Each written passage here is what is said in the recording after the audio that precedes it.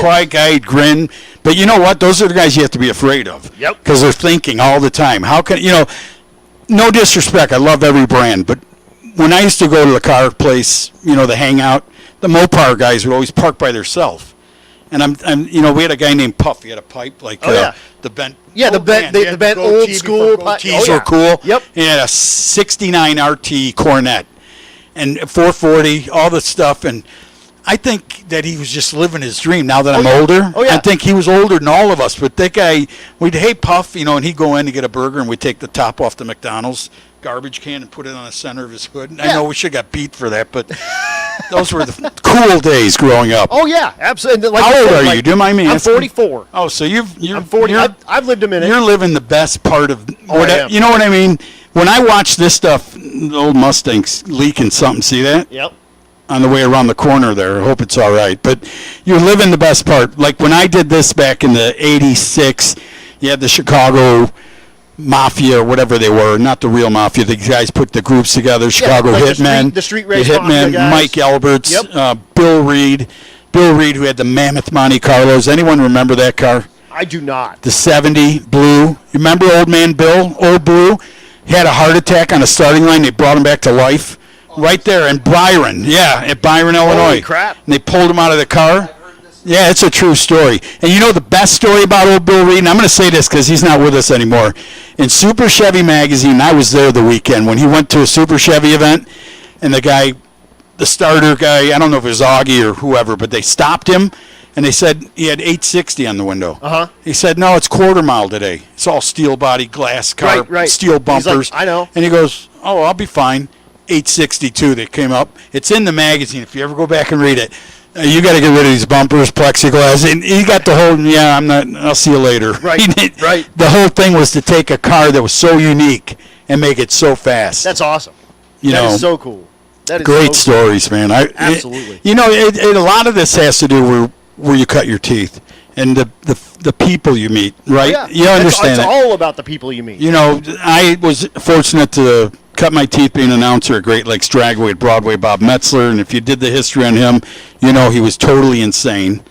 And he did the wildest crap, man. He'd race jack cars versus old front fuelers, and you'd see the fuel car move out of the way because he's getting the heat of the jet car coming in his face. Oh, yeah. Nitro Neil Basiglia. I'll never forget it, man. I'm sorry to be a dictionary. This is the greatest thing ever, and it's great because I say it's great. In March, I got canned from my job. So I'm doing this full time. I'm just making my living, running around and announcing drag racing. And living. I'm using air quotes, right? Living. This has been the absolute best time ever. I can't believe people pay me to do this. And it's all right, man. You're great, for one. Thank you. No, I'm not kidding. We've been doing this for 5 minutes together, and I'm having a blast. You can feel it, right? The energy. Yeah. It's energy 100%. Is all it is. All it is. Chad will tell you the first time we met, it's energy. It's Absolutely. just you go on, and you don't worry about what happens, and, the crazy guy gets kicked out of the tower, and Chad stays. But it's all right. Chad's the crazy guy that gets kicked out of the tower most of the time in my world. So, but no, this is super cool, and really I just say it's the best job ever because I just get to talk about my friends to my friends. If you're out here and you're enjoying drag racing, you're my friend instantly. Absolutely. I don't care who you are. If you paid, whatever the entry fee is, $15 or $20 or whatever it is, to come out here to Tri-State and watch drag racing, you're instantly my friend. This guy that owns it or whoever manufactured and built the things, look at the farm tractor out there. There's a great farm tractor. On the left side is a 77 Kenworth fuel tank hanging off the side. But I could sit and look at the stuff down in that shop. It looks like the very first dragger. Did you see that today? Oh, yeah. But it's so cool. Who had the tractor, and then they built the home-built dragger. Yeah, who in their mind, we can do this. That's farm ingenuity. Isn't that something? That's Midwest awesome farming deal. Ingenuity. And you have a couple of Bush lattes, and you get a stick welder out. Bush lattes and a stick welder. That's right. And you build yourself a rotator for your racetrack. You see those young guys down there in the starting line. Those kids in the gray, they're staffers. But I'm going to tell you what, you hardly ever get to see a race. I just want you to know, it's true. When you work a track, you hardly ever get to watch what's going on. Right. Today, make sure you take a peek at everything because you're going to live history here today. You're going to see some of the stuff that made what you're watching today, like you said, the involvement, the tire changing, the turbochargers, everything, the turbos, get them into the 6s. But this is really, some of these cars in Pro Street are still the way they were. Oh, yeah. Just take the cobwebs off. And this is stuff that maybe you hasn't been seen in public and racing on a racetrack in 30, 35 years. Yeah, isn't that something? I mean, it's crazy to think about. Thanks for aging me, Adam. I'm sorry to do that for you. I still feel 30. Bad. Still feel 30. It's just my bones are 100. You run heavy equipment your whole life. It gets to you. Oh yeah, exactly. And I say a lot. It's not the year of the car. It's the miles. So, absolutely. That's part of it. Absolutely. What did you do? I did a ton of stuff. Did you work in Colorado? I did work in Colorado. I live in South Dakota now. Oh, really? And I sold irrigation and landscape parts forever. All right. But after a 9-year stint in the Army. So thank you for your service, man. I mean that. Support. Thank you so much for your support. And went to Iraq twice and decided I was sick and tired of getting shot at. So I wanted to get back and just live a cool, chill life. And I sold irrigation and landscape parts. But now I full time running around announcing. Good for you. And good for you. Make sure. I hope your government's good to you too. My government's taking great care of me. I mean that. They're taking. I have a nephew did just what you did, and he's. No, they are taking great care of me. The VA in South Dakota is much better than the VA in the Denver area. I'll tell you that right now. Good for you. So no, they're taking. It's almost like you got to go through 3 14-foot steel doors to get him to. Sometimes. I have a friend that was in Vietnam. Sometimes. That's the only reason I'm saying that. It's all good. He's finally getting what. He's so proud to be an American. Yep. He'd never go to the hospital where you could I did go. The exact same He's thing. like, I'm like, but I'd have to tell him, Harry, those are some of the best doctors in the world. Right. And sorry to tell you. And you earned it. Yeah. Like get it on. But so at 72, they're paying his taxes now. So go, Harry. God bless you guys. Anybody that had to go anywhere, and I don't care if you're a cook. Right. I don't care if you wash laundry. You were there, man. Absolutely. Blessed that you're okay. No, thank you so much. And I was a paratrooper for all my years and jumped out of a bunch of airplanes. I got tattoos of me jumping out of airplanes and whatnot. No knee damage, huh? No, I got a lot of knee damage and back. My uncle did that, and then they laid him in first day over there, Vietnam. He jumps out and boom, lands on the knee. Then they lay him in a bunch of brush, and that crap was on the brush. They didn't know about it. Right. So yeah. 25, 30 years later, you get a rash. And Yep. He's still with us, but, man, I'm just saying, anybody that ever – I mean, if you're in the stands – Oh, Chad's now talking about rash. Are you taking the pill? Hey, They just gave me a shot. Okay, perfect. Did you get that at Long John Silver's or – How about Nostalgia Pro Street? How about this El Camino getting pulled into the water here? A 67 model El Camino getting in the water here with the big tires. We legitimately break the internet if all three of us. And we are live, by the way. And let's go ahead and do attention in the pits, Outlaw 10-5, come on down lane 7 and 8, please. Outlaw 10-5, come on down lane 7 and 8, please. But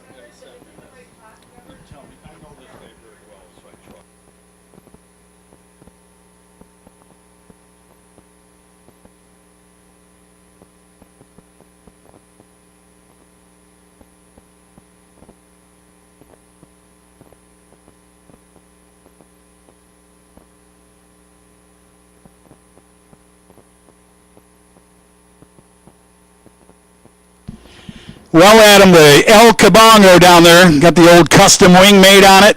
You know who I'm missing this weekend? Was going to be here, but he had too much other work to do. Is that a milk truck? it is a milk truck. Is that for real? It's a Divco milk truck, and it's big block Chevy with nice. Someone built that? I mean, And it's fast. It runs in the 10. Listen, true story. We lived from here probably across the highway from the school, and our milkman would give me and my brothers a ride in the old milk truck. Yep. It wasn't that old, but it was an old milk truck, and I can remember getting in that thing, getting a ride to school. Yeah. No, well, you know what I mean. They all kind of looked the same for a lot of years, didn't they? That's the Crier, the family, and they'll that thing will drag the bumper when it comes up. Look at that car. That car's beautiful, man. A silver 55 Chevy on the left. So the El Camino, no driver information on that ride. We got hieroglyphics up here in the tower. All right. Whoa. Knocks the tire immediately, but gets right back on it. God. And that thing goes right down Broadway for, about the middle 350 or 400 feet of the track. That thing was on a mission. I'm sorry, Adam. That guy lives up to no balls, no babies. I'm sure he's got a lot of kids because, man, he just hung into that thing. I'm like, I get nervous because I'm thinking, that's why he's got power comes on. You can put the the yarbles in the back. Yeah, Saccrete bags. Absolutely. So we got a 56 Chevrolet doing a burnout. Beautiful. Looks like it just rolled off the car hauler at its local Chevy dealer. Got that color code. Glenn Hunter, twin turbo big block Chevrolet for power.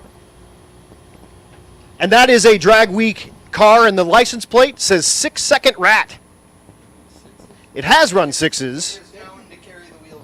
It will. That car, this big car in the right lane, that looks like a sleeper at sixes. I'm sorry. Oh yeah. Oh yeah. It's got a twin turbo big block Chevrolet. Used to be a blower motor, and it had a Whipple. Yep. Yeah. And now he's got two turbos underneath the hood, and it's a flat hood still. So when you look at this, it would look like a car you just see going to a car show, but it'll run well in the 7-second range. That is the button, but doesn't seem to be doing the thing. The first Gen Camaro in the left lane with the induction solution sticker, that's, a nitrous company, and that was actually run by Steve Johnson, who came in third place in that 92 fastest street car. 7 mile per hour, 152.69, I think. Back in Steve Johnson in the black Firebird. Correct. Here we go. Look at that. Induction Solutions spraying it, not saying it, getting down there first, but that 56 Chevrolet making a move. Another gorgeous wagon. Absolutely. My grandmother had one just like this. I can remember it was maroon, like a Marlboro maroon look, the factory look. Right. I remember sitting in the back seat of that thing, just like I got to say these things. I apologize because it isn't about talking about yourself. I'm having flashbacks of that's why you're here. Everything I ever did in my life. I mean, I remember my dad's 63 409. I wrote in magazines how I used to take the McDonald's French fries and smash them into the speaker. My dad goes, "What are you doing in the back?" "I'm feeding the deer." I used to tell him as a little kid. He's like, "Yeah, good." Look at that 55 Chevrolet, man. And if it doesn't rock your world, nothing will. Probably one of the most unique. And if you go back in the 80s when Super Chevy magazine said the 55 Chevrolet is going to be the car, of the future. And then it was the Malibu. Remember that? Yep. The 79, 8 Malibus are going to be the car of the future. I love that car. I've got one. No, but I'm just saying, this. Yeah. It brings back look at a wagon, hike the wheels. Love that. Love that. The 55 way out ahead. He's going to say, here's what 55 tail. Oh, way out ahead. There's a rooster tail and F down there in the right lane, man. I'm going to tell you what, that thing ate something besides Wheaties this morning. I'm not sure what it is. It's not good, though, because it looks like there's a lot of death smoke there at the top end. So we're going to be down for a moment while we check that out and make sure that 55 is in good shape because, again, if you hurt that motor, it's blowing all that stuff out in front of the rear tires, and there's not much traction on those. You can't even see them. So what is the rule of thumb, Chad? Is it tranny smoke that's usually hangs like that? Like, see how it's smoking, how it's not bleeding? Someone always told me. It doesn't seem like piston to me. It seems like something else. Yeah, again, piston smoke would look different than a head gasket, and to me that looks like oil of some kind getting burned up on the headers. Do you see a stripe anywhere? Well, someone's bent down to see a stripe to make sure. But, man, if you look in the lanes. Is that Penrod's Camaro? Who, what, when? It is. It is. Is that Steve Penrod for real? Steve Penrod got off building decks to come out drag racing. Incredible.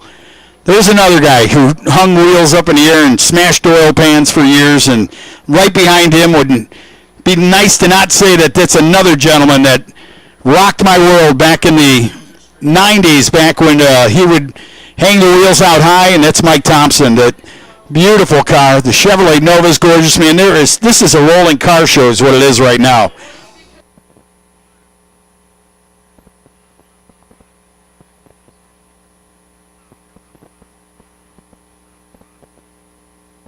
Just working out a few things up here in the tower. The announcer screen had locked up on us, but you guys just saw Glenn Hunter drive by with his 56, And that, again, the car... That's why I was going to interrupt you. I said, well, the guy broke, but there was a guy who could have towed him back. Could have. The wagon, you know, because I can visualize that in the 60s with a 55 on an open trailer pulling him to the track. Pulling him back over to the track. I'm getting goosebumps, dude. No, this is good. Because it's just, I mean, this is like, I waited for this for 30 years, for this to happen. And you didn't even know that you were waiting for it. The Havlik guys got together. Yeah. And then you knew you had to be here. Such young guys, and to think that whatever was instilled in these guys, watching, reading magazines, seeing videotapes, they have really, thank you. I mean, I really think so. Thank you, as I head to Canada next month. This is something else. I saw the Canadian who bought the old Malibu, the blue one from John and Kenny Anderson, and he said, oh, thanks, it's nice to see you. And I go, I never met the guy, but what a trip to come all the way from Canada just to show a piece of history. For a single-day race. Incredible. That's the thing you've got to think about is all these folks, you know, I mean, Colorado's a 12-hour tow from here. Canada's probably, you know, whatever. Glenn Hunter came from New York State. He had a 20-hour tow for a single-day race. And he wasn't gonna miss it.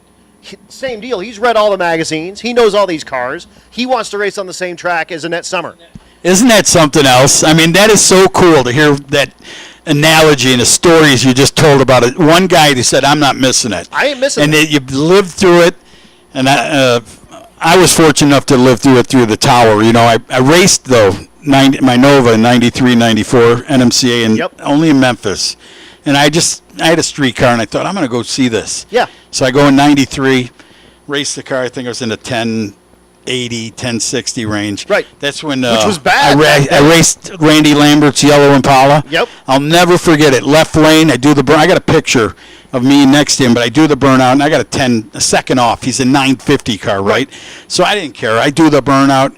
Lambert, if he doesn't lie, he'll tell you the truth. The old black, red striped Nova. He looks over to me, I go, blew him a kiss. He didn't know me, and he's like, and I'm going, I got to get an advantage on the line or something. Whatever you can get, right? Oh, God. And then Henninger, you remember that car? Chad would remember that car. Henninger's small block, 10-bolt rear end, 950 car, won that race that year in 93. Nice. And I'll never forget that kid. That kid, I had him the next round, number 1, number 16 or whatever, or 32. Right. They did it that way on the ladder. And I had him around torque flight transmission, just grenaded. Those are real good at blowing up. It grenaded, and there was metal, and they're picking the metal out of the track, and they're cleaning it. Yep. He comes running, because I had that lane. I was ready. He comes running over to me. No, I had the opposite lane. He goes, oh, I got lane choice. You're over there where they're clean. I don't care. You got Whatever, the faster dude. Yeah. car, man. So he's sitting there, and he's got a fire jacket and a 950 car. I go, you take whatever lane you want, because I'm going to win anyway. He goes, what? I go, I work at Trax. You are not dressed to drive that car. Right. You have no fire shoes, pants. You're wearing a jacket, and I just was trying to get – that guy jackrabbited over the wall at Memphis. I see him. He's coming back. He's pulling all his stuff on there, getting ready. And when he got down to the end, he goes, why'd you do that? I go, because, for one, it's stupid if something happens. Right. No later than a year or two later, he blew a motor, and all the holes that were drilled in came in, no gloves, torched him. Bad. I mean, he got burned bad. And Right. I saw him with his kid at a PRI show.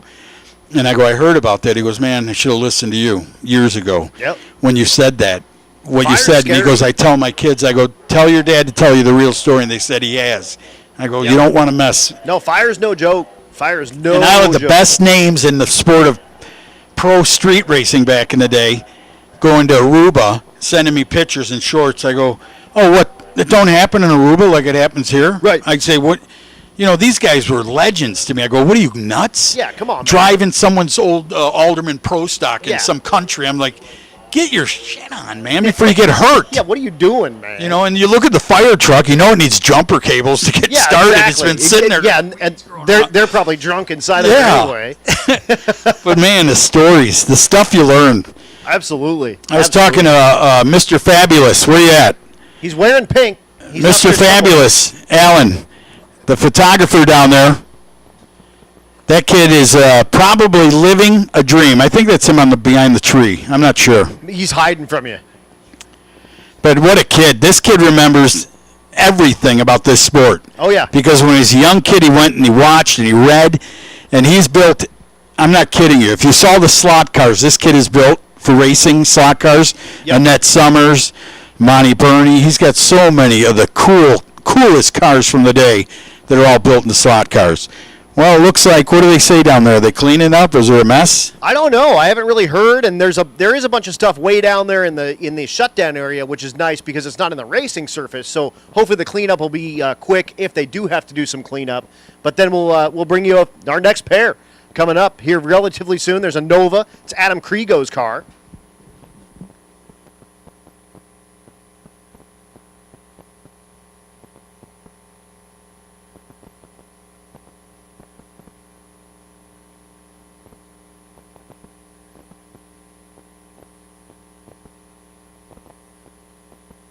And if the spectators, here comes that 67 Camaro coming down in front of you, getting towed behind that four-wheeler. Make sure you let him know. Give him some noise and let him know how awesome it was watching him make that pass. Yeah, incredible car. That's the one, Induction Solutions, Steve Johnson doing the tune-up on. Yep.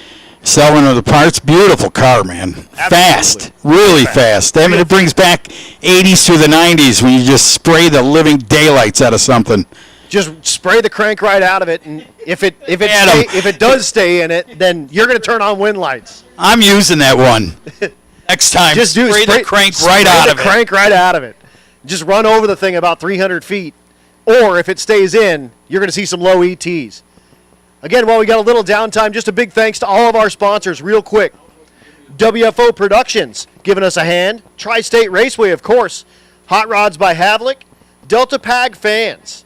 Fast Times Motor Works, and of course that's the nitrous, old school kind of nitrous guys. Oh yeah, those are guys. Fast Times guys. Racingtronics. So what is he doing? A 10-5 Outlaw first place sponsor. So each of these classes is racing for a $5,000 wow. to win. So each of these sponsors put up all of that money for all these folks to win at the end. Very cool. Thank you to Graham Jones and the whole family down there in Chicagoland area. Absolutely. Racetronics, Super Street, they're going to give out the first place sponsor.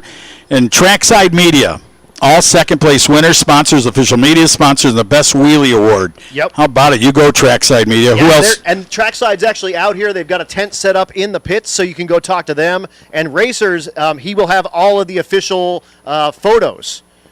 That's the guy that gave you the card. Yes, sir. Really nice kid. Absolutely.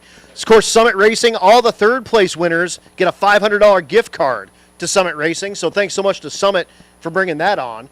Quick Performance, they do all rear ends all the time, and they're out here in Iowa. They're doing the Grudge class and the event banner sponsor. Thank you to Quick Performance. ESP3, apparel sponsor. Thank you to ESP3. Bang Shift, of course. Go get the mic in his mouth real fast. Should go get the. He's got a minute. He can say thank you. Hey, Chad. Thank you so much, Chad. You know what, Chad? I know that any other time you're up in a bird cage hanging over it. When I seen this crane, I asked him this morning, is Chad hanging from that? Is he going up there to get the... Hey, you know me. If that's what it took to the shot, I'd be all over it. I've seen this guy, Chad Reynolds. I've seen him in snowstorms up in the bird cage or freezing or rain. Bringing it to you, Bang Shift. Thank you to all the sponsors that help Bang Shift out. We thank them. Thanks for the live stream, Chad. You're a great guy. Hey, I'll tell you, it is a privilege. There's a bunch of guys in the chat right now. Everybody's excited. All of you guys in the chat bleachers, we really do appreciate you guys tuning in. And man, I got to tell you, this is an awesome event. Not only am I super thrilled about the cars that are here, but to get to hang out up here. You know, Al, you and I have been working together a long time. Many you are one of years. the finest human beings in drag racing. Many I years. say that all the time. You are a sweetheart of a man. And I love you, dude. Seriously, Thank it's you. I so love good you to be too, up Chad. here.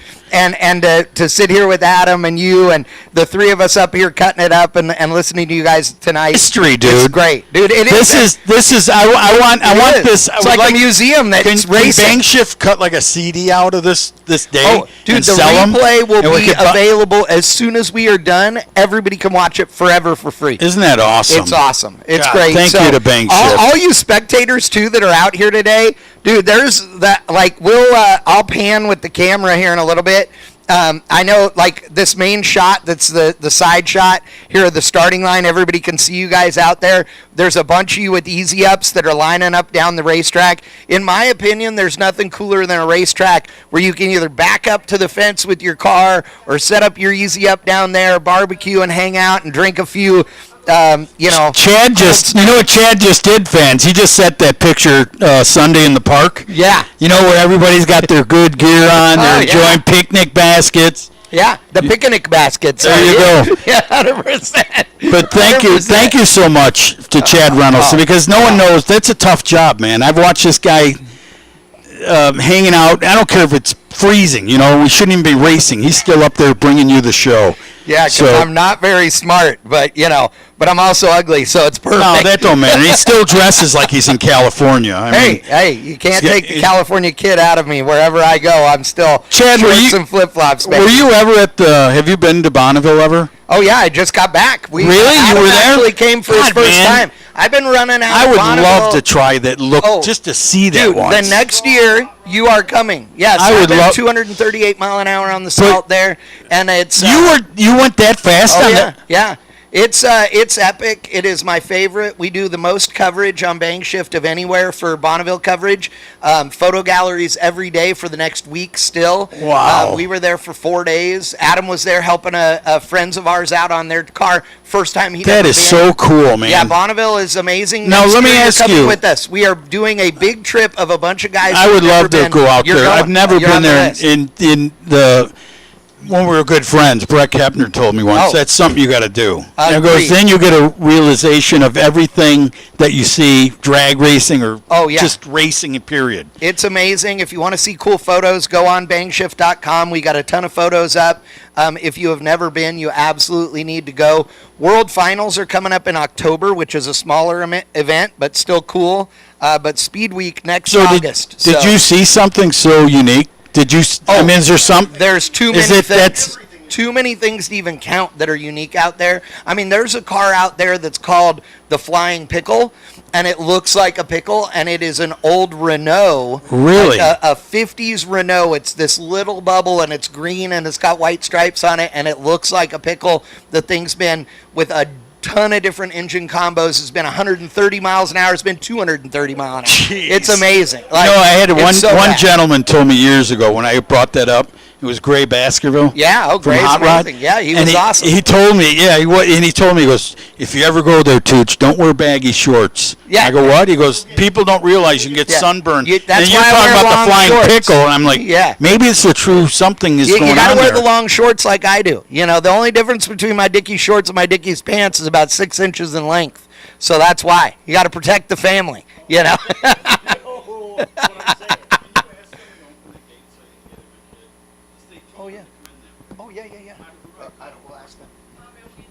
But again, thanks so much to Bang Shift.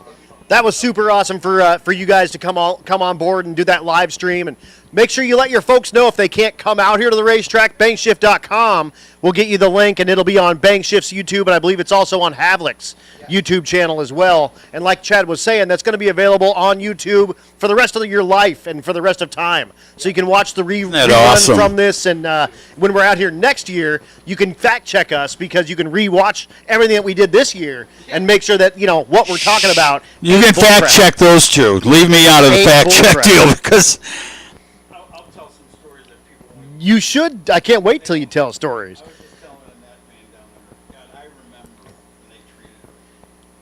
And I'm like, why are you guys nervous? Well, you can't race it. Yeah. Right. And she, you know why? I told her today. You know why they were like that? Because you didn't bring it slow. They knew they were fast. Mm-hmm. You know she was a motocross racer before she was a drag racer? Annette was a motocross racer? Gangster.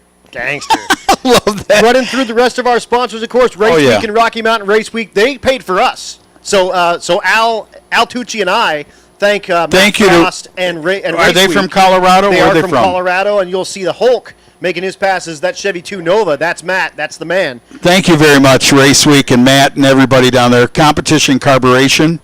Is that what that says? That is what that says. Sponsor of the Fastest ET Award. Wow. And then how appropriate that Mickey Thompson is going to give a new set of tires to the best burnout.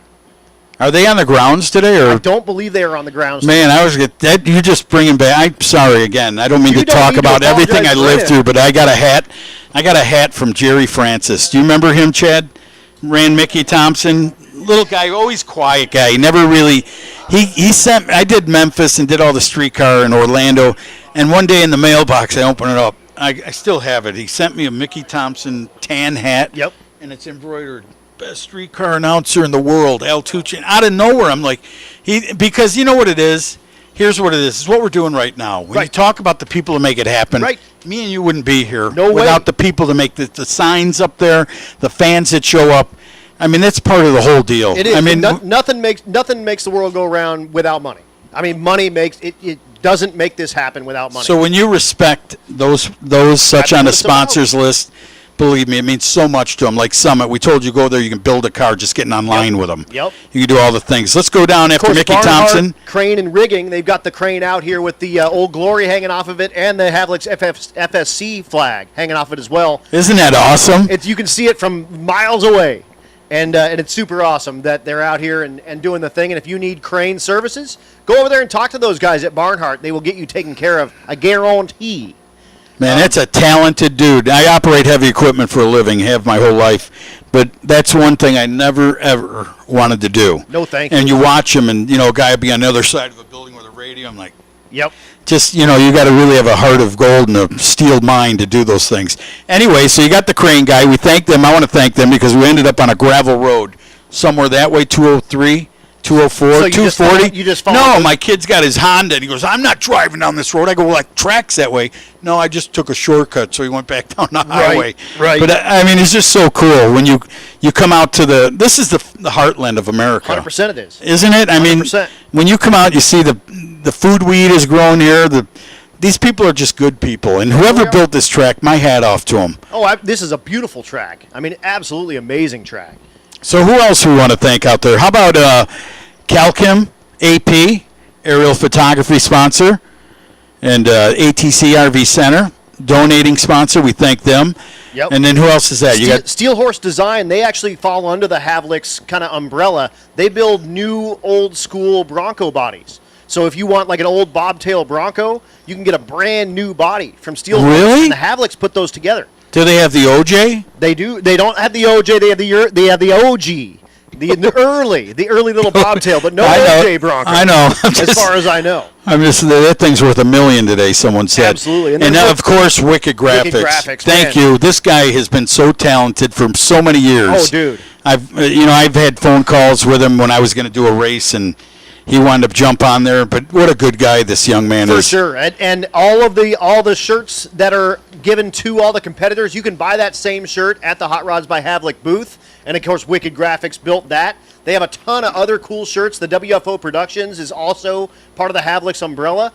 They've got awesome shirts out there, and you're going to see the Havlik's running later. They got that Oh Hell Opal. And like I keep saying, that's an engine with a car shrink wrapped around it. It's a big block Chevrolet. That is insane. Opal. I know. That's insane. And then Oh Hell is what he calls it? Hell. Oh Hell. He's got Oh Hell. Changed the emblem around a little bit, and I'd say the same thing. It's reminiscent to me, and Chad will even nod his head, and we'll get to hear the Kanikas roll in there. But you remember the old Colt Pro Stocks with the Lenko, and they bounced their way for the first 8th mile? Yep. Right, Chad? They bounced they dumped the clutch, and the thing could leap like a frog. And then if they were running wicked, unreal. That's what those cars remind me. I said, man, you really race that thing? Yeah, I love that car. I'm like, and it's big block Chevrolet with a little huff of nitrous for extra credit. And he'll be racing against Bryant, his brother, with the 55. And that's also a big block Chevrolet car. And he's going to sell that to me by the end of the weekend. I told him I would announce the next 100 years of these. God, man. And give him you and me both. $500. Let's go half and half. We'll share it. You take it 1 month. I'll take it 2 months. Absolutely. You take it half a month. I'll take it 3 months. However it works. Chad, I'm just showing you my love for 55 Chevys, man. Same. I love them. They are my favorite car. Have been forever. But again, spectators, if you're here on property, you can buy those shirts here on property, and they've got the main shirt that they give away again to all the racers, and they've got a ton of other really cool shirts out there. So check out the Hot Rods by Havlik tent. If you're not here and you're out there in the chat bleachers, that can all be had online as well, and they'll ship them right to you. And the story goes to the fans out there and to the racers. This is the start of something really big, and this is how it starts. So don't forget the inaugural T-shirt, because you'll be kicking yourself next year. Yep. Why didn't I get the one when they first started it? It goes back to like the NMCA when they started doing this stuff. You wanted to have the one from every year. Absolutely. You know what I mean? And in 30 years, when you're telling your friends, you remember when they had that fastest street car reunion race. I got it, man. You're going to have I bought one to wear and one to care. Yep. Keep it over there. Yeah, absolutely. So make sure you pick up all your merch. And again, all the Havlik stuff is awesome. Those WFO shirts are awesome. Of course, WFO stands for Wide Freaking Open. And I'm churching it up here a little bit. But the Havliks live that life, man. They absolutely do. They put their money where their mouth is. You They can prove it tell. here. You know the one with the 55? You can give him a look. What's his first Brian. name? Brian. You give Brian a look right in the eye, and I've only met him just today. I've seen him on... Yep. But you can look and you know what first comes? Ain't scared. Not at all. That guy gives me Ain't scared he at would all. do anything. It's just like, yeah, I love this thing. I'm over there looking at the car. I'm just floored to see when I just wanted to hear the door shut. Right. When you shut the door on that thing, it's just like brings back It's a memories. It's a different thing than what you get today. Today it's it's soft poop.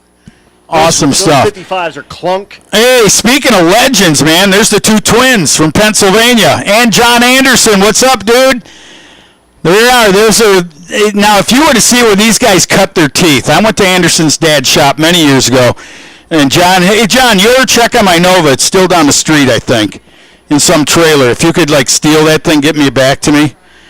I was talking about Lutz. He's got my car. He's had it for many moons. Yeah, maybe get it back because, like I was saying, my goal is to get you to pull that car out of the garage, and bring it out and do a little bit of racing. Just started it 2 days ago just to get it running. And like I said, I can't get that one.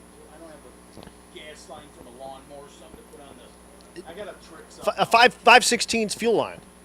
Oh, just snap just- it. But, I mean, getting the socket out. Yeah, getting the socket on's tough. 2 1/4. Yeah, getting the socket on suck on That's those. what I was trying to do, and I Yeah. was figuring Open and wrench. on there and I can't get it off there, and it's going to stay there and it won't ever drop. But I did have it run 2 days ago. I was off work and I fired it up and stick a little cobwebs out. Attaboy. We're talking about Al's Nova, and he just got the thing running. He said, and Yeah, well, there's a lot of history behind my Nova that's sitting in the garage. The late Palmer Lazarus, and there's guys here, I'm sure, from Chicago that remembers that car, and he drove that thing 70 miles, run high nines, drive it back home. I mean, he did it till he was in his 70s. Right. Driving that thing around. Never seen a winner, so you can imagine what this car's like. Right.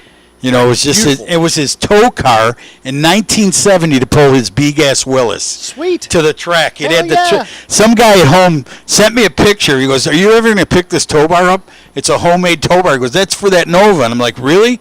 Yeah, he used to tow the Willies with that. Nice. So when I took the license plate off, Right. check this out. This guy was so far ahead.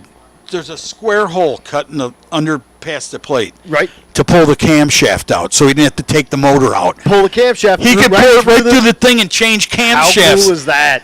Think about this. Right. That's just smart. Your number so I can send you I a can't picture wait. of that I can't stuff. wait. I'm definitely going to give you my I number. would, This is- man. It's absolute blast. Again, I'm Adam Dory. I'm up here. I do a lot of the Rocky Mountain Race Week stuff. I do the Sick Week stuff. You see me on Freedom Plus and a handful of those deals as well.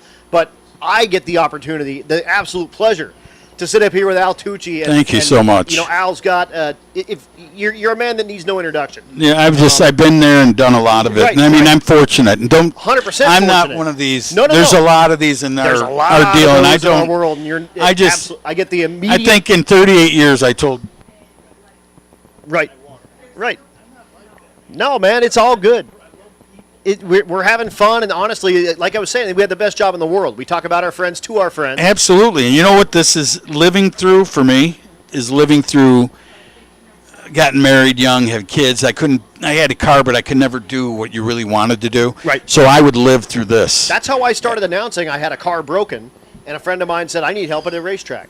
Would you mind helping? And I said, sure. So I showed up, kidding. and there were a group of 3 or 4 of us, and they said, okay, well, we need 2 track guys, we need a burnout box guy, and we need an announcer. And the other 3 guys said, I ain't getting on that microphone. And I said, well, wait, air conditioning? I'll go stand up there and Hey, smart guy.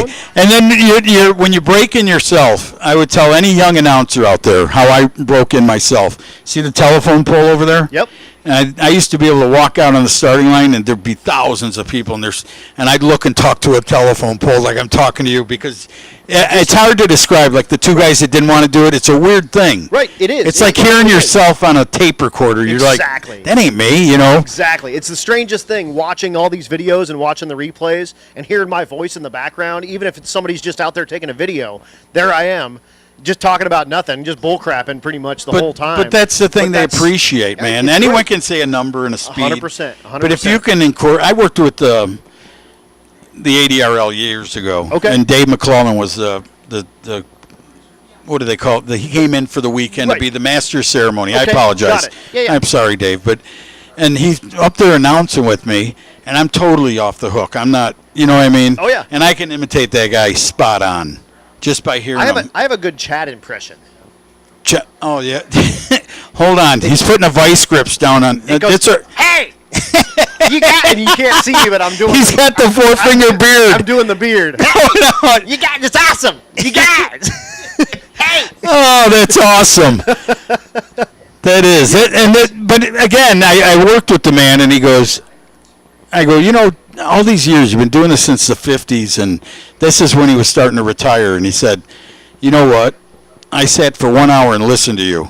You talked. You knew the guy's dog. You knew the lady on the four-wheeler. He goes, don't ever quit. You incorporate those people, and that's what it's about. The people, man. 100% is. 100%. I mean, that's the best part with getting to learn these guys and knowing what's going on is I can lean on you for the OGs. Absolutely. And you can lean on me for the new totally, guys. totally. And that you know all the stories of those old cars, And that's you know what all the- makes you great. That's what I mean. I bring it up, and today, like I said, I do a lot of pro mod, the big stuff. You Right. know, I did the mountain up there for Wes, and you get to learn those things. And you change, but this is my love. I love it, yeah. I don't want to ever disregard Right, but rocket ships and grassroots- Apollo 13s. Right. They should be doing that. 100%. And here's how you learn that. And I know you're a great announcer. I can already tell by working with you.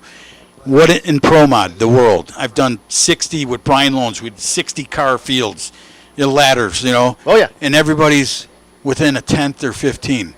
So that tells me if you got the best tuner, right, that helps you utilize your 500s or your 10th Whatever, better yeah, whatever near you got, right. But I'm sitting there going, man, I watched a tire smoke today. I watched a guy move out of the groove.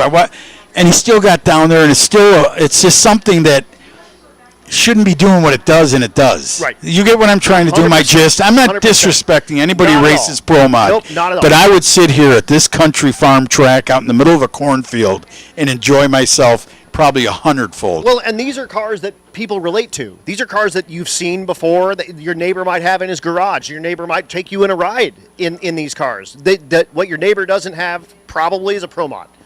But your neighbor might have a 68 Nova, Absolutely. and it might look just like Adam Krigo's car. Yeah, But, you know. absolutely. Adam, beautiful car, by the way. I got to tell, it's the blue one you're talking about? That's the blue one. That car is beautiful. Great. He's an idiot. Is But that the a car- 72? What year is that car? I believe that's a. I'm looking at the I marker believe light. it's a 70. Is it a 70? I think it's a 70. I thought 70 had the long. Has it got the long marker light on the front fender? No, it's got a short one. So you may know better than me. I don't know. Adam Krigo. Hey, Connie. What year's that car? Hello? Connie, we can Connie? see you from the tower, Connie. You're looking at him going, now you bought this thing years ago. You know the year. I wanted a pool. must not be able to hear us. I wanted a pool. I wanted yard furniture, and you ended up with this. Thanks. Right. Yeah. Thank you so much. That's a big block Chevrolet with a Pro Charger. Oh, there you go. So that car is well in the 8-second range on a little tire, a little Beautiful 275 car. tire. Gorgeous car, man. Absolutely. And I'm looking back there. We do have the milk truck, so the milk truck will be making passes, and again, that thing will lay it on the bumper, and it's sweet for real. We'll put it on the bumper. It does a pretty good wheelie. It actually does it. The bumper is still pretty low, but it'll hike the tires a couple of feet easy. I got to get a picture of the milk truck. I want to stand. I want to remember when Gold Meadow or Metal Gold, the guy used to red emblem in the white truck used to go. We'd be walking in the winter, and he goes, "Get in, kids." He'd take us right to the school. Man, I remember those things. It's weird that you remember everything. That's great. Absolutely. And the boy that came in, that was my son. Yep. There's a picture, if you go in the whole Hot Rod magazine in Memphis, you know how they had the knoll by the starting line over there, down below the tower? Uh-huh.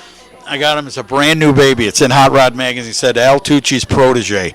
If I could get that kid to even say a word on this thing, it must be a special gift that we carry or a cell. Because we're just done. I'm just saying, but he's like, get out of here, man. Get away. Right. Like your two don't put that friends. in my face. Don't do that, Dad. Just go do your deal. That's my fiance, Stevie. She's absolute introvert, does not talk very much, and I've had her in a few of my towers. And I had an announcer help me with Funny Car Chaos at Kearney Raceway Park in Nebraska. How was that? Not unlike this race. So you know Bubba Corzine? I don't know him, but I know of him. He works with those guys a lot. I know of him. And Letha, his wife. But Stevie, the announcer that was helping with the Funny Car guys, he would ask, Stevie, what do you think about that? And throw the microphone in front of her, and she's nothing. It's crickets. And he goes, great, she's speechless. But I guarantee you she'd get in the car on the ride home and say, Adam, how do you know all? How can you just keep going? You just do. It's just something. It's a love for the sport, really. It's 100% it. It's all about entertainment. It's all about there's a lot of education. Oh, absolutely. There's people that maybe this is their first trip to a drag strip ever, so that they don't know anything that's going on out here. So I try to incorporate enough information for those folks, and also keep it entertaining for guys that have been doing this for 150 years, like yourself. Yeah, myself, 125. Right. Quit aging me, damn Sorry. it. Anyway, Adam, but what you just said about the fans, when there's a break ever, like not now necessarily, we got cars in the lanes, but don't be afraid to talk to those guys. No, this is how you learn. They're over there working. Right. Say, hey, can I ask a question? They'll answer the question unless the guy's totally in oil underneath the car and he doesn't want to be bothered. And he might say, come back in 30 minutes. But these people that run this and they do this racing for a living, part-time and just enjoying life, they'll talk to you. They're everyday people, man. Right. And every ticket is a pit pass, so you can make your way around the pits. And like Al was saying, not right now. We got cars that you want to watch run down this racetrack. But when you get a chance, cruise through those pits. If you're going to go get yourself some food out of the concession stand here or something, run around and talk to these folks and just, pick their brain a little bit and see what got them into this. It'll amaze you is what it will do. The stories that one will pop out of you and tell you will amaze you. That No, we're good. He's just going to get pictures of us working. Absolutely. We got Eric White up here from Drag Driver Pete, and he's out here with Mr. Narks as well, and they're covering a little bit of this out here at Earlville, and a bunch of our drag and drive type folks are out here, so they're out here kind of showing them some love, but at the same time, they're in the same boat as us. They want to see all those cool Fastest Streetcar Reunion guys doing their thing. It's neat, and the most special feeling in my heart is your ages. You guys are 40, right? But still. The passion for what started in the 80s and the 90s. That laid the groundwork for literally all of this. Again, the Fastest Streetcar Shootout in Hot Rod Magazine is what led to the Pump Gas Drags, which eventually led to Hot Rod Drag Week, which led to every other drag and drive that in the entire world. So this is... Did it amaze you when you were younger? Oh, yeah. No, when it all started and Larry Larson drove... I was there... When his Nova was pink? Yeah, in the beginning. And then the silver one. Yep. And when he broke that record, I got the thing, he signed it. The guy was crying, man. Right. At Vegas. Yep. And I'm like, Larry, man, he's like, you don't understand how... to be here, to be able to set that record and set the number down. Oh, yeah. And it just showed all the hard work in some chassis shop. Yep. And a guy not just building his Missouri, own. And he's building other people's stuff, but he's concentrating, and he did what he set out to do. Absolutely. Amazes and me. that Nova is just absolutely amazing. Lenco car. For the long... And to drive that thing. Car. Right. And he said he said he used to change like a spray or something in there to make it not ruin the tranny. Right. He said I had spare something. He used to tell me. Yeah, I don't Because I go, you can drive that on the street. He goes, well, I made it streetable. This is in the beginning, when he was running that. Yep. But, today, look they got overdrive. You can even do a gear vendor. Gear vendor. Those guys amaze me. They could drive, was it Bailey's car, the Camaro? Yep. You remember that when it first? Camaro, Yeah. He's got his earlier Camaro as well. And both of those cars are 6-second cars. In fact, that Pro Mod went in the 5s. Isn't that sick? In the quarter mile. Isn't that in something? The quarter mile. Look at I can't express the smile on Adam's face. He's like 5 seconds, and he drove it on the In a street. street car. That was, that I a- mean, if you'd have told anyone 10 years ago, They'd say that you're was nuts. they'd laugh you out of the room. But, I remember as you a out of kid, my dad went to the races all the time, and Garlitz was the guy. Absolutely. And he got a thing. He said he went 185 in the old front engine Swamp Rat. Yeah. And my dad said they said back in the late 70s. He said they said back then that it'll never go any faster. They told Garlitz and that. No, this is it. They're at their limit. Yeah, you can't do anything more than this. Isn't it? Now you look today. I mean, they're 300. 3 seconds. Yeah, 3 Right, seconds. 4 second. 1,000-foot Isn't it runs. sick? It's insane. Absolutely. I mean, if insane. they said, Sid Waterman told me once. I don't know if you know. I don't think he's. don't. He invented the fuel pumps and all those. The Okay. Watermans. Oh, Waterman fuel pumps. Yeah. Makes sense. Okay. So I met Cowboy. You wouldn't believe when you meet him or met him. I Never don't know know. if he's here, but he had cowboy boots and a big hat. And I met him in. God, let me think of I've done so many tracks. I'm not being rude, but it was what's the one with the road course in California? But it's a drag strip. Simona. Simona. Yeah, Simona. So I met him, and I was doing a race for Flowmaster there, and they introduced me to him, and he said, the more those things will go way faster if someone could figure out how to even feed them more. The fuel, the volume and the way the pump has to put the fuel in. It Right. was just amazing to hear the guy who really, since the 50s, 60s, created that stuff. Right. I mean, to learn that there's more in it if someone could figure out how to make that. Make the pump do Yeah, what it needs to do. work even twice as hard as what they're doing. But could you imagine just doing the one he built? Right. Amazes you. Absolutely amazing. It's something Absolutely else, man. But amazing. this world is great. I mean, we have to be free, for one, and to be able to buy any part and buy any car you want and to enjoy life. To remember that as a young kid. Even today, even if you're like my kid driving the fastest Honda they make, I don't care. Right. Just enjoy what you do in life, especially the young ones out here today. If you had an uncle, that's how I started. My dad had the fastest car in our town, street car, 1930 3-window Chevy coupe. Oh, yeah. Original frame, LS6, 660s, rock crusher Muncie with a 12-bolt. Right. 1974 when 1130s at a $1.21. Wow. So, and a street car. And naturally aspirated. Yeah, and everyone, those coupes are so lightweight. This thing had so much pound, it would put the scales at 3,075 pounds. Jeez. Wow. Yeah, Wow. so you can understand. Yeah, it's moving good. Yeah. And again, no technology. You're talking cast iron heads. Yeah, just a this little is- pocket porting to match Right. your gaskets. Right. There was Right. nothing big. And you had, the latest Holly, whatever, 780 carburetor that you could put on the thing. And to know motors, right? I'm sure you know motors, but to know, it came out of a 70 Chevelle LS6. But we didn't know the pistons in there. Right. And he'd always say to me, he goes, man, this thing goes a tenth and a half almost faster at night. Small compression, cool air come in. Right. That thing wake up.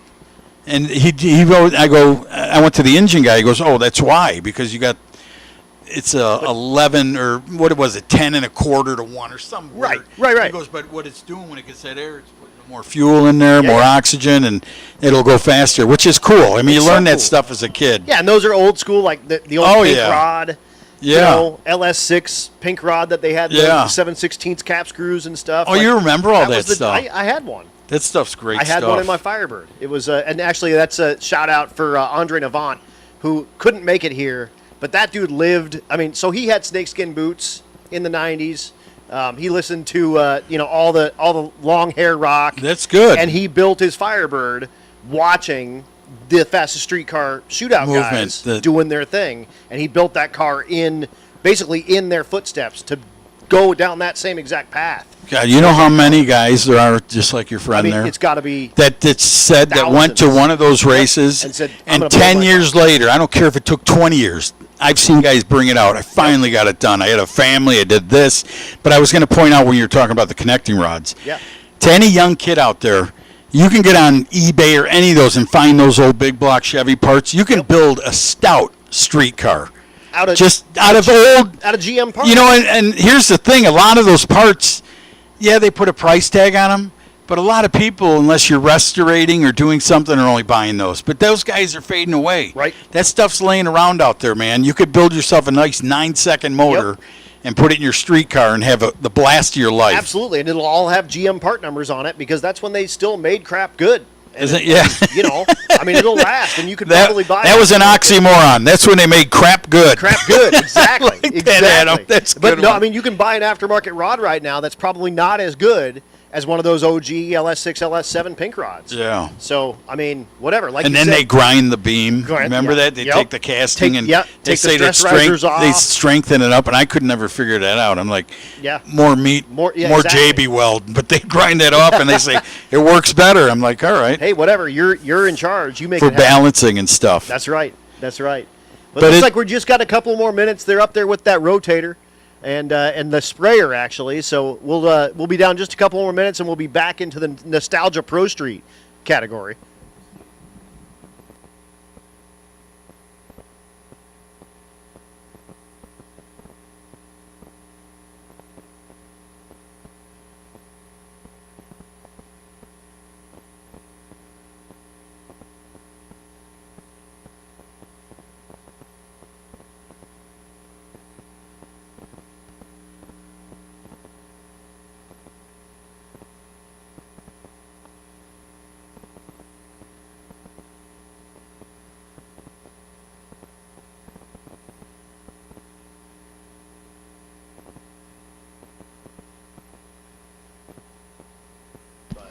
Well, Adam, I hope whatever came out of that car, they said it was oil, so I hope it was just like a gasket or something easy for that guy. Because what it was, you said, I think it was getting on the headers and creating, you know. Who knows? Who knows? I mean, he knows. Yeah, I know. I hope that it's all right. Beautiful car, by the way. Yeah, that 55. God, and which one isn't? I mean, there's so if many you Tri-5s here. do you really love 55? I Is that your love favorite? 55s. Something about that Love car. 55s. Absolutely. I mean, I told Havlik, my uncle had that, and I said that, and I rode in that thing as a kid, and I fell in love immediately. Absolutely. With 55, and then Oh, I they're dug just- it up because all the cars were hot back in those days. Yep. And I'm doing this excavating in the town where they lived, and I pull up this quarter panel, turquoise with white, Right. and it's got a sticker on the back window, a slapper bar sticker. And I was telling the story, so I called my uncle, who lives in Colorado, Pueblo. Right. I go, you know what color was it, that car you gave me a ride? And he goes, oh, it was turquoise and white. I go, you know, on Butterfield Road, we're doing a job. I just ripped this quarter panel, and there's parts around there.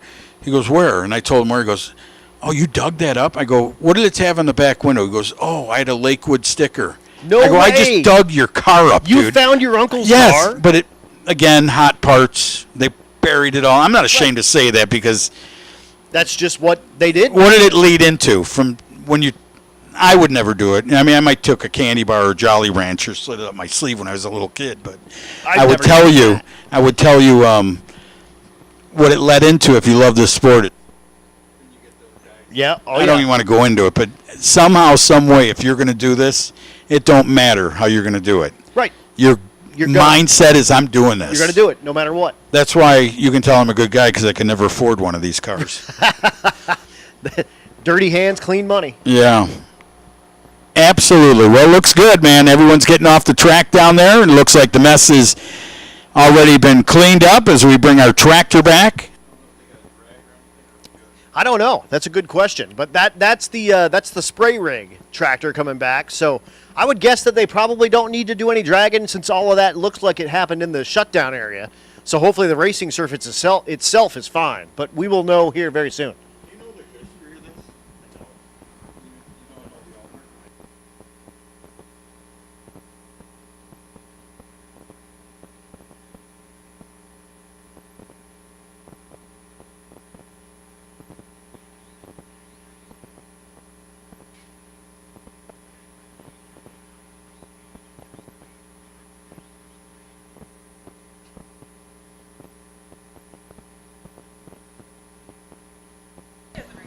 Hey, Reed, I want to thank you. This place is beautiful, man. I see you sitting in the truck. Thank you so much for building such a beautiful track. Telling you what, man, very cool to see this out in the middle of a cornfield, enjoying life. This is how I started my career. Great Lakes Dragway, Union Grove, Wisconsin. It was in the middle of a cornfield. And that means something coming from Al Tucci because how many? I mean, if you had to estimate, how many racetracks have you been to? 100. Do the ones out of the country count? Yes. I got a great story for you. I can't do. wait. They wanted me to go to Qatar, Qatar, or Qatar, yeah. and the sheik's lawyer sends me a email. We'd like you to come here. We'll pay you this and this. So I tripled everything. Right. Because I'm not going. Not going to Qatar. Listen, for one, I was watching Egypt was killing people 200 miles away, and I'm Right. My wife's going, no. I'm like, don't worry. So I type up there, I want per diem. I want this. I'm going to fly home after there's 3 events. I'm not staying there for 2 months. Not staying there. Right. They can, get me on the Emirates jet. Right. And then I said, and I want to pee in the same gold toilet as the sheik when I get there. I swear to you, it's somewhere on my computer. And the guy sent, Mr. Tucci, you bring a hard bargain. We're going to have to pass. Enjoy your life. Hey. Enjoy mine over here. Yeah. I always had this vision that, because I know for a fact, I know people up there. Oh, yeah. No, for sure. I'm not being mean. No, 100%. I get it. The fact that they came here and flooded the market with billions and then Exactly. took the Kentucky horse. You want to know your story? They took the horse fields of Kentucky.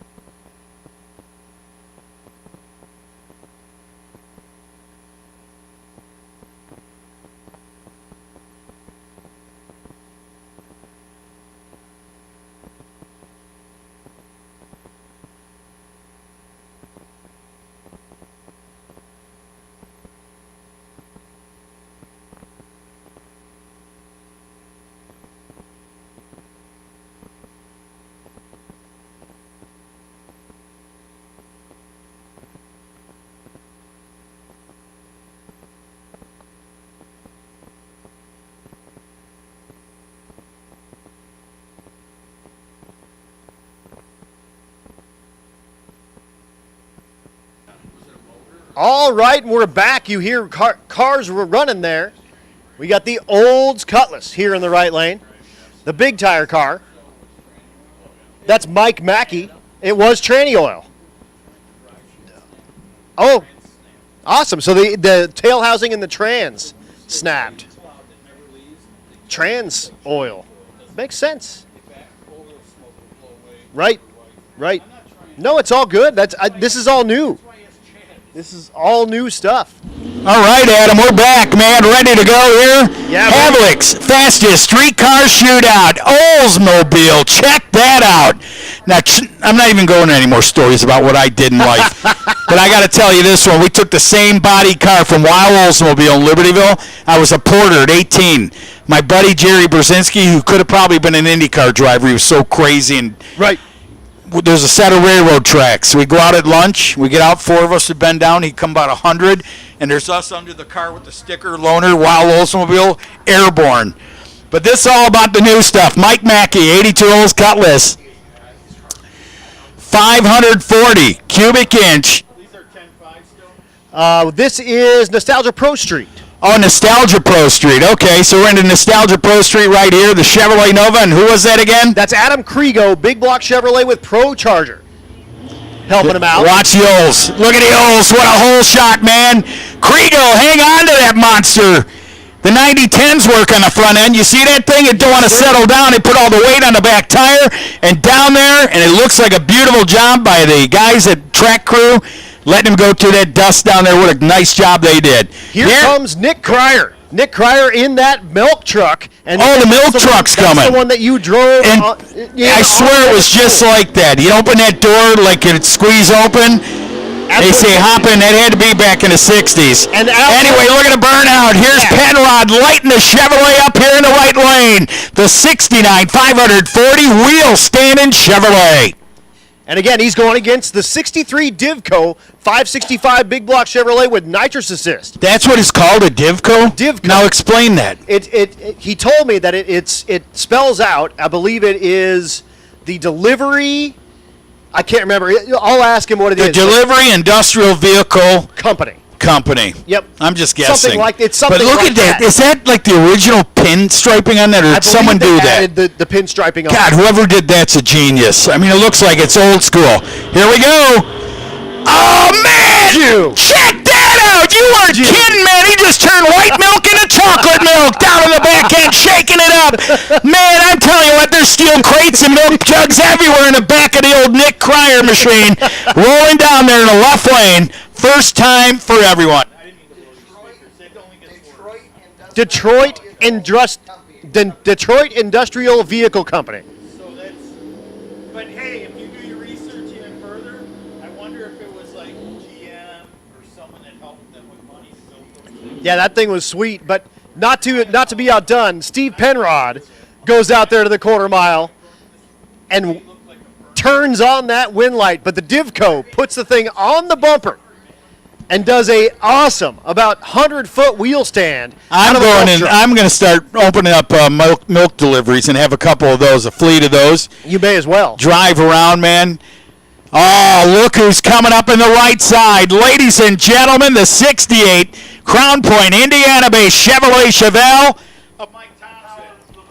That car's incredible. Now, this is a true story for you, Adam. Yes, sir. This guy's bent a few frames on this car back in the day. Oh, yeah. Landing, and they had to put new frames in it. Look at that. That'll tell you why he got that thing hiked. He's going to full quarter-mile shootout down there. Was that a Malibu in the left lane or Monte Carlo 78? Yep, Monte Carlo. Yes, sir. Thank you. Boyer down there. There goes Mike. Mike runs 8. We're allowed to say that now. Go for it. It's all good. Real quick, attention in the pits. Outlaw 10-5. Outlaw 10-5, come on down 7 and 8. Outlaw 10-5, come on down 7 and 8, please.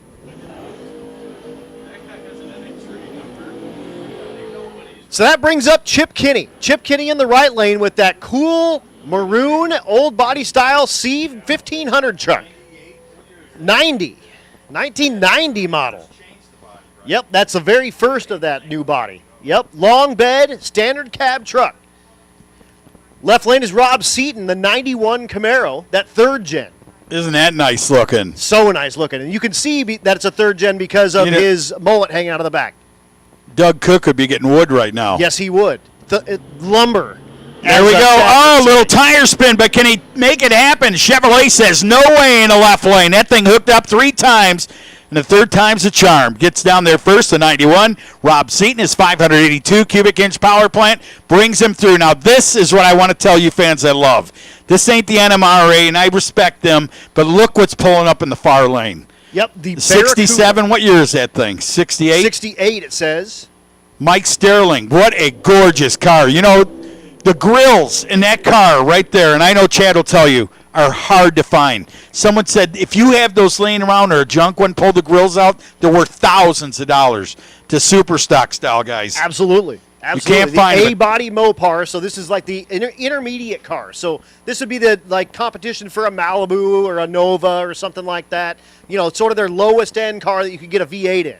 Man, I used to say back in the day, make sure you ain't wearing anything shiny in front of this thing because Beartooth will attack. As they roll up in the left lane, gorgeous looking machine. Oh, here comes the milk truck. Give him a look at that. He's got the hood up there. That's how they cooled him off in the day. That's right.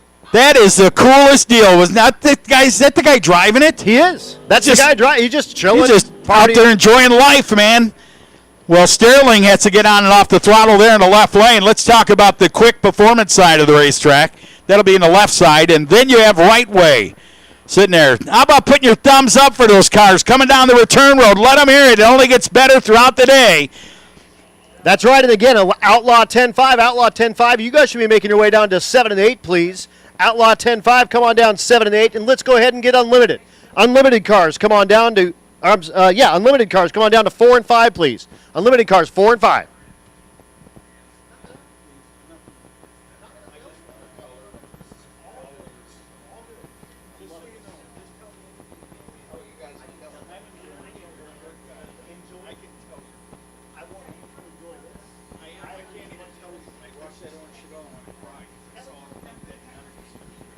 Hell yeah. What do you got there? Does that look like So this is Rob Senker in the Grand Prix. It's Pontiac powered. 4,969 cubic inches of it. It's 496. It's not there you- actually 4969. Oh, that's 0.9 when the leaders came in. Right, and here is that naturally aspirated car. That's Ed Esner. This is the naturally Oh, aspirated really? Fox From the Mary Mustang. Tyler Moore show? No, sir. It's not. It's a different Ed Asner. He's too Different- young. He's going, what's this old guy talking Different about? Ed Esner. This has got a mountain motor, and it's naturally aspirated in the right lane. Oh, this going is against Rob Jimmy Senker. Lopez, right? Yep, exactly. This is the fastest record-holding, naturally aspirated car in category. Right. And that man waving him out there, Jimmy Lopez, J-Lo Engines. Yes, sir. Out of Aurora, Illinois, just 3 hours up the road here. That guy is such a unique, he's yeah. not look at me, but watch me. No. He And never- and watch it, because this car is mean fast. Both of these should be in the 7-second range. Did this thing do the drive? Hold on a second. Oh, I've got a little bit of hair That's on me. all right. This did do the drive. the He dog. actually hasn't completed, as far as I know, a sick week, but he did most of it. So it had about 500 street miles on it when he had to throw in the towel. Well, J-Lo Racing Engines down there, Jimmy Lopez getting Ed Asner in. And that Pontiac in the left lane, Pontiac. man, power. is that unique. That is the Tin Indian. Here we go. Look, Asner knows how to drive, man. He got that tree and some. What a run for Asner. He was gone. Jimmy Lopez, what'd you do, build him a gap motor? Yes, he did. Unreal. Yes, he did. That is unreal. Here's a good-looking style of how they changed over the years. Chevrolet Nova. Exactly. So there's an early Nova there in the left lane, and the later Chevy 2 Nova in the right lane. The right lane is Tina Pierce. You know her. I don't know how to tell 66 and 7. I don't know. The difference between a 66 and a 7. Yeah, the headlight trim around the headlight is a different. They call it a headlight door, but it's not a door, but it's different. So, like, when you look at that one, do you know what that is? That's a 6. I'm pretty sure. It says 6 on the screen, so could be. I see it now. Comes back on the fender a little more. So You said that, I see it. So Tina's husband, standing out front, we call him Tina's husband. His name is actually David, but he's just Tina's husband. She's having some problems doing burnouts with the car, and he's going to say, back it up and get another one. You want to know why? They're free. The window is down. It's got power windows. Oh, really? It's because of street cars. It's because of street car stuff, man. She's lining up against Jeff Fry with the 63 model Nova. That thing's cool looking. Tina's car was big block twin turbo. They took the big block out. They were having too many problems with it. Put an LS in it with a smaller set of turbos. But that's a 200-mile-an-hour street car, No, ladies and gentlemen. Oops. Yep. Something's going wrong. Unfortunately, you cannot get it to light the tires. So David will back her out, and we will try to get it reset back up. Jeff Fry is in the pre-stage beam. that's a waiting cool little patiently. car, man. Such It a looks cool like car. they sanded it and cleared it, don't it? It does. I don't know if that's the look, but that's what it reminds me of. And they're going to send Fry on a singleton. So Fry goes down there, 6.0 Chevrolet power, and I hope the young lady and her husband get that thing figured out over there. Absolutely. And if you've ever watched the show Street Outlaws, that is Tina Pierce from Street Outlaws.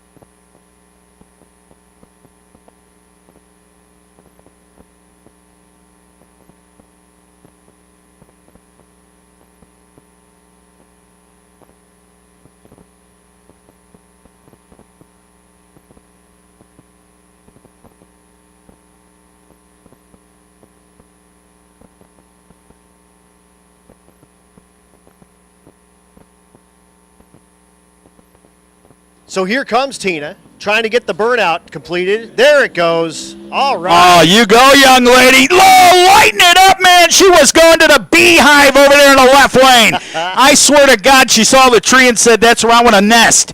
Unreal. That thing started power sliding to the left. She did a great job. How about that? Absolutely. Now her husband, the guy who probably helped her build this thing, right? Absolutely. Is saying, "Nata girl." I want to know what went on. That's what I want to know. Well, he had the laptop, so he must have just piled a little quick tune in the thing. Oh, they probably had this drive to the track tune-up. Now we're going to put the tune-up in it. Now we got to put the racing tune-up. Isn't that what you guys do in the drag week exactly. stuff? They drive, you just mellow it out a little bit, mellow it out. Yeah, take all the timing out, take a bunch of the fuel What out. about the guys with, and Chad's going to go, Tucci, shut up. But what about the guys with the triple valve springs and all that? Do they change any of that stuff? No, they don't. And actually, they figured out through Spintron stuff that if you crush those valve springs down almost to coil bind, that's when they don't break. When you crush them down halfway, they start oscillating and they break. So if you keep, so is there a development now? Is there a type of spring they built? They figured that out. They have figured that out. Incredible. So Tina Pierce, the LS powered now Nova, not the big block, looking for a 200-mile-an-hour pass here this weekend. Gee whiz, you go, girl. Unreal. That thing's true, straight and it's true. got a little bit of smoke coming out of the exhaust pipe there. I did talk to David, and he said that this car with the new motor combo has 60 laps on it. 60 laps on it. So that's just breaking oil. Yeah, just breaking. That's man. all right. No That's big all deal. right. She'll be all right. That thing didn't nose down or anything. Nope, not at So all. you said she's in the No Prep King stuff? She was in not a little bit of the No Prep Kings, but did a lot of the Street Outlaws in the early TV days. show. Yep, Yeah. in the early days when it was on Discovery. They were involved with that a lot. So Did you go to a lot of that I did stuff? not. I watched it on TV, and I actually became a Tina Pierce fan. That's cool. And then met them on Dragon Drive stuff, that and they cool? are the coolest people you've ever met in your entire life. They got out of the Street Outlaws world. They do live in the Oklahoma City area, and they do race over there at Thunder Valley. But they pretty much now they're doing their kid Kenzie is doing Junior juniors. Street That's nice. and Junior Dragsters and stuff, and they do have this car that they're racing, and they have an automotive shop as well in the Oklahoma City area. That is so cool. So cool to see that, man. Yep, absolutely. Hey, there's the Tucci boys.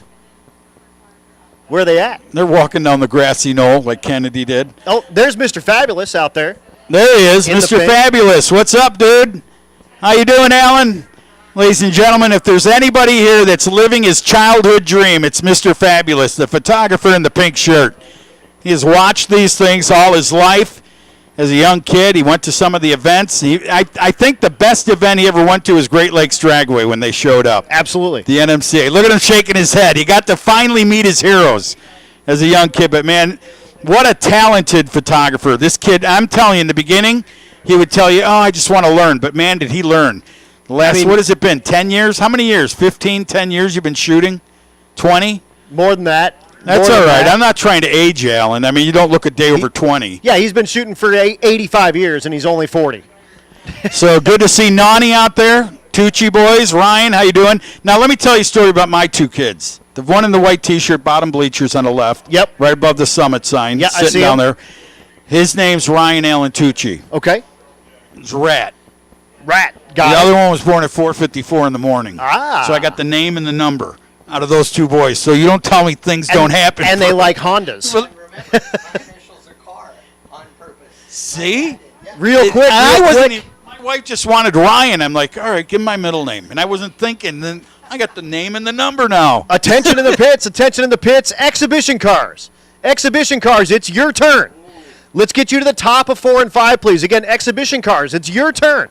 Come on down to the top of 4 and 5, and then once that comes around, I'm gonna hand that over to Al Tucci, and he is gonna make it happen. I'm gonna listen to you. Well, this spit is all the spit all the facts. You know what? on There's those going to be a rides. lot of facts, but I would tell you what, there's going to be a lot of like finger crossing because this makes me. Everybody got their crap running yesterday. Yep. So just bear with them. I mean, this ain't an easy sport. No, and You the can way see- and the way you're going to see them make their passes, this first pass, everyone's going to run singles, and they're going to run 8th mile. So you're going to get a real good look at each and every one of these cars making their way down the 8th mile. They may or may not be under power. Really, the idea is we want to give them a chance to shake them down because, like you said, they got this crap running like this morning. Yeah, no, which you know what it is. I mean, when yeah.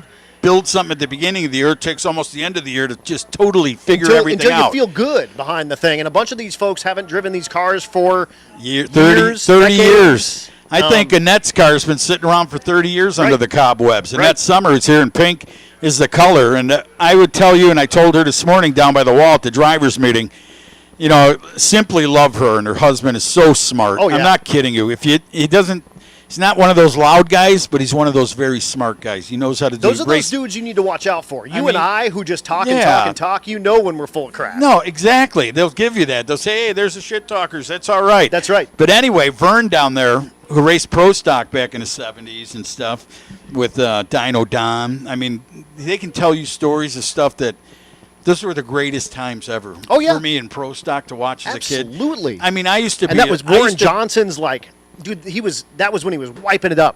You're right. And even a little bit before that, I mean, when he was starting it, Larry Morgan, big man, before he did whatever, Slim Fast, I used to tell my dad, I can drive one of these. See that guy? Because I was a big kid. Thank you. Yeah, no, it's this is going to give me goosebumps because again, like I read these hot rod magazines. This was a big deal for me watching this as a youngster. In '92, I was 12 years old. 92, God. So that was for me. That was right when I started getting into Hot Rod Magazine and started getting into cars real good. And I started telling people that like my pornography growing up was Hot Rod Magazine. Isn't that awesome? It's a true. If you heard me bring it up to Chad, you can remember opening magazines. Now you're going to your phone, but I used to look forward to going to the drugstore and see what was new. Right. And then the Fastest Streetcar magazine came out for a while. It was like a spin-off, I think, from Hot Rod, if I'm not mistaken. I believe that's true. And it's just such cool things that you can live through. Chad, do you remember your favorite time going to the drugstore as a young kid? Not just to get Trojans, but to get your magazine? My mom and dad's deal as a kid was I had to read, but they didn't care what I read. So I read NHRA's National Dragster. I read Hot Rod, Popular Hot Rodding, Carcraft, Fastest Streetcar, all of those. And so, these were like seeing these cars out here legit. Like, I hope people at home understand that when we're talking about how exciting it is for us and how it makes the hair on your neck stand up, it's legit. Like I said, a bunch of really inappropriate things next to the Cars Camaros yesterday, and I'm not going to apologize to anybody that was around there, but I won't say what I said over the mic, but I'm telling you, like, these things are our childhood, and it's so awesome, and I don't care if it makes me sound like an old man. No, this dude, is amazing. You're making me feel so good. Because I just want to cry, but I'm just telling you, because if you didn't live this in the 90s, you missed the biggest thing. This is an opportunity. 30, how many years later? Dude, for some young of these kids, cars, and I've been everywhere compared to most people, some of these cars I have never seen in person, and it's epic. Like 32 years, Chad. Jesus. There's kids down there, teenagers. Yeah. We just saw a 16-year-old in a 55 four-door wagon. Yeah. Don't tell me he don't have a tape or an old magazine or his dad said, we're going to do this one day. And that kid, they obviously got the love from someone. We were in the pits yesterday, and some guys were talking about all of the original Fastest Streetcar videos that they have them, but they're on VHS, and they have no way to play them anymore. And I'm like, there are places that will convert that into a DVD, and, like, they're talking about it. And some of the guys are like, I bought the DVDs later, so I have both, And, I mean, that's just something? rad. It is. It is It's something, super rad. And to all of you guys that have come out here, all the spectators, which the crowd just keeps getting bigger, dude, you guys are rad for coming out here and enjoying a great day with us. We really appreciate you guys being here. The crowd on Bang Shift, they can see you guys all up there in the grandstands. And what cool grandstands here! They're like miniature version of Bandamere. Oh yeah. It's concrete bleachers. It's super awesome. Everybody that's down there in Easy Ups as well. Anybody that is enjoying a cold snack at this hour, amen, brother. It's 11:13. It's perfect cold snack time. Our friend Derek Beery would appreciate it and approve wholeheartedly. So, again, thank you, everybody, for joining in. I want to thank everybody that's joining us on bangshift.com. You guys that are watching the live stream, thank you so much for joining in. I know a bunch of you guys have had questions. We're going to answer them throughout the day. And so definitely appreciate you guys being here for sure. It's a good time, and I know that the racers that are out here are so excited as well. If you have not wandered around through the pits to take pictures of these cars and see these guys, please go do it, because they are like really happy to be putting these cars on display. Mr. Reynolds Rap. Anyway, Yeah. I was I got going it. to tell. Did you? I got it. Are you on to It's me? not the first time, Tooch. I love that in you, my- Chad. I always tell people, they go, how do you spell your name? I'm like, Reynolds, like the aluminum empire. Unfortunately, no relation. Because if I was related to Reynolds Aluminum and Reynolds Wrap, sorry, dude. No. I'd be racing really expensive I don't junk, know and you if wouldn't I know me. he would. I know he loves racing, but I have a vision of him with like one of those lava lamps and the Reynolds Wrap over the windows in his room. Just him and Brian Olsen or Brian Wilson, Yeah. the Beach Boy, not Yeah, the late Brian I know, Olsen. yeah. He might have Dude, done that too. He would have. Our he boy. had his man purse with Dude, oh my every God. bottle. If you had an illness, he had something for He you. did. All of them. Yeah. God, what a great guy. He I was. love this stuff. Oh, that's mean, awesome. you talk about so. How did you get started announcing in the whole fastest streetcar world? I mean, was it accidental? Like, did they just hire you to come in and then it turned into this crazy thing? No, or what? no. I raced. I told him 93, 94. I had a 72 with a 68 front end Nova, and I go, I'm going to that race. I'm done racing street stuff and messing around. It wasn't real serious, but I towed down there, bought an enclosed trailer because I thought, I don't know where I'm going. Well, you got to lock something up. You know how shit disappears, and out of hotels with barbed wire it disappears. Right. So I did that because everything I ever did to build that car saved my money. It was a 10-second car. Yeah. I thought I'll go down there and have a car, and there's Randy Lambert and Henniger are running 950s. I'm like, well, brought a fork with 2 broken prongs off of it to a gunfight. But I'm like, I didn't care. I had so much fun. So I walked up there, and this is a true story to the announcers. Because, I do have respect. There's times we all get in each other's. It's normal. Yeah. That's normal. You don't know how you woke up this morning. Right. Obviously, like you had California time, because you told me, Yeah. love you too, Chad. My kids are in the car. They go, do you know him? I go, he's a good guy. Oh, of course. We He's love all him. right, man. If we don't fucking twist up a little bit. We aren't busting each other's chops. We're in trouble. So I was there racing, and Alan Scrimmager ran with Russ Smeltniks and his brother Ivan, or they owned Racerhead Service. Yeah. So they were the ones who bought that from the first guy, Green. What was his name? Green something? The 92. If you look it up, he did the first one. Right. So they bought it. They made it happen. I said, hey, someone up, Al Tucci, the announcer from Chicago's down there. Why don't you let him get up there? And they came over to my pits because I was out. Yeah. Hey, do you know these? I go, yeah, I know half the guys from Chicago, but I know can make up anything. So I go up in there, and no lie to you announcers, there was a guy from Maple Grove, black hair and glasses. If you say his name, I have a problem. I love you, man. If I treat you with it, give me at least a high or something. Oh, yeah, if you treat me like that, my brain won't calculate. Right. It won't put your name in there. So he goes, I'm walking in, and he says, oh, they got some guy named Al Tucci coming up here. And I'm walking in, I hear him. He goes, yeah, this is just BS. I'm supposed to be announcing this. I don't even know who this guy is. Right when he said that, I went, lit the wick. Yeah. I did. I go, I'm blowing the windows out of this place. Right. Like I do at my home track. Yeah. I let it fly, and then the phone never quit. Hey, are you free for this one? That is awesome. But that's how it happened for the NMCA. Right. I love it. I would tell you, Chad, this is no lie. My dream was watching TV, NHL. I wanted to be an NHRA announcer. Yeah, right. It was like a dream. And Kepner used to tell me, no, you don't. I'd work with him at our local weekends. No, don't even. You're not that guy. Just no, because go you couldn't be you if you were there. Yeah. I love NHRA, and I was hired to announce for them years and years and years ago, and they wanted me to be me until they didn't want me to be me. Yeah. And I was like, man, this is cool, and I appreciate the opportunity, but dude, this is if you want to light the roof on fire, I'm your dude. You want to get the crowd involved, I'm your dude. That's right. But if you just want somebody to talk with the buttoned-up shirt, that's not me, and that's okay. Doesn't But I was hurt my telling feelings. Adam earlier how one door opens, or you get a call. Well, remember Keith Haney brought the Pro Mods there for 8th Mile. and he said, get him on the mic. Yes. I got on the mic, and this is no lie. I had my 10 minutes of fame with NHRE, and I'm down in the gravel. They parked him over at that track in Dallas over on the far. Yeah, at Ennis. At Ennis. They parked him in the gravel. Yep. And I'm walking around going, wow, how was that first round? Some guy, this is no lie, comes walking up, got a nice-looking suit and shoes. On the gravel, he goes, are you Al Tucci? I go, yeah. And it was the president of NHRE. Yeah. What's his name? C. Which guy? Gardner? Or No, starts with a C.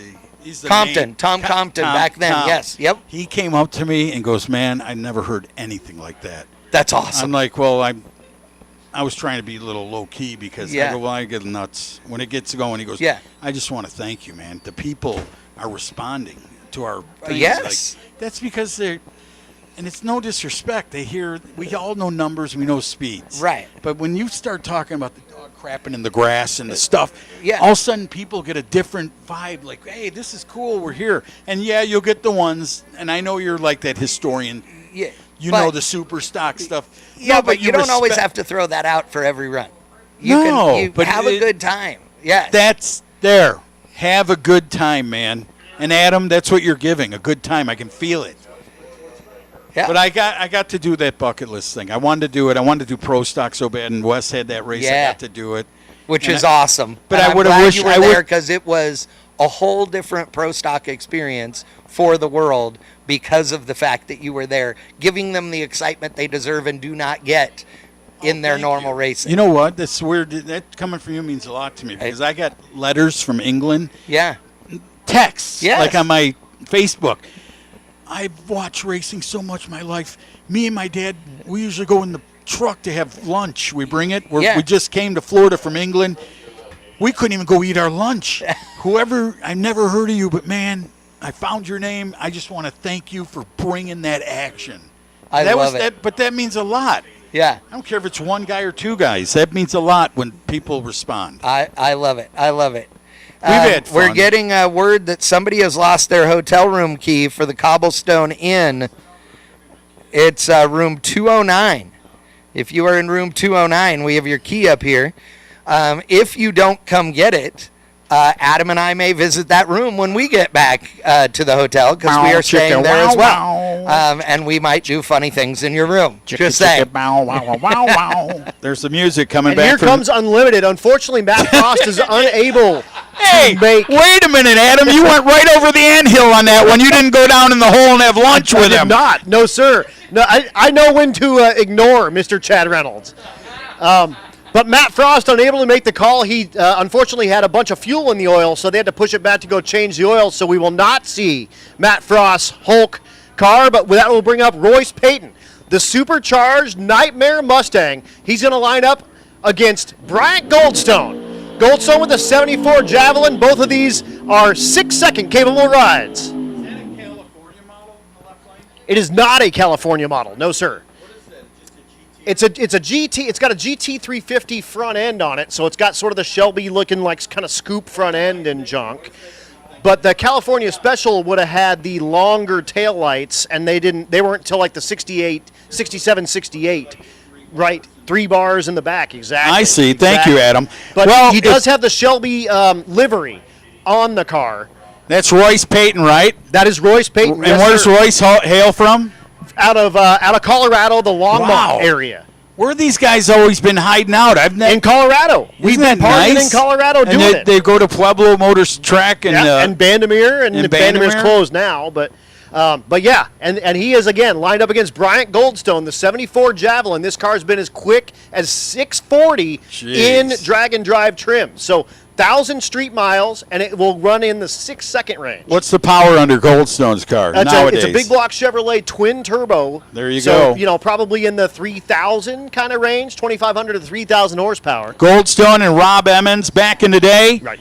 Getting ready. I remember when this car was red and it was fast in the 8s, and everyone said, "Look at that!" That was AMC. a different car. He Oh, spun that car. Is that the one in Michigan that went on the roof? Yeah, went on the roof. And so this is a new car. He switched the body. Here we go. Goldstone's in. Turbo time.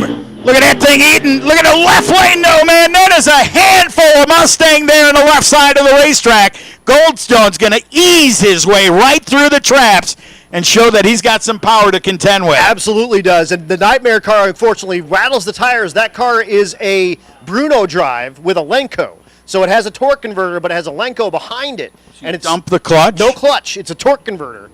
And then it drives the Lenco on the output. So it's got that's like the late 90s when it started coming out. Exactly. Bruno, the announcer's dad, made that. Yep, yeah, exactly. I'm from Chicago. Bruno Massel.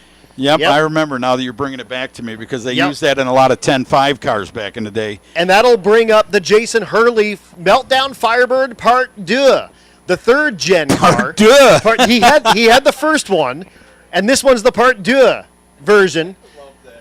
This car also 6-second capable drag and drive car.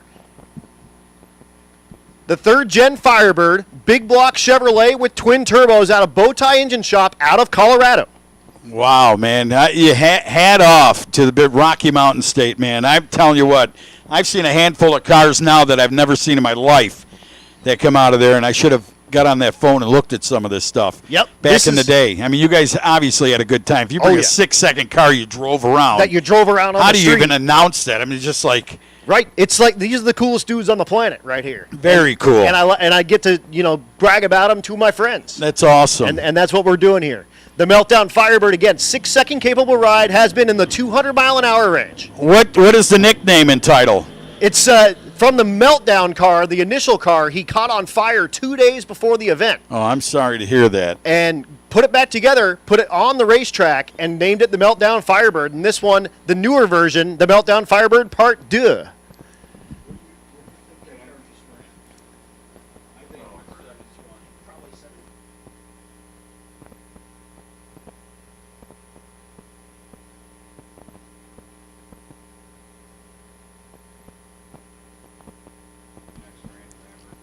Hey, listen up. Steve Penrod needs someone that can weld aluminum. If you have a TIG welder, the weld aluminum, Steve Penrod, the purple, green, white flame Chevrolet Camaro, needs one immediately. Please. He's over there by Lambert and Mike Thompson, the Indiana crew. But anybody with a MIG TIG welder, please go over there and see him, or someone that knows where one is, go tell him so he can get his pan welded. Thank you, sir.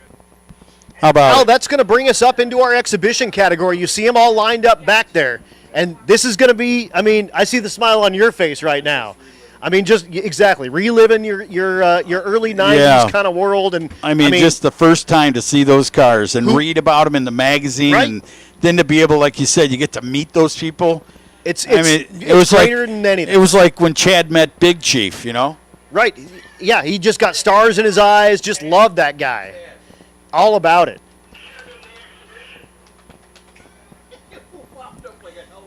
But again, exhibition cars, they're going to run single runs here on this first one, so it'll give you a real good look at all these cars, and they're going to run 8th mile, and you may not see them trying to catch the world on fire here. They're just doing shakedown passes because, like Al was saying, a bunch of these cars didn't even run until yesterday. Yeah, you got to just take your hat off to be able to see this car coming into the water box. It's amazing. To me, some 32 years ago, I watched and witnessed these cars come out of Detroit, Michigan with Cars Inc., and they said, we got a group of guys that would like to race the Chicago guys. This is before Memphis. Right. And they had a shootout with Mike Alberts and all the guys. They met up at a track, did some great things, and now they get going. There is Keith Roberts down there with Bruce Polis walking here in the close lane to us. And that's the man that owns every legendary car that you can talk about in the Tri-5 area. Awesome, awesome stuff. So they're going to take single pass here. Tell us, this guy knew you. And he goes, Adam knows all about my car. I do it on Drive Week, I think the yellow one. Yep, so this is John Wishman driving. Wishman's the hired gun to drive the hired gun. He's driving the car. Please tell that phenomenal story about 69, 8, and 7. Yep, so the Cars Incorporated guys wanted a 67, a 68, and a 69 Camaro. Someone came up with this car and said, hey, what do you think about adding this car to the stable? And they said, nope, we're out. It's a 67. We already have one. Well, he came back a couple of weeks later, and it was a 68. He had 68 doors and all sorts of stuff in this car. And so he said, yeah, you can go ahead and come in. So they made the trio of the Cars Inc. cars. So that was Bruce Kimmon's car back in the day. Bruce Kimmon, who owned a little company that made products for GM, little plastic pieces and such of. And Bruce was quite the guy. That was the first car he brought out, and he's so colorful for the sport, Bruce was. Oh, absolutely. That guy was just, that's the John Force, really. I mean, Rick tried to take that deal, but when you get Bruce over there and he'd start smiling at you and tell you this and that, and then he went on to build a flaming blown car that Robbins helped him build. But right here, who's driving again? This is the guy knew you really well. So he said, Adam knows all about this car. Yeah, he drives it on drag week. I don't know about the car all that much. It's been on Atkinson. So Jeff Atkinson. That's all good. No, it's all good. It's 100% good. So Vic Dyer's car, I mean, this is a street car, by the way. Right. What you're looking at is a guy who took a 8-second car back in the day, turned it into a legitimate street car, goes on your races with you guys around the world and drag week around the states and does his deal. Now, ladies and gentlemen, I'm going to tell you what, I'm getting a little pumped up here because this is bringing back some memories for me. Here comes Pink, and this car just got running a week or two ago, and look at the exhaust. Everything is the way you seen it back in the day. Annette Summer, for the ladies who love the sport of drag racing, this is one you should salute, as they did Shirley Muldowney in Top Fuel. Absolutely. This lady is the first lady of pro street drag racing. And how about it? There's a Lenko in that machine that's a clutch-pedaled car, and Annette Summer has not missed a beat. Adam? Put your hands together for that orange Cars Incorporated car coming right in front of you. How about that? The first time that you've seen that car in 30 years. Both the Tucci boys on the phone as the car goes by. Yeah, look at those kids. They're like, oh, yeah, whatever. We've seen them before. Yeah, whatever. Dad's got a room with pictures all over it. Real quick, attention in the pits, attention in the pits. Grudge cars, come on down lane 3. Grudge cars, come on down lane 3. What a deal, man. I don't know. Look at the 57, a Bob Rieger's old car, coming to the water box. Bob Rieger, I think he was out of Sacramento, California, right, Chad? And he was like an icon to develop some software. He was a truck driver, over-the-road truck driver. Okay. And he developed some type of, remember when the boom went on in the Valley, Chad, and everyone .com this? He designed some type of computer software for something and made millions. Love it. Back then, he had the pickup truck, turbocharged, and then he had the 57 Chevrolet with the stereo, and I can remember Shania Twain coming down the return road, blasted in that car. Well, and this was the height of Shania Twain. I mean, this is, hotter than Shania Twain in the 90s. Oh, that's good that you brought that analogy up there, man. Here comes the lady, though, Annette Summer, and I don't know if they're just do a shakedown run. Vern Summer, her husband, who's quite a guy. He's raced pro stock back in the 70s. As you can see him standing behind the car on the driver's side. Now, Annette, purging purging that nitrous oxide. And they asked her, why don't you make a horsepower? She goes, what? Well, here we go. Nitrous motors like it when you put nitrous through them. They get grumpy. They wake up is what they do. We'll see how she does here. She pulls up to the starting line. We're doing single passes here. It's like a grudge deal going on. So you won't see their times, and it's just out of respect for someone that took a car 32 years old and put 2020 products into it. Yeah, exactly. Try to get the edge. You know how they are. All racers want that edge. They want to go home with their picture on the board saying I was number one.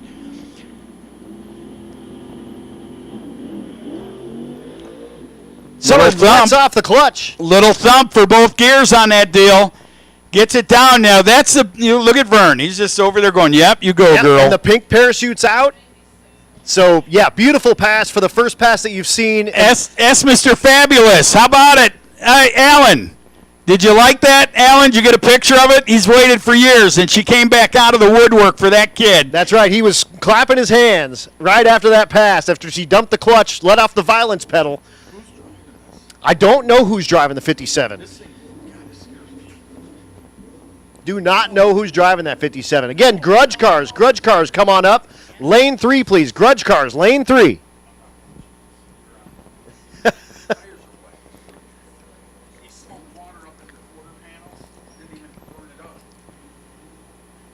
So this beautiful 57, tell us about this when it was in its heyday. Well, in its heyday, this is one of the most threatened guy to pull into any NMCA race, and that would be the words of the late Tony Christian, Pat Musey, Annette Summer. They'll all tell you This guy pulled in when the top kicks, whatever they're called, the trailers, the stackers were just coming out.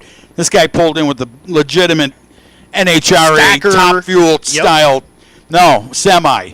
And then he had his own semi like Force did for people to just go in and watch videos and walk through. I mean, he really went all the way out on all the bells and whistles when Bob Rieger came into drag racing. And I can remember he had the pickup truck. If you guys remember the little black truck, small block twin turbo truck that Miller bought it. That was the guy's name. He bought it and raced it in Orlando for many years.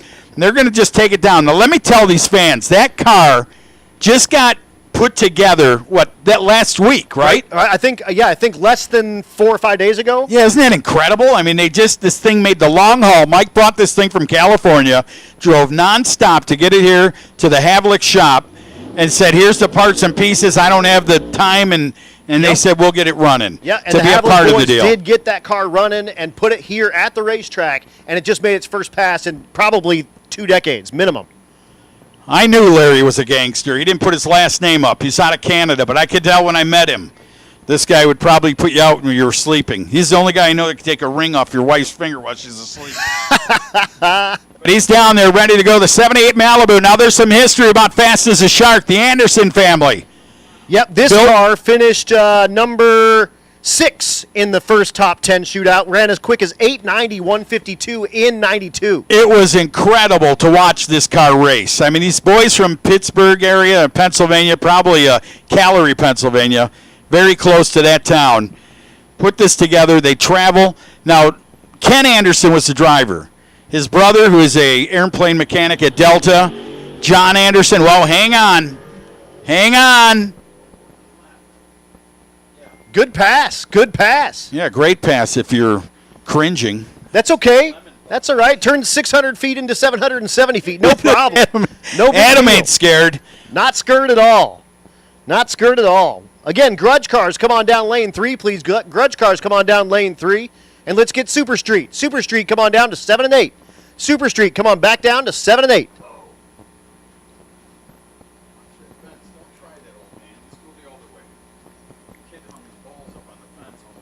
So Matt Vincent behind the wheel of the Fairlane 500. Oh, that's Anderson's buddy, the neighbors. Matt Vincent, one of the twins. Valencia, Pennsylvania, the 66 Fairlane. Man, this car is so cool. I mean, cool. See the tall guy standing behind it, backing it up? John Anderson. That's the dude. That's Ken Anderson's brother. Nice. He turned into a great drag racer, and you can see as they back that thing up, this thing has been around for many, many moons right here. And the Vincent twins know how to have fun. Well, if you got a friend that's mechanically inclined like Anderson did all the work on this car in the day with these guys, helped work on it, get it running. You can tell that they had some leftover. Well, that's Ford blue, right? It looks like Ford blue. So Kenny must have borrowed it to paint the Malibu back in the day. But they've been such good friends forever, this group of guys. The Malibu now in Canada. And right here, Vincent still kept his car. One of the cool-looking Fords that they ever produced back in that year. Oh, dude, that 66, 67 Fairlane with the stacked headlights. I mean, just all you can do is stare at it. And you'll see almost everything an engineer seen of other cars. Absolutely. Right? You see that quarter panel? Yep. I mean, the lines on these, it's just a beautiful car. Really, like I really said, nice car. I've been born and raised a Chevy guy, but I love everything. I mean, Mopars, it doesn't matter. If you want to build it, bring it. Right. I'll bust your balls for it a little bit, and I'm a Chevrolet guy myself, but I don't care, man. Bring it out here. Take it out of the mothballs. Bring it out here to Tri-State. Let's do a little bit of drag racing. Here comes Matt Vincent now, ready to go. Lights are down. Man, he's going for it. Now he shuts her down. So 300 feet under great power. That thing left great. Wheels up. And he'll turn on the wind light there at the 8th mile, and we'll see him in the next round. John Anderson and Fido and all the boys and Dino love it, man. They're back in action again. Something brought them out of the house, and it has to do with these types of cars. Awesome deal. Absolutely. Again, Super Street. Super Street, you guys should be making your way down to 7 and 8, please. Super Street, come on down to 7 and 8, please. Oh, this is Anderson's friend. This guy, what was his name? Fidel. Used to drive this car. Does it have a name on it? It does not have a name on it. That's Matt's twin brother. Okay. This was Fidel's old car. This guy was like 60 years old back in the 90s. And he brought it to Orlando. Race this thing. It does have giant wheelie bars, like really long, awesome, giant, wide wheelie bars, like old school wheelie bars. Oh, check that out. On the 69 Chevelle. Best year Chevelle, by the way. According to Chad, that's the best year Chevelle, by the way, in case you're curious. I like 70s. That's my move. Okay, you can. I'm allowed to like 70s. It's all right. But you know what though? My kid, the oldest one here, he likes the 7 with the round tail. Oh, like that's a 71 too with the round tail lights. So it just shows you how Everybody loves them all. The Vincent's car does have a for sale sign on the back, so if you are in the market for a 69 Chevelle, you can buy this car, Chad. I can. It has a for sale sign on the back. How much is it? I don't know. Offer him $3,500. Yeah, I'm about 44 shy. I'll give all the cash in my wallet. It's perfect. $5 maybe. 17. So the Chevelle will make its way down and will complete the 8th mile pass, and again, its first pass in many, many moons, and that'll bring up, I believe, our final exhibition car, another Fairlane. Sitting back there. And again, Super Street cars, you should be making your way down to 7 and 8, please. Super Street can make your way down to 7 and 8, please.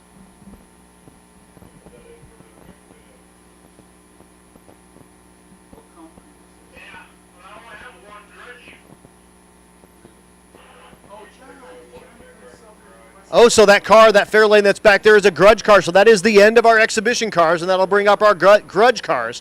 And we just have the one.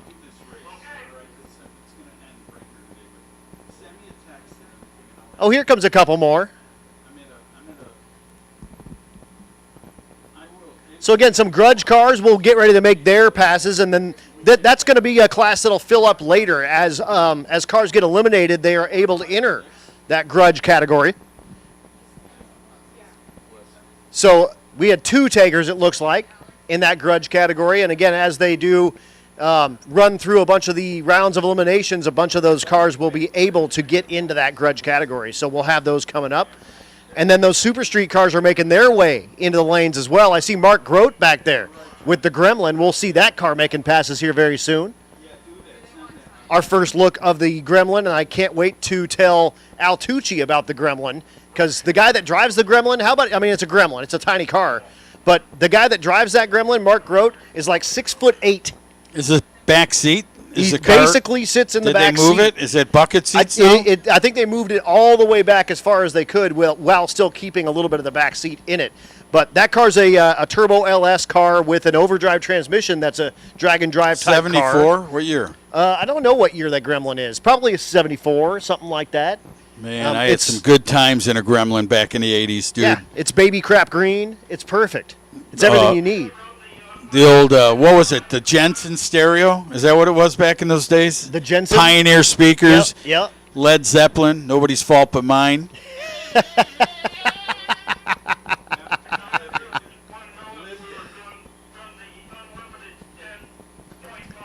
Oh, good times. Get a hold of that Gremlin picture for me. Definitely. Yeah, stop that scooter. Take that picture. Oh, he's going right for the 55 Chevy with the huffer hanging out of the hood. With the huffer hanging out of the hood. How about that look from down there?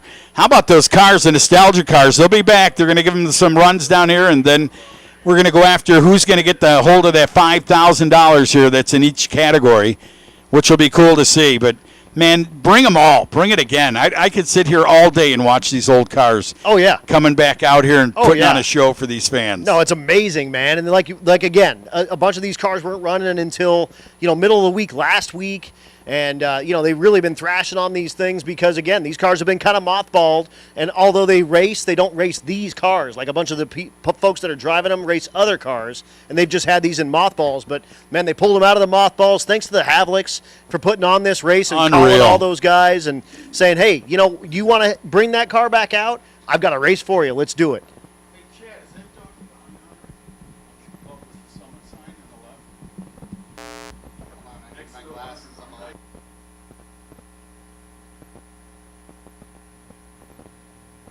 I'd like to thank Dog the Bounty Hunter for coming today. I know we had a few bounties out on some of those old pro street cars.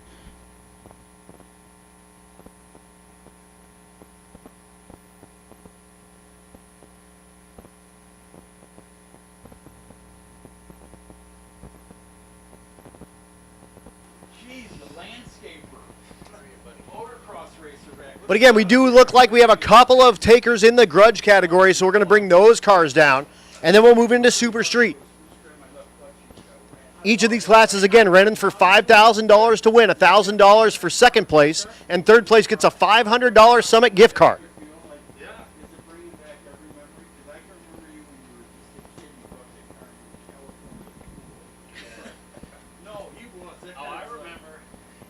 Here comes another Fairlane.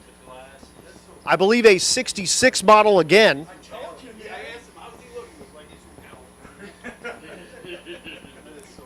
Yes, it is. The 67 model had the turn signal indicator up on the front fender. The 66, none of that. Nonsense. Well, Adam, you look who walked up in the tower here before you get to your next category. Oh, it's a Ford. They don't want to talk. No, I'm just kidding. Keith Robertson, the guys up here. I don't want to pull this cord mic out of here. No, you want to switch real quick? I mean, if you want to talk to these cats. Yeah, I just want to get an idea of how they've been. Scott Long, Bruce Polis, man, I smile every time. Living the dream, that guy. Keith Roberts, you brought some of the finest cars that ever hit the track back in our day in the 90s, 2000 area. I got to thank you personally, because every race I go to, and this is no line, I see a 55. I don't know if you ever heard it, but I go to Monty Berney because that guy set a presence to me about those cars back in the day. And you were smart enough to regroup and get all those cars and preserve them for this type of stuff, which should have happened 20 years ago. Well, you and I talked about it pass. 20 years ago about doing it and hoping that it would happen. And I had told Brian that you and I had talked. And by golly, he surprised me by pulling this off. Him and Jess. Isn't it incredible? I meet these two guys in an Iowa cornfield in the Field of Dreams racetrack, and I'm sitting down here. Is it working? It's working.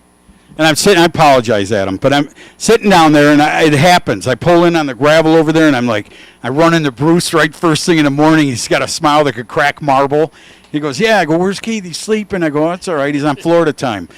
But just to see what we're seeing here, doesn't it just bring back the memory? I mean, come on. Annette Summer brought the car, got it built just a week ago, chasing parts and pieces, and she's out there dumping the clutch. I mean, that stuff's cool, isn't it?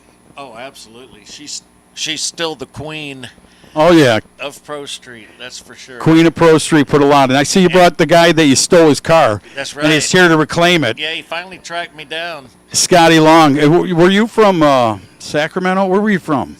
Santa Cruz. I knew it was an S. Santa Cruz, California.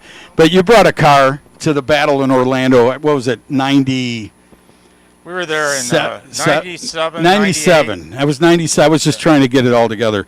But, I mean, you brought a car. Let me ask you, why did you build a 55? Was that I your... came home from the hospital in one when I was born. Really? Yeah. Oh, so there was something to do with the family and... No, I just always liked them. That's cool. And you raced bikes, right, back in the day? See, I Yeah. don't forget. Isn't that weird? Motocross, I remember surf, it all that like... stuff, yeah. And then you had a landscaping business, and then when I saw you out there, this young guy in this 55 Chevrolet, and then all of a sudden it like blew up. There was the Hunt brothers out of Florida. Remember? The black one. There was... And everybody wanted a 55. Jim's here. Yeah, Jim's here. Jim Hunt is here? Jim Hunt is here. No kidding. Do you bring strawberries? Probably. Look at Bruce. He's hoarding them all. God, yeah, those were some great times. But just Spent a few hours with us yesterday in the pit. so nice. Hello to Jim and the Hunt family. They still farmers in Florida? No, I don't. He's a hair farmer right now. Is he a hair? He took my job. But anyway, I just want to thank you for being here, just to make the trip to be part of this and see this. I hope that it instills, I was telling Adam, and the young ones and the people that never witnessed this, I hope it just restarts that flame to like, we got to see this, man. You know, I hope it just gets bigger next year. Absolutely. Wouldn't it be great if Brian and Jess could keep this going and maybe even make a little series? Well, let me tell you, I'd be at every single event. First thing I told them, because my phone rings every time someone sees, you're going to be there. I'm doing that race next year. I'm like, what? They ain't even done it. I told these two boys, brand this thing now. This is your day to get on Facebook, taking shots and just send it to the world. Brand it. because it always happens. Annette even said to me, she goes, NMCA called me and said, oh, we want to do a reunion race. They heard about, she goes, well, they beat you to the punchline, my friend. So I'm not doing anything except for the people that invited me. Exactly. They have. I don't know how they did it. I don't either. They put so much. They put their family and their business aside, and just been working on this thing full time. And I hope it's a huge success for them. Well, by you guys showing up and by Bruce helping get some of the best cars that ever raced here to this track, I'm going to tell you right now, that's the start of where it takes off. And I don't care if they don't even race those cars. If we had a tent and you guys are all signing autographs under it, people need to know what took place back then. And Bruce, out of the blue, calls me up, why don't you take 4 cars? I said, I don't have a tall enough trailer. We got 2 arms, Bruce. That's it. And by golly, that's what's the great thing about this sport is meeting people like you, Scott, Bruce, the Havliks, everybody, Annette. You know what? You never. It's like I didn't even miss you, right? It's like you've been friends. It's like, that was oh. 2000 when I got to meet you in person, and we're like best. Bruce, also, I met you all the same day. And you just form a friendship. You don't have to see each other for 20, 25 years, and you just take off. I can't look. Just talking. I can't look at a 55 without thinking of you. Every time because I always call. Yeah, I mean, when I was 55, I called him. It's my year. I'm 55, but I still don't have one. Yeah. But anyway, what did you do after you sold the car? Did you just concentrate on business? Business, and then I started building custom motorcycles, and that blew up, and we're doing that all over the country. And did a couple really? TV shows and stuff like that. No so, kidding. Yep. You don't have a crazy son like that other guy on TV, where they throw chairs at each other. Look at him. No, I don't do those shenanigans. Yeah, that's awesome. God, I'm gonna tell you what. It's so good to see you, Yeah, man. it's great I to mean see that. you. My dad's here with us. Oh, bless him. Yep. And he's What's having his a name? Great time. Jack. Jack Long. Yeah, yep. Jack Long, thanks for not chopping a beanstalk down, man, and bringing this kid back. I am just flashback, and I'm sorry. I am. It makes me want to cry because we lived the greatest times in drag racing. I'm sorry to say it. I believe so. I told some guy, Adam, not some guy, but Adam, remember I said pro mods? That's all I do every day, but this is what really racing is all about seeing something ain't supposed to do what it did or does. Exactly. It's really great to see all these people out here and helping out the Havliks. They're doing a great job. I hope they do it again. All right, let's give this guy his due. Here you go, Adam. Thank you so much. Thank Absolutely. you, Bruce. Thank if you guys you so know, much. anytime you want to spit on their This is breaker great. 19.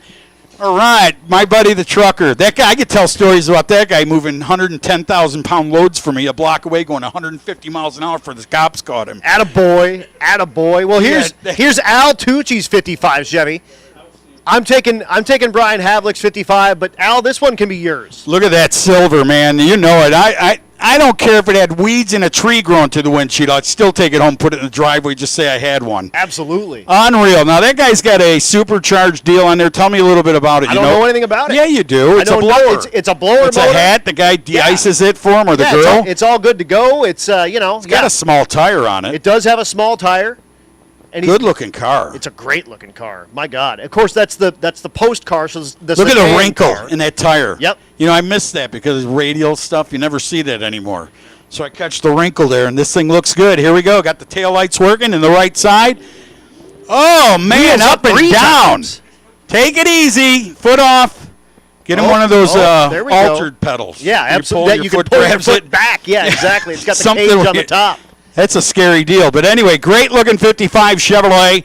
Everybody's here. I'm so... Hey, Campbell! Yo! That guy right there. That guy. See that guy in the blue shirt? The guy in this motion shirt right here. Followed every race. Didn't even have a car from Missouri. Campbell. Just retired Phillips 66. Really? So again, making our way through, those were our grudge cars, and now we're going to get back into Super Street. 24 rides in Super Street. Chad's working on getting us a Al Tucci and Adam Dory cam up as well, so you can see us just up here being dumb and fat. So that'll be cool if you're up there on the chat bleachers. Sorry about the audio for the outside the tower. Unfortunately, we didn't have an opportunity to get a camera outside with a microphone, so it sounds like just us and then cars. So, whatever. It's free. You're welcome. Most people say thank you for crap like that. But that'll move us into the Super Street category. Again, 24 rides in this category. Thank you guys so much. Man, how cool is that? How about that? Bruce Polis, Keith Roberts, Scotty Long out of California, Santa Cruz, California. His car is here that Keith owns. You'll see the 55. All of them are out there. The old Tony Christian car, which was Stan Shaw's Evil Twin 2. Right. Back in the day. And just quite the stuff, you see. Here comes that four-door again. Yep, that's Crystal Lum, one of our female drivers in that G8 in the left lane. I'm with Chad Reynolds on this. Look at the reverse lights work. Oh, yeah. In the right lane, the 69 Chevelle. Check that out. Bill Schwartz behind the wheel of that car. The license plate, Baby Rat. Baby 427 cubic inches of LS motor. Oh, so you got the small big block number, yeah. Yeah, the big small block number. Is that the exhaust out of the front fender? That is the exhaust out of the front fender. Yes, is sir. Is that what that is? A little pipe bullhorn underneath there. Yep, that is the exhaust coming out of the front fender. Hidden down there. The turbocharged entry. That's why. Uh-oh. Lagging a little bit behind, but if you called an Uber, that'd be the funnest Uber ride you ever had in your life right there in the left lane. Guarantee. Bill Schwartz turns on that win light, and we'll see them back in the first round of eliminations. Four doors fun. Here comes another beautiful pairing of Chevrolets. Look at that 55 Chevrolet. You two kids on your phone, buy me that for my anniversary. Yeah. Look at it. He heard that and he looked up. He said, Dad, when I'm the accountant over there, I'll do that for you. Dino Rebelletti in the left lane, the 79 Malibu. The Pro-Charged LS entry going against Ron Augustine, the turbocharged LS entry. The 72 Chevelle going against the 79 Malibu. What did those Malibus weigh in at? 35, 34? They're about 3,500 this stock. This was like 36, right? Probably something like that. Mine with an aluminum motor is about 3,300. So all aluminum? All aluminum. Wow. The LSs, man. That's you can something just get, I know. You can just get an aluminum block, aluminum heads. It's pretty stout stuff. Wow, you ain't kidding. Look at that thing. Hike the wheels up, and that Malibu is gone. Singing a song, getting out of here, going downtown, said, come get some. Gets down there first at a stripe of a quarter of a mile, and that brings up that Chevrolet and Medicis. Mike Medici's down there, his son down here driving the pickup truck. Yeah, how cool is that? And you look at the exhaust on that, it's got all four primary tubes, so basically there you go. That hang out of the front of it. So the header must go that way, right? It goes forward and then back, and then no collector. So just zoomies on that ride, but not like a traditional zoomie. It's got all four stacked right there at the front bumper. He's lined up against Tony Latimer. Tony Latimer, the new LT Pro Charge version of that C6 Camaro. Look at that thing. Cameras all over the roof, getting the runs, right? Is that what that is, a Absolutely, GoPro? Yeah, you got to cool? Take video of all this stuff going on because, you're not, again, don't know when you're going to be able to do this again. Plus, you can lie to people and, tell them, hey, that car ran sixes, and I beat him. That thing really goes that fast? No, it does not. God, I was going to say, let's set up a race and we'll make some money. Mid 9-second car. That's still fast, man. Mid 9-second car. Big body. See if Cody Medicis got it figured out. His dad, a longtime racer with the Superstock Outlaws back in the Chicagoland area. Here comes the kid now. Oh, both knocked the tire immediately. Latimer gets back in it. So does Medicis. But Latimer's going to turn on that win light there in the left lane in the quick performance lane. And Dad's going, I wonder what's going on here. He's still doing his thing. Is the big body. What is that? That's a two-door post car, right? Is that what that is in the left lane?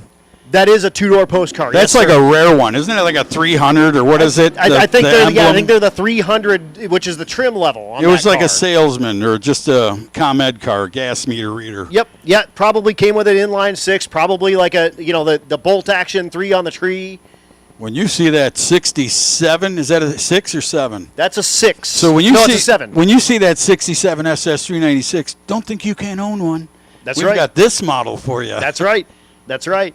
That's Aaron Gerling behind the wheel of the 67 Chevelle in the left lane. 427 cubic inches of Rat big block Chevrolet. Lined up against Joshua Gardner, the 90 Mustang Fox GT car with a 331 Ford. So Ford lovers rejoice. It's Ford-powered Ford. There you go, baby. Everyone looking for a good one here. Oh, look at this. Mustang's going to catch up within the eighth of a mile. And Aaron says, well, he nipped me out at the bud down on the top end. That's what the taillights of a Fox Mustang look like, he says. That won't be the first time, believe me. No, sir. I'm excited about seeing the kid in the wagon come up again. I don't know why. I think it's because he's 16. It's the coolest thing ever. He is doing, with a stick shift, doing things that you just could only dream that you could have done at 16. Absolutely. Yep, absolutely. That'll bring up Darce Laws. Laws in the left lane, the 442 big block Chevrolet twin turbo for motivation. Well, you love an Oldsmobile. You're going to love that one. That 442 down there, and the Chrysler comes up.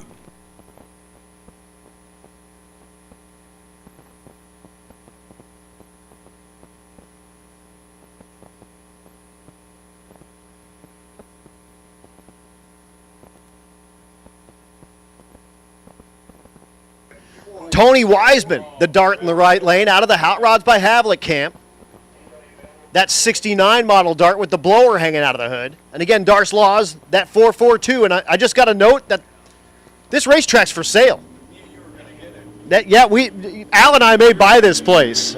Maybe we can move to Iowa. Stevie's probably watching at home on the live stream. So, Stevie, we're going to move to Iowa and buy Tri-State Raceway here. I'm going to tell you what. I know it's seasonal. I know the winters come in. But, man, you will have the time. Look at this place. Just look how nice. It's like almost it's a concrete surface. It's got concrete guardrails. It's got LED scoreboards.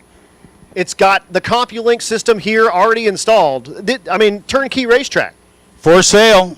If you got a pen, write it down. 563-513-88. Is that a 48 or 8845? What is 8848. 8848, I believe. Mike Rooney selling the place. Not bad. Good investment could be had by everyone. We could all chip in and just have this race every once a month. We'll just do this. Once a month, we can just do this in their drag week and their sick week. And let's do it. Heads up monsters, what we'll call ourselves. Here we go. Got the old drone out there. Is that a drone or is that a hat? Drone. Nope, that's a drone. Flying around, taking all the video. That's one of our sponsors out there, actually. That's CalCam AP, the aerial photography sponsor. Very nice. Very nice. So is that Chevrolet Nova coming up in the Chevrolet Vega, probably the same era. Yeah, 69 and a 71. So this is a street race you might have seen in like 1972 or 3. Absolutely. Some guy went over there. Where was it? They made the big block kit. Hearst? It was Don Hardy. And he made that with the brackets Don and all Hardy. that. It came with the headers and all the motor mount kits for the Vega. Look at that Torino. That Torino's is so that, nice. God, I guarantee you Clint Eastwood's got wood if he sees that car. Yeah. Sorry, ladies. Clint Eastwood is definitely running some lumber with that car. It's all good. It's all good. Keith Landauer, the Nova in the right lane. Mike Allen, the Vega in the left lane. Wheels up time for the Vega. Boy, the only thing getting really hosed out there is that drone. He's way back there. And there's the red light there on the right side for the Chevrolet Nova. But that Vega is gorgeous, man. Absolutely. And wheels up, it was about wheels up to about 80 foot or so. Click the 60-foot timers with the back tires. Aaron, wave to the crowd for crying out loud. If you're going to sit in a traffic jam with a street car, make sure you wave. They got to get the old tow bar and push the old Ford up the hill. That's right. That'll bring up Matt Paris, the 57 Chevrolet in the right lane. Nitrous-assisted big block Chevrolet. And again, the car that Jay Grabiak won, a 67 Nova, won it from Midwest Drags. Competed in a drag and drive. They pulled a number out of a hat, and he took this 67 Nova home. The Midwest Drags, another drag and drive series. I believe they started and finished in Byron that first year. Yes. Yeah. Yep. But again, this is a car. He's got a 55. The track promoter for the Midwest Drags built the car and offered it as if you're in the race, you could run any ET. If you were in the race, your name went in the hat. And he's got a 55 Chevrolet, Jay does, and won the car, and he's been running around with this Nova ever since. Is that like a factory color on this 57? I don't know if the 57's a factory color. Didn't they make one that color? I believe they did.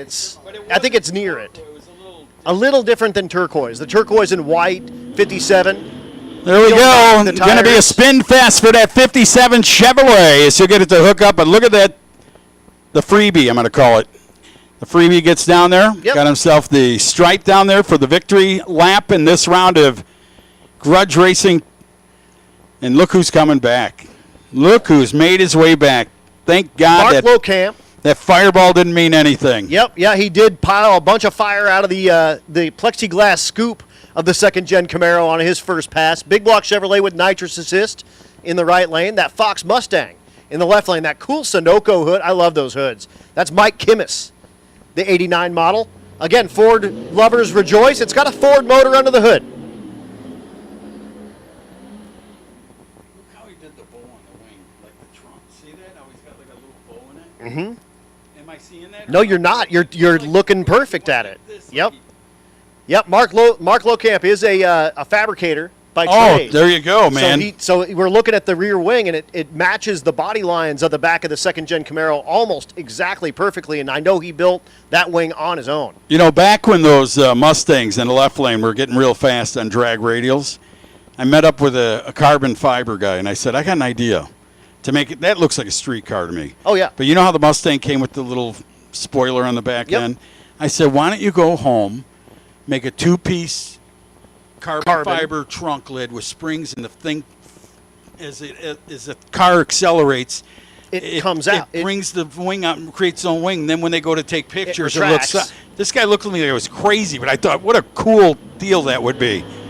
Chad's already patenting it right now. He went on. Yeah, he just patented it there on the Bang Shift live stream. So Mark Locamp down there, he'll chase down that little Mustang, a Kimmis, and that'll bring up the 64 Chevrolet Malibu in the far lane from my viewpoint, spectator side. That thing's cut out like it used to do some dirt track racing back in the day. Yeah, absolutely. Kind of the street freak look, if you will. That's Brandon Lowenson. He's lined up against Bob Ruppel. Ruppel with the 72 Nova. They call him Big Block Bob.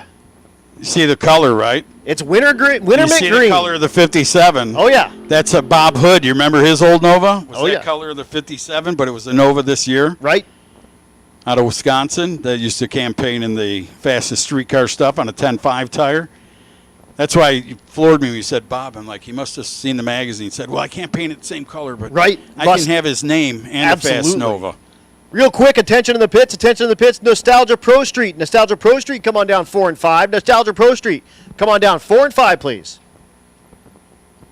Another big thank you to WFO for all their sponsorship here this weekend, and also the fine people that donated the Wallies, of course. Tri-State Raceway, we thank you. Even the ladies down here doing a great job. Thank you so much for putting up with us. Well, the young guy and the old guy, but thank you. It means a lot to me to let me come in here and sit on your grandpa's couch. Absolutely. Of course, Hot Rods by Havlik putting on this race. Appreciate the Havliks. Oh, look at that! Oh, my God! Man, did he set that thing up to the stars right there. Good wheel stand. There's the freebie coming down the return road. That's right, and he does turn on the wind light after that big wheel stand, too. So And it was- not only do you get the great photo of the bottom end of your car. Like I don't that know if Chad Roadmaster. caught that. That was almost like a super stock Oh, wheelie. it was That thing great, just dude. carried the wheels. It was great, and then goes out to turn on the wind light. You got to love that. Set down soft right there as they're going to get ready for some more.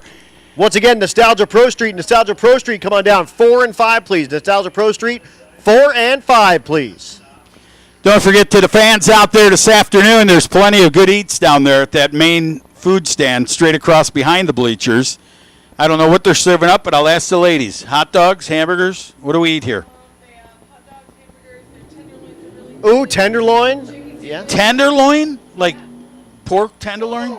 What happened? Trent Smith got the thing sideways and tried to take out this Christmas tree on the burnout. All right, so I'm sorry. No, that's all good.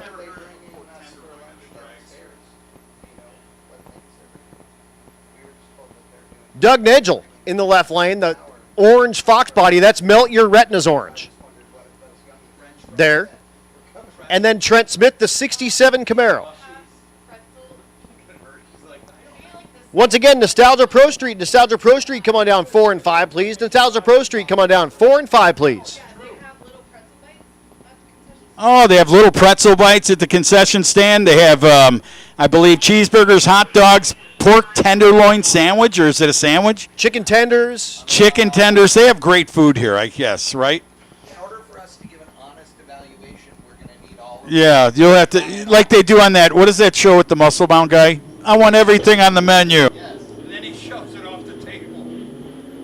There we go, Chevrolet. Man, what a good run there. Oh, get out of there. Don't even go there. Way in the center of the My racetrack. gosh, Tries I'm to take glad out- he had the gator backs on the Yeah, back of that thing. Tried to take out the center cones there. Yikes. All right. Chad, you remember Greg Pye, the Gatorback, the Corvette? Oh, man. The 9s on Gatorback? 1990. Again, Nostalgia Pro Street, come on down 4 and 5, and Outlaw 10-5. Outlaw 10-5, come on down 7 and 8, and that'll bring up Blaine Stark, your favorite. I love this car.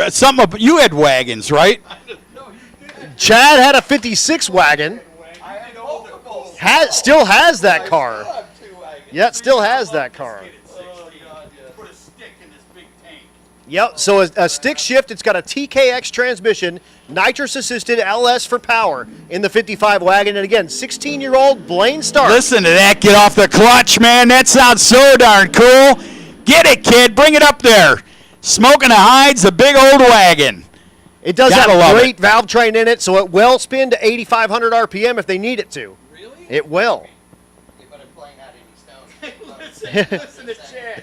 Yeah, she'll go 85 once. No, so 10 several times. So it'll go 10,000 several times. Absolutely. Absolutely. Actually, I do like to bust Tom, his dad's, balls a little bit on this because Tom misses third gear in this car a lot. Blaine does not. Blaine can shift third. Tommy cannot. It scares me like you wouldn't believe when it does that. Oh, yeah. Like everybody ducks. Yeah. Yep. So we know what'll Was spend that 10 like grand. the old modified production sound? That's exactly it. So again, we should have Nostalgia Pro Street cars coming down to 4 and 5, please, and Outlaw 10.5. Outlaw 10.5, come on down 7 and 8.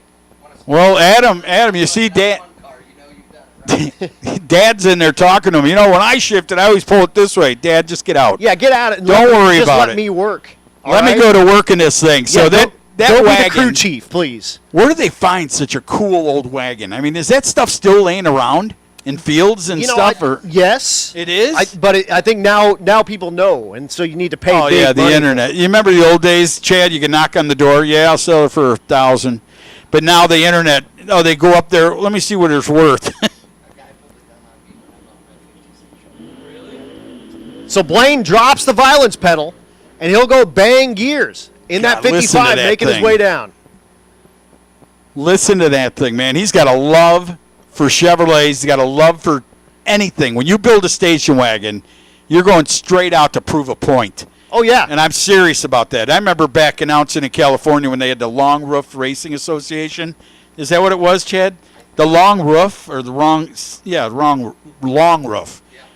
You know who was putting that together or helping was that crazy Pontiac guy, Bruce Fulper. You remember him? the name I know. Yeah. You go in his house and the cash register's right at the door. You walk there to go to the. Into his house, yes. Wasn't the machine shop was like in the bedroom? Dude, it was awesome. So we're getting some cars put down here in the lanes. We do have Nostalgia Pro Street coming down to 4 and 5, and you look out there for Outlaw 10.5. We're going to get our first look at Mark Grote. And Ed Asner's down there as well with that naturally aspirated Fox Mustang. We'll see him in the Outlaw 10.5 category as well. That's right. The J-Lo power plant. J-Lo, the guy down there making it happen for him. But That's the quickest and fastest naturally aspirated street car isn't that on the something? planet. Isn't that something just to have that title? It's wild. It's absolutely wild, man. But again, Nostalgia Pro Street will run those guys first. So as soon as you guys get down there and get in your pairs, you can go ahead and get in those cars and put them into the water for us. And then as soon as we get a full field of Outlaw 10.5 cars, we'll run those guys next.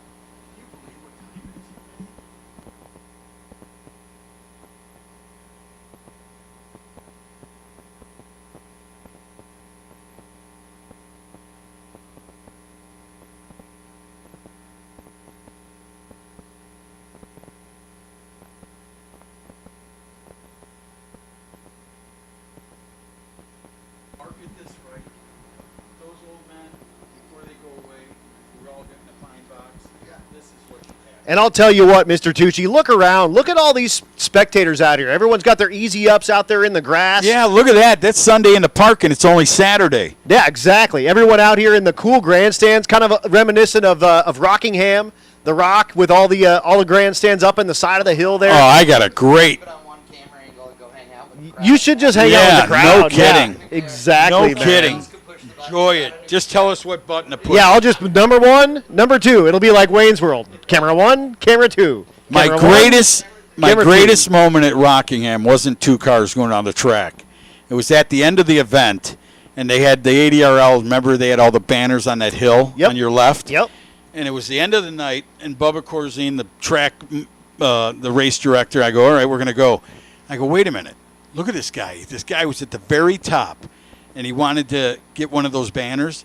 And when he did, he hit and he slipped one. This guy did like the deer strut all the way down. All the way down? Hit the wall, went through the cow corral thing, those cages. Yep. Landed, I said, the first thing I said, the ambulance on the grounds, do not leave. Please. Right. I thought, that dude's going to be hurt for sure. he gets up, didn't even spill his beer. Wow.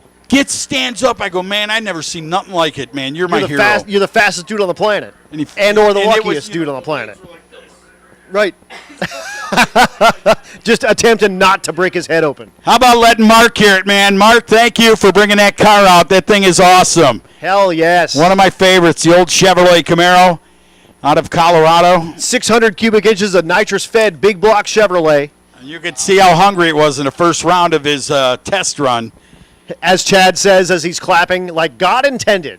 600 inches of nitrous-infused big block Chevrolet, like God intended. There's Trent Smith with his awesome first-gen 67 Camaro. Put your hands together for him.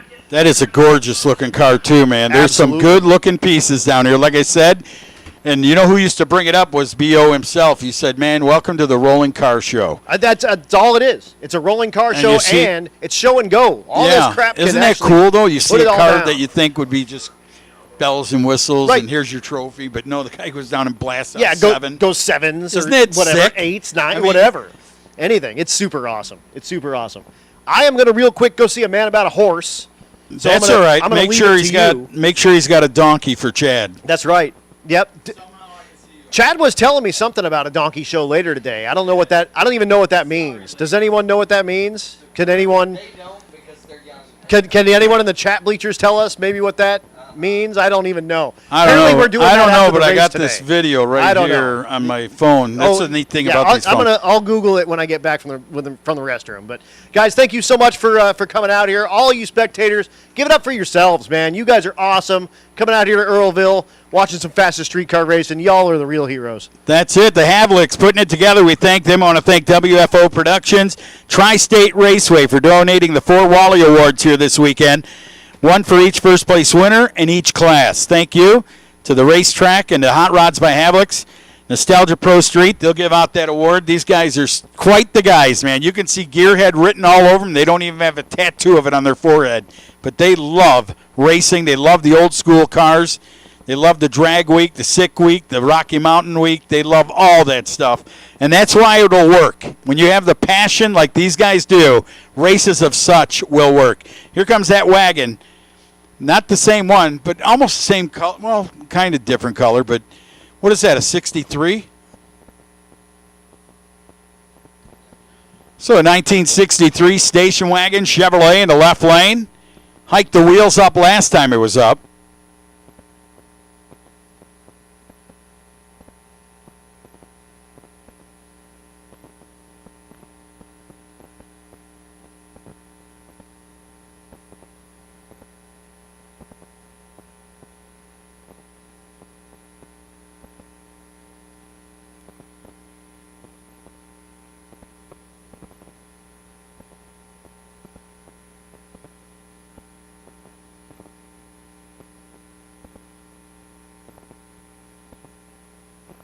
All right, we're back. Chip Kinney, that OBS truck in the right lane. Matt Allen, the 63 Impala in the left lane, and this thing did a really big wheel stand on his first pass. Let's see if he can do it again. He can. Wheels up in that big long roof ride. And he's going to show Chip Kinney what the taillights of a 63 Impala look like.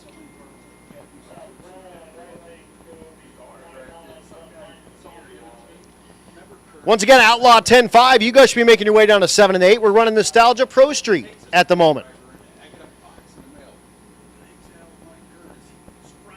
The 67 El Camino.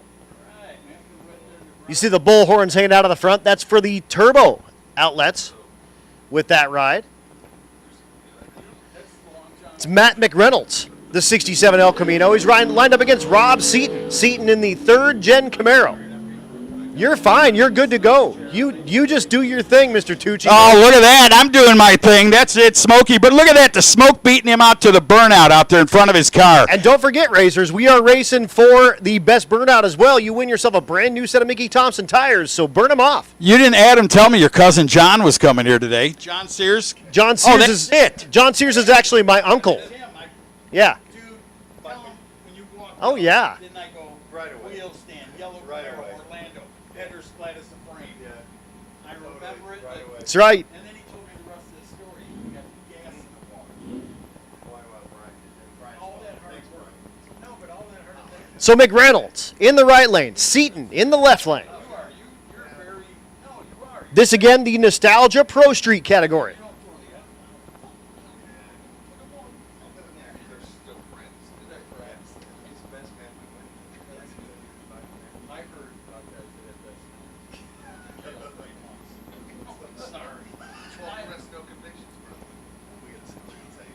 I can't wait.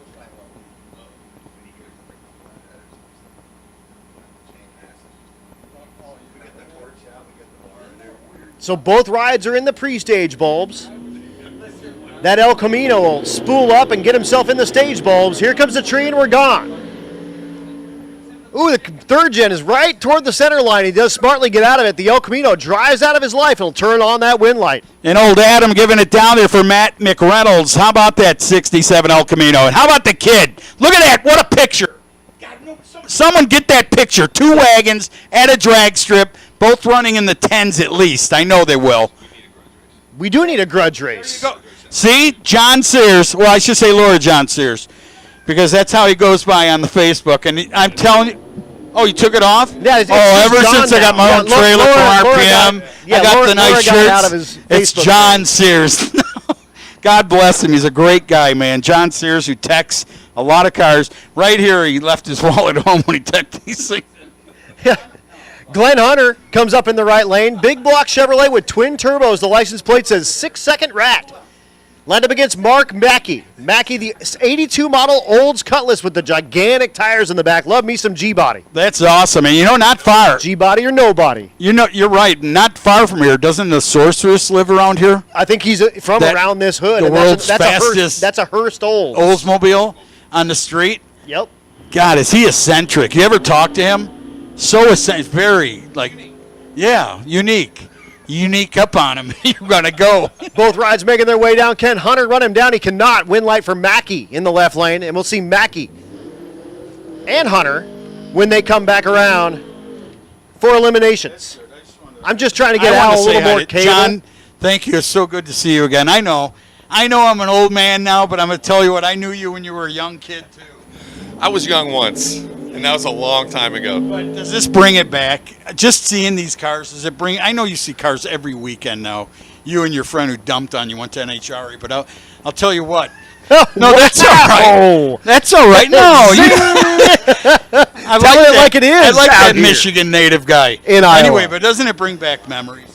Yeah, I actually got to sit in the yellow Camaro from Cars Inc. yesterday, and I felt like I was a kid. I felt like I went back in time. Just the nostalgia of everything. It all comes back, and it kind of renews your passion for what we're doing out They here. say that's like an acid trip. You can do it once, but later on in life you might. You'll get it later. We don't need the PTSD for all that.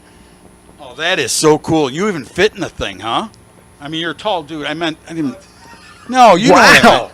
I'm spelt out. That brings up Mike Sterling with the Barracuda and Tony LaCrone with the 68 Camaro. Who you with? I You know, got in Georgia, when it's street race, who you with?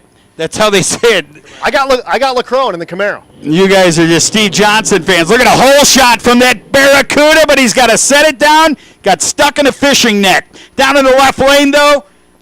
That's Lacrone, baby. The 68 Camaro, and luckily we didn't bet because I was thinking about betting you $1 million. No, hey, you get to collect it from the guy whose friend works around HR now. You're making the big bucks over there. Making the big bucks.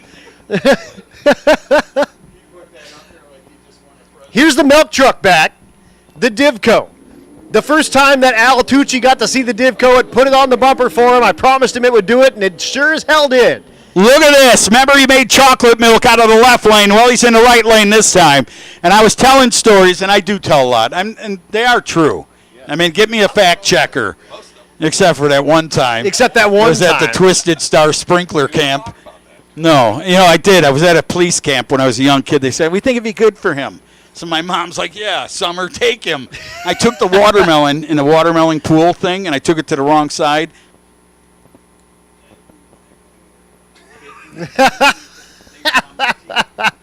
That's Drake Boyer in the left lane, the 78 G-Body Monte Carlo, and Nick Cryer driving the Divco, looking to put it on the bumper again. Can he do it? Wheels up, time for the Woo! Man, milk for all my friends. Man, the Monte Carlo will pull out ahead, and he'll turn on the wind light, but all eyes on that milk truck. Dragging the quarter panel on the starting line. Thank you.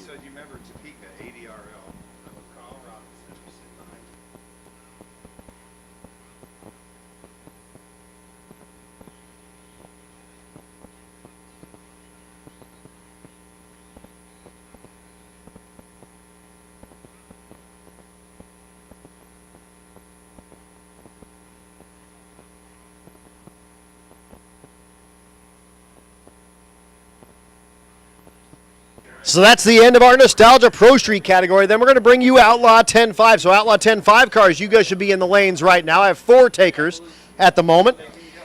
And let's go ahead and get unlimited. Unlimited cars, come on down lane 4 and 5. Unlimited, come on down lanes 4 and 5. I swear to God, it's on a film somewhere. I don't know. Call the taxi. So then what does he do? This is how I told you the story about the horse farms, right? How they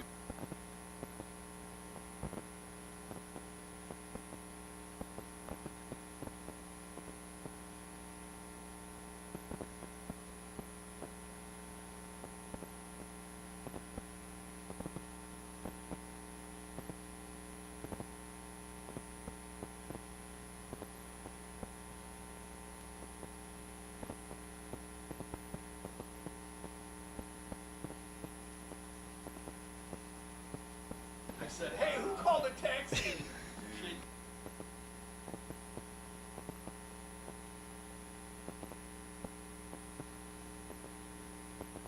A little bit of track prep going on right now. We're telling some stories and getting big old smiles here from Mr. Tucci. This is awesome, guys. But again, thanks to all of our sponsors. Wicked Graphics with that event shirt. Steel Horse Design, a donating sponsor. ATC RV Center, a donating sponsor as well. CalCam AP, the aerial photography sponsor. Barnhart Crane and Rigging, the event sponsor for that crane for the American flag. I'm up here with Jess Havlik. You need some sunscreen, Mr. Jess. You are getting red. Mickey Thompson, again, the Best Burnout Award. So, folks, don't forget, if you do a big, long, hairy burnout, you get a free pair of tires from Mickey Thompson. Competition Carburation, the sponsor of the Fastest ET Award. Of course, Race Week and Rocky Mountain Race Week, the announcer sponsor. Thank you so much to Matt and June for paying for me and for Mr. Tucci. Bang Shift on that live stream. ESP3, the apparel sponsor. Of course, Quick Performance, the Grudge Class and event banner sponsor. I've got a Quick Performance rear end in my G-Body at home. Summit Racing, all third place winners get a $500 gift card to Summit Racing. Don't forget about the merch trailer. Hot Rods by Havlik has the merch trailer out, and they have all of the, you can get the shirt that they gave out to all the competitors as well. You can buy that, but they have so many cool event shirts for this FSC race, as well as the Hot Rods by Havlik shirts and the WFO shirts are available at the Hot Rods by Havlik's merch trailer. It's behind the stands there, kind of by the concession stand. You'll see it over there. Make sure you pick up your shirts and whatnot as you're making your way around. Again, the WFO shirts are awesome, And again, those Havlik shirts for this race. Where are those shirts absolutely located? gangster. They're at the Hot Rods by Havlik tent. They're over behind the grandstands, in between the grandstands and the concession stand. They're right over Look at there. it. He's got the double wing going. That thing will fly. Chitty, chitty, bang, bang out of my way, man. That's right. That's right. Give it up and put your hands together for that milk truck. Putting it on the quarter panel for you. If one more I time. was that guy right there, and then I'd get those, what are the hero cards? And I'd have the milk mustache and my hero card. Oh, yeah. I'd have that hero card. Everybody in the world wanted. I did that to Musey. Almost got shot in Reynolds, Georgia. No, I grew the white mustache, and I wrote a sign in the burnout box, stood out there, got milk. He turned the car right at me.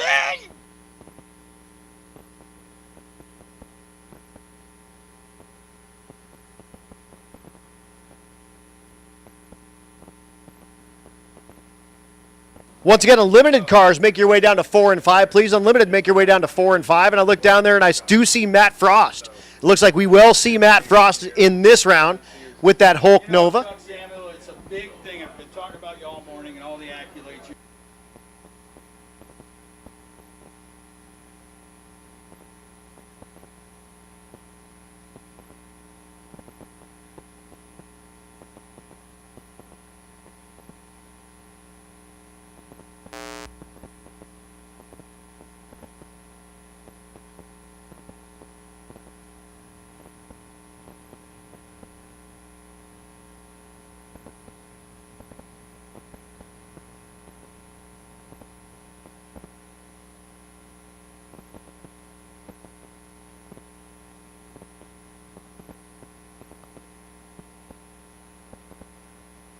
It was.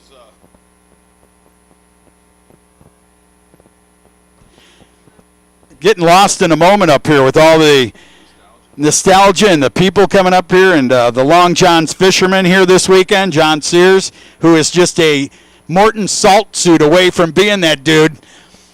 I promised I'd find him one day. Yeah, there it is. Pat my crotch. Remember that? Hey, Yeah. you still have that car? No. You have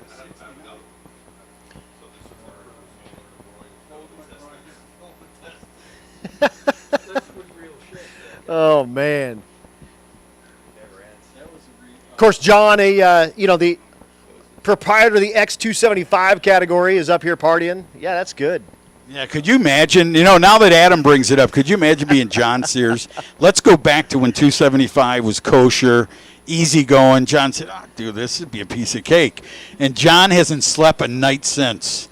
His phone never quits ringing. When did that happen? I can just name the Bruder brothers drove him nuts. I'm not gonna go into the whole thing, but there's handfuls of them. When did you create X275, John? 2008, 2009. 2008, 2009. Okay, yeah. So you haven't slept since 2008. Yeah, it's been a while. And you 16 years. you messaged me and you said I got something new in the works, and I said what, X315? You know what? I want to credit his wife. Because the crap she had to put up with all those years for that deal. No, you stressed me out. I'd read it, and I'm like, God, this poor guy.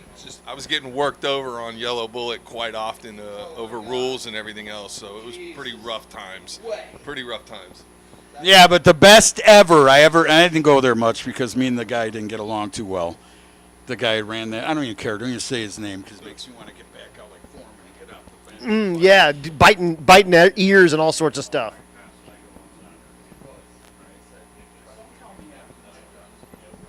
But again, Outlaw 10.5 cars are out there. They're getting ready to make their pass. And then, again, the Unlimited cars, and that puts Exhibition cars on deck. Exhibition cars, you guys are on deck. Go ahead and get them ready and get ready to pull them down here for us. And we'll put another tear in Al Tucci's eye here while you guys get ready to make your passes. Just tightening up this racetrack because this is the fastest stuff we have to offer coming at you.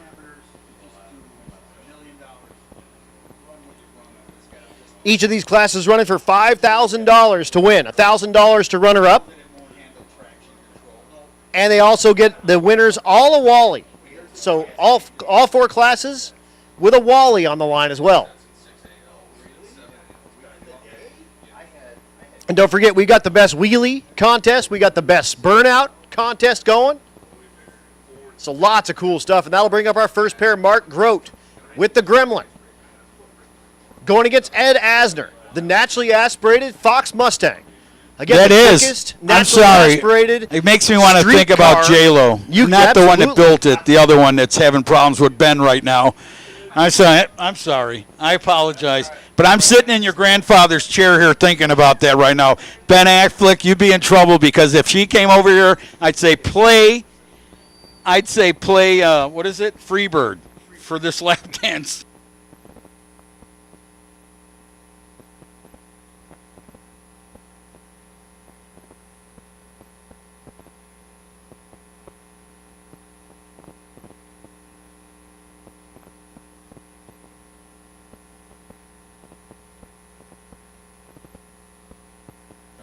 So here goes Mark Grote. Turbo LS for power. 325 cubic inches of LS in the right lane. Dan Parker. Left lane, Ed Asner. No, he's online watching and said you are his hero. 632 Chevrolet. The Fox Mustang. In the left lane, naturally aspirated ride. You're fine. You're good. Just do your thing. Go talk to Dan Parker. I don't know Dan Parker. Okay. All right. Yes. All right, sorry about that. I love this Adam guy. You know why? He's too good to me, man. Here's that fastest. There's J-Lo. He's got his hand turned backwards. He looks like the guy in Every Which Way But Loose. Ready to knock him out in the left side. Who do you got in the right? Oh, the Gremlin. Mark Grote with the Gremlin. This dude is 6'8" in this little bitty car. Turbo LS for power, and you see the parachutes hanging out of the back. 6'8". Mark Grote is 6'8" in that little bitty Gremlin. 8 inches tall in that car. Big old dude, man. Big old dude, and we'll reset that clock. I'd Unfortunately- have to name the car Mr. Short Stuff. Right. It's ironic. And then he gets out of the car and go, where'd the name go? The car's short Yeah. wheelbase. This is a drag and drive car, and actually his co-pilot was 6'6". So 6'8" and 6'6" in this same car. Are they from the NBA or anything? Driving 1,000 miles. No, they're just idiots that have Just tall guys having a good time with a tall boy. Absolutely. Tall boy with a little bitty car. So we'll reset. There we go. Oh, we had to reset the entire computer system, actually. So that's fun. We'll be down just a moment while we get that done. If you guys don't know, CompuLink runs on DOS. That's an early computer system. And Racing computers? Right. Oh, that's before all the race tech and all the... Right. Really? Oh, yeah, DOS, How far does that baby. go back? See, That would have been mid-90s, 95, 96, 97. See, I'm just telling you, I'm totally computer illiterate. The only time I got on a laptop, I almost got divorced, so I threw that thing away. That was the third time I almost got divorced. Yeah. No one. Yeah. Oh, whoops. That stuff's floating out there for life. Everyone knows. So we reset the computers, and now we're going to bring up that pair. Again, Mark Grote with the Gremlin. Ed Asner with the naturally aspirated Mustang. Now, is Mark a chassis guy, or do you have someone build it? He built the chassis himself. He's not a chassis guy. Because I was going to say, could you imagine walking into Bickle or something and say, yeah, I want to build this Gremlin. He it looks needs at to you and fit he me. goes, Right. well, I'm going to send you down the street. Yeah, good luck, fella. Yeah, built it himself. All new build on this ride. He just brought it out for Rocky Mountain Race Week recently. Had transmission issues. The wheelbase looks the same. It is the same. The old Mustang's going to get down there. Ed Asner down there. Oh, a little pop and a bang, but it don't matter. The Gremlin looks like that thing with the knife under the door. Remember that movie, Trilogy of Horror? That thing's got that. Yeah, you lose your toes when that thing's in your house.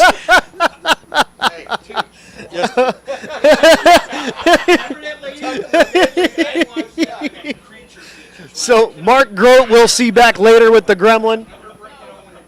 And let's go ahead and do it.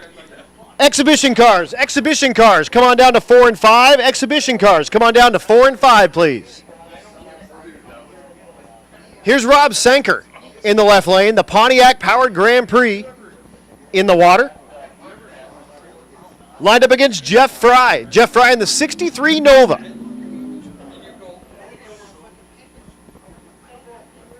Once again, exhibition cars, come on down, lanes 4 and 5, please. Exhibition, come on down, 4 and 5, please.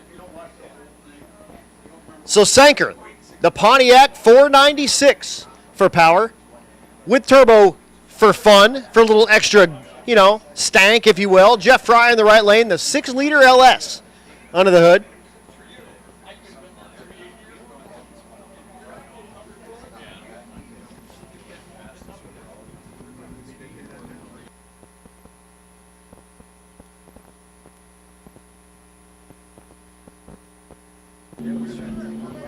Both rides are away, looking good. Senker lays on the coals at about an 1/8 mile, and he'll turn on that wind light with that Pontiac-powered Pontiac.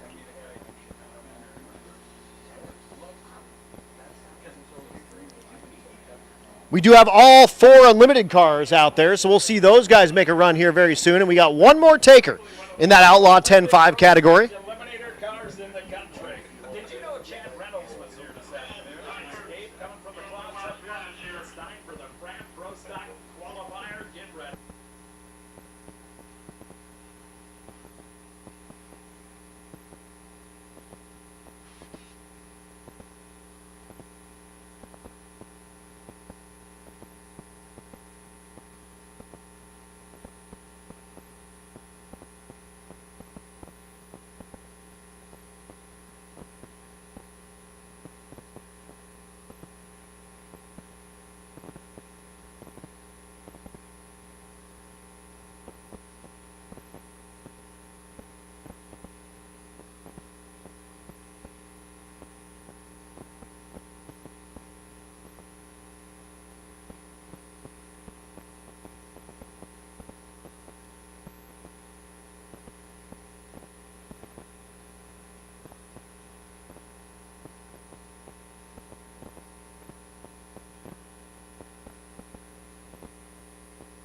And again, don't forget burgers, hot dogs. They got they got chicken fingers. They got all sorts of stuff out there back at the concession stand. Make sure you get yourself something nice over there. I do see a flag for some barbecue. Make sure you go over there and check that out. And while you're wandering around, check out that Hot Rods by Havlik merch tent. You can get the exact same shirt that they give away to all of the racers out here. You can buy that shirt here today. They also have a bunch of the WFO Productions shirts over there, and so many cool shirts. Again, Wicked Graphics set up the shirt here for the event. Thanks so much to Wicked Graphics. Appreciate them a ton. And again, don't forget about all of our sponsors, guys. As we read these, as we go through, remember, you got to support the folks that support the racing that you like. And when you go to buy those parts, make sure you tell them that you heard about it here at the first annual Hot Rods by Havlik's Fastest Street Car Shootout Reunion here at Tri-State Raceway in Earlville, Iowa. Let them know that, you heard about it there. That'll give them a little return on their investment, and they'll be back for next year. And then they can afford me, and me, raising my price maybe.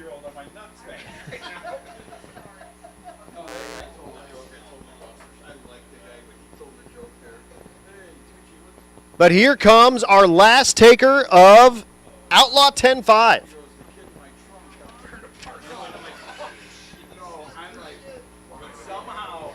The Chevy 2 Nova with Iowa plates on it.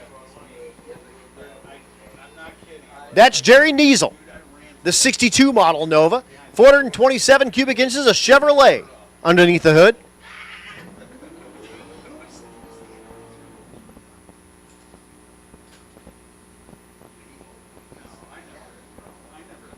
Once again, exhibition cars. Exhibition cars, we need you guys down to 4 and 5, please. Exhibition cars, come on down, 4 and 5, please.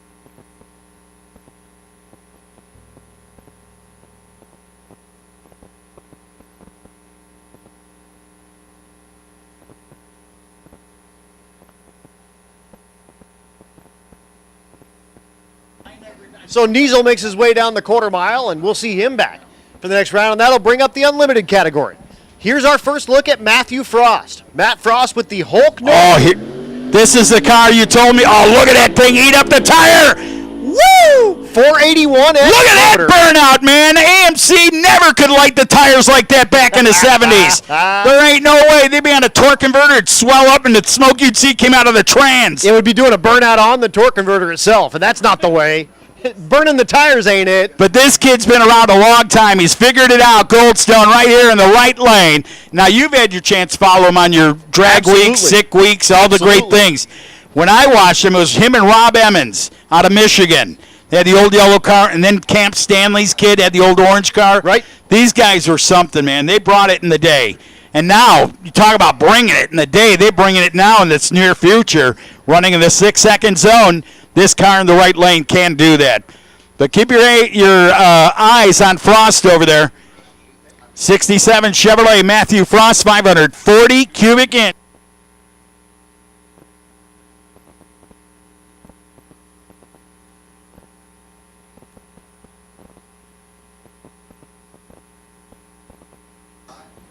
So Matt Frost, the car they call the Hulk, in the left lane, and Goldstone, the Javelin, in the right lane.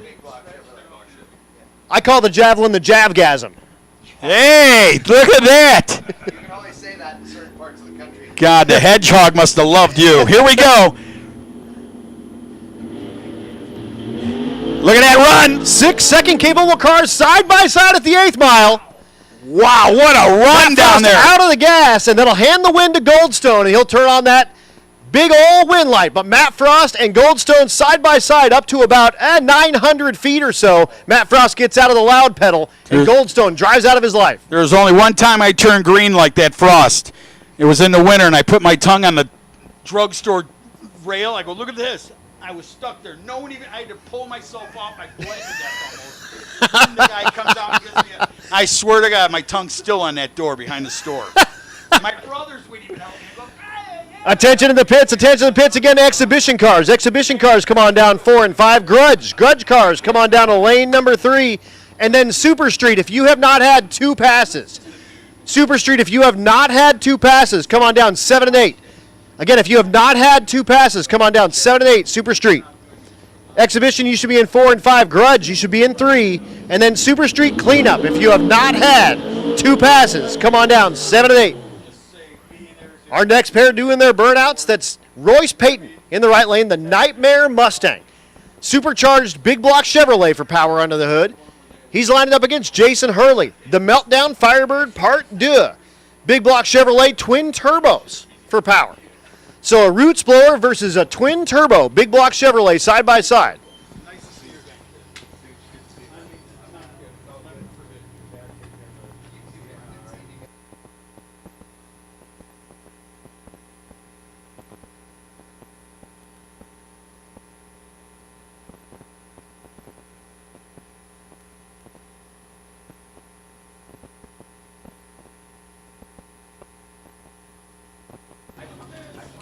So Royce, the Nightmare Mustang, out of Fort Collins, Colorado.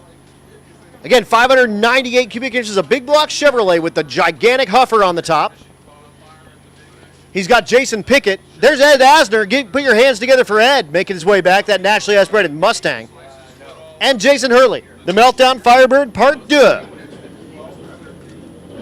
Big tires, big power, going for it. Whoa! Peyton knocks Hang the on to tire that horse. immediately. Give that thing some wheat or some straw, man. Calm it down a little bit. How about a sugar cube? Yeah, give us some oats. He dropped more than something. They're going to check his fire suit in a minute. Yeah, he definitely needs a new fire suit and some new underwear. Because you saw the entire side of that Nightmare car.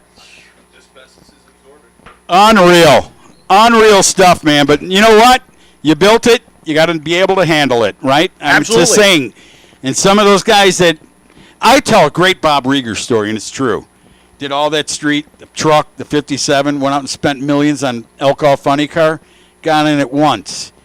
And then he told me, I called him, he's talking, I go, how is it over there? He goes, it's all for sale.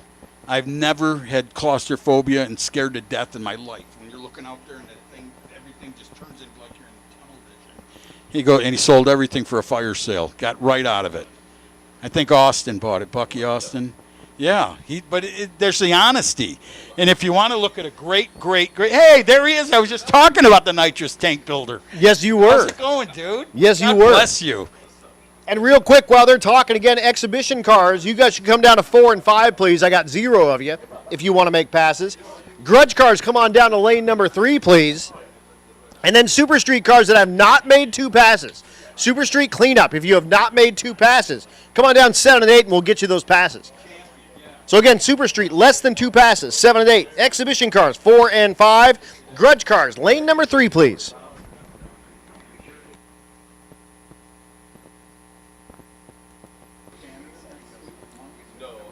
Speaking of Trackside Media, there he is, Bill Elkins down there. Trackside, one of our sponsors and the official event photographer out here, and he's paying for all the second place winners.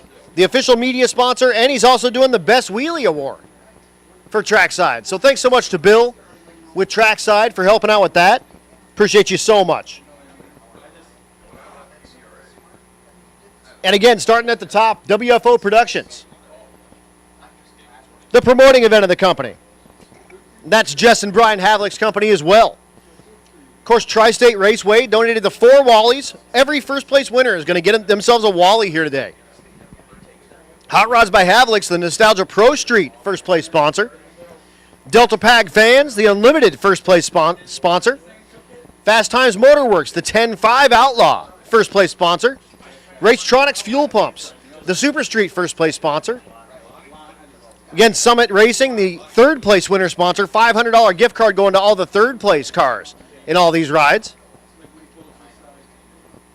ESP3, the apparel sponsor. Of course, Bang Shift on that live stream. Thanks so much to Bang Shift and Chad for coming out here and doing it. And thanks to everyone for tuning in for those chat bleachers. Appreciate you guys so much.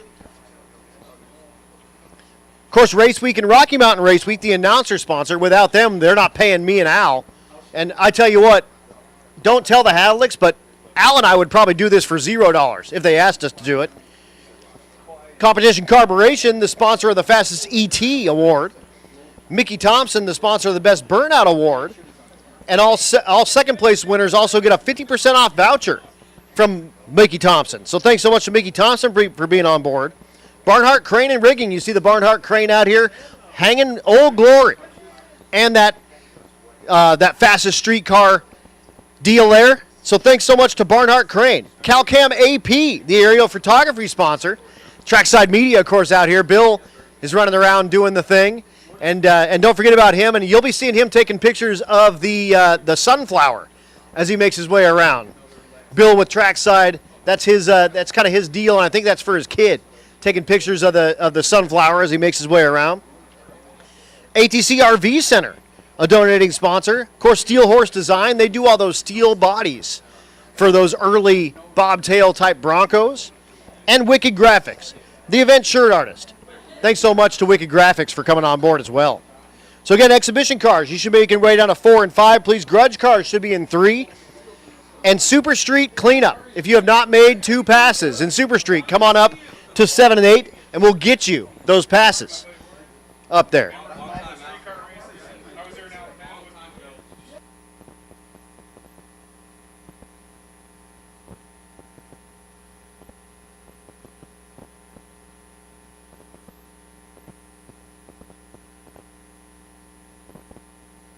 Coming down that return road, you just saw Bryant Goldstone with his 6-second Javelin.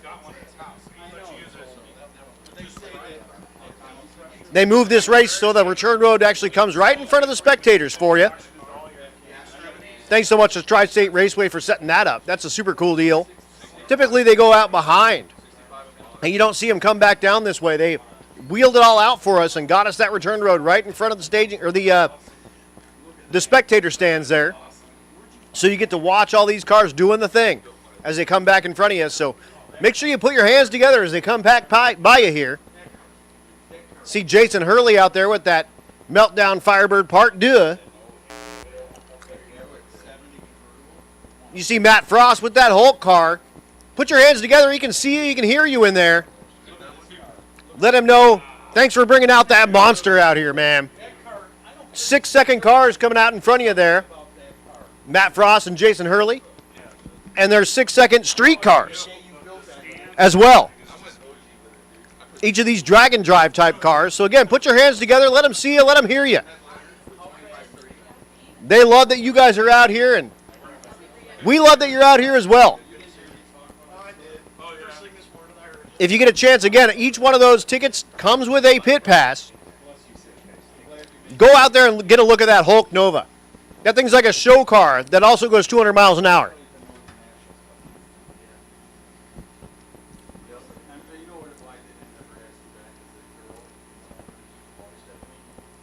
So thanks so much to Matt and to Jason for bringing their rides out. You guys are awesome.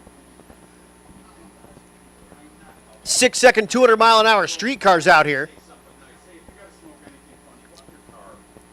Doing some drag racing in Iowa. Again, exhibition cars, come on down 4 and 5. I see Annette Summer making her way down with Pinky. Currently our only taker in the exhibition class. Grudge cars, come on down to lane 3, please, for your next pass. If you want to make a pass, Grudge cars, come on down lane 3. And then Super Street cleanup. If you have not made 2 passes in Super Street, come on down 7 and 8, and we'll get you those passes.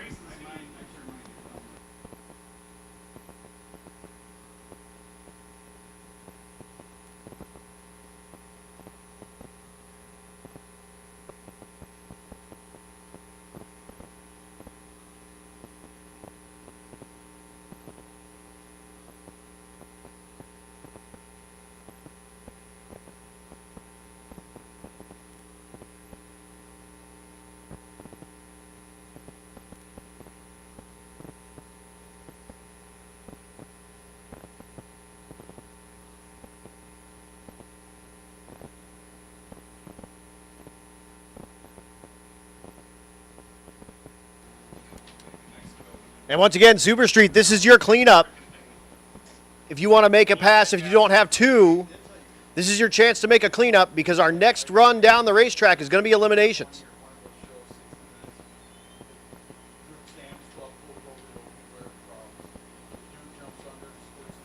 So if you have not made those 2 passes and you want to get those passes in, make sure you get down here or forever hold your peace.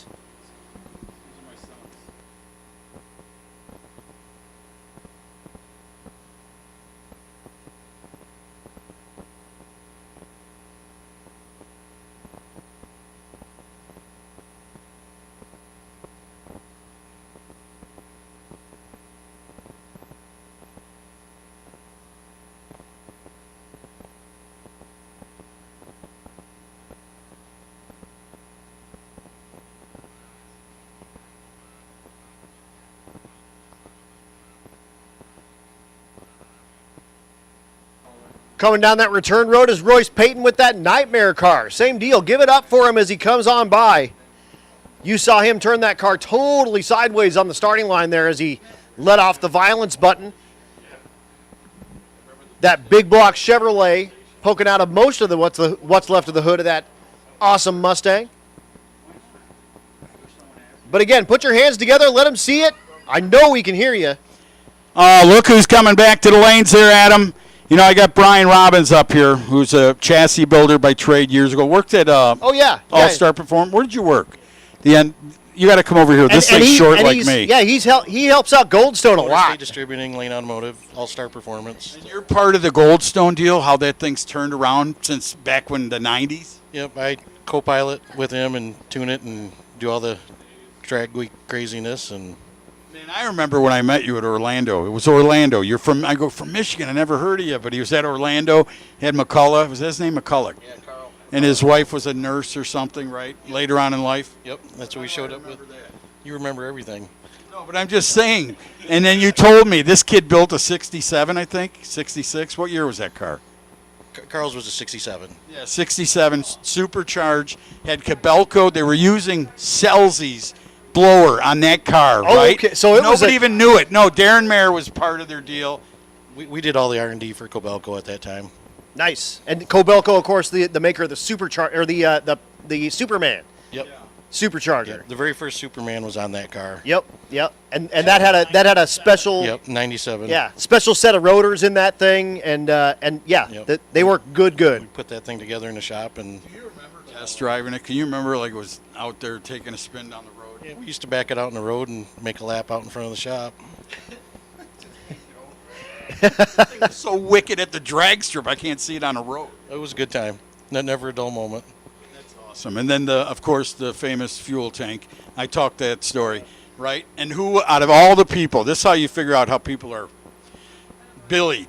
Remember, he drops the mop handle. Billy Glidden sitting in front of the car and goes, and I'm looking out the tower and I go, what's he pointing at? He's going, like, why? And then all of a sudden, it was never even being utilized. I talked to you after. He said, no, he just put it in the car. If he ever was going to ever do anything, it was there. He built that car to do match racing with, and Is he still around, Bruce? as far as I know, I haven't seen him in quite some time. I'm just saying because he did a lot of parts for GM and his factory, but then when COVID came, a lot of that stuff closed. Yeah, I have no idea there. But it was nice to see you, kid.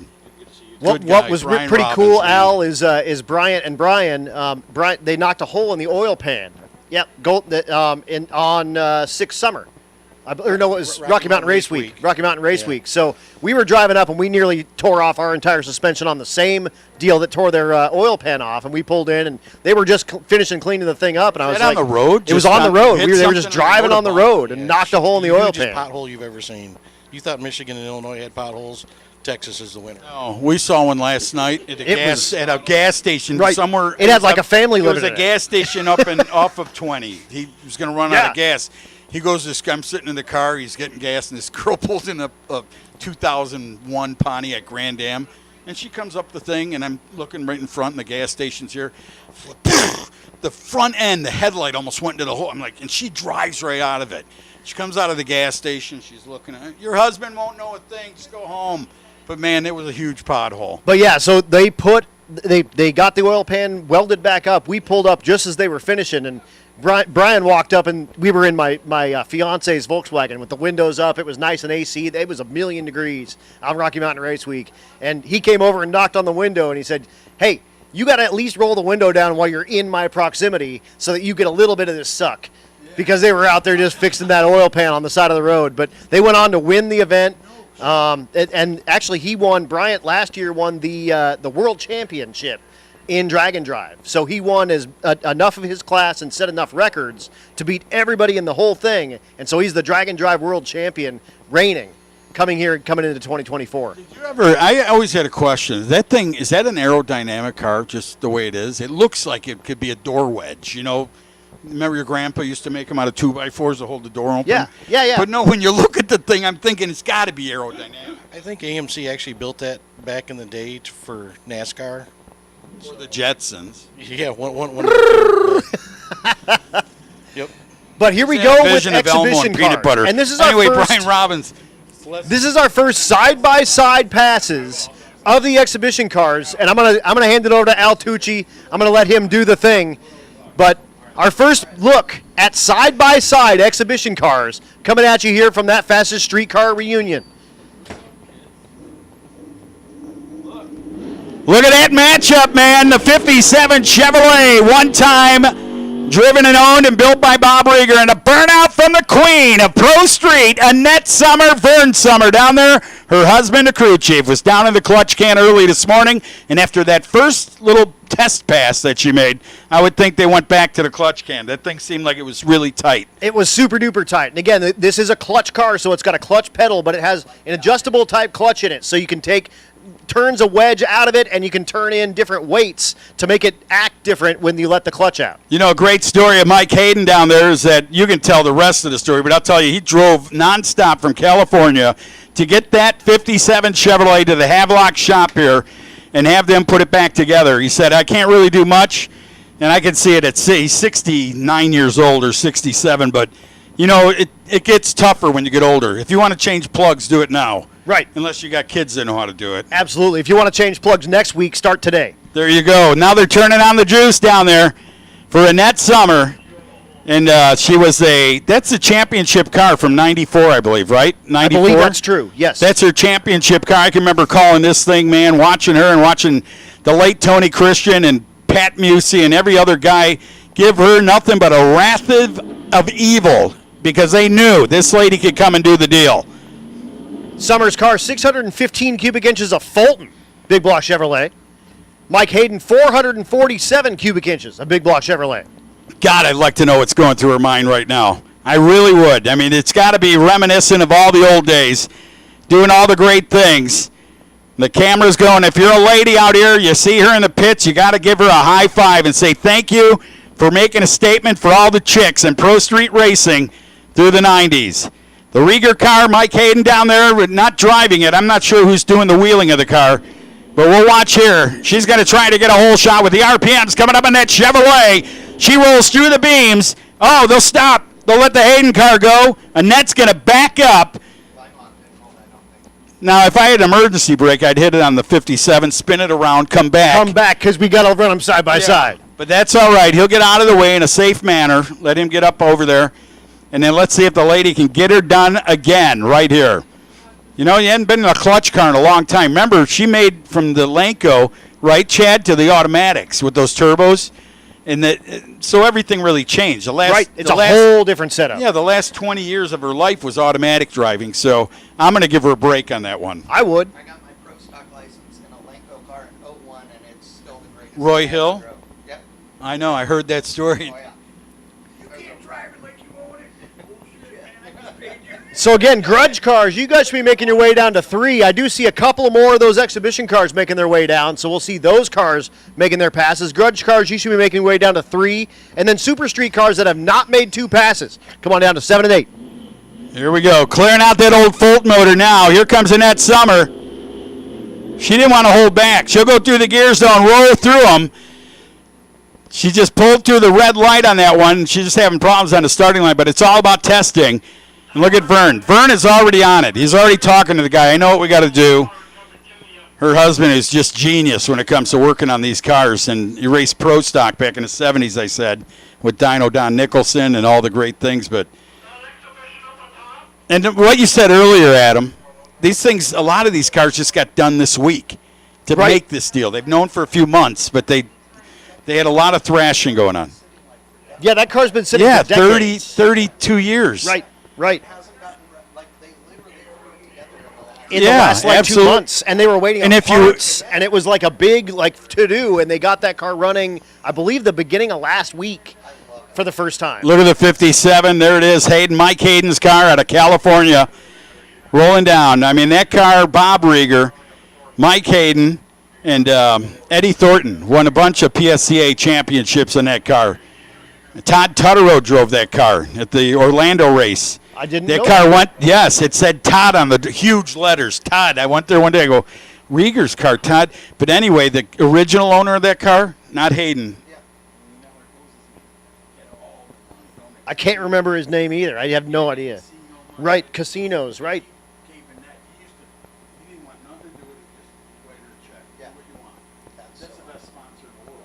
So it looks like we got the one taker for the Super Street cleanup, so we'll probably run that ride. We do have a few of those exhibition rides at the top getting their cars, getting everybody in, and we got one grudge car, that Torino, making his way down. But we do have a few takers back there in the staging lanes. We'll bring you those cars as soon as they come up and get ready to run. But again, a handful of those exhibition cars back down there, those Super Street cleanup ride, looks like it's just that Monte Carlo. So we'll make that car make his pass, and then when we get back around, we're going to be in first round of eliminations the next time we call Super Street. Well, I can see the Canadian Malibu sitting up on the hill. Here comes the Pennsylvania Chevrolet Chevelle down here as it makes its way down the hill to make another run.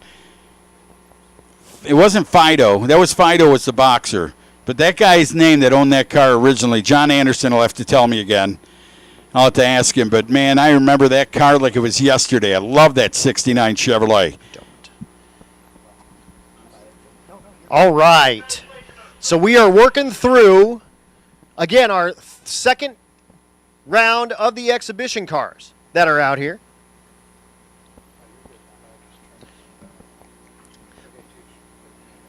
All right, so like I said, there's some more exhibition racers coming up off the hill. You can see the old H on that Chevelle for Heavy Street Eliminator back in Orlando days. That was the cars, they were 3,500 and heavier, I think. I believe that's there was true. A rule on those deal, but there's John Anderson right there pulling the car to the beams, man. Too Tall John, I used to call him. I remember when he raced someone's Viper, no kidding. He raced a small block Viper, had to change head gaskets after every run. Wow. He was in Memphis just ripping it apart. I said, you're going to be the world's fastest head gasket changer. He goes, yeah, the thing just couldn't, those blocks before they built those billet stuff, and they wouldn't hold the head down on there. I don't care if you put 5 chains on it. And during the driver's meeting, they were kind of busting his chops a little bit and said, are you looking for head gaskets now? They like did currently, are you looking for head gaskets? And he was like, oh, man, I should be probably. Yeah. That's the old story with him. So he'll get ready to back up the old Chevelle. And this is Mark Vincent doing the driving. This isn't Mark's original car. The man that had this car, I'll have to ask the Andersons again, but I know it's Fidel or something. Good old guy, man. Used to love going to Orlando in this thing, race Heavy Street. And again, the for sale sign on the back of that car, you can own it. It can be yours. Oh, they got it for sale, huh? Big Unless for they sale bought sign it from on the him and back. never took I'll tell you, this- let's go in together on this one. Let's go 4K. I don't know. That's my favorite year Chevelle, man. Okay, so I love 69 Tooch is in for Chevelles. 4,100. I'll go 41. Well, now John's in there making a tune, so it went up to $6,000. Oh man, getting too rich for my blood. I'll take Blaine Stark's 55 wagon for 45. That way you can take all your friends wherever you want to go. Exactly. Just don't let what's his name drive it, Chad. The guy who took the 57 for the wild ride out of Indy. God, those guys are lucky they're even talking. And again, working through the exhibition cars. You see the wheelie bars on this 69 Chevelle? That's old school cool right there. That's like home built, in your garage. Big, long set of awesome wheelie bars with that 69 Chevelle. Mark Vincent again behind the wheel out of Pennsylvania. 540 big block Chevy underneath the hood. So the Vincent. Now the other Vincent has the Fairlane up there on the Correct. hill. Correct. They're twins if you look at them close. Here comes Fast as a Shark, who lives in Canada. Here we go. Mark Vincent waiting on it. He can take it. Green doesn't matter. Time don't start for him until he lets out of the button.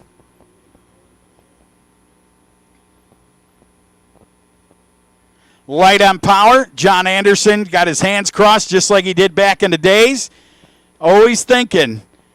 And if you ever, I don't know if he's still there, but if you ever fly Delta Airlines, that guy's one of the best mechanics over there. So fly the friendly skies. Here comes the other Vincent ready to go. Larry bringing it up, lighting the hides over there in the Canadian-based Malibu. That was one time Ken Anderson's machine. And what did Larry said? You know, and Larry don't put his last name on there because he probably swam over here, for all I know. Witness protection program. That's right. It's still got like a G-body dash and everything in it. Purging the nitrous, the beautiful baby blue car. Is that the bottle holders right there? That is the bottle holders right in the passenger seat. Isn't that something? But, I mean, in the day, this car was unbelievable. I don't care what anyone thinks of it today. 1990s, this car was the shit. I'm telling you. Even now, this car is absolutely amazing. I couldn't even imagine it 35 years ago. How about our hat off to the guy for bringing it from Canada? Seriously. I mean, seriously. that alone. Towed it down here for a one-day race. Incredible. In Iowa. So give it to Larry in his 78 Malibu. One time, the Ken Anderson Fast as a Shark machine. That car went through a blower after Anderson sold it. Remember, it had a huffer hanging out of the hood? And I always wondered, you know, but I know rule of thumb, chassis guys, when you sell a nitrous car and put a blower in it, usually there's some tweaking to do. Wheels up for the Malibu, and he gets the thing shaking the tail at about 300 feet and smartly gets out of the gas because we want to see it in elimination. You see what this kind of race does to guys? Oh, yeah. Man, or what? Just relax. It's just all to good. see that thing leave the line, do a burnout is enough right now because a lot of these cars you said haven't been on a tracks for 30 years, you know? Right. A lot of them were in the garages, covered in cobwebs and dust. But it's just a treat to see them bring them out. And that'll bring up Matt Vinson. Again, you said they were they're twins. And another blue ride, Matt Vinson out of Valencia, Pennsylvania, the 66 model Fairlane. I like the Fairlanes like this. This is I'm my a Chevrolet favorite. guy, No, but me they're too. cool. There's something about, and if you go back, I don't know, you guys are probably so young.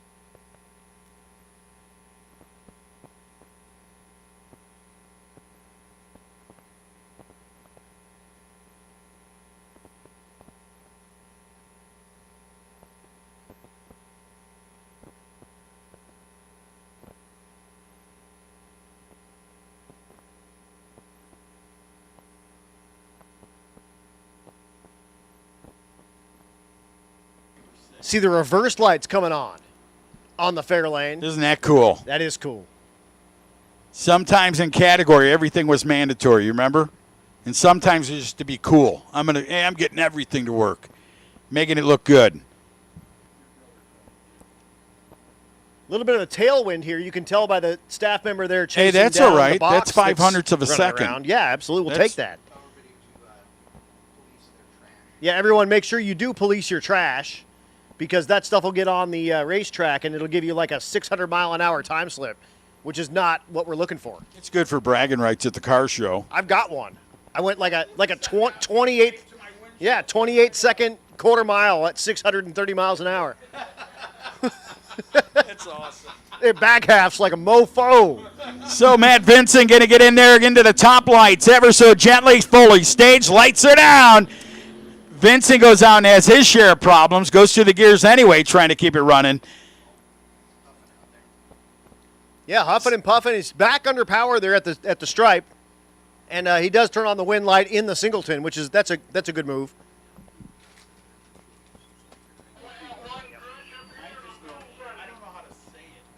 So for all the classes but the exhibition class, we are going to see times later. The exhibition class we are not. We're going to leave that as dashes. But every other class, Super Street, Nostalgia Pro Street, Outlaw 10.5, Unlimited, and not Grudge, actually. Grudge we're not either. But all those classes, we will show you times during eliminations. Here's that Torino. Here comes Tao.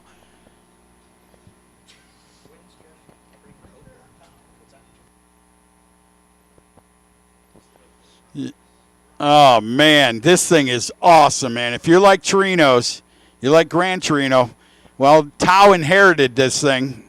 Was told if you ever put a wing on it, my kid's coming after you. Isn't that cool, man? How about that? And back in the day, those were kind of throwaway cars, like those early 70s kind of Gran Torinos. Like, no one wanted these cars. 6 cylinders, some of them had Yeah. the straight Yeah, 6, exactly. a small V8. But now look at them. Like, that thing's cooler than the other side of the they're pillow. There was one running up in Wisconsin, a red one. Remember how they had the yellow-orange stripe on the side of the Torino factory? This kid wasn't like us. When you got it, you had the fast car. I want to go snowmobile racing. Sold the car, pulled the motor out. Dr. Ford helped him with it. Remember him? Dr. Ford in Wisconsin, who is probably one of the better Ford guys that come out of that area. He's probably here today somewhere. But I'll tell you what, Jim Plimpton is who I was talking about. That man loves Ford. You ever have a Ford question, that's the man you want to call. And I want to call John Anderson and ask what's going on with the Ford. That thing's still got cobwebs in it, man. Hey, John, do you remember when you could run up that hill?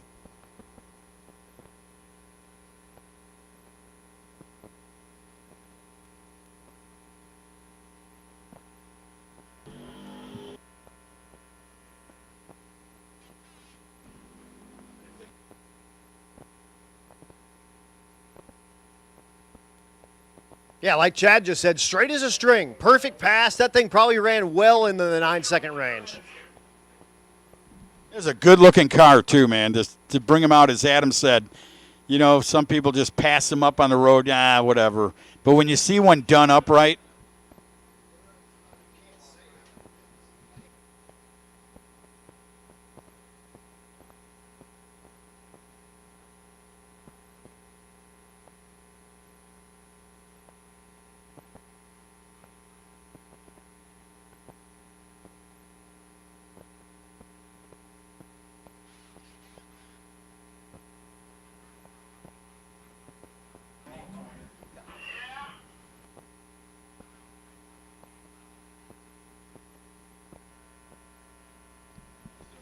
So with that, the Torino gets on. Now we open the doors up to another contender here in this category of racing. So this is a cleanup for Outlaw 10-5. Again, the Gremlin is back, Mark Grote. And then we have one other taker for Super Street for the cleanup in that category. And then we are going to start from the top. And we are going to be in eliminations when that happens around. So Super Street, you guys are on deck. We'll be calling you very, very soon. We just need to run these two pairs or these two cars, and then I will call you up, and we will be in elimination number 1. Absolutely. Adam, don't forget to tell them they got to get an event T-shirt. Havlik's 10 is over there. Make sure you get an event T-shirt for the first inaugural Fastest Streetcar Havlik Shootout. And look at that Gremlin. How about a Gremlin? And like we were saying, this is the one that you want to get the shirt for. That is yes. Right. So here we go. Highland Mark Mustang Road coming up, the Championship. 76 Gremlin. Look at that thing. Knocks the tire at the first hit there, but gets it back under control. And he'll take it down the quarter mile and turn on that wind light. And yes, that is the guy that rides passenger with him. He's only 6'4". That car should be in the at Rocky Mountain Race Week. He runs it in the 8th mile. So I'll tell you some 8th mile times, but it's about a 495 teens sort of 8th mile car. So, yes, it should be in the very, very well into the 8s, maybe tickling in the 7s on that ride with a little bitty tire. It runs probably in the, 495 teens on a 235 radial, by the way. And here's Jason Bergeson, the 81 Monte Carlo, our last taker in Super Street.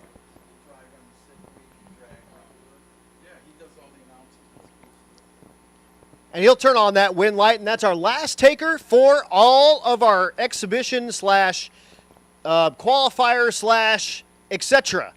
runs, and we are going to be in eliminations from here forward. Are we going into eliminations, man? Right here. This is what we're waiting on. So don't forget, I'm going to only say it and highlight this all weekend. I know there's a lot of T-shirts on sale here, but you have to have this one. The first inaugural one, if you don't have this one, when they come back the next year and the next year and the next year, and then we look at this in 30 years, yeah, you're going to really wish you had the first one. There was a guy right here from Arizona just pulled out his shirt. He goes, I got a shirt from the 93. He had every shirt. Right. And he showed him. I go, you wear them? No, I saved them all. Yep, and stick them in your closet for 30 years, and then when they have another one of these races, when they have the Fastest Streetcar reunion, yeah, and I'm sitting in that chair. There you go. Hey, hey, it's Adam Dory. I'll come. Yeah. I'll have the kids push me up on that elevator. Hell yeah, I can't wait. That elevator, Adam. I can't wait. Well, it'll be 3 of us, and Chad will be up here, and he's already old and gray. He'll be older and grayer. But if you haven't seen the event shirt, just look at behind the water box. That is the shirt right there with the poster behind the water box. Yep. That is on the back of the shirt. The banner is super. The winner circle banner is absolutely badass. A pair of Tri-5s on there. Every one of the sponsors is on the side of that thing. Is it made out of material It's like plastic it's or like vinyl? It's like a vinyl, right? Yeah, like a vinyl. Chad, I don't know if Chad Reynolds remembers, but you remember when they did the Monty Berney one? And everyone signed that thing? God, was that thing, that would be the poster. I put it in the living room. It was so cool. And we do have just a little bit here. We're going to go ahead and tighten up the racetrack before we bring you eliminations. So nothing in the staging lanes right now. And spectators, this will be a great time for you to go get something nice to eat. They got that pork tenderloin down there. They got chicken tenders. Absolutely. They got hot dogs. They got hamburgers. You name it. They got it down there. They got brisket, barbecue. Yep. I'm getting a thumbs up for the brisket up here from the Tucci boys. But guys, it's awesome. That was a great time to go get that done. Here's that G-Body Malibu coming up in front. All the way. Give them a thumbs up. Brought it from Canada for this one-day event for you fans. That's awesome, man. That is totally awesome. Larry, thank you so much. And there's Annette as well. Annette, how about it? Put your hands together. Ladies, give her the thumbs up. Come on. I'm going to tell you what, I lived it in the 90s. When every guy pushed her out of the sandbox, she came back with a vengeance. That 94 championship car right there proved to every guy in the world in Pro Street, She was here and she meant business. Absolutely. I thank her so highly for bringing that car out. Man, brought it out, brought it back with a clutch pedal in it, and that Fulton motor under the hood. That's the way she always ran. He had the stick. She's got her hand out there waving to you, fans. How about it? I love that. You give her the applause. That lady has been around forever, man. Drag racing moved out of the Pro Street era, and, of course, everybody wants to go faster in the deal. Absolutely, and that's, 100% OG girl power right there. Coming out and duking it out with the big boys in that pink Camaro. And, how cool of her to bring that car back out. And like we were saying, that car didn't even run like last week, early in the week. So sweet. Thank you guys so much for bringing that car out. Thanks so much to all of our spectators for checking it out and waving at her as she comes by. But again, just a minute while we get all of our stuff together up here in the tower, and then we will call down cars for elimination number 1 here at Tri-State Raceway in Earlville, Iowa. Again, a big thanks to all of our sponsors: WFO Productions, Tri-State Raceway, Hot Rods by Havlik, Delta Pag fans. Those are those awesome PWM type fans with a controller and everything. Fast Times Motor Works, Racetronics, Trackside Media, Summit Racing, Quick Performance, EP3, Bang Shift, Race Week, Competition Carburation, Mickey Thompson, Barnhart Crane and Rigging. How about that Barnhart Crane and Rigging? Let me get in there a little bit with you. I'd be offended if There's you a gremlin. There's a Too Tall Jones gremlin. That That's guy's right. 6'7" in that car. Go figure.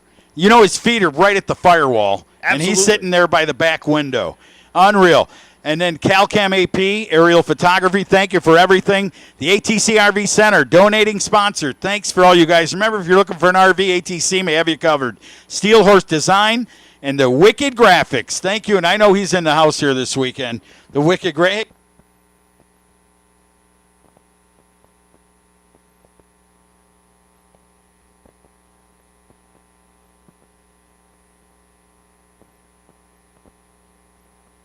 And then you talk about some legends of the sport. Grab that, Kenny. Don't be afraid. I won't embarrass you. How you doing, young lady? Nice to meet you. This guy was like one of my heroes back in the day. Remember those days? You remember? Ken Anderson up here, John's brother, but Ken is the one who owned the Blue Malibu. And that car went to 2 people so far, right? 2 or 3? Nope, just Larry. Oh, Larry. Who had the blower in it? Me. Oh, you did the blower? We had all of it in there. Did you have to change? This is my question then. So when you were a nitrous guy in the beginning, right? That's correct. And then you went to a blower. Now, did you have to change the chassis at all for the blower? Did it torque different or? We changed some things. Not That's a all- whole lot, though. But you did make an adjustment on the car. Yes. So what have you been doing with yourself? I should say that. Hi, welcome, John Anderson. I haven't seen you in 25 years, Or Ken. 30 years. Or Ken Anderson. John was a head gasket changer. I'll never forget that either. When he ripped the Viper apart. That was a Corvette most of the time. Was it really? Yeah, it was a Corvette with a Chrysler motor in it. The B1 motor or something in Yes. there? It was like, stay away. He told me, he goes, man, if you want to work on that thing, you'll never have fingers at the end of the day. No, Taking the that heads car was off. terrible. Awesome stuff. So what have you been up to, man? You still work at the shop? Work in the shop, having kids. You know, That's all right. kids Mine grew are up. grown up, so I can. Yeah, mine They grew get, up I have too. them drive me around now, so you know. So that first fastest street car shootout, you won yourself a jacket. I did. Do you? And you finished, I believe, 6th. I think so. I think 6th in that ride. Do you still have the jacket? I do. I have all 3 of them.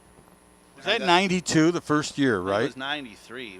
93 was the second year. 92, some guy named Green started that race, and Oh, he yeah, I invited won- Steve yeah. Johnson, broke the speed record in the Pontiac that year. Yeah, I was there then too, but you didn't get a jacket, I don't think, till No, 93. no. Then Russ and That was whenever Hot Rod took over. no, Russ bought it first. Russ Smeltniks and his Ivan, his RHS Yeah, service, Kim, Racing Head Service. Comp Cams Comp helped him out. Cams. Alan Scrimmager ran it. Dave was the computer guy. I'm just like, I don't know how I remember all this crap, but I do. And it was just the best time in my life to watch. I can't believe I'm here watching these cars again. It like brings back the yes. You know, and we deserved this 20 years ago at least. Yeah, probably. So these Havlik guys are just unreal. They seen something in the water. They seen the cars laying around, no one bringing them out. And this is what it's all about. Bring them out. People will grow. Spectators will come and see this stuff. because Well, you know they they're needed to advertise more, in my opinion. Yeah. Because a lot of people just didn't know in time. That's what I said right now. I would be totally branding this thing on Facebook, pictures, sending them out with the races. Just make this thing, it'll just get nothing but bigger for them. Plus the tracks for sale. If you'd like to go partners on it, we could hang out here and just have this race. I'm good. You know, but it's awesome to see you, young man. It is. Car the same color. It So is. tell me a little bit about Larry. How did that all come around? What year did you sell that car? I sold that car in 2003 after we were in Orlando. We went to Orlando that year, and we did okay. I don't remember where we finished, but we did okay, and they wanted to buy it. We sold it to them. I delivered it to Canada, and they No had kidding. it ever since. And where are they from in Canada? Toronto? No, like New Brunswick, up above Maine. Oh, they're way up in there. Way up there. Wow. Man, that even more credit to that man for bringing that car that far. It's a long ways. And- They've in like 04, 5, and 6, they took it to Orlando too. No kidding. Yeah, I remember when the new guys had it, but I didn't know Yeah, we were there much about them. then too. We had that Chevelle that's here today down there. That Marlon Fidelis. Marlon Fideli, that was his name. Yeah, I ended up. Is he driving still that car. around, Yeah, Marlon? he is. It's still his car. Oh, is it? Yeah. Tell Marlon I We said brought hi. it to try to sell it for him. Is he here or no? No, Marlon's got to be 75. I don't know. He doesn't look that old. He's probably 70, anyways. I know he was older than me when I was 32. I was like talking to Bill Reed, the old blue. Remember him? He passed away, but man. He's older than me. I know that. I don't know how old Marlon is. But you guys come from like the cool era, like the Vincents. They still got the Fairlane, and then they're driving Marlon's car. And then what do they want for that car? Do you know? 35,000. $35,000 for that '69 Chevelle. To anybody out there looking for a car, that is a nice car, man. That Marlon had that car for over 30 years, I think. He's had it ever since I was a kid. So you're 28 now. So yeah, 30 Yeah. over 30 years. Yeah, I'm just. I'm just excited to see all you guys, all the old faces. You thought I wouldn't recognize him. He walks in, tries to sneak one on me. No, test me out. Test the waters out. So what are you doing now? Are you into cars at all anymore, or you just... I actually build cars for people, and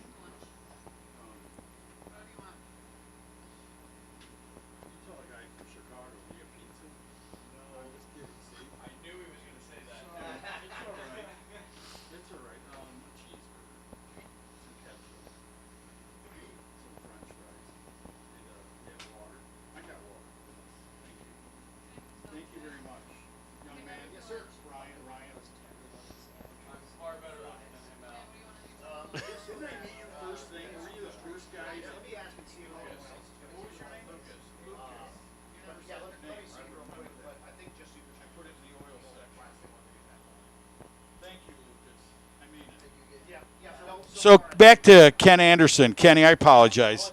They were ordering lunch. I feel like I'm in the hospital. Yeah, can I have the Jell-O and the prunes?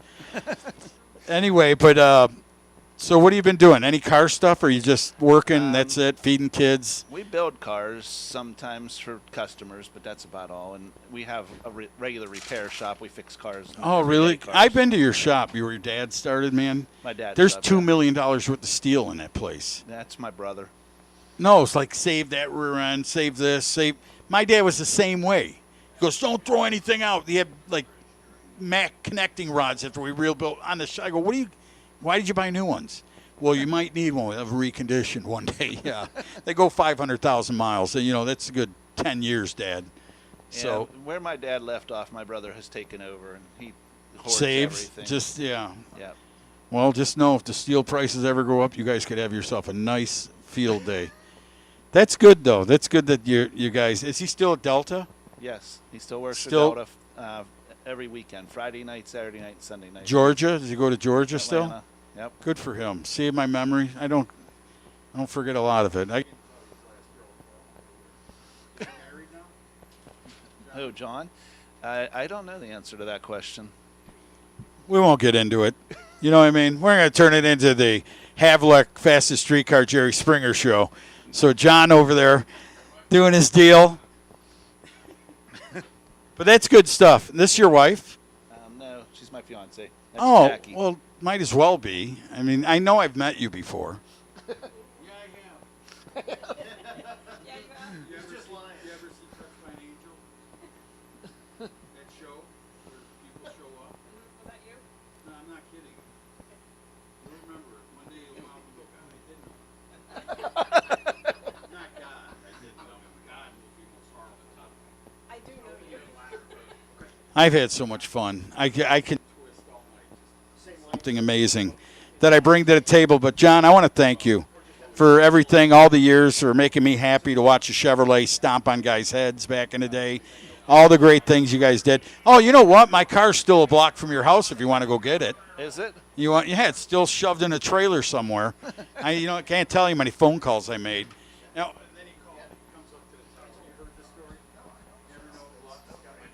No.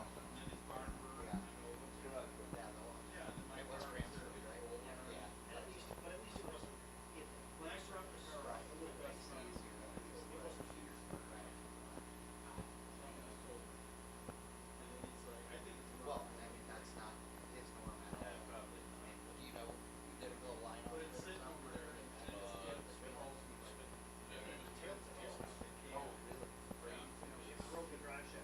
Oh, and ripped it off, okay. Oh, gee, yeah. Dude, that was Bryant, right? It was? Oh, no, it was, oh, it was a little. Oh, okay.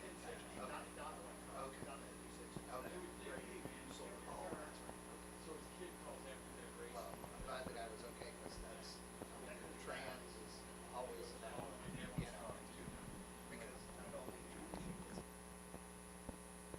Well, how cool is that? Just a little bit of talking going on up here. That's Ken Anderson. Ken with 3 of the fastest street car jackets. And again, there's 30 of those that exist in the whole world, and that dude has 10% of them. That's awesome. The builder, the past owner and proprietor of that 78 Malibu. And again, that first race, he finished 6th place with an 890 at 152 with that Malibu. Just a couple more minutes here at track prep, and we'll be back to action before you know it.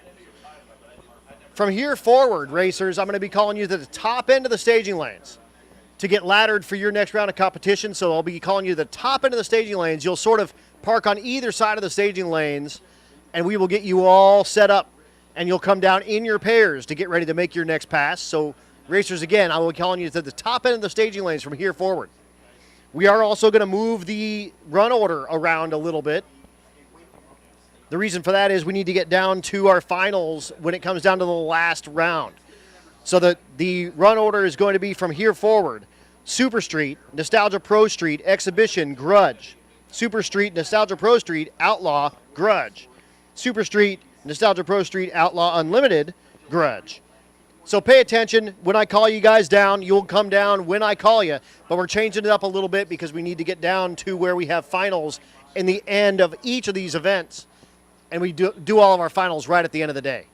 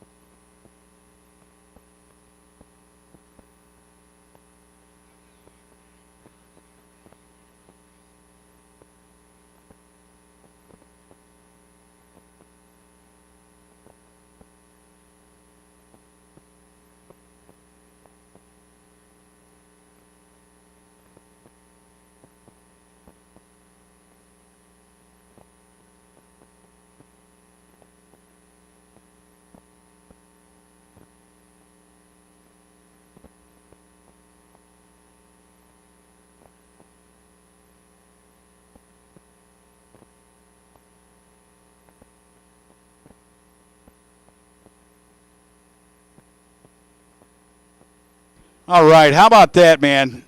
Ken Anderson, his fiance, beautiful lady, unbelievable, good things. Now they're witnessing what one witnessed on American Graffiti when the guy walked out and Wolfman was talking about him. He heard him. They were walking out the door going, All right, so yeah, just working with the track staff here. We're going to call cars very, very soon. They're just getting everyone set in place. The track is good to go. the track's for sale, by the way. Track is for sale. We're going to go in a third and third and a third. Wouldn't it be nice? Me and Chad and, Just and now. You know, I just put like a bomb shelter just in case out there in the field. And then I'd have just like a beautiful triple decker. Yeah, just together huge. home. Yeah, huge Just RV. yeah, and just you hang know, out here. and then have your 17 cars that you could race anytime you want. Exactly. Like, why not? You know what I mean? Yeah, Are you no. guys open Wednesday? Yeah, just for me. Just for me and my buddies, we're definitely open on Wednesday. That is But a great everybody deal. else, no, we're not open. Well, there's a original tractor that Arnie Beswick plowed the fields with just a mile up the road, as they will prep the track a bit, make things happen. Right. Yeah, exactly. Exactly. But no, guys, like he said, we're just doing a little bit of track prep. The track is looking good. The next call we're going to make is going to be elimination. So first round. And again, we're changing up the run order a little bit. Just pay attention when I call you in. You will come up to the top of the staging lanes and we will get you squared up for your first round of competition.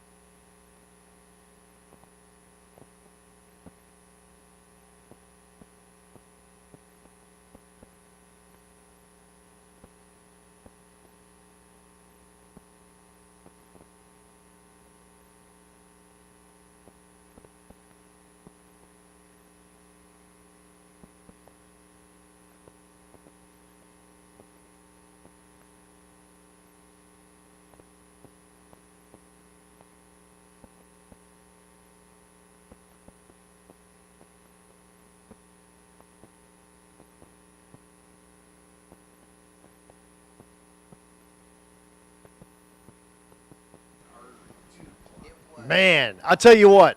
We're hearing about some food. No, I'm not. Chad just got me frothing. What do they call it? Frothing at the mouth. Yeah, my mouth. I'm like, I feel like the dog watching you eat right now. Anyway, so I suggest you try a tenderloin because Chad wouldn't lie. He said those things are awesome. Go down, and where else can you get one but right here at Bowling Green? I've never seen that. What's the most bizarre thing? Most of the guy who, the big hot dogs, the corn dogs. Remember what he used to say? That guy's famous. That guy has the best looking. He's from around here because I see him at Cordova. You're saying he has the best looking wieners? Yes, the best wieners in the business, dude. 18-inch wieners. Oh. Man. No, sit down, young lady. Very nice. Not bad at all. Not bad at all. I am getting some messages in as well. Alita Stark, Blaine's mom, just sent me a big long deal. That wagon is her car. It's Mama's car. Yeah, I didn't know that either. She said the boys stole it from me. I'll maybe get it back when Blaine finishes the 56. Blaine's building the 56. Tom found it for him. They had to buy two of them to get one. She dropped both the kids off at middle school in it and drove it to the Golden Super Cruise a bunch back when it was a 3 on the tree. Wow. Yep. That even makes that so much. That 16-year-old's car. Yep. That kid. Yep. Banging the gears in that car. That's his mom's car. God, you go, Mom. That's Alita's car. You know what? I would tell you what. My mom was a drag racer when I was a little kid. She had a dual quad Ford 64.5 Galaxy with a stick. Nice. I remember sitting in the back seat while she'd roll through the gears, but she raced Powder Puff or whatever on the Wednesday nights. But I'm just saying, it means so much to hear that young kid driving and building his mom's car. Yep. You go, Anita. And- I'm telling and- you what, you just put a nice touch to my heart. And Blaine actually it just came off a 6 summer win in the class they call Rowdy Radial. That runs a little 235 radial tire or a 26 850 slick. And he drove Motion Raceworks car, which is an Iowa-based company here, the car they call El Toro. And it's got a Coyote engine in it.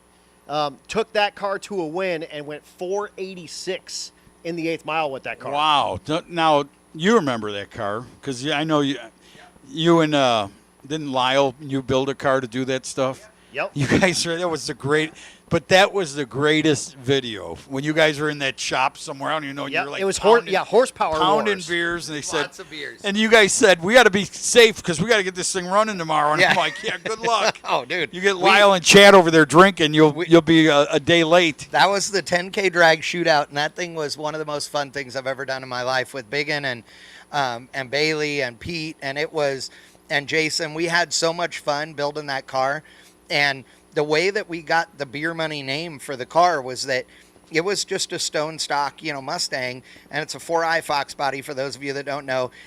It's uglier than Sin Dipped in Misery, but it's rad, and it's ridiculously quick and fast now. But when we took the car apart and we pulled the center console out of it, there was a stack, I'm like talking 10 or 15 bucks of quarters that had like fallen down and ended up in this one spot next to the carpet, all stacked up perfectly. And I'm like, dude, we have beer money. And so we're laughing about it. And then, and that's how it got the name. That is awesome. It was funny because they told us we could sell parts off the cars, like the original parts off it if we could. To And help build Yeah, and we the could add that project. into the budget. So, dude, it had I don't even remember what it was, a 6-cylinder something in it. And whatever it was in there, like I put it up on Facebook Marketplace and we sold it in like 6 hours. And a dude shows up with a minivan, a Ford Windstar minivan. And we put the engine and trans in that thing. And the guy paid us like $100 or whatever it was. But we got so well known for the fact that we were really, really good at drinking beer that we ended up having people having beer delivered to the shop. Well, so you never We had ran a out pallet of beer delivered to the shop. Isn't that amazing? Not the kidding. power of but that was I told you this before, that was the greatest show. Oh, it was so much fun. Just the clips of you guys doing that. Yeah. Because, and I know you all know your stuff, but I'd see points where you go, well, do you think that'll work? Yeah. Do you, you would say that. You go, you think we should try or should we try to get this? And I think it'll work. And you're like, all right, let's try it. Dude, the original anti-roll bar in the second car we built was literally, we took the 2 of the factory axles for the car and we cut them off and welded them together and made splined arms to go on the end of it and put them in that car, and it was fine. Like, we made this thing out of the junk parts we took out of the car, and everybody's going, what? And that, but that's because Biggin. Dude, Eric Yost is one of the finest chassis builders and fabricators on the planet. And that dude, there is nothing that he can't do. That car still has the 8.8 in it with a set of strange axle tube ends and strange axles that Biggin and I welded together using 2 pieces of angle iron and jack stands to make it straight, and that thing is still together and Isn't working that like something? a champ. You know I'm having like memories of talking to like Arnie Beswick back in the day. How they had to. He goes, no, they didn't have that. We had to fabricate or make everything. We had to back try then. things and see if they'd work. And even these cars that are here now, Tooch. I mean, we're talking about cars that, the 90s seems like a long time ago for a lot of people, and it is. But there's still a ton of parts on these cars that didn't exist as things normal people could buy that you had to make back then, And I mean, I'm trying, it sounds like it's the 1930s. No, it's just not. But it's now, this evolution. There's something every 10 years that changes. Yes. You know what I mean? Companies like Motion Raceworks now that, they come up with these ideas and they CNC machine stuff like just out of nowhere and make parts that are at a level that, guys would have died for 20 years ago, 30 years ago, 40 years ago. Like, the technology is crazy. We all know what it is in the cars, but the technology to make all this cool stuff nowadays is just mind-blowing. And when you bring it up, I just bring this up, a real quick story. Harold Martin, sequential fuel injection. He was one of the innovators and GM and built that. And then Musey, because, he was working with those guys back then, trying to make the nitrous work, fuel injection. And here's how cool it is. So you design the product, right? And then I may see something different, like, oh, that's a great product, and then add to it, right? Well, that's what, look at that sandwich. Oh, my God. That's the same one from Bowling Green. It's got a to eat date on the back. It looks like a cowboy hat right here. I mean, God. Well, I say you hold it sideways, but that's a good-looking sandwich, man. You got a burger over there, too. Oh, yeah. We're eating. All right, ladies and gentlemen, we got racing coming here in just a moment. Racers, attention in the pits. We're going to be calling you to lanes here in just a moment, so make sure your stuff is ready. Absolutely. Then we are going to do an invocation. We'll do an anthem, and then we will start it off with two of our exhibition cars. You see the Impala back there, and you see the Chevelle back there. That's going to be our first pair after the national anthem and the invocation. And then we are going to go into round number 1 of eliminations of Super Street. So again, pay attention. We'll be calling you very, very soon, and we'll be back to racing before you know it.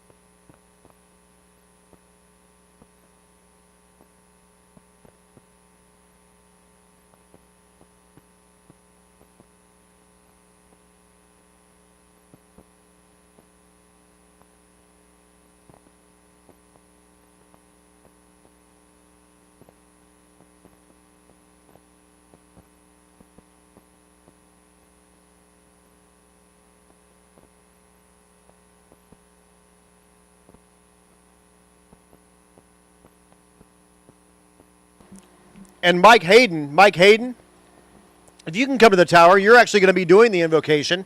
We're about ready for you. So Mike Hayden, the owner of the Bob Rieger's old 57 Chevy, if you guys can make it up here, Mike Hayden, if you can make it up to the tower here, we will have you do the invocation, then we'll have that anthem. But it's going to be about time for you to do it.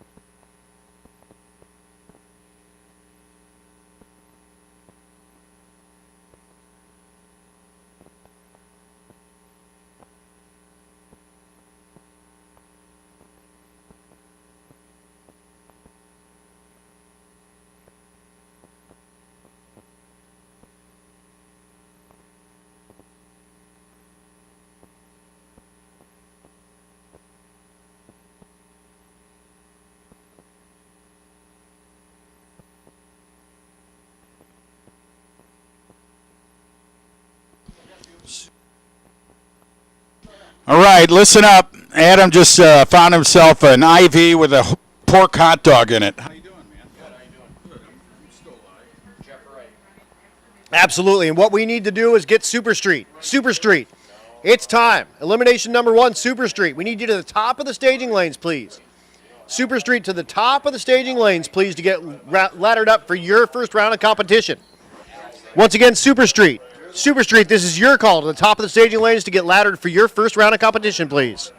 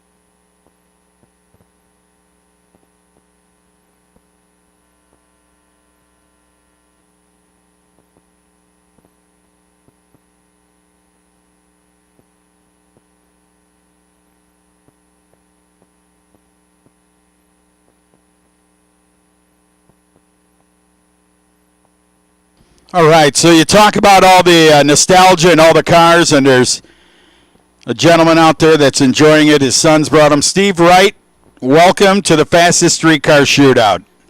I'll tell you what, God bless you. So good to see you out here watching the races.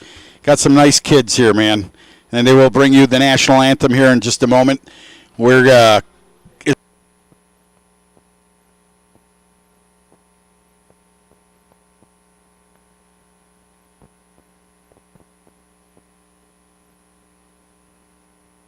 Super Street, to the lanes, please.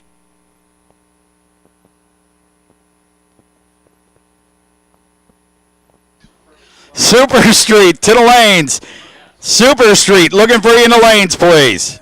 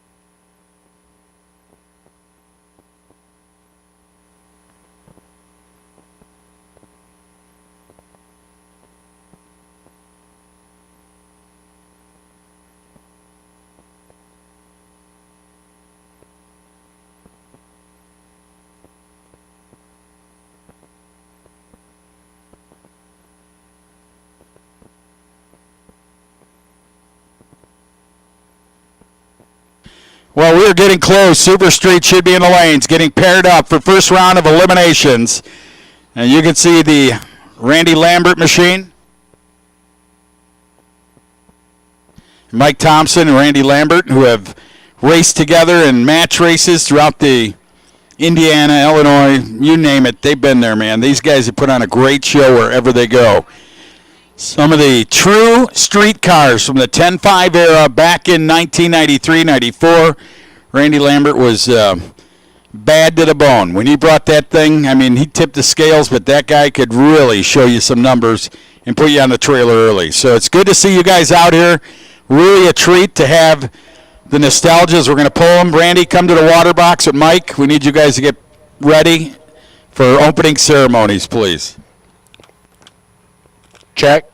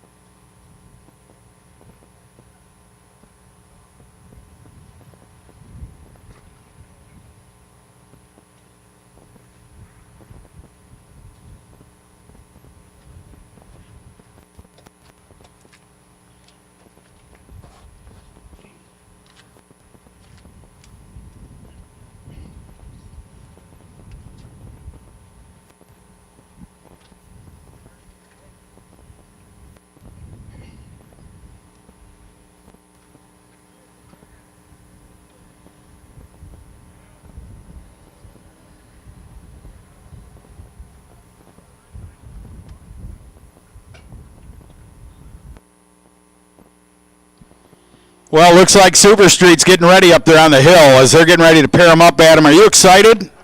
I know you are. You just had, what did you have there? Was that a bratwurst? Really? Man, that thing looked like vanilla flavor.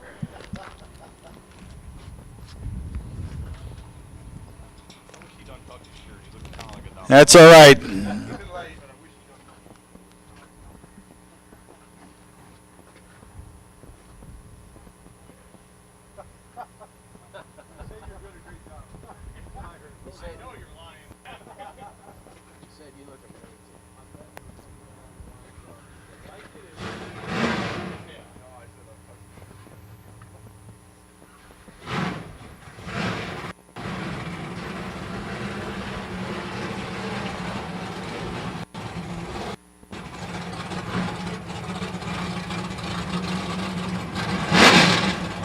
Oh, well, they're going to pull them into the box. We're going to get ready for opening ceremonies here in just a moment.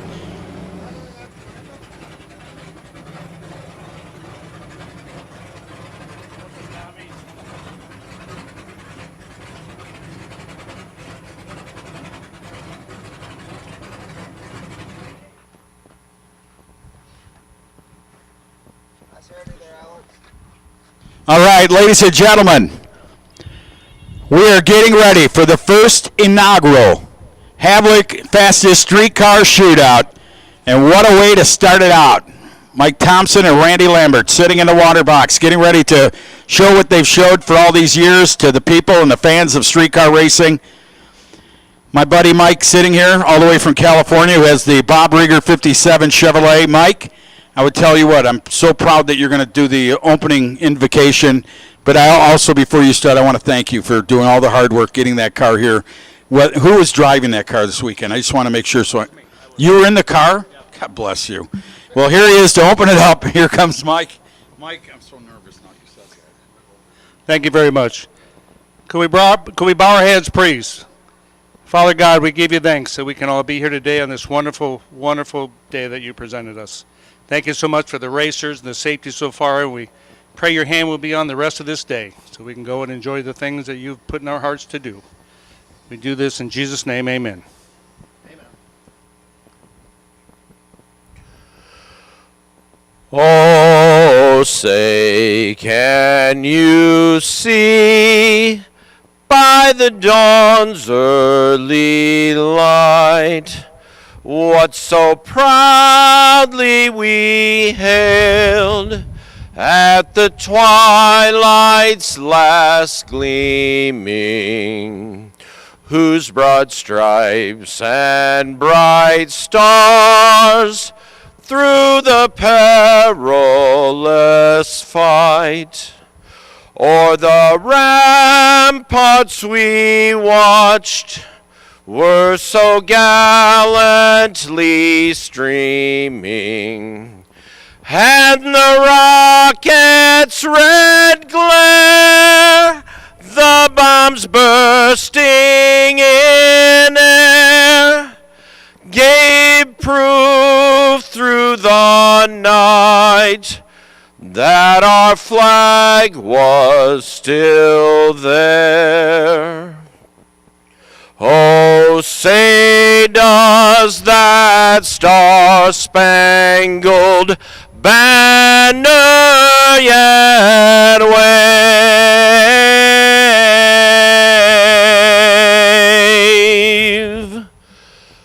o'er the land of the free and the home of the brave.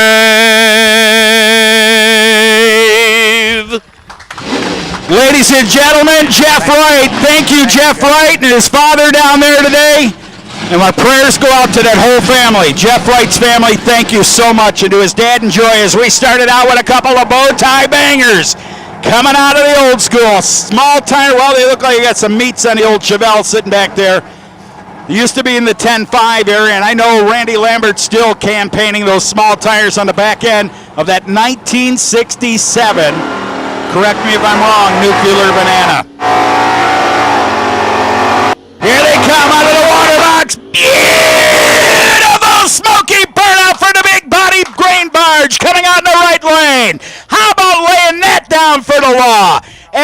is just incredible stuff right there. These guys do it. They said at the drivers' meeting, everyone said, oh, you let us just go out there. Hey, we're going full 4. These two, I'm like, wait, Randy, chill out. No, we're used to racing at DeCoin and at Muncie. You know, you got half a lane and 6 rounds of gravel. So this looks like a national event to them. Ready to back up. I told him, close the side bends for a long time. Good job, man. Thanks for having me. I appreciate it.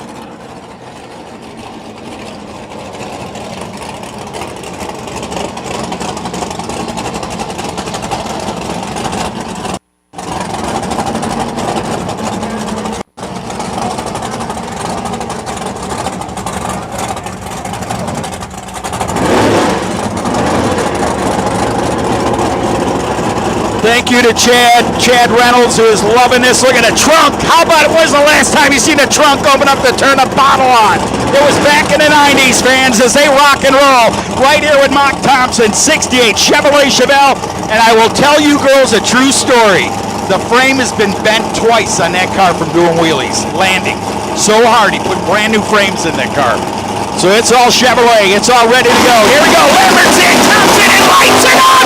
Beautiful wheel stand coming out of Thompson's car. 68 Chevrolet. It's competition orange. Is it enough to get down there and get the win light? 9.11 seconds at 151 miles per hour. You talk about a bumper banger. 937 for that big-bodied 67 Impala. Randy Lambert doing his thing, doing it the best he can. And we are going to see all of them. Mike Hayden, thank you so much. There's a good man right there. I'm going to tell you what, when I see it now, I knew you were driving. I was asking who was driving the car, but thank you for being here. My pleasure. God bless you, man. There he goes. You go down there, get ready to go. And Mike Hayden's such a good guy. Came out here all the way from California, dropped the car off at the Havlik shop. Then he said, well, you guys got to help put it together. I don't have the means right now to do it. Well, they put it together. And they got ready to make it rock as we get ready with Super Street Eliminator. Like back in the day, Adam's back in the house. He wouldn't miss this for the world. No, sir, not at all. I had to run down and get my microphone because who doesn't want to stand on the starting line and watch all these cars do their thing? Oh, absolutely, man. That's a good way to get hoarse, too. Absolutely. When you want to try to scream over 2,000 horsepower. So now we're going to go into Super Street. You can bring me through the ranks here and tell me, is it the category of old school? What type of Super Street are we doing? You know what I'm saying that for, because Chad will know. When the original Super Street was NHRE, right, 1090, and then some guy said, oh, these are Super Street cars, we'll call them Super Street 10.5 tires, but the original 10.5, then they were stretching out 11-inch, well, what were they, 12 inches, I think, by the time. Right, with the old Nick Scavo used to put those on the rims. I go, that's a 10.5 tire. Well, says it on the side. Yeah, it's a W. You know, you need 6 crowbars to get it around the rim. Scavo's Nick's Impala with the black car. Yeah. What year was that? A 67 also? 5. That's right. And that was like, they had like a 565-inch big block. So again, that'll bring up Super Street. There's 24 rides in this category. I love that car. Oh, me too. There's something about the big car. And we are in elimination. So if you lose your round here in either the Super Street, the Pro Street, or the Outlaw 10.5 category, you are able and welcome to join into the Grudge category. Well, I would tell, yeah, that's a good thing. They brought it up at the drivers' meeting. If you want to get in the Grudge thing, if you go out in the first round, I suggest do it. Give the fans what they paid for. A great show. Super Street now coming to the water box. Adam Dory, I want to tell you what, back in the day, Super Street was just amazing. I can remember being there racing in 1993, Memphis, Tennessee, and a kid named Landon Jordan showed up in a 69 Chevrolet blue-black striped Chevrolet Camaro and showed the world that 890s wasn't impossible in a street car. Absolutely. And then they all protested him. I didn't know the kid, and everyone, I said, is it fair? Is the car fair? And they came up to me to sign. I said, what's wrong with it? Oh, the frame's notched. I go, well, I don't know the rules, but I just signed my name. So he's got a piece of history somewhere. Someone took that because I signed it thinking, hey, if it ain't fair, I didn't have a chance in the world, but it ain't fair to the other guys that are trying to go 890. Right. And then you remember the year later, Todd Moyer showed up, and that Bob Wire white Chevrolet was a 67. That was before he was Turbo Todd. That was right, but that was when he was a comp eliminator guy, and he had a $80,000 motor in that car. Awesome deal. Let's bring it to the house, Adam. I got Joshua Gardner coming up in a 90 Mustang GT. He'll be in the right side. If you're a Ford fan, hang on. You'll be in right side, strapped in. If you're a bow tie banger, Adam's going to put you in the seat of that Chevelle. They're in. That's right, Bill Schwartz, the 69 Chevelle, and he will drive out of Gardner's life, and that'll turn on the wind light. Wow, may the Schwartz be with you. Look at that. He's all the way down here at the top end. 869, the year of the car. He puts it up. You won't do that another time in your life. Put up 8, Chevy Great 69. Gets down there, goes 146 miles per hour. How about the Mustang? He coasts down there 20s, but yeah, if you got a calendar out, you'll know that Mustang ran a 2018 at 57 miles an hour. That is you. It's okay. It's all good. We just run it. Don't worry about what we're going to do. We're going to rock it out. But that's going to bring up our next pair, and we'll see Bill Schwartz back in round number 2 of Super Street. And that'll bring up Bob Ruppel. Big Block Bob in the right lane, the Nova. Ruppel's going to line up next to Mike Kimmis. Kimmis with the Fox Mustang. And again, Ford lovers rejoice. It's got a Ford 302 under the hood. Need a last call for Dino Robiletti. Hey, tutta chucci in Italian. You see that? Pro Street to the top of the lanes for pairing, please. Pro Street to the top of the lanes for pairing. How about it? Melissa, thank you so much. Absolutely. So Dino, with that, he's got that G body with the Pro Charger on it. Dino, if you are on property, we need you like right now. This is your last call. And again, Nostalgia Pro Street to the top of the staging lanes to get paired for your next round. Well, here comes that Chevrolet Nova, 1972 model year. I would tell you what, sure looks like a 68 fender on the front of that car, but I'm not going to say that. Maybe they came with the long rectangular one that year. I had a 72. It might have had fenders put on it. That's yeah. I'm not. I love the car and everything. I'm just like looking. I'm just looking at those weld wheels. Those are weld drag lights. Man, that's the old school stuff right there. Ford versus Chevrolet. Rappel. Who's he taking on? He's taking on Mike Kimmis. Again, the Ford-powered Mustang. Adam, they are in. Lights are down. Ford versus Chevrolet. Goosebumps awry. Man, they're going to Ford's going to get the better half. Going to the stripe down at the top end. Mike Kimmis. 8.217, 821 at 171 miles per hour. 171 miles an hour, and that is an amazing pass. Man, that's awesome. That brings up that Vega. That's Mike Allen, the 71 model Vega with a 383 Chevrolet under the hood. Go figure. He spells it the same way. How about it? Not A-L-A-N. That's A-L-L-E-N, and that car is so cool. Absolutely. 383 Summit-powered motor. He bought it right there. You can get yours at Summit, too. Right in the crate. They'll ship it right to your house. He's looking on me now. He's like, I'm just giving Summit some go. That's right. Ron Augustine in the right lane, the Turbo Chevelle. Oh, look at that leave. Was it good on the green? It was, wasn't it? It sure was. That Vega left at a 158. Reaction time, Augustine. He's going to go on vacation to St. Augustine after that run. 973 Chevrolet Vega taking him out of the house. Give me some pictures, please. Absolutely. Ron Augustine goes 11:56 in the losing effort, and we'll see him at the in the grudge race coming up later in the day here. Oldsmobile. It's not your father's, but I'll tell you what, it's Darcy's machine. Darcy Laws, all the way from Wyoming. Yep. Casper, Wyoming, I believe? Casper, Wyoming, yes, sir. It's been about 10 years, but I remember. He's against Crystal Lum, one of our female drivers out here with the G8. That's the Grey Poupon Beast over there. 4 doors of fun. That is a 2009 G8 Pontiac, right? That's correct. That's correct. And Darce in the 65 Olds 442 516 Big Block Chevrolet, twin turbo for power. And Darce not. Oh, man, Darce going out there. He looks like he's got a head gasket blowing out of that thing. And can Crystal run around? She cannot. So Darce Laws will get the win with an 887 at a slowing 121 miles an hour. And hopefully that thing's not too hurt because he got to come back for round number 2. Well, they're going to have to wait down there in the top end when he makes the turnoff and check it out and make sure everything's okay and kosher with that thing. That was a lot of smoke breathing out of that thing. You can see it's a little bit of blue as it goes through the field. Absolutely. And kills every locust that was alive here this year. Yeah, and Andrea standing down here at the starting line going, man, do we have to thrash on that thing? And I look down and I see Mike Mead. Mike Mead down here on the starting line. Mike Mead, one of our drag and drive type dudes out of the Zane Bobo racing team.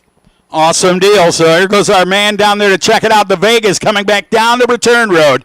make sure you give him a reaction time thumbs up. He drilled his competitor. He was gone. Oh, yeah, he had 4 tenths before the light even came down.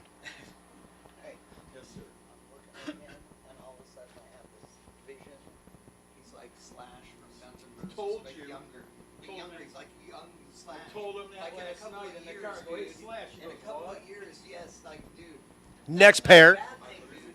While we wait to get the thumbs up from the racetrack, sitting back in the water is Blaine Stark with that 55 wagon, the stick shift car in the right lane. And he's going to be lining up against Cody Medicis. A pair of LS motors going head to head out here as soon as we get the okay from the racetrack.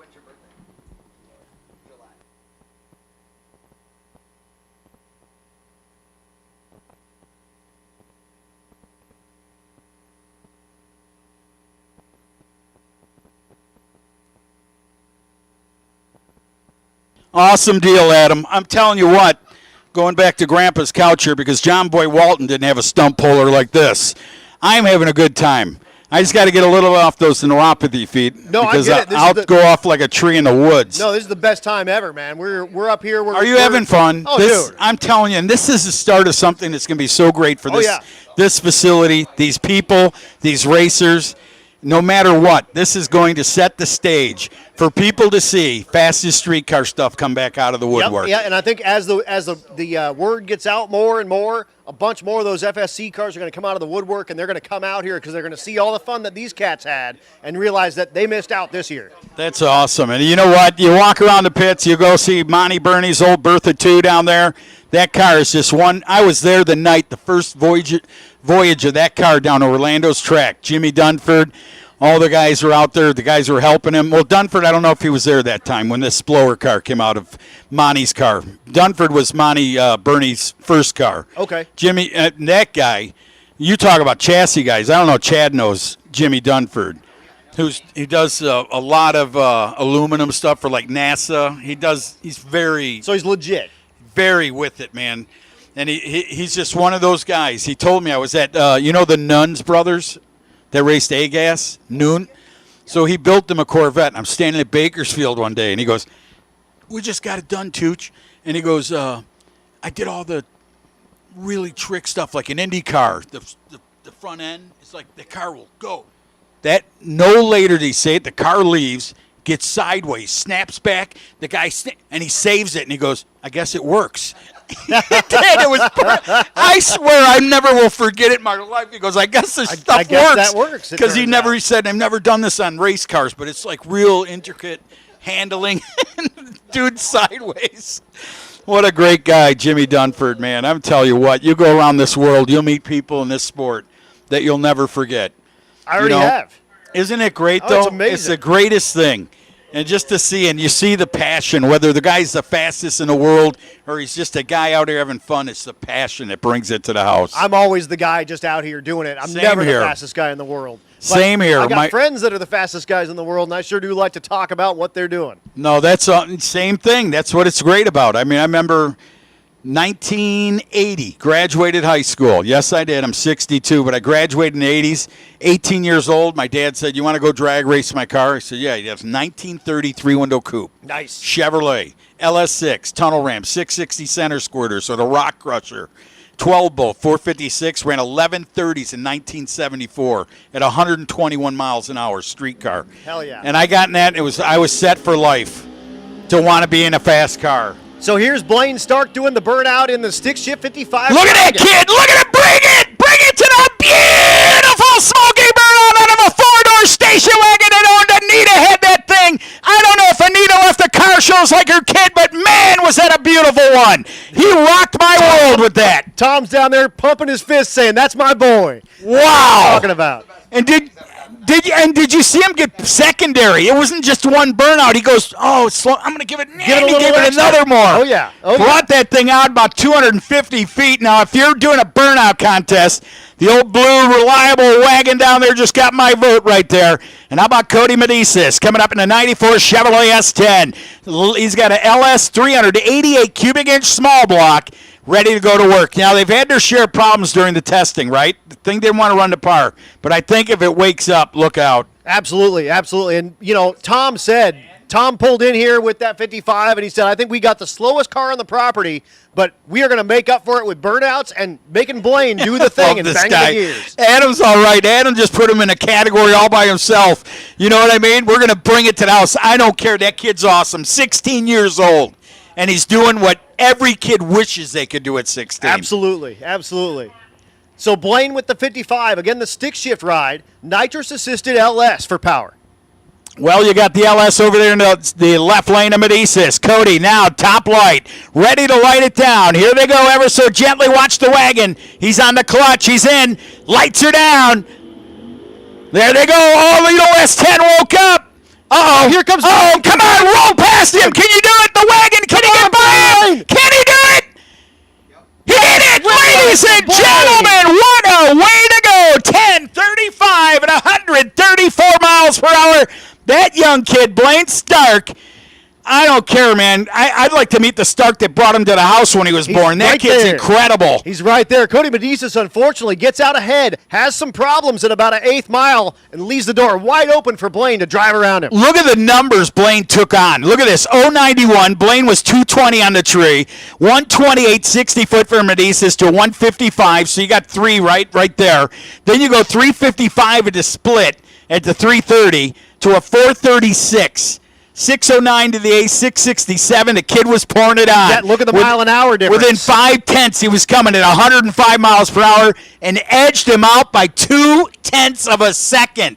I don't care if Cody was coasting. That kid went through the gears and pulled that deal out. Absolutely he did. Absolutely he did. That wagon hauls the mail, man. Speaking of the mailman, here comes the milkman. That's right. That's right. The next pair coming up here, though, in the water, Jay Grabiak with that 67 Nova. That's the free car. And he's lined up against Matt Paris out of the 57 Chevy out of Colorado. A pair of big block Chevrolets going to battle. Oh, the freebie. There it is, the freebie, kid. That's what he said. I was going, what's he mean, the freebie? Oh, it's a Nova. That's right. It's like put your name in, win it, and go home, and then go out racing it, enjoy life. Matt Paris. Right now, the Olympics are going on in his town. So with Matt up there, let's see if he's got the 5 golden rings, and there's got to be at least 8 of them around the pistons to keep that thing alive here in this quarter of a mile shootout. 57 Chevrolet with 582 cubic inches of huff and bow tie there, Chad. Bring it to the house. Skog and Dickey don't even sell them that big, I don't think. Ooh, wow! Knocks the tire, and Grabiak drives away the naturally aspirated car, but here comes Paris. Look at this! Drive around him. Wow, if he gets it, unbelievable. Chad, are you watching on TV? Wow. Unreal. I can't believe he regrouped on that thing. 934.72, about 3.5 off. Look at the mile per hour. 166 Get the holy water out. 66.66. Man, give him a spray of that stuff. But, man, did he pull around. He had the horns hanging out of his head, Chad. If you go down there, he knew what he was all about. Absolutely. He's probably got a dent in the firewall from the gas pedal, just hammering it. Just go all the way through and tickle the carburetor with your toes with that. But gotta love it, Adam. Here comes that wheel standing super stock style machine of Brandon. Brandon Lunston, I believe, and that's Trent Smith in the right lane. The 67 model Camaro. I think it's Lunston. Is that a T or a C? Is that C quiet? I don't know. We'll see. We'll talk to him later. The car is not quiet. The Gotta love that Malibu, thing. The street freak car with the rear quarter panels all cut out to fit the big old tire in the back. This guy's got my favorite name, Trent Smith. All right, you go, Trent. Got to rock out. It's a real easy one. 400 cubic inch, good-looking Chevrolet. Watched him in the first round. That thing hauled the mail. It moves And good. we didn't even see no times, but you could watch that car just peeling it out. Here we go. Hang on, the Chevrolet Chevelle. 64. You know, these things back in the day when they put a 327 in them, was it a 327 you get in those? 327 in Would those. rip the rear end out the way they were designed back then. They changed that in 65. There he goes. Oh, look at way in the middle. Dude, Way out of the groove, Trent. Out of the groove, man. He's over there on the London Bridge. Yeah, he goes 876 in the ice and in the marbles and whatnot, 144 miles an hour. We'll see Trent Smith back for round number 2 in Super Street. You never know about the old tractor steer. You get one on the stick and one in the dust, and that thing wants to just different stuff. Hang on. That's why you're getting all antsy up here watching. Next 2 cars in Super Street Eliminator coming up. Mark Lukamp, 71 Chevrolet Camaro, comes up here with 600 cubic inches of NOS Boss stuff under the hood. Look at that purge down. There's a $500 bottle, bringing it down to pressures. Who do you have in the right lane, Adam? Right lane is Tony Weissman out of the Hot Rods by Havlik Camp, the 69 model Dodge Dart with the blower hanging out of what's left of the hood there, and you can see the top of the injector hanging out and whatnot. But big block Mopar per power, so all of you Mopar people, rejoice. We got a Mopar in the right lane, we got a Chevy in the left lane. Who you got? And Tucci, stay away from the garbage can lids in the McDonald's. I put this on this guy who's like in his 60s, and they all parked. They said in the corner. I took the McDonald's and put it on his RT. He came out and had a shit fit. But I was just 18. Yeah, whatever. We're just having fun. So Dart. Without Mark Lukamp getting himself into the beams, and that'll hand the automatic win over to Tony Weissman. Tells me, I wonder if Mark had problems. He just came up here to try to maybe fake get himself. out. Yeah, you know what I mean? Sometimes you can do that. Man, it's a shame. That guy busted his rear to get that car ready. Yeah, and from Colorado as well, so brought it out on a 12-hour tow to come out here for 1 day of racing. And, of course, you saw it in the first round. It had that big fireball that came out of that plexiglass scoop, and maybe it's just, unfortunately a little bit hurt as they push the awesome, beautiful second-gen Camaro. Well, I would say with the wind conditions that we had earlier this morning, I would say when I got here it was like 7:05. But I would tell you it was probably a little chilly. You know what I mean? Probably had just the. Oh yeah, and he's from 5,000 feet of elevation, so there's a lot of tune-up stuff that you need to get on that nitrous side of that car figured out before it makes its pass. Absolutely. So we'll see.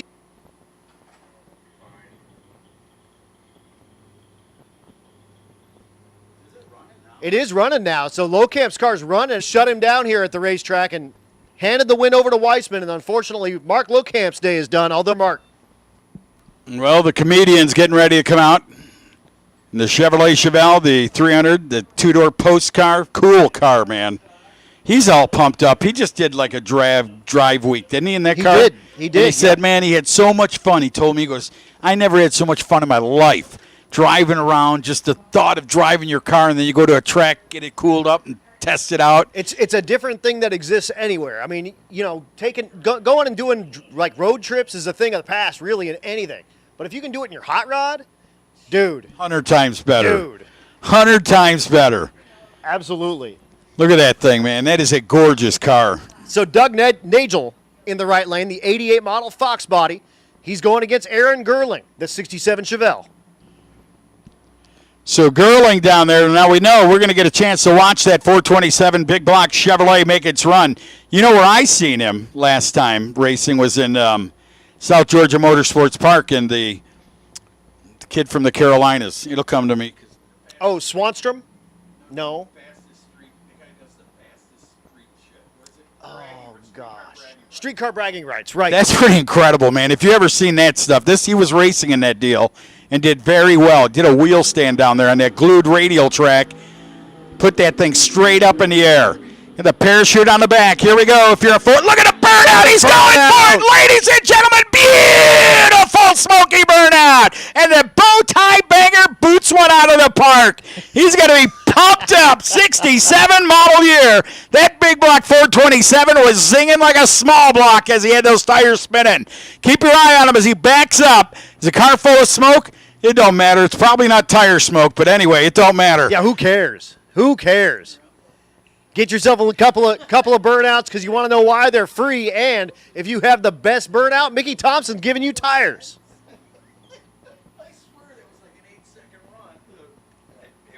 So Doug Nagel in the right lane.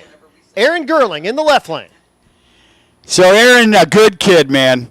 Good kid. Straightened out his deal in life, and I'm so proud of him.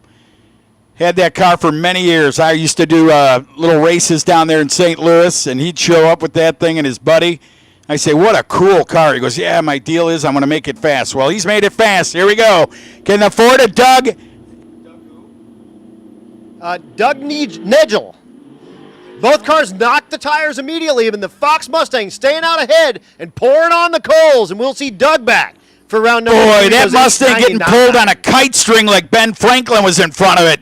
He pulled that guy right past him. There's the kid. Blaine. How about it, Blaine? Awesome deal, man. I wish they had a speaker right there so you could see the smile on his face. Absolutely. Blaine, of course, drove around at the top end there, and we'll see that wagon back in round number 2. That is so cool. Thank you to Anita, his mom, for giving up her car. So that young kid who just got his license at 16, right? He did. Unless he did a Jeff Gordon at 14. No, he got his license at 16. He just got his license. Unreal. Tony Latimer pulling in the right lane. That 6 Gen Camaro, Pro Charger with a 416 cubic inch LT type motor under the hood. Left lane is Keith Landauer, the Nova 69 model.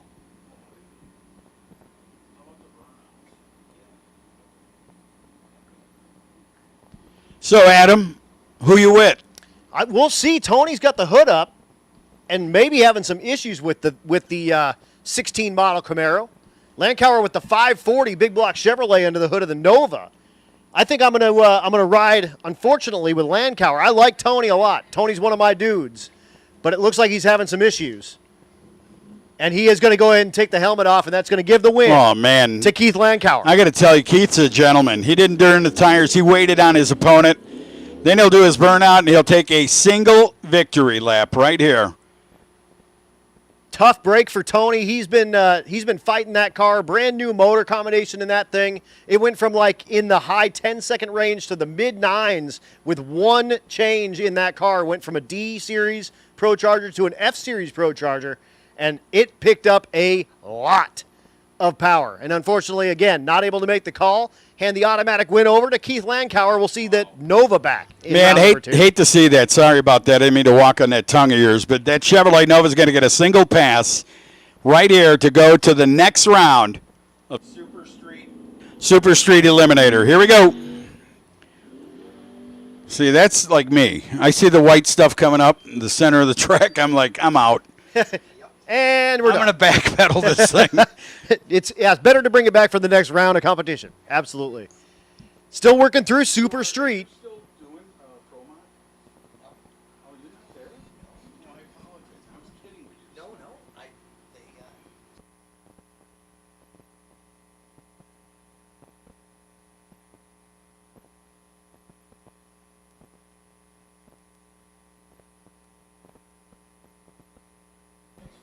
So we've got a broke by here. So the G-Body Monte Carlo will get an automatic win. Unfortunately, his competitor unable to make the call.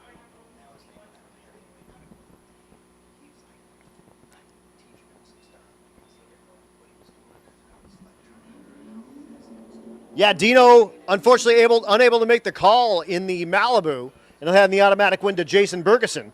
So we'll see Bergeson back with the G-Body 81 Monte Carlo.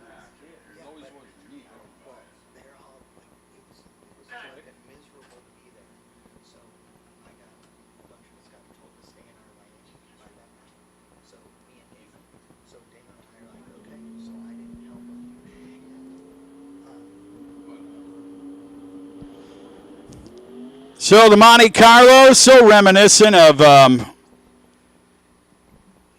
Tom Randall's Outlaw Superstock. You remember the white one? So gorgeous. Look at that, 784 at 178. My God, 784. I would have never, ever in a million years said that car's going to run a 780. Unreal. What was the power in that thing? You know the car? It's a 427 Chevy. I believe it's an LS power. Small block? I believe so. Wow, that's powerful, man. That is some good, that's ingenuity. Someone putting something together, the right parts and pieces. And it's not loud, it's not lumpy, whatever. Goes 784, 178. And we'll see Bergeson back for round number 2. Now is the first time that you're seeing times on all these cars as well. So This is a cool deal for a bunch of you folks that have been watching all day that are out here. Look at all the spectators out here. Give yourselves a round of applause. You guys are awesome, man. You're the real winners out here. Y'all are, we appreciate you coming out here to Tri-State and checking out this Havlik's Fastest Streetcar Reunion Race. The first annual, because we're going to tell them that we're coming back for a lot more. And again, all these cars making their way up the return road that's right in front of the grandstands here. So let them hear it as they come by. Put your hands together for all these cars. They're out here putting on a show for you. And again, we appreciate all you coming out here. We appreciate all you racers coming out here. We appreciate all the track staff and everybody. And again, that hot dog from that concession stand is amazing. Chad had that pork tenderloin. He loved it. It was awesome. It looks like a cowboy hat, he said. Pretty awesome. So got a couple more pairs here of Super Street, and then we're going to go to the Nostalgia Pro Street. Exhibition, you are on deck. We'll be calling Exhibition next. So Exhibition, you are on deck.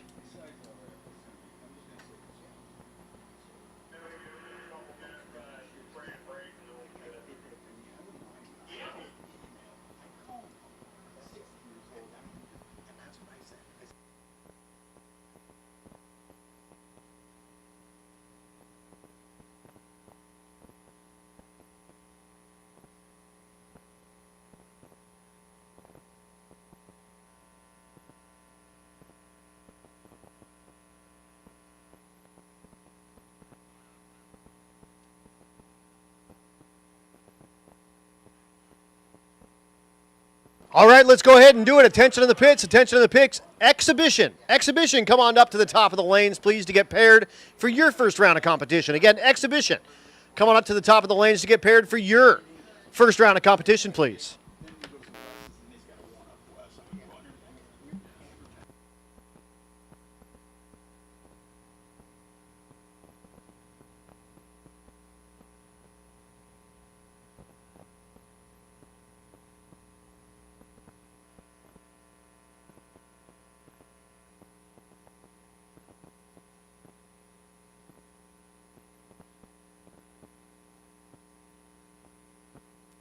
How about that burnout? Steve Penrod coming up out of Crown Point, Indiana. What's he do? He builds decks. And I mean some of the nicest wooden decks on the back of your house. Wooden decks. Oh, I misunderstood. Yeah. I heard something He doesn't different. grow them. He builds them. I heard something different.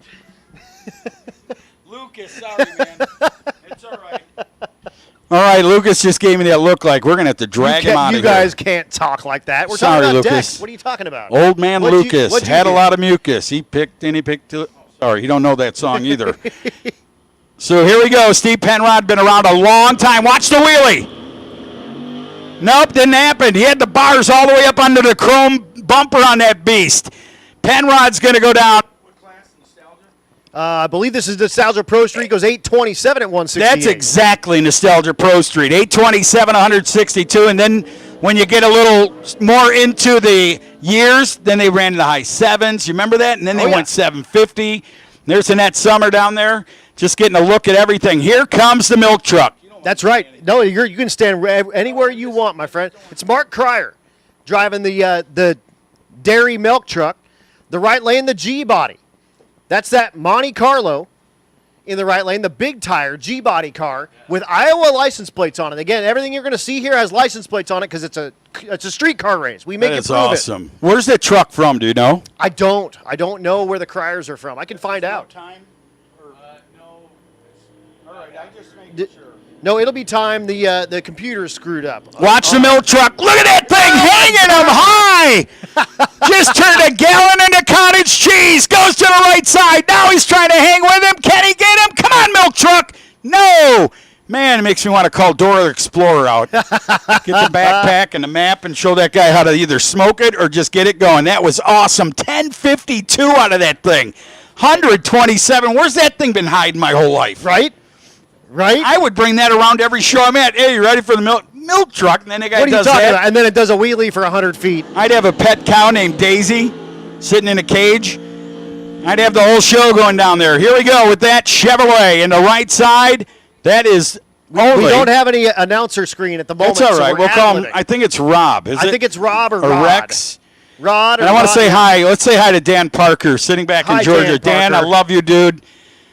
He remembers the days. Dan Parker's such a good man. And we were talking to Chad about the salt flats. You know, he's got a record there on the little bike as a blind rider, dude. Right. And he is now officially the Fastest blind man in the world.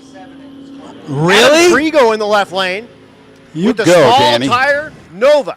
Chevrolet. Block, and there goes that Camaro. Uh-oh. Driving out of Did his you life, see that top? 820. Driving out of his life, he came out of nowhere on the top end with that charge. Hi, dear.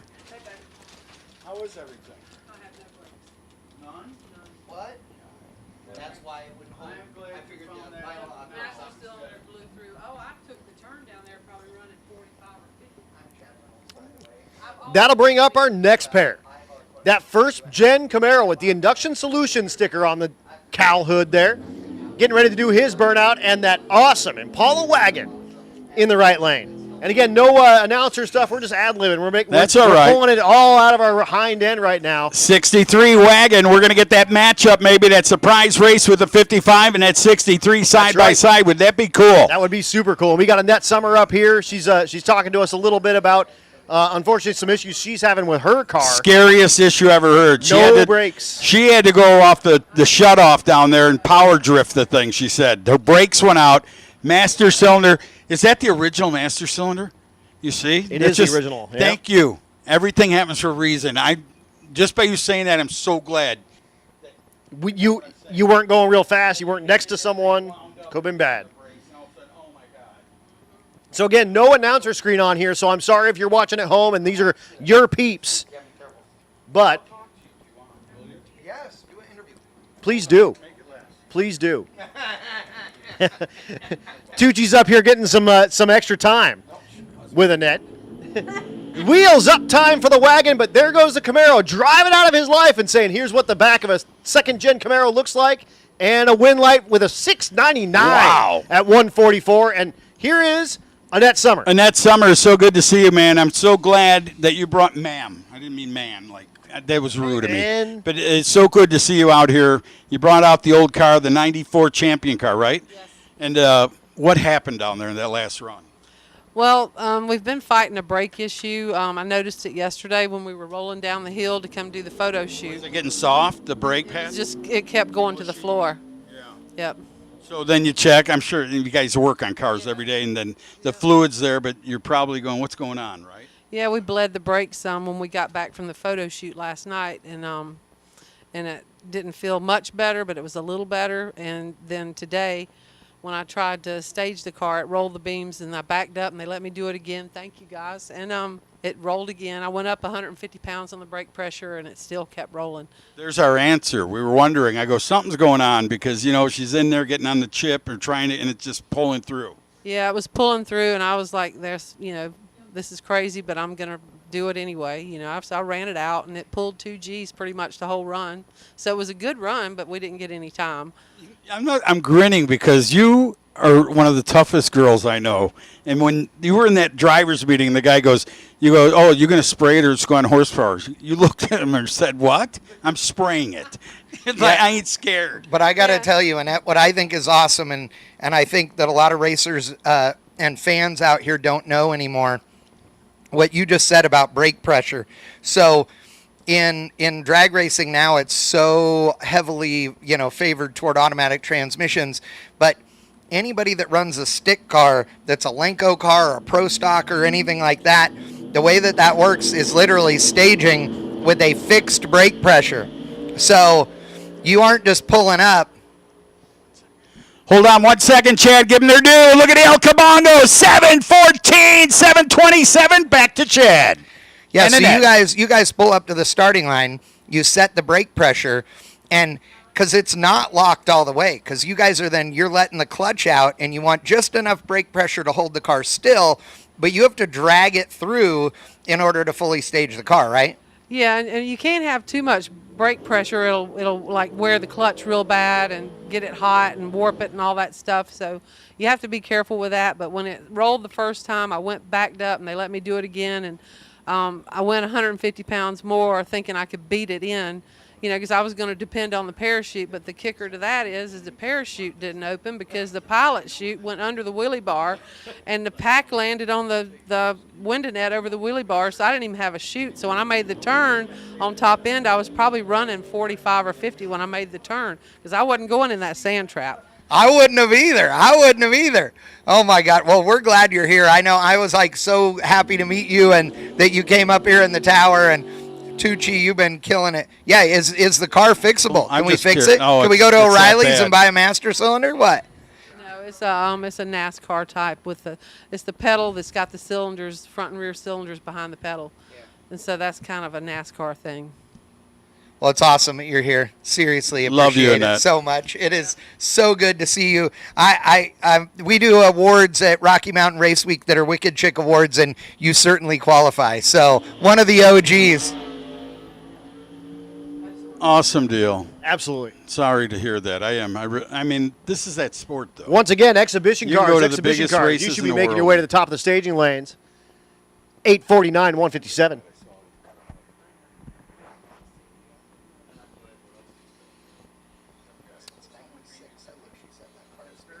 Yeah, so that's sitting since '96. Annette Summer's car. That's pretty incredible, guys. Since '96, I was a sophomore in high school, junior in high school. Right. That car's been sitting since then, and got it put back together, and just the gremlins, man. From a car sitting that long, I can't believe it had brakes when you got in it. I mean, if you know Vice Grip Garage and Derek Beery, that guy never has brakes, and that stuff sits way less than that.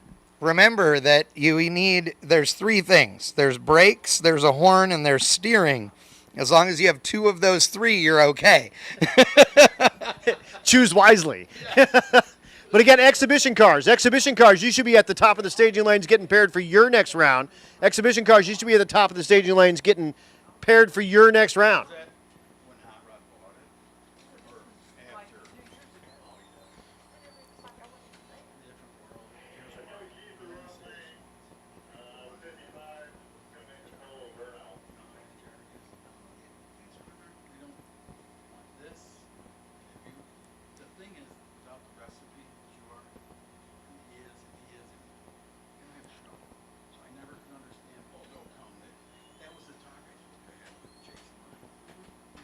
Again, all these cars coming around in front of you there in the stands. Give it up for them. Out there. All these racers out here in Iowa. Laying it down for you guys. And once again, exhibition cars. You should be at the top of the staging lanes. Exhibition cars. You should be at the top of the staging lanes.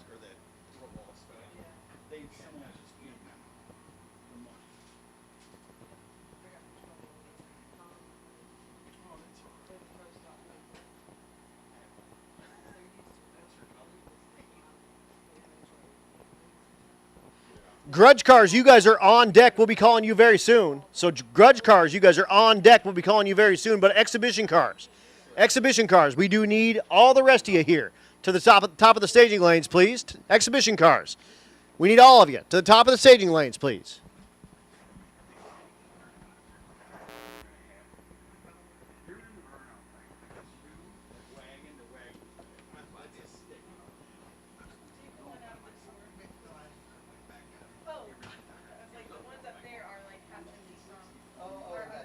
But again, working our way through the first annual Havlik's Fastest Street Car Shootout Reunion. Again, a big thanks to all of our sponsors. Wicked Graphics with that awesome event T-shirt. Super duper cool. And again, you can buy that shirt at the Havlik's event trailer. That's up there behind the grandstands there. And you'll see the Hot Rods by Havlik tent set up there. And they'd be happy to sell you that shirt. And you can, again, buy that shirt. Same shirt that all the drivers get, and they have a bunch of other cool stuff up there. They have the WFO production shirts up there as well. They're also one of our sponsors, and that's a Havlik's company as well, and it stands for Wide Freaking Open. Beep. Tri-State Raceway, of course, donating the 4 Wallies, each for our first place winner. So thanks to Tri-State. Hot Rods by Havlik, the Nostalgia Pro Street sponsor. Delta Pag fans, those are those awesome fans that have the the variable speed, and they have the speed controller built into them. Tons and tons of CFM with little amp draw on those rides. So thanks to Delta Pag, they're helping with Unlimited. Fast Times Motorworks, the 10-5 Outlaw sponsor. Thanks so much to Fast Times. Racetronics, they do awesome fuel pumps and wiring and all sorts of cool stuff. They're helping us with Super Street. Of course, Trackside Media is out there. All the second place winners are getting help from Trackside Media. They're also the official media sponsor and sponsor of the Best Wheelie Award as well. Summit Racing, all third place winners get a $500 gift card to Summit Racing. Thanks so much to Summit for their help with that. Of course, Quick Performance, the rear end company here based out of Iowa. They're the Grudge Class and event banner sponsor, and they're also the sponsor of the left lane here at Tri-State. Thanks again to ESP3, the apparel sponsor here of the Havlik's Fastest Streetcar Shootout. Bang Shift, of course, doing that live stream, and Chad's out here doing it. And thanks to all you folks for tuning in on that live stream and contributing into that chat bleacher stream and stuff going on out there. I guarantee that Charles Wickham is in that because he's at home on bed rest because he's a Texan and he rolled his car 700 times the second he moved to Colorado. So, good job, Wickham. You are the man. He's got his car over at Juggernaut Fab, and it's his truck. Super excited. Yes, and he's really excited about that. Juggernaut Fab, a Rocky Mountain Race Week supporter as well. Grudge Racing Cars, Grudge Race Cars. Let's get you guys up to the top of the staging lanes, please. Grudge Race Cars. Let's get you guys to the top of the staging lanes. So again, thanks to everyone on Bang Shift watching the live stream out here from Earlville, Iowa at Tri-States Raceway. Again, Race Week, the announcer sponsor. Thanks so much to Matt and June and Race Week and Rocky Mountain Race Week for, paying my way. Appreciate you so much. Competition Carburation is the sponsor of the Fastest ET Award, so thanks so much to those guys. Mickey Thompson, sponsor of the Best Burnout Award, and again, how appropriate that if you burn all your tires off, you can get a free set from Mickey Thompson. Thanks so much to them. Also, second place finishers will receive a 50% off voucher from Mickey Thompson, so thanks so much to those guys. Barnhart Crane, of course, they're out here with the Old Glory, flying off that big old crane. Appreciate them being on site. CalCam AP, the aerial photography sponsor. ATC RV Center, the donating sponsor. Yeah. Oh, hold on 1 second. Hold on 1 second. Ladies and gentlemen, that is, take a picture, Anthony. That is the most incredible car of my life. I want to cry a little bit, but you understand why. Ladies and gentlemen, look at the burnout. Beautiful, smoky. Look at him going all the way. Burn him up, Bernie. Back in 1996. Keith Roberts, the 55 Chevrolet. Bruce Paulus, the world has to know. I'm sorry, because you know what? The whole quarter-mile burnout.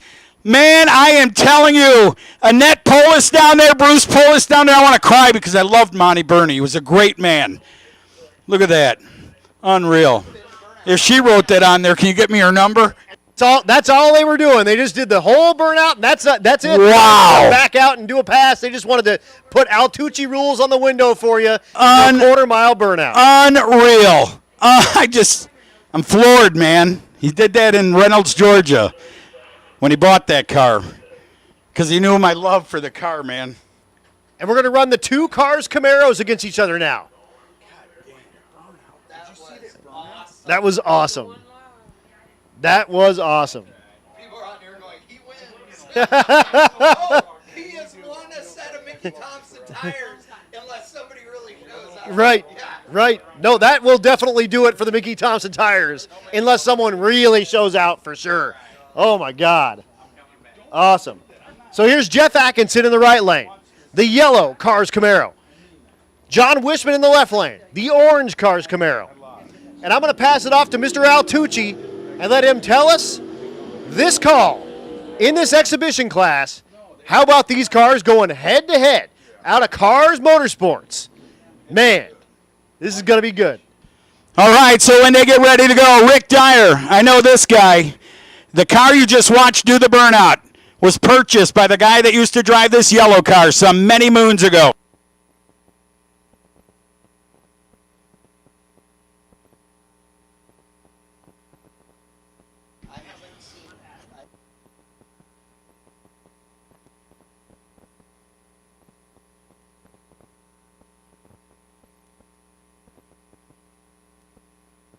All right, here we go. The old Cars Inc. cars. It would have been Bruce Kimmon in the day in the left lane and Rick Dyer in the right lane. Detroit knew how to make them. Big steel, big motors, big power down to the top end. What a run. They were bumper to bumper all the way through those 598 cubic inches machine. Jeff and Larry and the Atkinson family have to be so proud of building that car. What an incredible car. As we bring Larry from Canada up here. Larry with no last name. Oh, look at that. It's like Oprah. You don't need a last name if you're Larry with this awesome blue G-body. Isn't that the truth? Who's that guy? What's his name? I don't know. Oh, we don't have a speaker anyway. Look at oh, it's a Canadian flags. They're flying down there. Yep. Only thing we're missing now is Ralph Neighbors. And some poutine. Yeah, some poutine. Hey, look at the nitrous purge over there from Keith Roberts, man. Incredible. What a burnout for Keith Roberts. He's down there getting all the handshakes. The staff has never seen nothing like it. He's trying to get himself a set of Mickey Thompson tires. Oh, that's right. Our best burnout so far by a lot. Oh, incredible. You know what? You'd have to go to the Piston Goddess to beat that one. No, don't do that. Don't do that. That was a legendary. Oh, man. So, Larry, in that 78 Malibu, this is the car that finished 6th place in the first fastest street car shootout. This ride in 1992 turned in a 856 at 162. He gets it sideways and bangs a little bit at the 8th mile, and he will go ahead and bring it back for the next round of competition.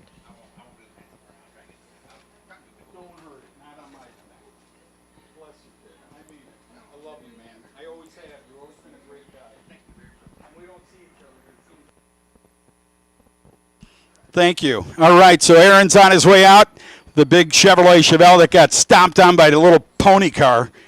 I don't know what they fed that. They fed that thing oats or something. Oh, it happens. They have to do a fuel test, right? Right. See how much oats. Someone's faking something out there. Awesome deal. But that burn, I'm still. Look at this. Bruce Kimmon's old car coming back down.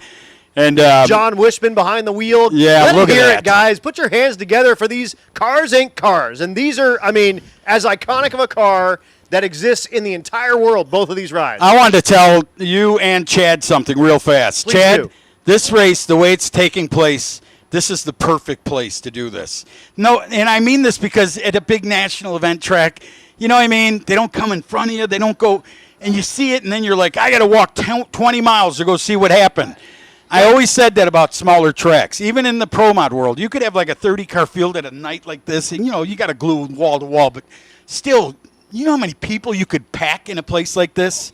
Dude, yeah. Unbelievable. Well, it means more to them, and you can leave the stands, turn right around, walk probably 100 feet, and get a really close look at these awesome, iconic cars. That orange car has not been repainted. That's the same paint from what it wore. Let me tell you a in the story early real 90s. fast, all right? Please do. Don't get mad. You're not. I'm never no, mad. I'm never mad. But I would tell you, I could have bought the car for $25,000. Bruce called me when he was going to build the black one.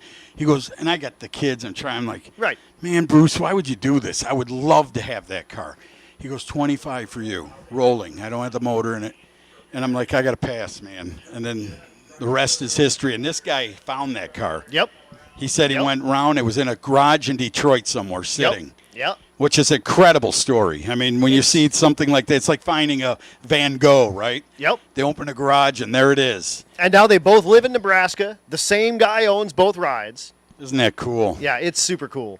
So are you in the middle of your series right now, with your drag week stuff? Or? We do race week here at the in the 3rd week of September. So we're going to be in Texas and Louisiana for race week. Hot, man. As can be. Hot It'll as be good. can Now, be. do you find competitors like this that travel from Canada and everywhere to be a part? Everywhere. Isn't that incredible? It's incredible. We have a cat that drives his GTO, It's a 65 GTO. The black one? Black one. That car's Yep, beautiful. With a Pontiac motor and a 6-speed manual transmission. Drives it from Red Deer, Alberta, Canada, to come down to all I know these the races. car. That car's beautiful. Rich Guido is the guy's name. They call him the Canadian Chuck Norris because he could take Chuck Norris in a fight because he's a stick shift dude and he drives that crap like crazy. He put 30,000 miles in that car. Wait a minute. in Wait a 2 minute. years. Hold on.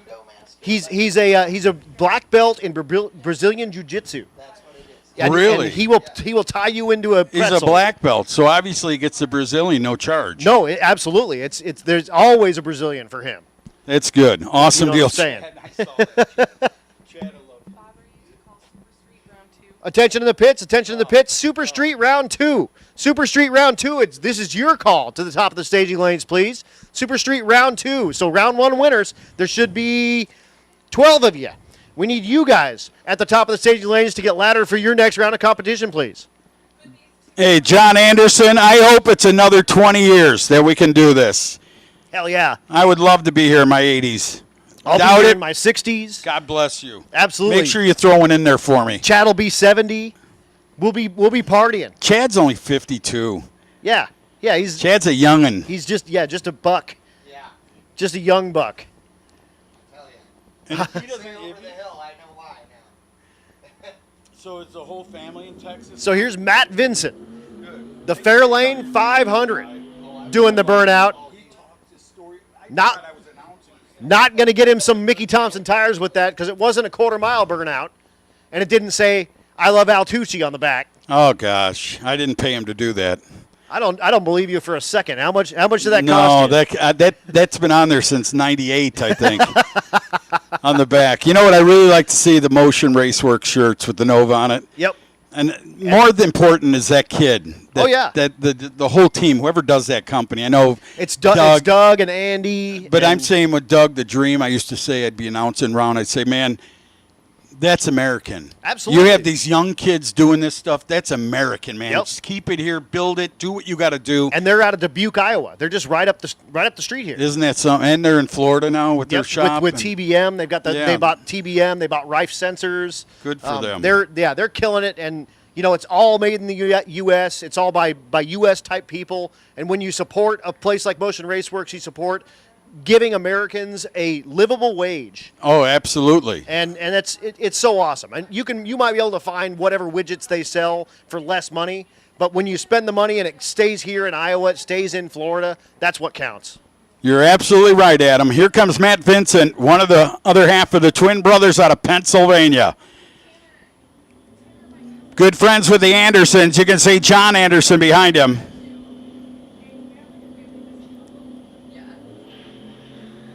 He got a good leave. He did. Oh, It's you know put what? on It's isn't it? No, it's almost like the fuel. Something like something, it's just right. It hesitates for fuel. Put Young it on ladies, the wheelie bars, it did really well, and then got to about 200 feet. what do you think is going on with the Ford Fairlane? Be honest.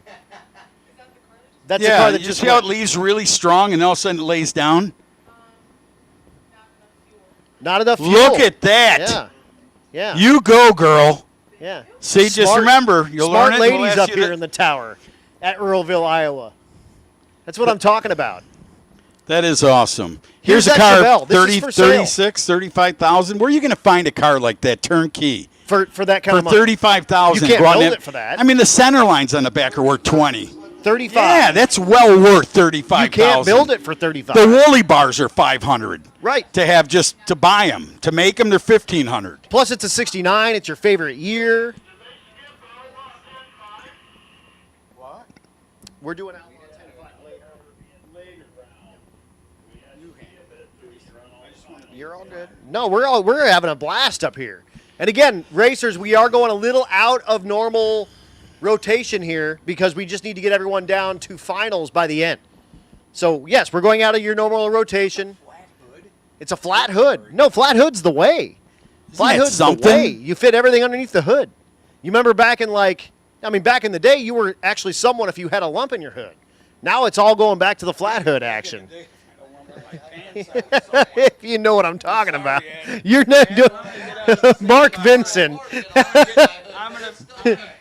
The 69 Chevelle. Oh, that Adam. What a good It's guy. getting loose up here in the tower already. Oh, Gilligan got out of the way. He's got the skipper's hat on. They're ready to go. Watch this. Mark Vincent, the other half. His brother was in the Ford that just lost fuel pressure. Alyssa told us so. Thank you, Alyssa. She should be You your Italian? Yeah, if you're looking You for Italian? a crew chief. You could fake it and say, yeah, I am. So the win light for Vincent, obviously on the Singleton pass. And that brings us into the grudge category. Mark Lowcamp is back with that nitrous-assisted big block second-gen Camaro. And look at the battle. They are brewing up here, man. The quarter panels may be notched out like an old gasser, but that Ford is slammed down like a vacuum cleaner, sitting down there on the ground, ready to make it happen. And I believe... You have to talk to her. Are you in, miss? There should be one written on the front window in Yeah, she's waiting for a number. So that Fairlane in the right lane, a 66 model Fairlane on the tube chassis, and that was a point of contention in those early days of the fastest street car races. Is do we let tube chassis cars in, or is it just back half cars? They did decide to Adam, I don't know how old you were back in 94 or 5, but maybe you were 12. 13. Yeah, but you know what? After that, I was probably in 30s or whatever. But after that, it got crazy. Everything. Right. 10.5. You can't. You got to have the stock frame rails on there, and right. I mean, what does that matter? You're just trying. You think people walk around? Oh, it is factory. Look at the frame rails are on it, and then it's got chrome moly from there all the way back. It looks Which like an doesn't astronaut exactly, cage. Exactly. I was just saying, and I'm not ripping No. on racing's racing. Racing, but exactly. But there was so many categories that bloomed from what we're watching today. Look at that. Chevy Ford. Come on, Mark. Mark's got one going. Can he? Oh, man, is he going to let him get around him? He did. 946. How about Mark Chevrolet? Mark goes 980 at 147. Really light to 60 foot for both of these cars. Only 170 60 foots on both of these rides. But mid 9-second performance and win light in the right lane for that Ford. And we'll see him back. Here is that 55 Chevrolet with the blower hanging out of where the hood would be. And like you were saying earlier, you see all the wrinkles on the back of the tire. You don't get that with those radial cars. That beautiful 55 Chevrolet, the huffer hanging out. And that's the big one. That's the big old 1471. And you can see here it covers where the distributor would be on a Chevrolet motor. And that's like a 2-stage burnout. He got the thing nearly hooked up right outside of the water and then laid on the coals to do about another 300 foot of burnout. Adam, that's where those racing radios come in handy. Is that all you got? Dude, come on, put the floor down. Right. His buddy actually, told him the secondary. actually pushed the thing down. Okay, there we go. Hit the pedal, man. Awesome deal. The 55 Chevrolet getting ready to back up. That is a gorgeous. It almost looks, besides the rims, the parachute, and the wing, and that blower hanging out, don't it just look like an old factory car? Just, I mean, not all. I mean, not all roll those bar. things Yeah, the and safety roll bar, equipment. right. We need all that. But if you notice one thing, and take a good gander, what did he do that is so reminiscent of Monty Berney? Man, I don't even The know. exhaust. Oh, right. Look at right, the exhaust yep. where it's coming out on that car. And that like oval kind of exhaust yeah, pipe. that's a NASCAR thing. You know that, by the way? I'm sorry. The NFCA rules were that you had to have the exhaust had to go back behind the door. Right. There were some classes required it to go behind the axle. Even. Yeah, they had to go. There's a 69 Camaro small tire car here that has 3.5-inch pipes behind the back tire. I guarantee you it's because it was old. But a guy who isn't here, you know Scott Williams, right? The 65 black Chevelle. Yep. Unbelievably fast for what it is. Come on. There you go. That's that same smoke, unfortunately. And he goes 921 and only 129. Is it all right? I think it's okay. It looks like it's going straight. Yep. I saw that flag here. The flag is what you saw. Yep, the flag is what you saw. Man, Al Tucci just grabbed me like, I mean, his heart stopped. No, not at all. Not at all. So we'll be down just a moment while we check that out again. And you see, like, again, the smoke is just sort of clearing away. Like you were saying, it's not really hanging around. So that's probably still reminiscent, like leftover transmission. Yeah, or something fluid happened. or something. I don't know if that's even the same car. I don't know if it is or not. The other silver one, I think, is the one that blew up. Maybe. It blew the tranny, right? This one had a blower. Wasn't there one with a flat hood, silver one? I can't remember. I can't remember which was that was just this morning. Have a Sour Patch Kid. I'm going to have a couple. It'll kick you right back in. I'm going to have a couple. Again, Super Street, round number 2. Super Street, round number 2. We need you to the top of the staging lanes, please. Again, Super Street, round number 2. Round 1 winners. We need you to the top of the staging lanes, please, to get ladder up for your next round of competition. You're all good. No, sit down, man. You should sit. You should sit in the grandpa chair. You got your like 17-year-old kid. Hot.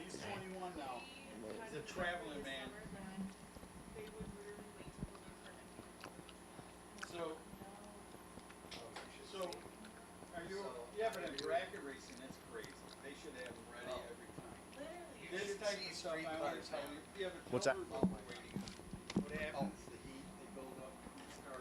Once again, Super Street, round 1 winners. We need you guys to the top of the staging lanes to get ladder for your next round of competition. And again, we are running a little outside of normal running range here in eliminations. So, Outlaw 10-5, guys, don't freak out. We'll be calling you up here very soon. Promise you.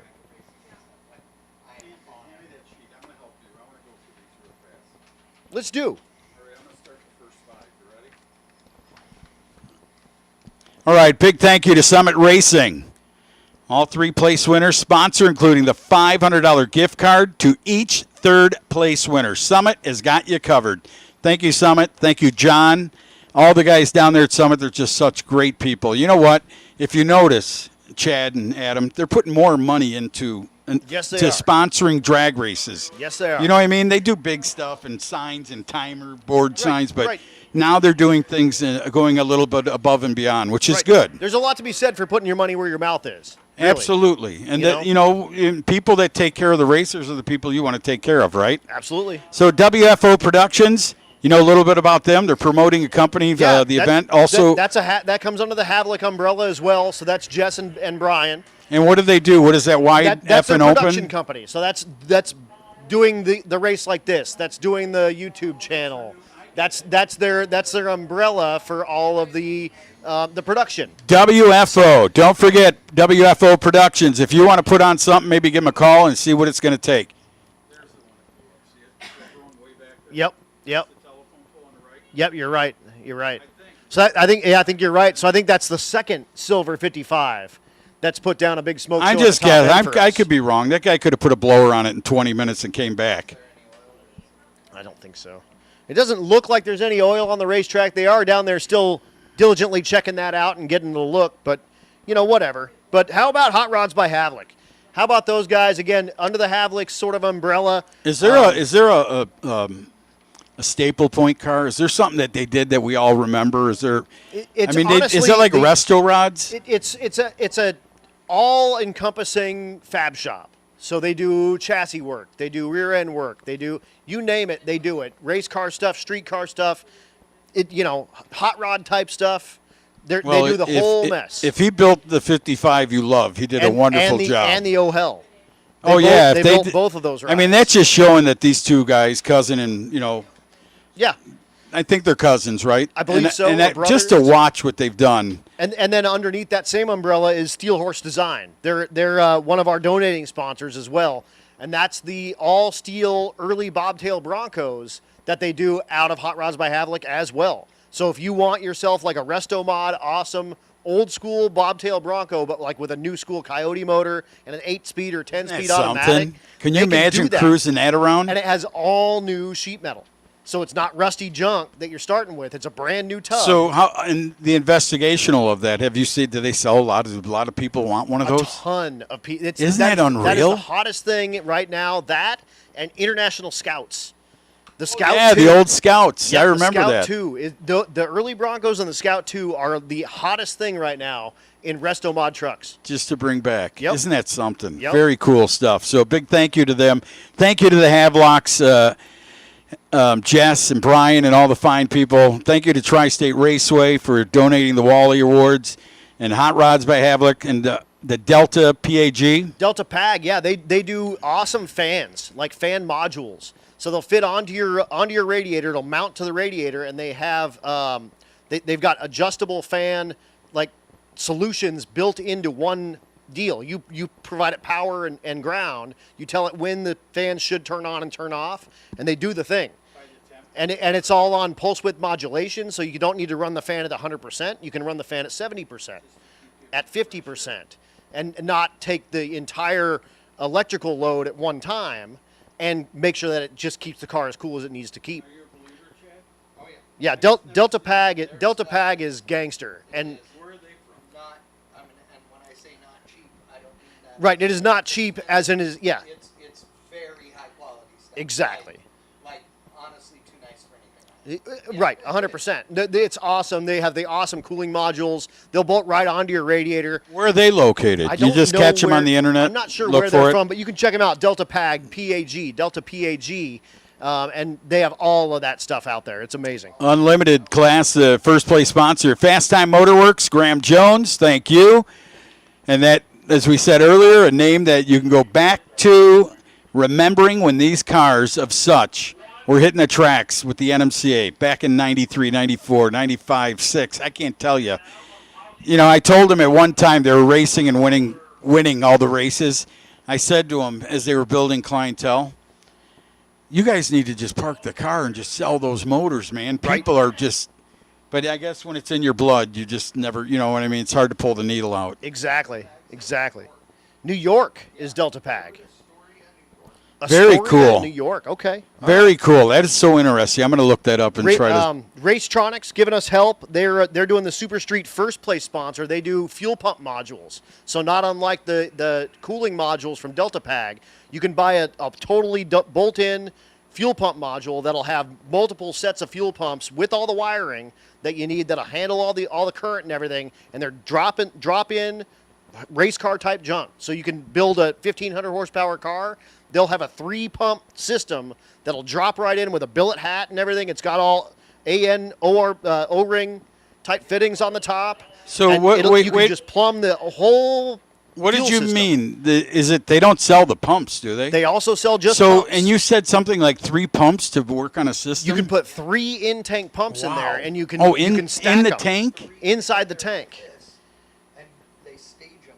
Yeah, so you can drive around on one, And then when it needs all the fuel, all 3 of them. turn on all For 3. nitrous? Exactly. Can you run nitrous that You way? can out of run the ba- nitrous. You can run turbos. you get the all that pressure. fuel injection stuff.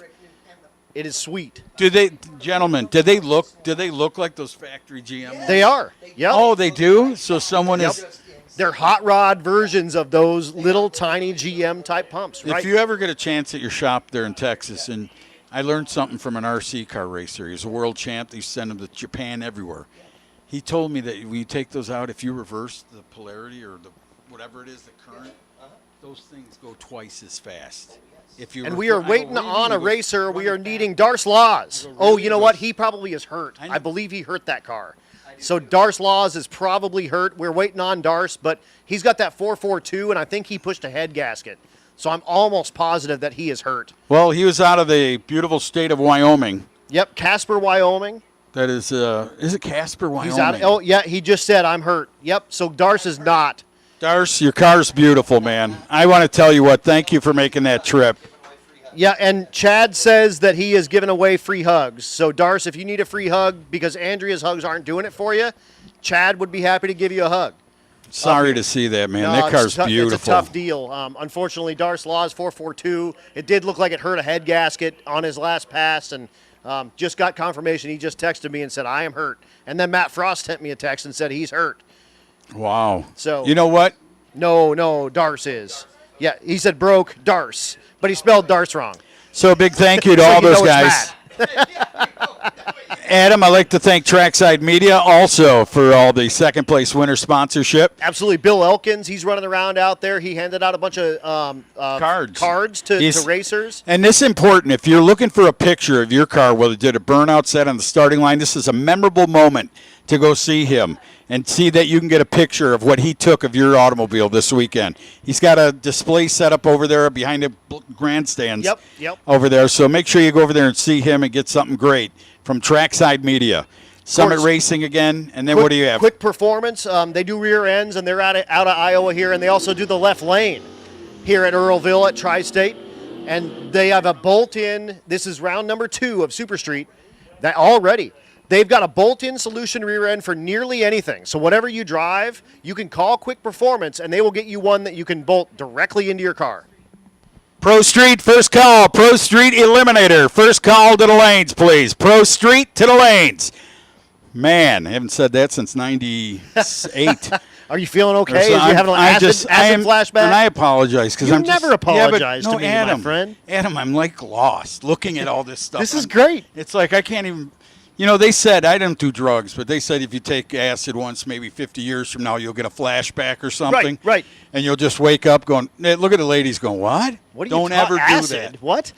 That brings up Ever. Keith Landauer. Landauer, the 69 Nova, is going against Tony Weissman. Weissman knocks the tree down. Oh, look at the dart. The dart trying to chase down that Chevrolet down to the top end. Will it happen? No. Oh, man, look at that. 905 from that Nova. 148 miles per hour. Then the dart, 947. But here comes that beautiful green Chevrolet Vega. Right. Yeah. And look what it's got hanging out of the hood. It's got the air cleaner with the carburetor. That's one of the K&N specials, Chad Reynolds. Had those in my garage. I sold them for half price. That's Mike Allen with that 71 Vega. He's lining up against Trent Smith. Smith with that 67 Camaro.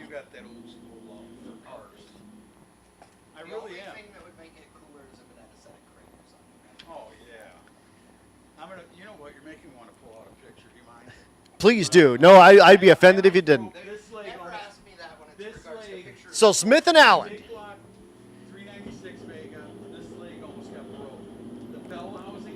Tree comes down and we're gone. Wheels up for both rides. That first gen Camaro pulling out ahead, but way outside of the groove. But not enough. Trent Smith will get the win, 8:42 at 158. Mike Allen in the Vega only musters a 10:37 only. I mean, that's still really quick, but only 100 miles an hour because he lifted. But look at the reaction times to green. A 69 in the right lane to an 82 in the left lane, and that's a 4/10 pro tree. And as you look at the next two coming up, you can see that the engineers back in 57 were really people persons. You know, they were family men. And then all of a sudden, the psychedelics came in. That's right. That's and right. Some guy said, "I'm going to create this thing right here," because I know this is definitely a big. There's a boomer type car there in the left lane, and then the hippie car in the right lane, the 69 Chevelle. Gotta love it, man. Those were the street thumpers in the day. Absolutely. You always say, I always said, man, if you could go back for like 2 weeks in any era, it would probably be the 60s for me. Just to for see the too. muscle cars and the, just all the everything. drive shaft out of a 65 goat just by over revving it and dumping a clutch. Yep. 389 tri-power car. Yeah, I mean, the neatest stuff ever seemed to be created. Not take anything away from the tri-5s, but man, I love them. My favorite 55, but let's get it on. Absolutely. Matt Paris, the 57 Chevy in the left lane, 582. He's flying a drone. The right lane is Bill Schwartz, the 69 Chevelle. No, Al thinks that there's an eclipse. No, he's flying the drone. He's just looking at the camera in the drone through the head, the face thing. He can just see what it's doing. He can see what it's seeing. That's incredible. No, it's a thing for sure. Here we go, 69 big-bodied Chevrolet. Look at a 57. Whoa, hang on to it, my friend. And he does. Gets out of there, got all loose, all kind of loose. I mean, I could read Bel Air on the other quarter panel, and it was facing the other direction. Unreal. 918 for the wind light, 119 miles per hour. This guy looks like he's serious about taking this deal. It really is. I mean, he's got parts and pieces hanging out of the thing. Hood. I'm thinking Apollo 18. I'd put on the side of that thing. Absolutely. Doug Nagel in the right lane, the Fox body, and like you said, most of this turbo stuff hanging out of the hood. That's got an LS for power in the right lane. Left lane is Mike Kimmis with the Fox Mustang. That one's Ford powered. You know, when they showed up, these two, they said, "You see all the Chevys here? We're going to do it." And now they end up together. Right. You know what I mean? Exactly. So Ford on Chevy, both in Ford chassis, coming at you. That is so cool. Who you got? I like black cars, and I only do it because I love black. And they say, don't ever paint your car black. I just think black cars are cool. All right, I'm going to take Doug in the right lane with that turbocharged LS for power. It's got the right sensors in the thing, so you know there's something. At least it's got good data. It's got angel wings, ladies, on the back end. Yep, that's how you know. It's better than mud flaps. In someone's world.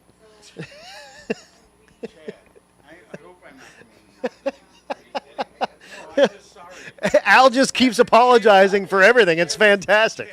We're having a blast. I was thinking when you did, listen, when you had Yeah, this is great. Just keep doing what you're doing. Absolutely.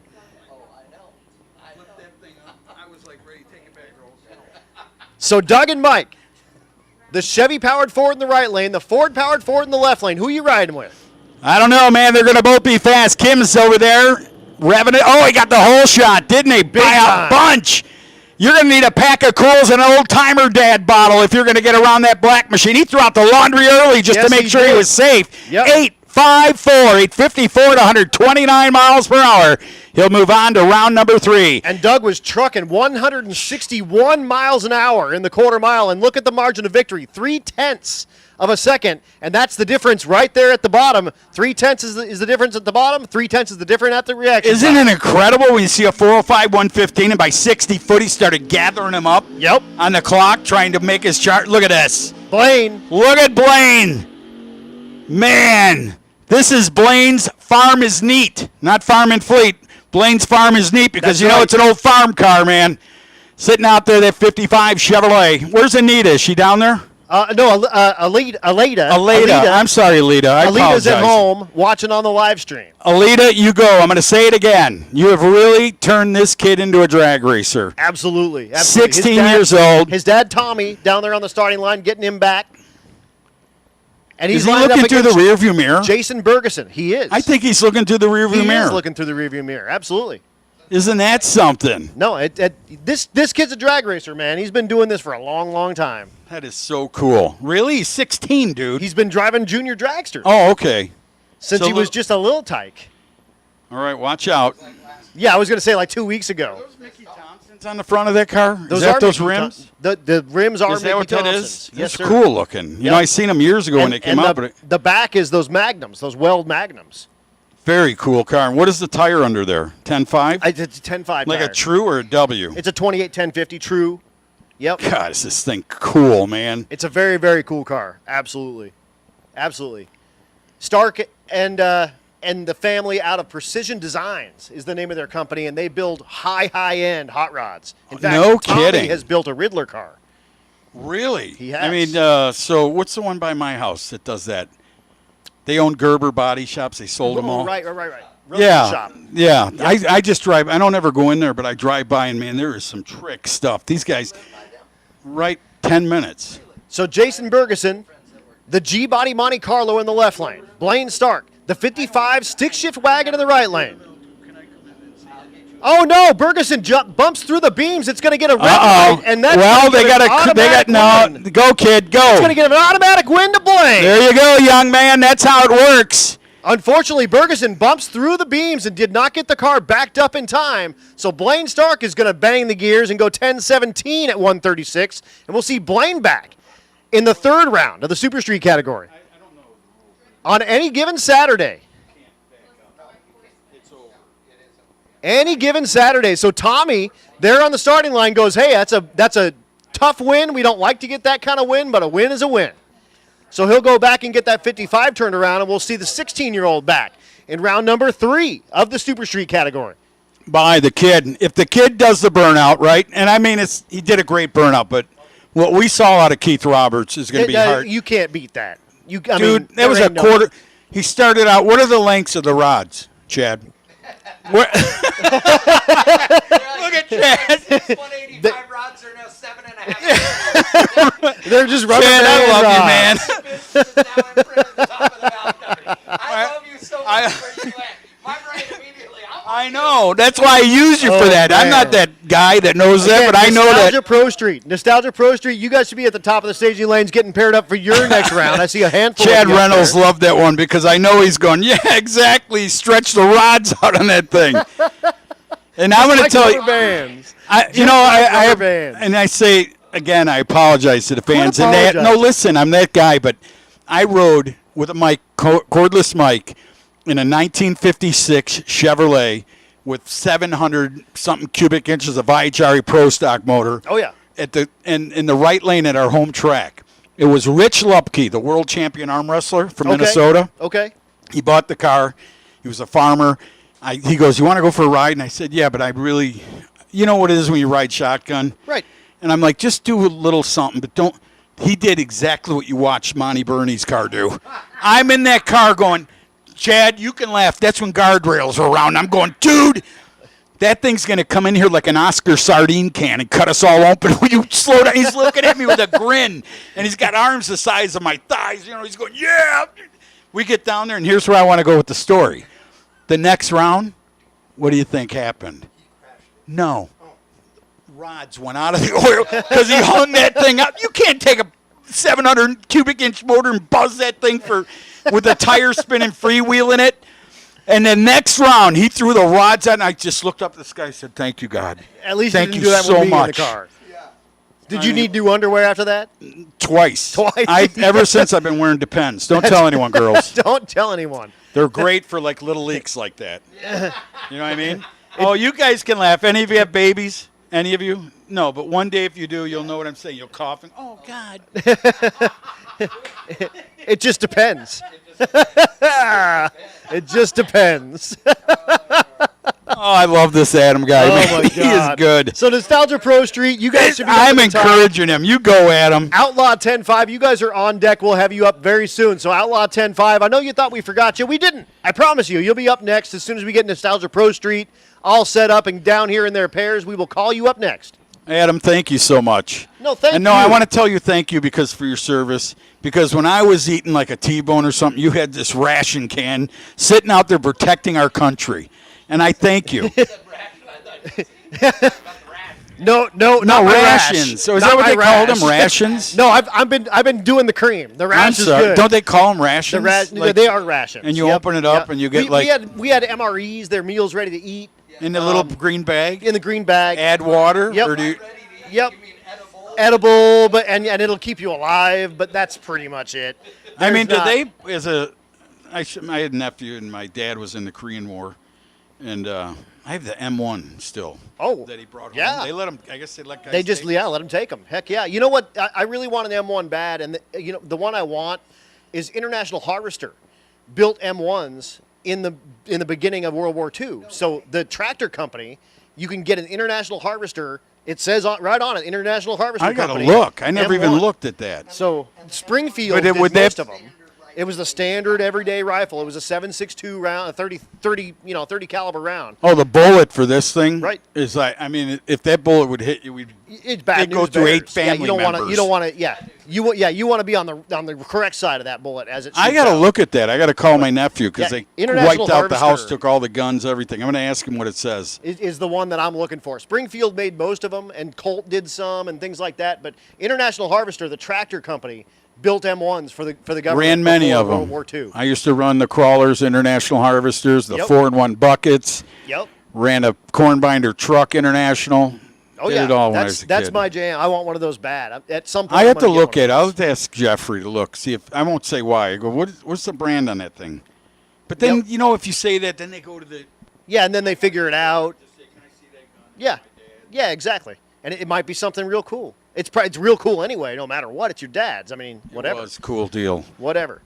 But Very cool stuff, well, man. thank You learn. and honestly, this has been a pleasure for me because if you're an announcer, you know a handful of guys that are, announcers, the top end of the announcer kind of world, and you're in that, sort of top 5 kind of when you start talking about announcers that have been around, since the forever. beginning of drag racing, and your name is in that world. And I'm having an absolute blast up here cutting it up with you and Thank you so listening much. to you do the thing and call all these awesome pairs and reminisce with your old friends. It's real. This has been This fun. is so real. This whole deal is like, can I wake up now? I Right. feel like I'm in a cloud going, Annette Summer, Keith Roberts, Monty Berney's car. Right. I mean, and then to see that the Havliks had the 55 Chevrolet and the Opel, I'm like, God, these guys are the real deal, Oh man. yeah, and they're gonna grudge race those later against each other. And I asked Jess, "Are you gonna spray the Opel?" And he said, "You bet your ass, I'm gonna spray the Opel." What do you mean?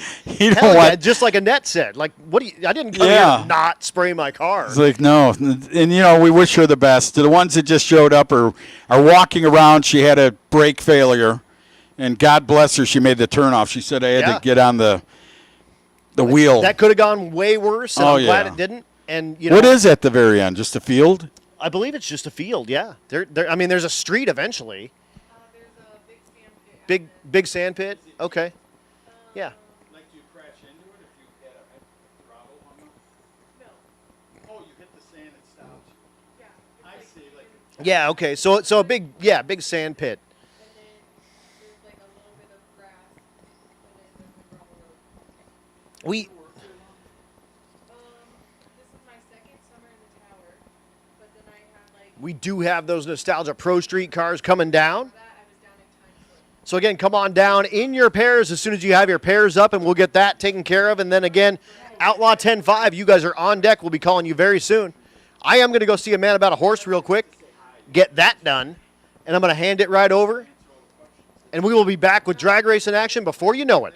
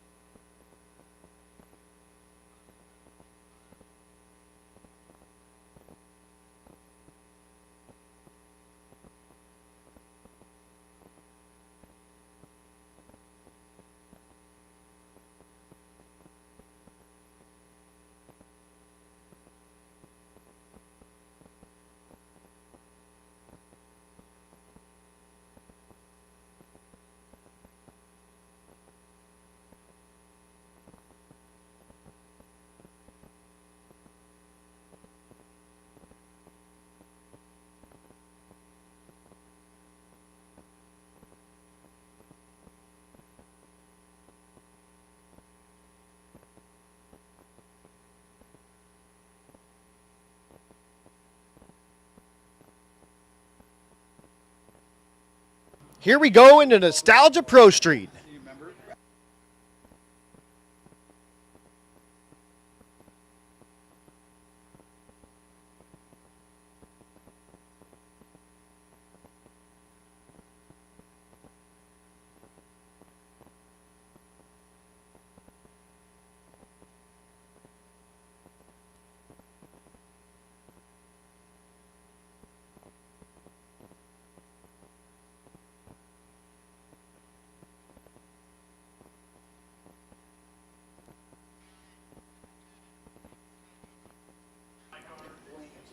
Here's Drake Boyer in the left lane and Rob Seaton in the right lane. Boyer with the 78 model Monte Carlo with the big tires. Rob Seaton in the right lane, the 91 Camaro with the medium size tires. I'll call them schmediums.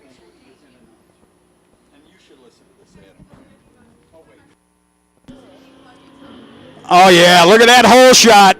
Look at Rob Seaton down there. He was seating more than the Vels in that one. He seated the tire, he seated himself, and he's going 783, 179 to move on to another round. All right, here it is.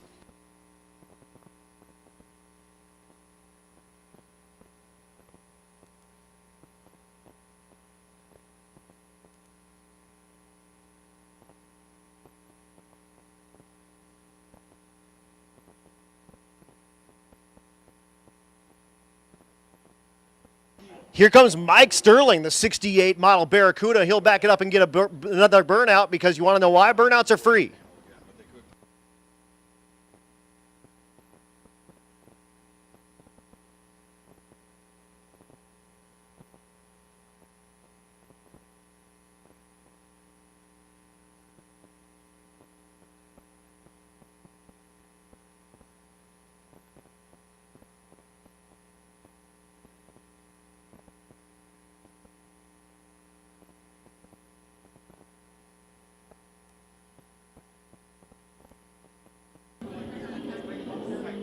Sterling wheels up in that Barracuda. 27 reaction time to green. And he'll go 8:43 at 161.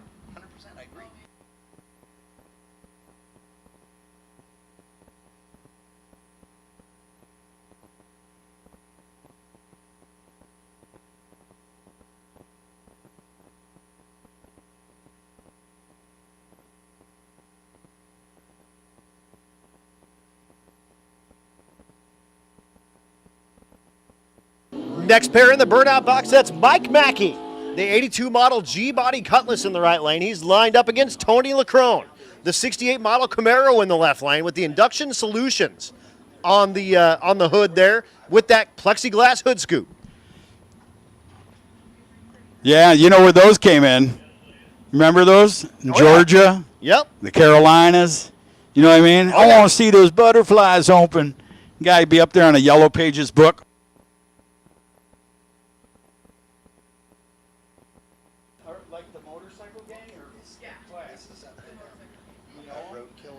Attention in the pits, attention in the pits. Outlaw 10-5, Outlaw 10-5, round number 1. Come on up to the top of the staging lanes to get paired for your next round.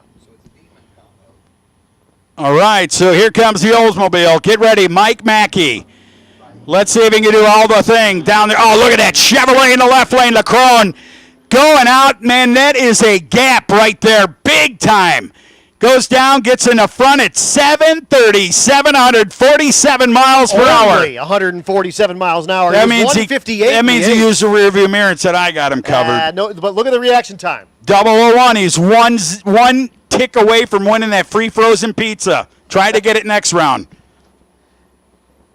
That brings up Steve Penrod in the right lane, the 69 Camaro. Look at the paint on that car. It's such a nice car. And he was the guy, he had the black car back in the day. Oh, you can't paint them black. They don't look good. You're doing wheel. And then he had a yellow. He was 20 years ago. He's still nuts. Which he's is just one of those. Right he's way. like, that's the right way. So energetic. Both cars powered by 540 cubic inch big block Chevrolet. Through the water, I don't know. It'd get another burnout. They're free. You may as well. Oh, well, that guy's directing the deal. I don't even think Steve knows him. That guy got off one of the Greyhound buses uptown and said, I'm going to work there. That's okay. That's all right. Look at the wheelie bar. Look at this. It's so Look good over looking. there. It's Look so at good it. looking. It's Under. really high. It's like. Yeah. Steve you may as well Penrod, not have it. He's trying to make the magazines. There's the burnout for Penrod as he lights the hides on the back of that 69 Chevrolet Camaro. Tea or coffee, it don't matter. Could be me as you watch that El Camino. That thing, I think, has been holding back. I have a feeling you're going to watch a real fast run here. Penrod better be on his game. Absolutely. Side by side, both these rides, we're looking for him to go quarter mile, and you'll see times on this one. And again, you've been seeing some really quick stuff well in the 7-second range. Can we do it again here side by side? Now, does that indicate, Chad, an RS?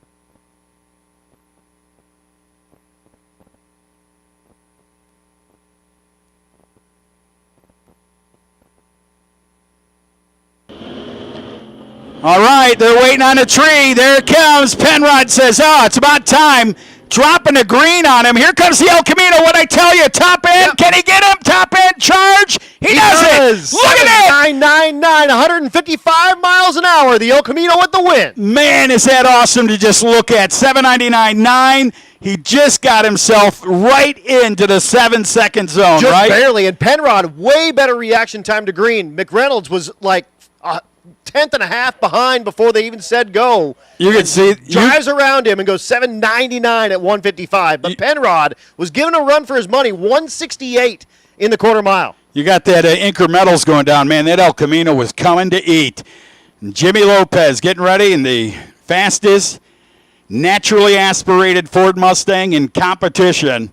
J-Lo Racing Engines.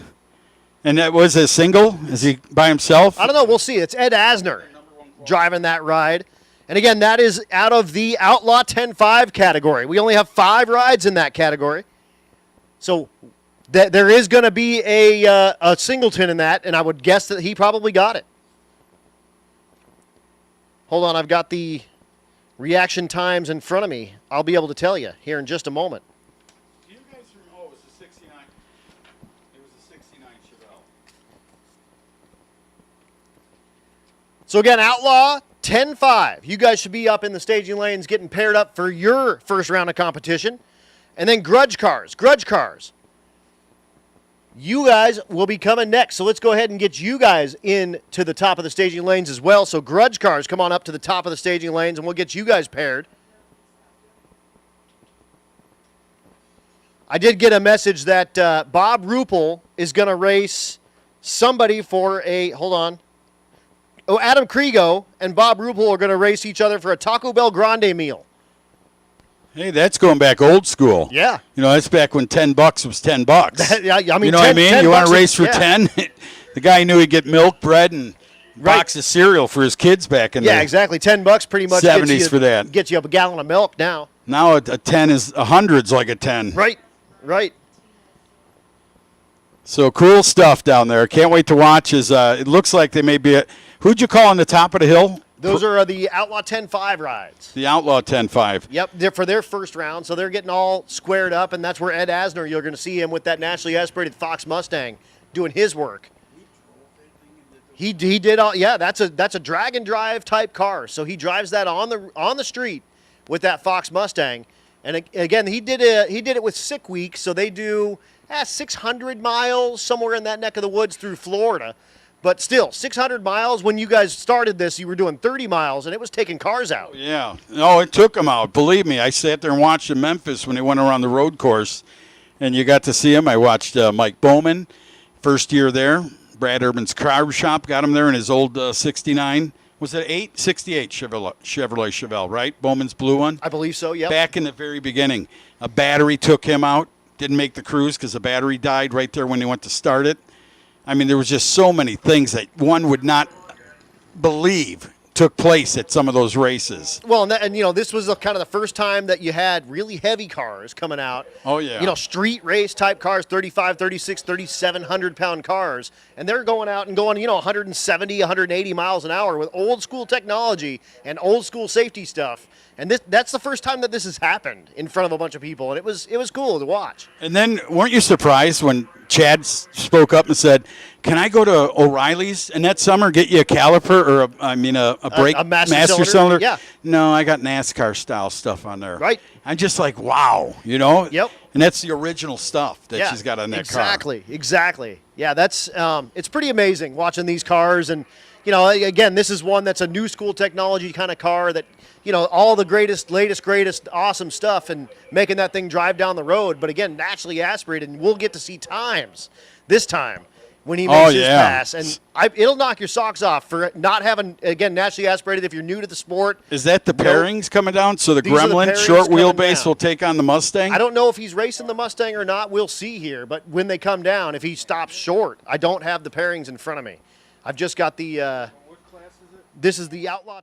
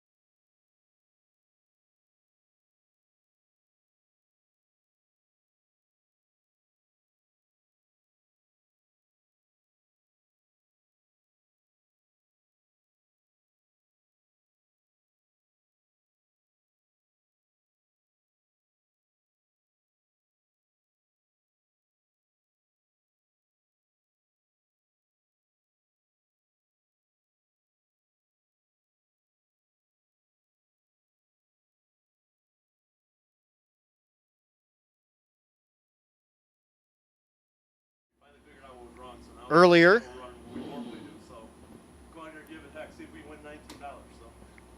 Yep, the Pierces are out. So the Pierces are. Tina Pierce is not going to be making the call. So Niesel, we still need. Well, Steve Penrod made his shot in the Chevrolet. Now it's time for the 6'7" driver in the Gremlin to make his way to the starting line to take on the very fast, naturally aspirated Mustang built by the guy standing there in front. J-Lo out of the Chicagoland area. J-Lo Racing Engines. Very, very methodical man. That isn't Jennifer Lopez. No, but that's his last name's Jimmy Lopez. Right. So turbo versus naturally. Oh, look at that! Look at that wheel stand out of the Gremlin, man! I thought he was going to shake sparks with a bullhorn on the wall. Kept it down there, and look at that number, man! 731, 189 miles per hour. J-Lo, where you go with all that junk in your trunk? Unreal. 731, naturally aspirated. Look at the mile an hour, nearly 190. God, that Fox Mustang. That is incredible. And you know, another one is that green one that just won that deal. Yep. That car is sick fast. Absolutely. When the sixes, right? Yep. But if you look at it, it looks just like a regular old Mustang. Oh yeah, absolutely. Yeah, you're talking about Brett LaSala. Oh, that car is incredible. And that car is absolutely incredible. Is that the fastest drag and drive car ever recorded? Oh no. That's the fastest small tire. Small tire. That's what I meant. Fastest small tire and radial tire. But no, Larry Larson has been in the 5-second range. Right. 585. Yep. You were there. He cried. Yeah. I could not. Absolutely. But no, LaSala's car is the quickest radial tire and small tire car in the sixes. What's cool with that car, it has a Ford factory block. It does have sleeves in it, but the block says Fomoco on it. And it has it used to. They just put, it is a Coyote. Yep. They just put a billet crank in it, but it had a stock crank when it ran 690s. Unreal. And it has almost totally untouched heads on that car. Unreal. It's absolutely unbelievable. That's incredible. Doesn't that just make you want to drive it just once? The car they call Snot Rocket 2.0. I'm a Chevy guy, but that car's sick fast. Absolutely. It's like dumb fast. But we are waiting on Niesel. Niesel's broke as well. So, unfortunately, two. So, next two are going to be broke by. So, Rob Senker is going to get an automatic win with that turbo Pontiac-powered Pontiac. Unfortunately. When is the how did we set the table up for like the pro street cars? Are they going to come out and give us some grudge racing exhibition again? Oh, yeah, no, for sure. And you know what I just saw was Jess with the Opel, the Ohel, just drove around.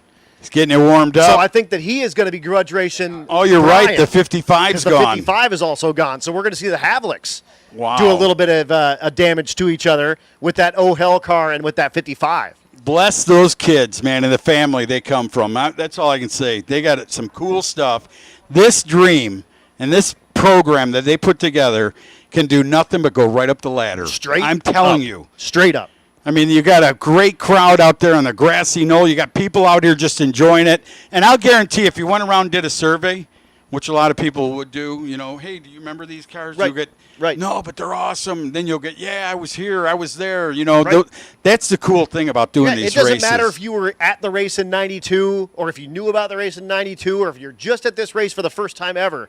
If you're not having a good time here, you can't have a good time anywhere. That's absolutely right. I said that I'm on that cloud, and I'm like, God, man, it's just unreal. You look at the sign behind there of the cars sitting in the water box back there. I mean, it's just so unreal. Absolutely the unreal, thought, man. How did the thought come? What did they do? I don't know how they came up with it. You're related to them. This is what they did years ago when they traveled to Memphis. Like, when they were young, jamming in their mom's car, like driving to Memphis. And they remember it. And see, they want to relive it.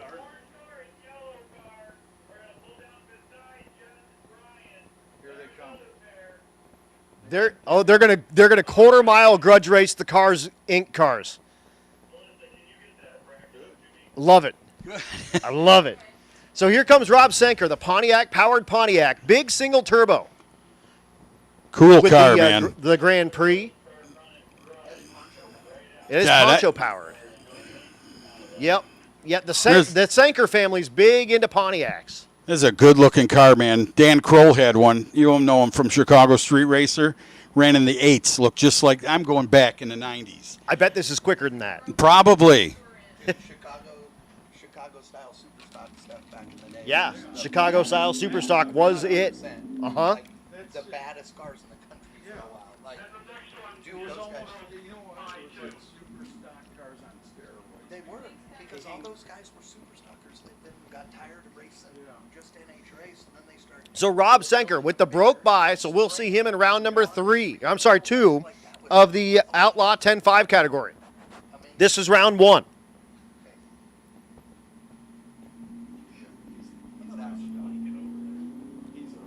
So Poncho powered Poncho.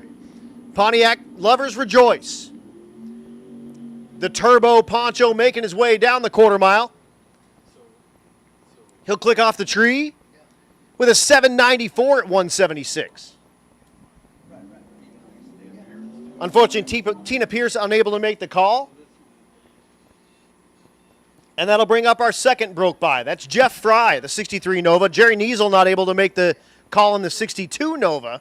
So Jeff Fry with that 63 Nova will get the automatic win in round number 1. We'll see him in round number 2.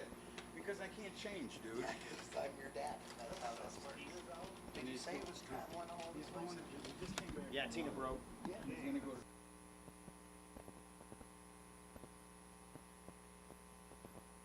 That's so awesome. That's what he wants to do. Is he going with group of friends? Yeah, he took his best. So again, Grudge Cars, you guys should be making your way to the top end to get paired up for your next pair. I'll tell you what, Jeff Fry, is that him or did he go? That's him. That's Jeff Fry. Look at that paint job on there. Trying to keep that thing old school cool. Well, Fry gets on the green, goes down to the right side, brought to you by Right Way. Oh, there's Right Way. Who is from Right Way? He goes 8'11 at 167, and that brings up the milk truck and the 63 Impala wagon. These guys are racing for $19.63. Look at this race. Fans, get your camera out. I'm telling you what. Super Street, round number 3 to the lanes, please. Super Street, round number 3 to the lanes. Adam, I am so, look at the mirrors are still on that thing. Oh, yeah, you got to be able to see behind you. It's a street truck. God, look at that thing. That's the original rust on top of that truck, isn't it? It is, absolutely. Absolutely. So the Divco milk truck in the right lane. Why don't they make a Hot Wheel of that thing? I don't know. They need to. I think that would be so cool. And they need to have it dragging the quarter panel on the ground because that's what this thing does every round.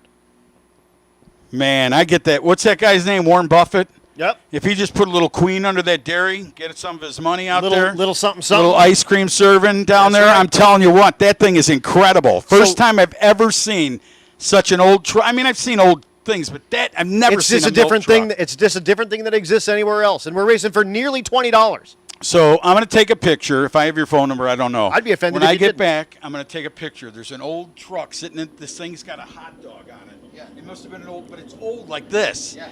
And it's just been sitting for Oh, years. wheels wow, on side both of by them. side. 1963 on the line, and that will be the change.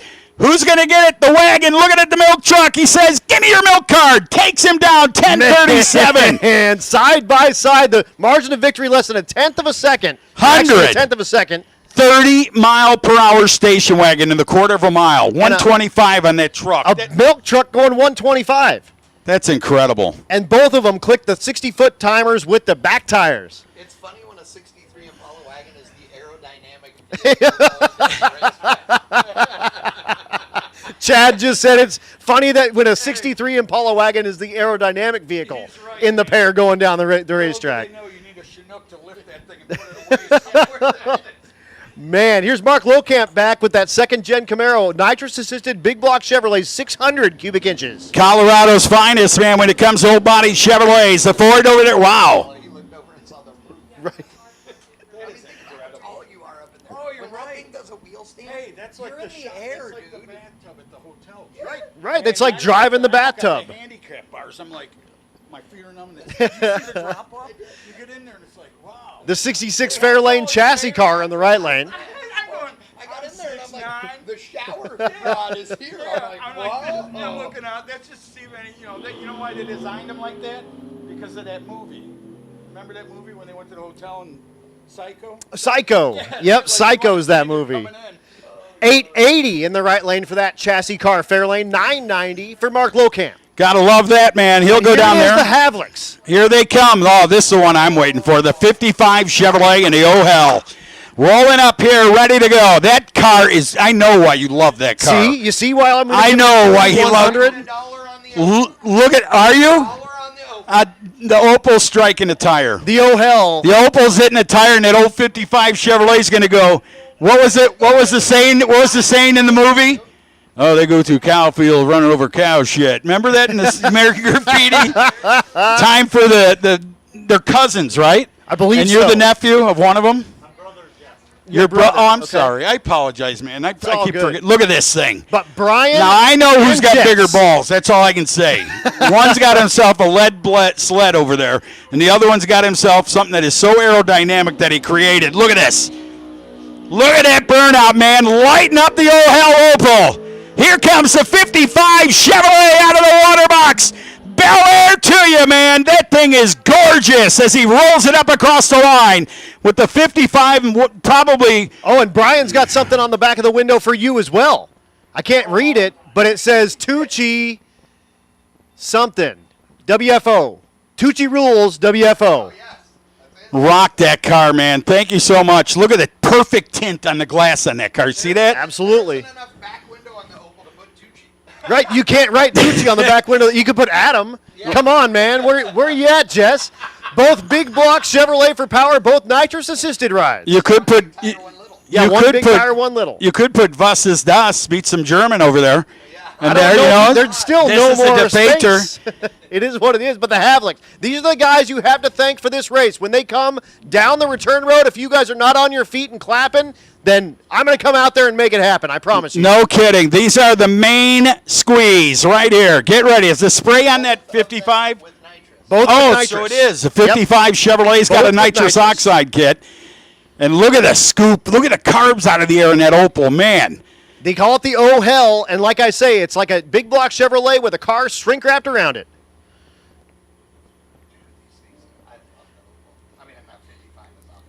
So both rides.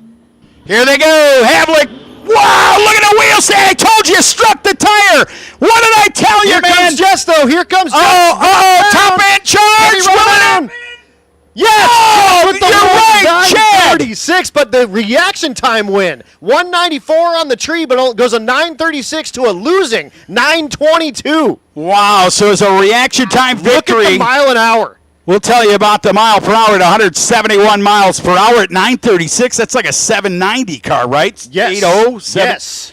Yes. Man, 146. The 55 Chevrolet living up to its name, 922. Here comes the Cars Inc. Chevrolet Camaros out of the water box, lighting them up. As we get ready, they're going to do a full quarter-mile pass on this one for you guys. And you're going to be able to see the times on the boards. Here comes my favorite truck in the whole world. Over. It's the milk truck, man. I'd have a custom horn, everything. Remember, I was at a race when, remember Brent, the funny car nitro guy, the cowboy, and he pulled the chute and the cow crap went out, and they said, you're done.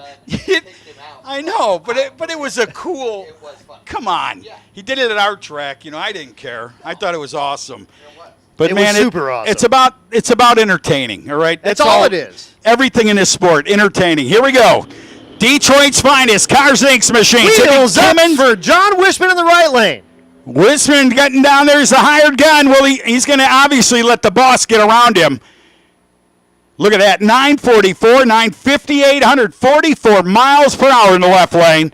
And that's just enough. Chad, I know you love performance and all that, and you have forever, but wouldn't that be fun just to have a car that ran that looked like that? Oh, my God. Man, you're out there just hitting it. All day long. Yes. All you know day what I mean? long. I don't care if it was ever faster than that. Yeah. It's awesome. That Absolutely. is just a great feeling. Say cheese.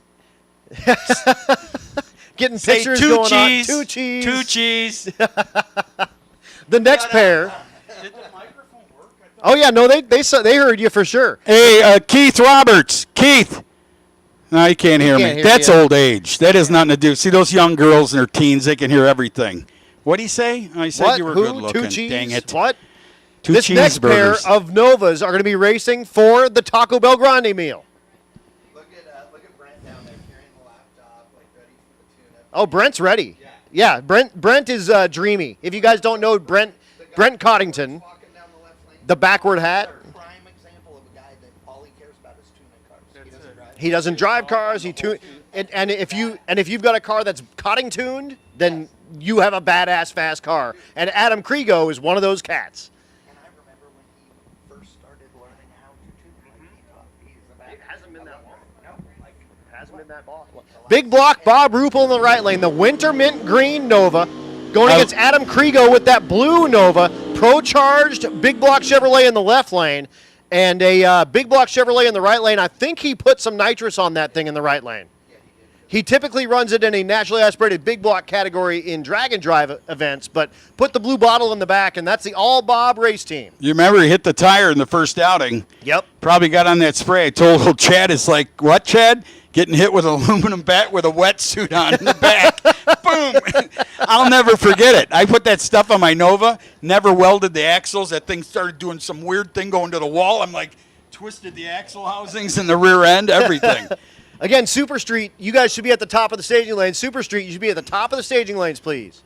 Here we go. All the Nova lovers got out from underneath that thing. They said, yeah, it looks good. Love Actually, that blue car. I think they got a little bit of the belt.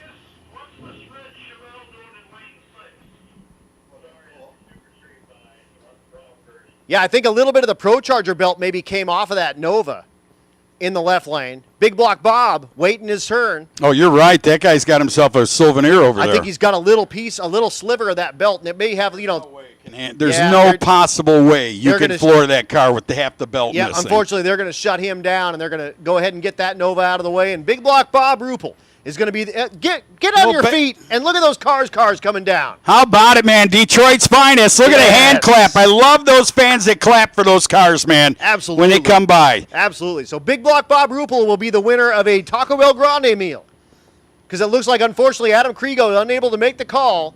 So Bob Ruppel, with the nitrous-assisted big block Nova, drives himself into God, some that is so Taco 90s. Supremes. So 90s with the spray, the hit, and the hesitation. Like, do I stay in it? Yeah, get my thumb back on the shifter button. Go. Bob goes 930 at 148 with that ride. That's fast, man. 148 miles per hour in a Chevy Nova with a skinny tire. That'll bring up our next pair. That's going to be Crystal Lum and Tony Latimer. So an LS-powered ride in the G8 and an LT-powered ride with the Camaro. That LT is the new direct injected. I'd really like to know what happened to that Chevrolet. Remember the last time Yeah. he slammed the hood? Yep. It's so bizarre because he's right back. It had to be something stupid. Just a little switch or something. Sometimes there's a million ways to lose a drag race. Yep. The G8 is sweet, man. The G8 is is a cool sweet car. ride. Now, is that car? Did those come with a stick shift from the I don't factory? think you can. I don't know if you can get a stick in those. What was that one? There was one that wasn't the GOAT, but there was. That's it. I've got one. That thing's incredible, man. Yeah, I've got it. What and, a burnout! And Did actually, you drive that car? Were you in the car doing that? Come over here. We got to give you your dude, win. that was wild. Absolutely Real. wild. Actually, kind of nostalgic. That's the original block that Monty had in the car. Wow. Really? The 565 Blackstone. Now, was that the massage Jimmy Dunford car engine in there? Remember that one in the beginning in St. Louis? Yeah, it's the same. I mean, you know what I mean. It's Big Chief heads now and all that, but basically, yeah. That was incredible, Keith. That was so cool, dude. That was so cool. Dude. You made my whole That's great. day. That was incredible. And I say this. Thank you. I wouldn't doubt. I was nervous too. I'm like, is that Keith driving that thing? When he took off, I can see you're crazy. I mean, absolutely amazing. Again, Tony Latimer in the right lane doing the burnout, the 6th Gen Camaro. He's going to line up against Crystal Lum. Yep, Crystal Lum definitely driving that G8. All right, so I'm sorry. I just want to make sure that.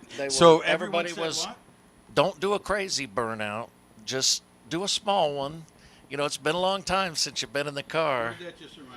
Brian Olson. It's okay to do a burnout. It's not okay to be one. Yeah, there you go. As soon as I pulled up, it was like, no, not going to happen. It gets good to you. No, it You was just so can't much. help It was so awesome. It was at least 800 or 900 feet before you lifted. It was perfect. Totally. Perfect. Wait till you see that on One film. set of tires. You know that, right? Mickey Thompson. There is a Mickey Best Thompson burnout award for contest. best burnouts. Get I a didn't pair know of that. tires. I didn't even know there was a contest. That's awesome. is. 10,000 in fuel. You won $500 worth of tires. We love you, dude. So Tony Latimer goes 8.96. I think that's his first 8-second pass ever. Is that his first 8-second pass? Yes, it is. Tony Latimer's first 8-second pass. And there's the 55. Look at a purge for Havlik. I love that car, Hell man. yes. Hell Something yes. about that car. I right, don't know I'll if it's go- the way it sits. I'll go 5,500. Ready to go to church on Sunday. 5,500. 5,500. But you got to keep the nitrous on it. Oh crap! Are we having fun yet or what? Man, so Tony runs his first 8-second pass, goes 8.96, and that's probably because Mike Mead's down there helping out, and he's got Alan Jackson helping him out as well, up in the staging lanes, and Zane Bobo Racing Team. Maybe get that guy some rap film. Attention to the pits, Pro Street. Nostalgia Pro Street, come on up to the top of the staging lanes, please, for your next round of competition. Again, Nostalgia Pro Street. Come up to the top of the staging lanes for your next round. I'm looking up there. I see Super Street all lined up and getting ready to make their passes. How about that grudge race pair there? That was awesome. Got to see Tony Latimer's first 8-second pass. Man, awesome stuff. There's Mike Narks down there from Drag Drive Repeat. What's up, Mr. Narks? He's out here hanging out and partying with the fastest street car reunion type guys, and Eric is here as well. Also from Drag Drive Repeat. Hey, there's Jess, guys. If you guys didn't give it up to Jess in the O-Hell, you did it wrong.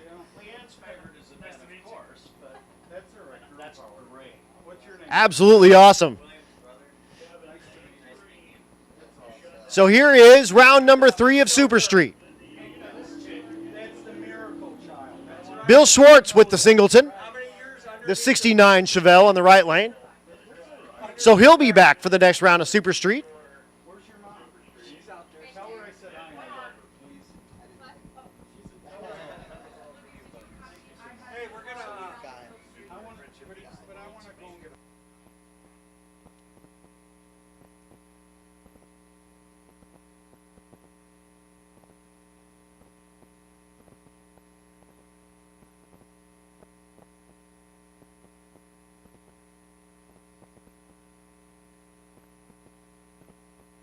$9.16 for Schwartz. And we'll again see him in round number. Look at Tony Latimer. The 8-second 6th-gen Camaro. His very first 8-second pass. He just did it. Give it up for Tony Latimer with that 6th-gen Camaro as he drives up out front there.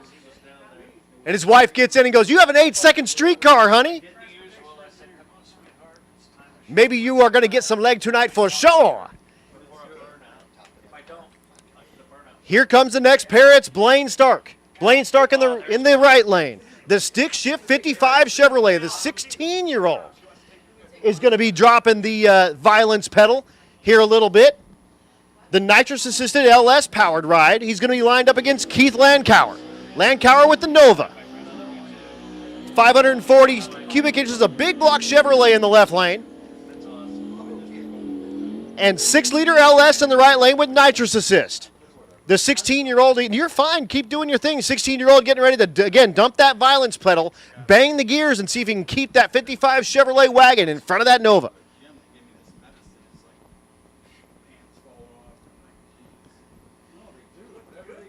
Al's back here talking about his pants falling off. I don't know exactly what kind of party we got going behind me over here.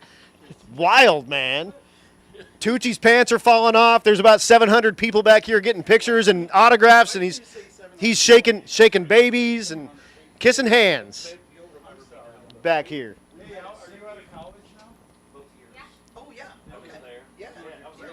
So Landauer in the left lane, the 69 model Nova, 540 cubic inches of big block Chevrolet. And again, he'll line up next to the 16-year-old Blaine Stark. Tom will get in the door there, he'll turn on the nitrous, and he'll give him a fist bump and say, "Go get it, boy."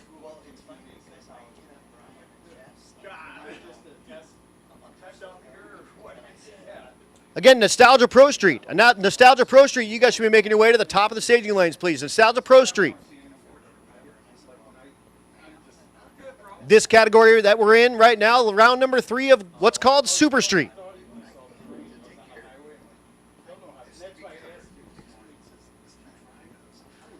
So Tommy gets out in front of the 55, and he'll get him in the beams. Again, the 16-year-old behind the wheel of that 55 Chevrolet.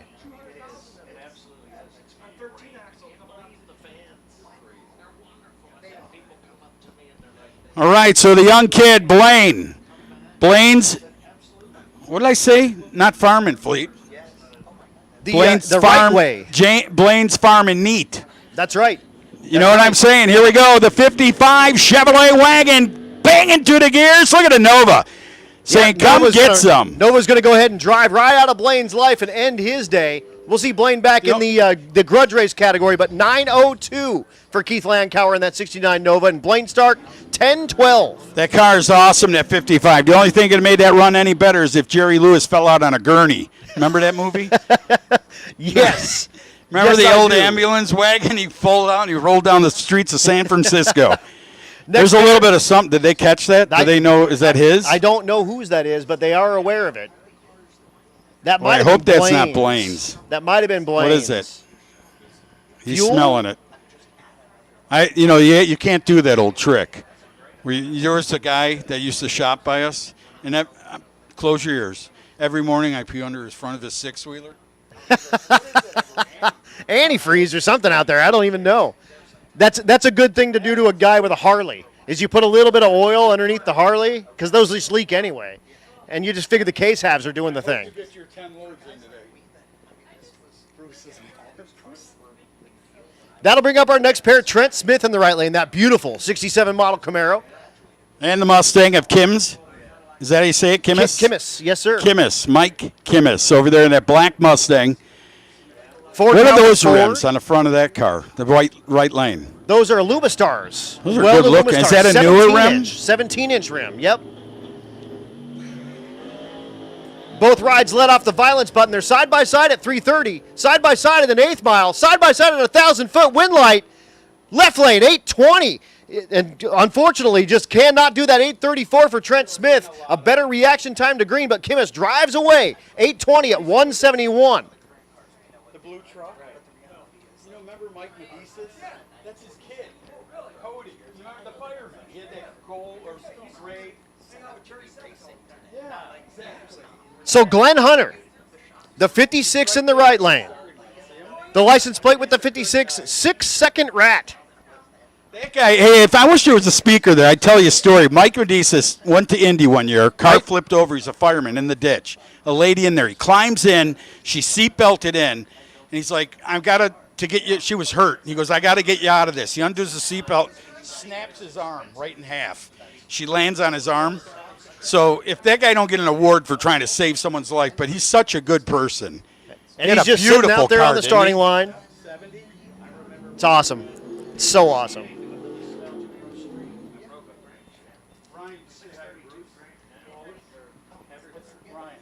So Hunter in the right lane, Medicis in the left lane.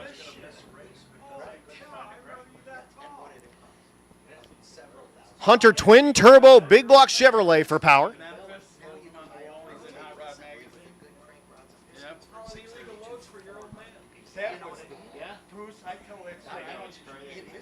Meneses with that S10 with the zoomy headers that in front of the rear, in front of the front wheels. I mean, you just see all the primary tubes hanging out there.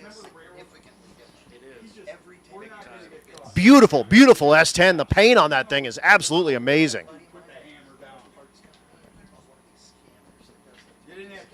Again, Nostalgia Pro Street. Nostalgia Pro Street, you should be at the top of the staging lanes getting paired for your next round. How fast the 56 again? Did we see it on time? They're not going to show any I don't think times? we've seen times with yet, but it should be a low 7-second ride. It has run in the 6s with a much bigger engine and really laying on the thing, but should run in the 720 range, something like that. And that's a drag week car, so he drives it on the street. Is that turbo power, obviously? Twin turbo big block Chevrolet, yes, sir. And little Cody Medicis over there in his pickup truck. His dad Mike down there, they pulled him up. Had his, you know what? It ran really good, and then remember it lagged sort out. of let off or something. It's kind of weird. Both rides bump in. There goes Glenn Hunter. He's going to say, here's what the back of a 56 Wow. Chevrolet looks like. Look at that thing. You see that car motivating? 7-Eleven. 7-Eleven, man. That's a baseball trading cup.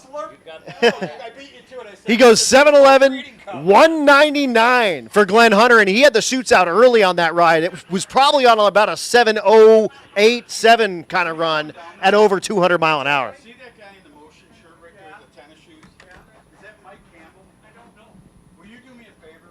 Will you walk up and say, did you just retire from Phillips? Here's Mike Thompson and Randy Lambert back in the water. This is how we started the day, was these two running side by side, and we're going to have quarter-mile grudge race between these two.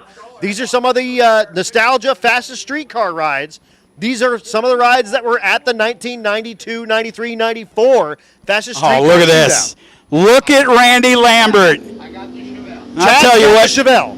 I don't care. I'll take either of them. who I'm cares? telling you what, man. This is so reminiscent of standing in the tower in Memphis, Tennessee back in 1994, watching these guys do their deal. The difference is Lambert was in competition in Super Street. I was sitting in the lane next to him, and I didn't even know him. I blew him a kiss because I had a car second slower, and he looked at me like, treat him. I'm like, that's all I was looking for. Because I know if I had the power, I would have put you away. That's right. He loves Tucci, too. He's a good guy. You're That gonna guy's a see good guy. These are the first time we're going to see times on these rides. Oh, they're going all the way out? Yes, sir. The full quarter. How Yes, about sir. it? Mike Thompson over there. Watch may as Thompson, the wild wheel standing Chevrolet Chevelle. He waits for him to take off. These two go side by side out of Morocco, Indiana on any given weekend. Showing off their stuff. Lambert, look at that. 939.7, 927. 145 for the Chevrolet Chevelle. Two legends.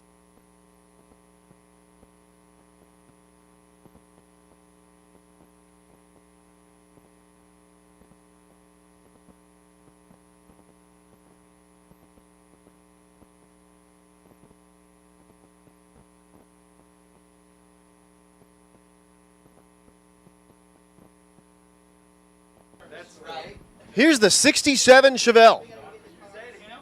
Bruce said it was him. See? I can't remember people. I seen as spectators 20 years ago. No, it's a weird thing. Hey, thank you, all you Floridians. You mean it. You too, young man. Bye, young lady. Thanks, guys. The truck's going. You know, I can't even. Looking for the name on the side of the thing. It just says Big Daddy. I can see Big Daddy. So I'm going to call him Big Daddy. Big Daddy, the 67 Chevelle, doing a little bit of nitrous purging. He'll get it into the stage beams. The lights will come down and we're gone. 67 Chevelle making his way down the 1,320-foot quarter mile, and he goes 960 at 136. And that's a big bodied car, man. He went, look at, let's go to the 8th mile, 608. Hey, Campbell. How you doing, dude? Retired from Phillips 66. God bless you, man. Head up to the tower. Come talk to Mr. Tucci. He can't wait to see you. He's a nice guy, man. I haven't seen him in years. Heck yeah. So Nostalgia Pro Street, you guys should be getting paired up in the top end. Oh, my gosh. John Puckett's up here as well. Man. John Puckett has a stick shift Coyote Capri that runs in the 8-second range, and it's a drag and drive type car. Stick shift. That's because we have, No, his is a box stock Magnum T56. It has synchros and everything. 10 years old, yeah. He hasn't had it apart yet. It's awesome, man. So John from Iowa, man, thanks so much for coming out for the fastest streetcar reunion. 3 hours for him. John, I've got a great story about John at Sick Week. I should. I've had him on my thing, but John at Sick Week. Yeah, here. I'll switch you with me. Yeah, absolutely. So John, man, at Sick Week, you were at Bradenton. Yep. And I was riding with a stick shift dude with a truck, and we pulled into the wrong entrance. And you were standing over there, and you were like, man, I need to get into Bradenton so I can watch my homies do Sick Week, and they won't let me in yet.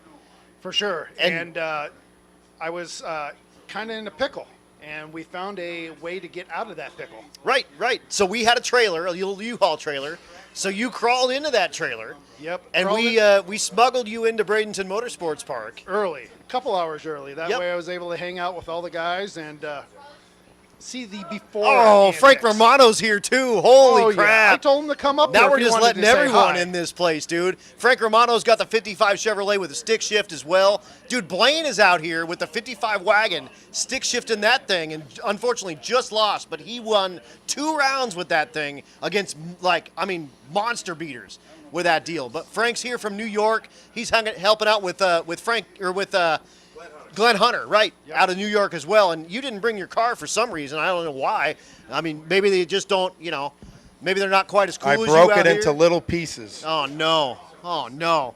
But these are my drag and drive folks. I got Al Tucci up here showing me all the fastest street car type dudes, and I've got my drag and drive type dudes here at Earlville checking out the fastest street car reunion. Frank, have you gotten around to see some of these cars? Yeah, I went to see one of my heroes from a long time ago. Rick Dyer actually asked me to park next to him. Hell yes. At the Street Machine Nationals in Campfield, Ohio. I think that was 95, June of 95. I got to see that purple 55 up close. Beautiful car. Brought back a lot of good memories. There's not enough stick shift cars here, I'll tell you that. So, folks, if you're in the grandstands and you got a stick shift car, you only got about 20 summers left before you die. Get it out here. Let's go. Let's go, Not getting baby. any younger. Yeah, let's make it happen. And the ladies are going to tell me I need to call some cars. Thanks so much for rapping with me real quick there, Mr. Romano.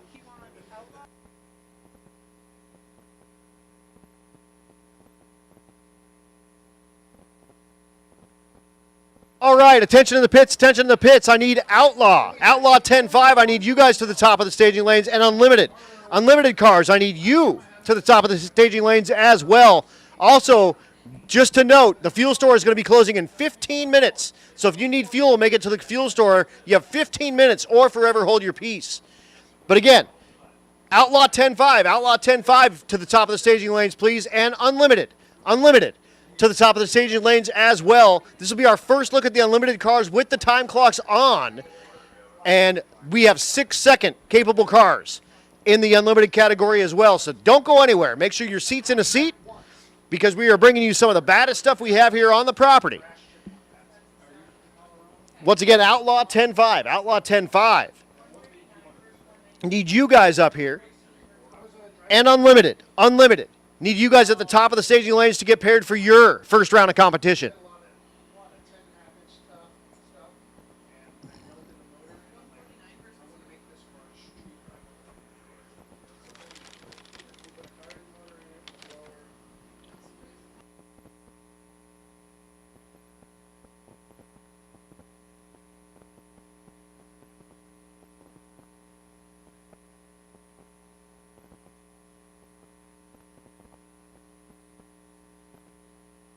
Mike Narks needs himself some sunscreen.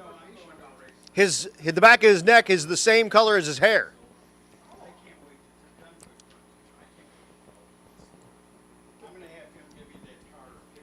Here's Troy LaCrone, the 68 Camaro.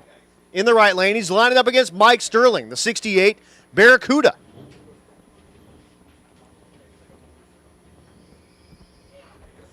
Once again, Outlaw 10-5, Outlaw 10-5, this is your call to the top of the staging lanes. And Unlimited, this is your call to the top of the staging lanes to get paired for your first round.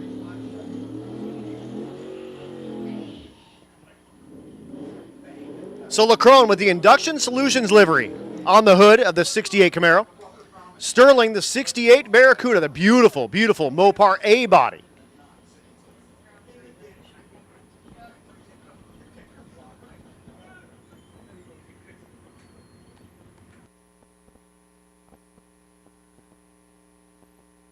This is the Nostalgia Pro Street category.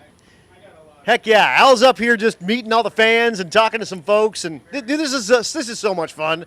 I get to watch all these people, get to meet their people, and that they haven't seen for 20 years. I'm having the time of my life up here in the tower. I got the best seat in the house.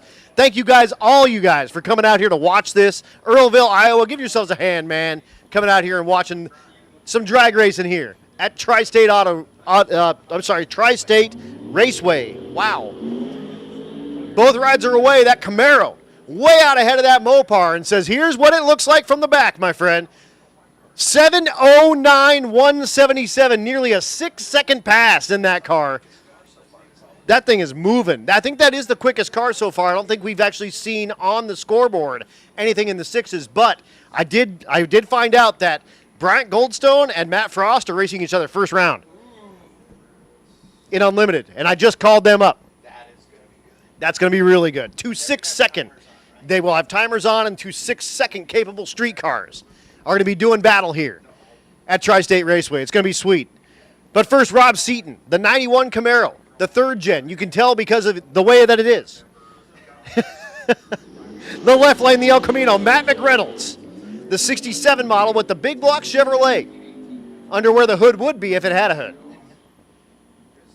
But he's showing it all off. I like that rule. So Chad just came up with a rule, and Jess, maybe you can hear me. This is a rule for next year that we're thinking about. You must do a burnout past the starting line.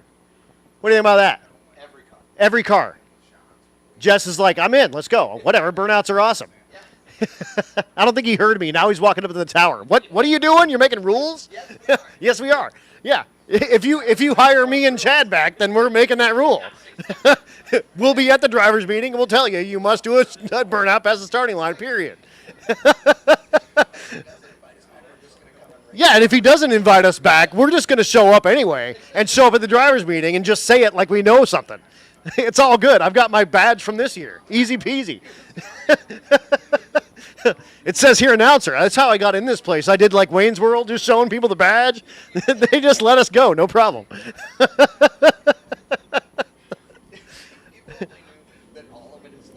Exactly. I mean, people think that we're up here lying. This is absolutely what happened. So El Camino and 3rd gen going at it. Man, here comes the El Camino side by side of the 8th mile. El Camino ahead of 1,000 feet and does get the win. 7:56 at 176. Rob Seaton a losing 7:76 at 179. But look at the reaction time. 0:05 reaction time to green in the right lane for Rob Seaton on a 4/10 Pro Tree. That is spicy. That's getting it. It's weird. A lot of cars are way over by the center or way out by the wall here. It's pretty wild. And honestly, like the groove here is really narrow, like super duper narrow. So you have like your car plus maybe 25% of width worth of groove here. And it gets, if you get out of the groove, man, you are in the junk in the middle of the racetrack. But hey, whatever. They're keeping the stuff rolling. There's that Barracuda. What a beautiful car. I love those A bodies, man. That 69 Barracuda. That's such a good-looking car. Oh, dude, totally. And that's the first years that you could have gotten the Hemi in those cars, for sure. And, man, those things are wicked, wicked cool. I like them a lot. And that's before the CUDA. Before it was an E-body. It was an A-body when it was a Barracuda. Before it became the E-body CUDA, which is like the same thing as like a Challenger. And that would have happened in like 1970. 70 was the first year for the E, and so that would have been, the Challenger was its first year, things like that. But because we're bringing you some of our quicker cars, they're going to do a quick tune-up here on the racetrack. If it's your first time to a racetrack, let me give you a little racetrack anatomy. So the starting line, pre-stage and stage bulbs, everything that happens here is timed with an infrared beam. So there's a beam that leaves off of each side of the wall there. There's a little hole in the wall that shoots at those orange cones that you see in the middle of the racetrack. There's 2 here at the starting line, pre-stage and stage. You'll see when the tractor goes through, it'll flash those. It'll flash the bottom one, then the top one, because he's going backward through there. Those are about 6 inches apart from each other. That's how you know you're starting exactly even. The first orange cone that you see there right after the Christmas tree, that's 60 feet into the racetrack. Little known fact, well, not little known, but some of you won't know, way, way, way, way back in the day, instead of the cones being in the middle and the electronics being on the outside, the electronics were in the middle. You can imagine that when guys got out of shape and started running over things in the center of the racetrack, that became a bigger problem. Started becoming a problem. Yeah. Right, exactly. So I believe that Muncie Dragway, literally in like the mid-2000s, still had the little pieces of pipe sticking up in the middle. It was in the grass, so you didn't have to worry about it as much. Right. Yeah, still not good. Not good. Not at all. But again, infrared beams, so if they could use regular light that you could actually see, but why? Right. No big deal. But 60 foot's that first cone. The second cone that's down there is the 330-foot cone. And then there's 2 cones right in the middle. And you see kind of the orange on the side of the whatever wall on the right side there. That's the 8th mile. So that's 660 feet. The reason there's 2 is that there's a known distance between the 2, so you can actually measure mile an hour between those 2.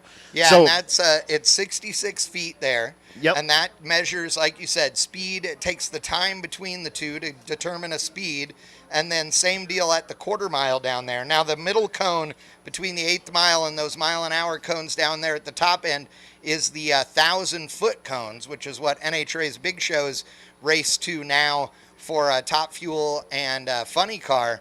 But the 1,000-foot's always been there as a number for you to get as a tuning aid, so to speak. Yeah, the incrementals kind of as you go, because a lot of times, especially bracket racing and things like that, you're letting off the gas so you can run off that 1,000-foot. No. What's they're not driving all the way down why there? Would they not do? What's interesting is a plate like Mocan has mile an hour at the 1,000-foot. That's true. So what's kind of interesting to watch, especially for a bracket race guy, is you can tell mile an hour difference between the 8th mile, the 1,000-foot, and the quarter. Correct. And it gives you a lot more fun as an announcer to see what people are doing. Absolutely, because you can see the games that are being played. And what's funny is any of you guys that are out here that don't normally come out to a bracket race to watch, the truth of the matter is it's some really good drag racing. And what is interesting is that, especially in the big money bracket race world, a lot of these guys will have a bunch of nitrous on these cars. They typically do not use it until the last 100 feet or less. Right. And they're grabbing the button if they want to take back the finish line, if they've given up the stripe. Yeah, or they'll push the guy out and break him out. If you know you have a bad reaction time, then you can push the guy out of the top end. There's a lot of games that get played on bracket racing, for sure. And it's fun, and it's really a good time. And for those of you that go, oh, well, bracket racing is easy because it's all electronics, let me explain 2 things to you. So the 2 things that are the electronics that are used, one is a delay box. Well, the delay box does not make you have a perfect reaction time. It delays your reaction time. So you still have to set the thing for how much delay it is. And if you let go of the button late, there is a bump they have an OS button. Right. and they will, and so you bump down. And so you let go of the button when the top bulb comes on and the delay is in and you're like, oh my God, I was late. You just tap the button one more time. And it'll take 10 or 15 numbers out. Right. And you hope that you're right. And to go red after bumping down sucks. Bad news. Ask me how I know. But then the other one is the throttle stop, which can be used to cut the throttle partway down the racetrack, etc. Those are the things that nobody likes to watch because they're boring. But these are the things to watch, Adam. Absolutely. Right now, I am so excited about Here this it is, right the here. unlimited category coming at you. It's Matt Frost in the left lane, the car they call the Hulk, and Bryant Goldstone in the right lane with the Javgasm. Hey, if that didn't give you goosebumps, I don't know what will. 6-second capable street cars. 6-second capable street cars coming at you right now. That's Matt Frost, the Hulk. That's a 481X powered ride with a big single F3 supercharger. It's an F4 now. That's right. He put an F4 on it. The twin You got turbo. an F7 on your Yugo, right? Yeah, an F4 is big enough to put your head in. Exactly. He had an F3 that he exploded on Hot Rod Drag Week. He bought another one, and then the F4 came out, and so, hey, why not throw the F4 in it? Giddy up.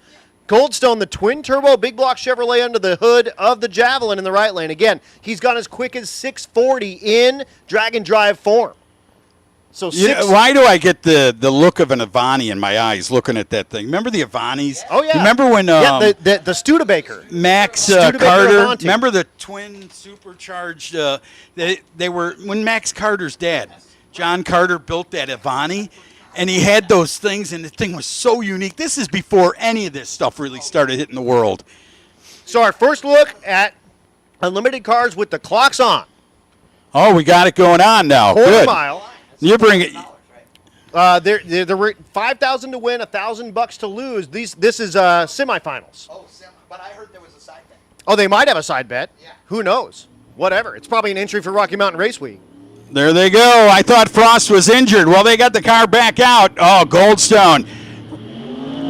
Look at that run. Look at that run. Can that Nova wheel the deal? I don't know, man. That AM, see you later. Oh, there you go.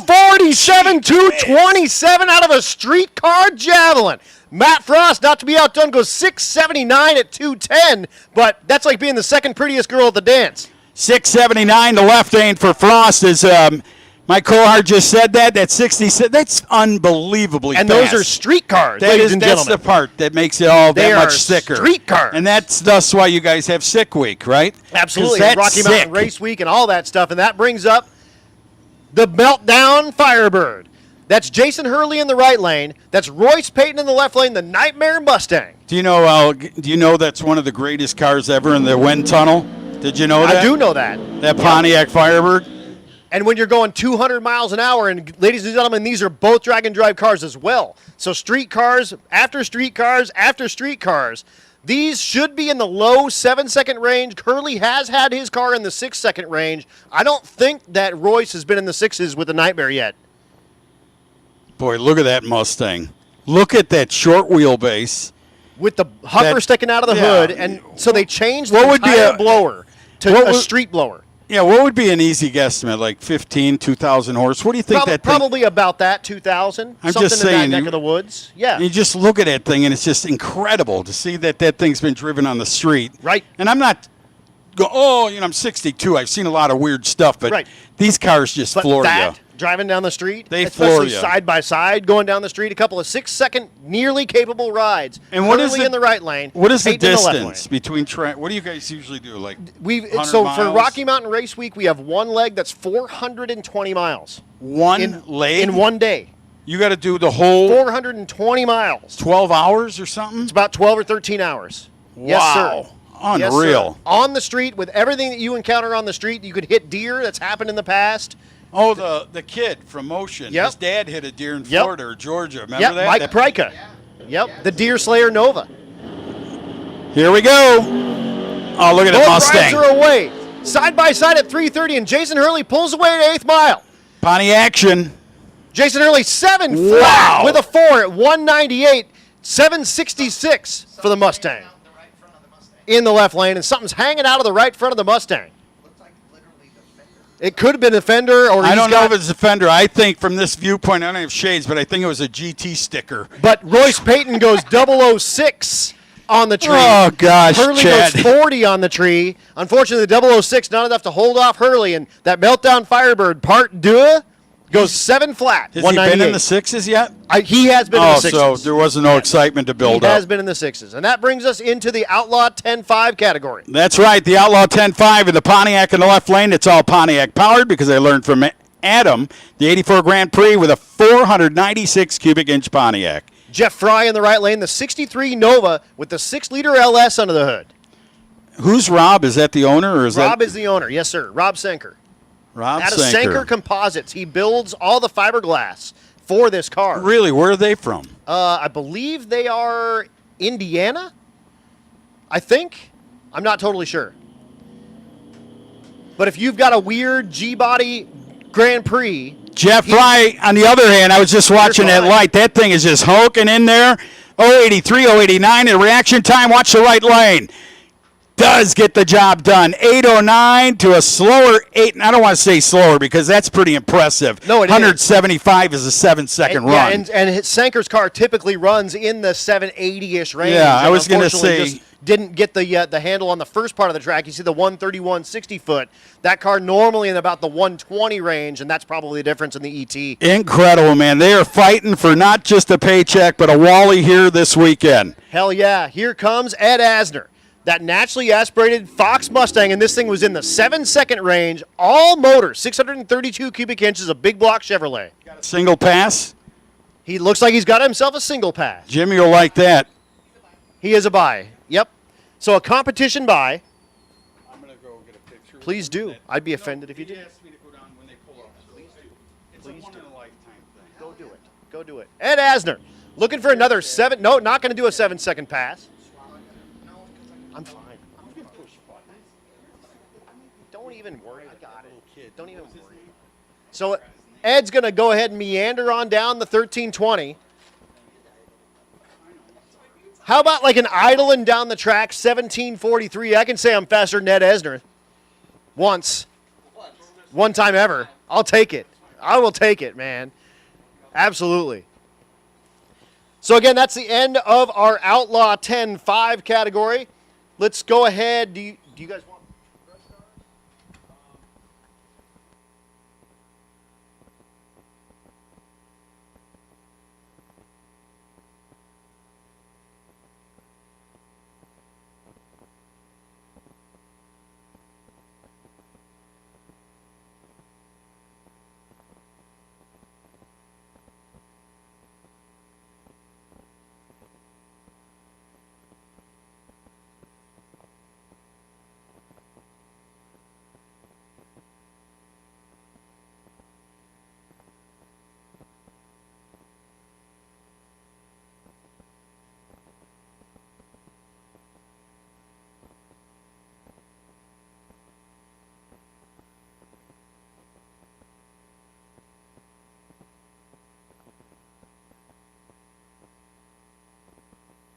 I'm looking down there on the starting line, and there's Blaine.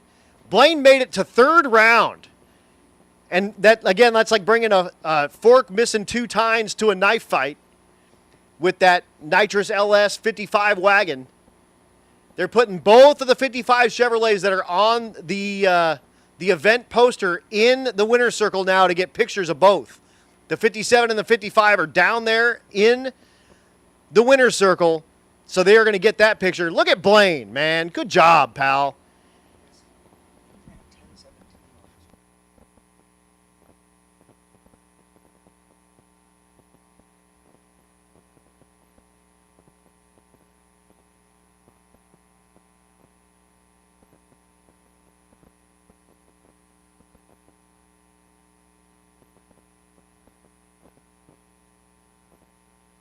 So again, down just a moment while we get this couple of photos taken care of. We do have all of our finals are set at the moment. We have every class is in finals right now. So every pair you're going to see run from here forward is going to be racing for $5,000 to win, $1,000 to runner up.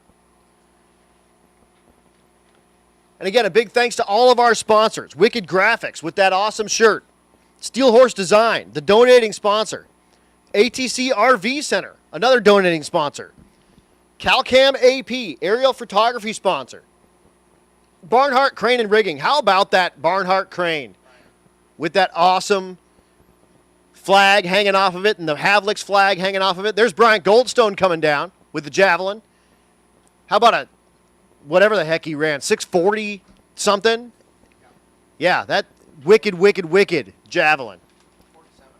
Yeah, I think 47, exactly. I think you're right. Yeah, 47 at 227. And keep it in the back of your mind, that's a street car, ladies and gentlemen. He's taken that on multiple 1,000-mile drag and drives. And as far as I know, he hasn't done any work to that thing since Sick Week. It's pretty sweet. Again, Mickey Thompson, the sponsor of the Best Burnout Award. I think we've already got that licked. Competition Carburation, sponsor of the Fastest ET Award. So we're still working on that one. We got one more round of competition for everybody.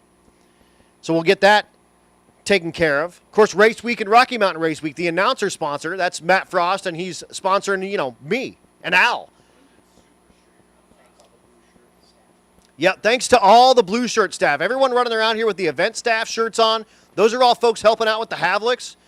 Those guys are working hard out here, making it happen. And then Tri-State guys, all those guys, thank you so much to all of the staff out here at Tri-State.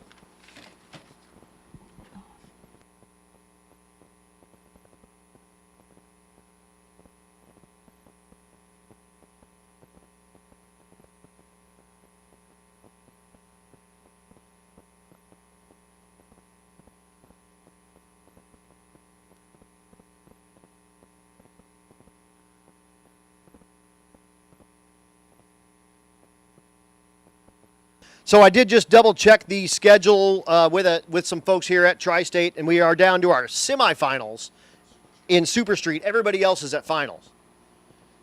There's Matt Frost coming down. There's Jason Hurley in that Meltdown Firebird Part 2. He gets a kick out of when I say that.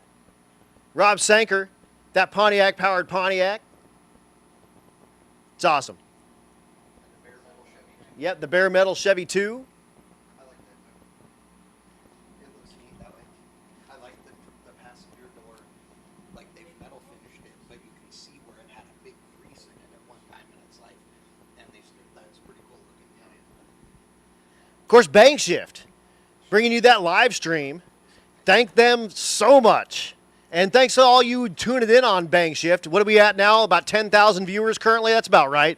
About 45,000 viewers on Bank Shift at the moment. And everybody in the chat group out there doing the thing. And, you know, I see a bunch of fire signs. So thanks so much for the fire. I assume that's for the amazing fire announcing that's going on. And for the fire live stream brought to you by Chad. What's fun with Chad and I, we actually have to fly at like 5:30 in the morning. And so we have to be at the airport at 3:30 in the morning. So we're just going to go find a bar. And we're just going to go party tonight until 2. And then we're going to make our way to the airport. And whatever, we just have to fly. No big deal. What's that? Out of Cedar Rapids. Yeah, we are going out of Cedar Rapids. We got a good recommendation if we're going out of Dubuque, but we're not. So, you know, maybe you guys can look up what's cool to do around Cedar Rapids at 3:30 in the morning, because Chad and I will be doing that. It's going to be awesome. But thanks again to Chad and Bang Shift and all you guys watching on that live stream.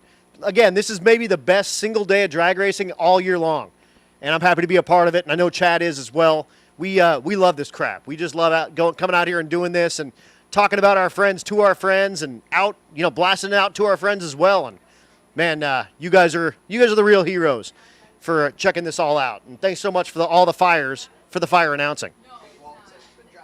Yeah, Big Walt, man, that guy's a little intense. If you'd ever met Big Walt, Big Walt's got that '66 Chevelle that they call Stitches. Yeah. Big Walt's a little bit intense. Catherine, his wife, is an absolute sweetheart. Walt, a little bit rough around the edges, but I love him anyway. He's awesome. I love that guy. Super Street, round 3 winners. Super Street round 3 winners. We need round number 4. Come up to the top of the staging lanes, please. Round 3 winners. Need you to the top. Oh, well, there you go. Rough around the edges is the nickname given to you by the kids. Yep, absolutely. ESP3, the apparel sponsor. Of course, Quick Performance. They do all that drivetrain stuff, and they're also the left lane sponsor here at Tri-State Raceway. So thanks so much to Quick Performance. Summit Racing, 3rd place winners. We've already got those all set except for the True Street category. Or I'm sorry, the Super Street category. $50. Is that right? No, 50% off for Mickey Thompson. And they also give away that set of tires to the best burnout. And Summit Racing also doing 3rd place sponsors for $500 gift cards for every 3rd place winner. So thanks so much to Summit Racing. Trackside Media, of course, they're out there. All 2nd place winner sponsors and the official media sponsor and the Best Wheelie Award sponsor as well. So thanks so much to Trackside Media. Bill's out there running around, getting you all those awesome photos. That's where the fire's coming from as well. Of course, Racetronics, Super Street 1st place sponsor. Fast Times Motor Works, the 10-5 Outlaw 1st place sponsor. Delta Pag, the Unlimited 1st place sponsor. Hot Rods by Havlik, the Nostalgia Pro Street sponsor. Tri-State Raceway is donating 4 Wallies, 1 for each 1st place winner. So thanks so much to Tri-State. You guys are awesome. And WFO Productions, the promoting company of the event, also owned by the Havliks, underneath that Havlik umbrella. So thanks again to all the sponsors. And again, if I read a company that you just heard, support those companies, man. Those are guys supporting drag racing that you like. And let them know that the Havliks sent you and the Fastest Streetcar Reunion Race. We appreciate it so much. So again, Super Street. Our semifinalists should be 3 rides left. Come on up to the top of the staging lanes to get paired for your next round of competition, Super Street.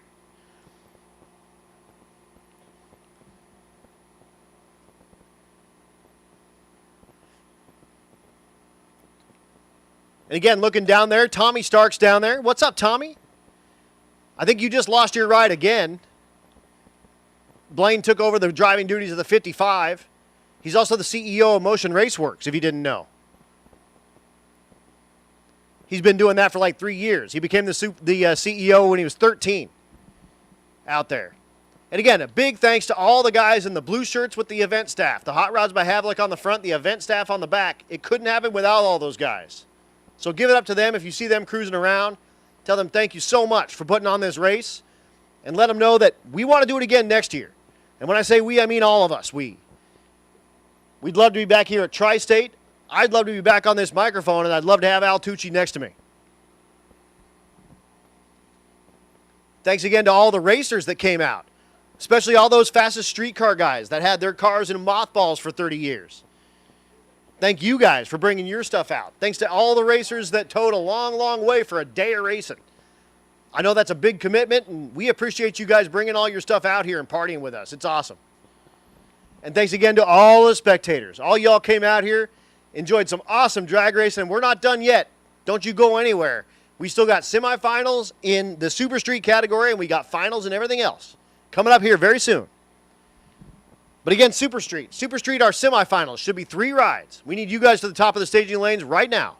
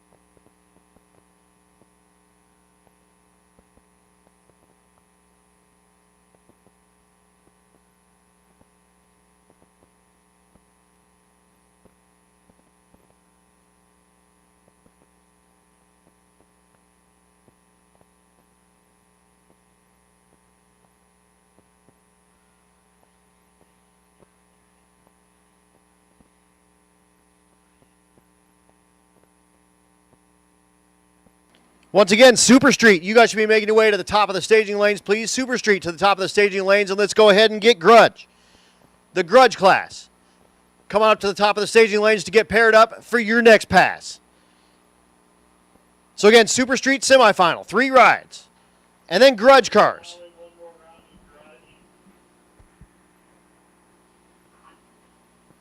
And then that'll put exhibition cars on notice. Exhibition cars, you guys are on deck if you want to make your final pass here.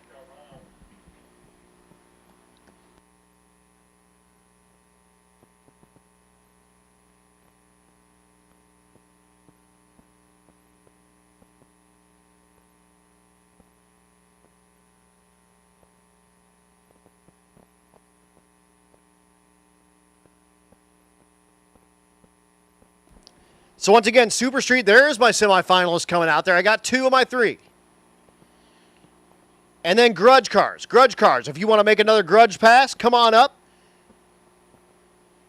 into the staging lanes, and we will get you paired up for your next pass. And then, again, Exhibition cars. Exhibition cars, this is your call. If you want to make a final pass, come on up. Let's get you paired up for your last pass here. at the Havlik's Fastest Street Car Shootout Reunion here at Tri-State Raceway.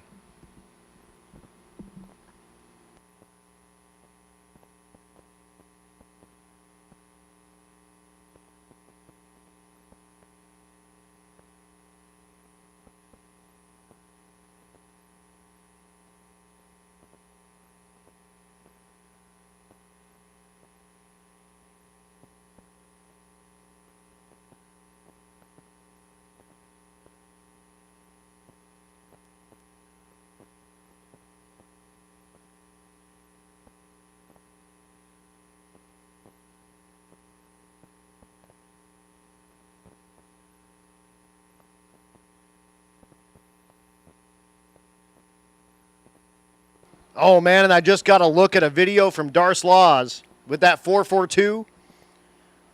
You can see what the connecting rods are inside from outside with a hole in the oil pan. Tough break for Mr. Laws. That's okay. He's the Muffin Man. Do you know the Muffin Man?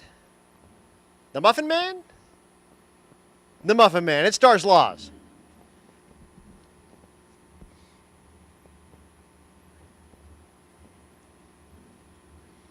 So again, Super Street semifinals. You should be at the top of the staging lanes. I got 2 of you.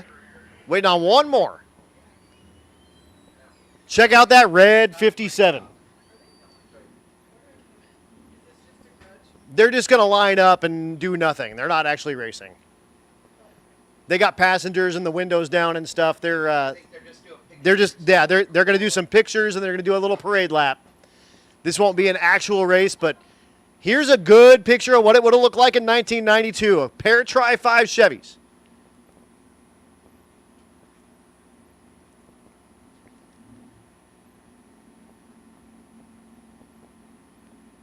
Just act like the trees came down. It's all good. Just go.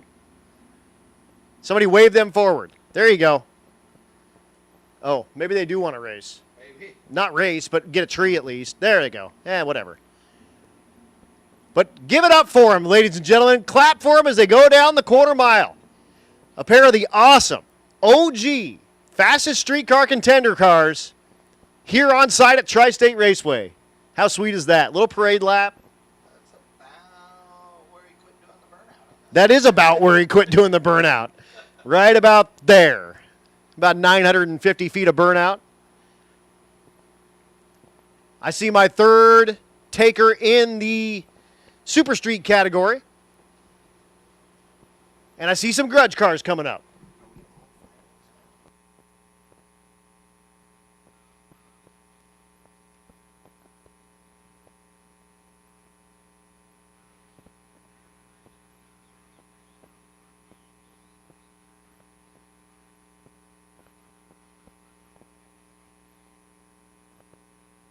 And Super Street, we're going to need winners right on back. So Super Street, if you win your round, we need you right on back to the top of the staging lanes, please. So, again, Super Street winners, come right on back to the top.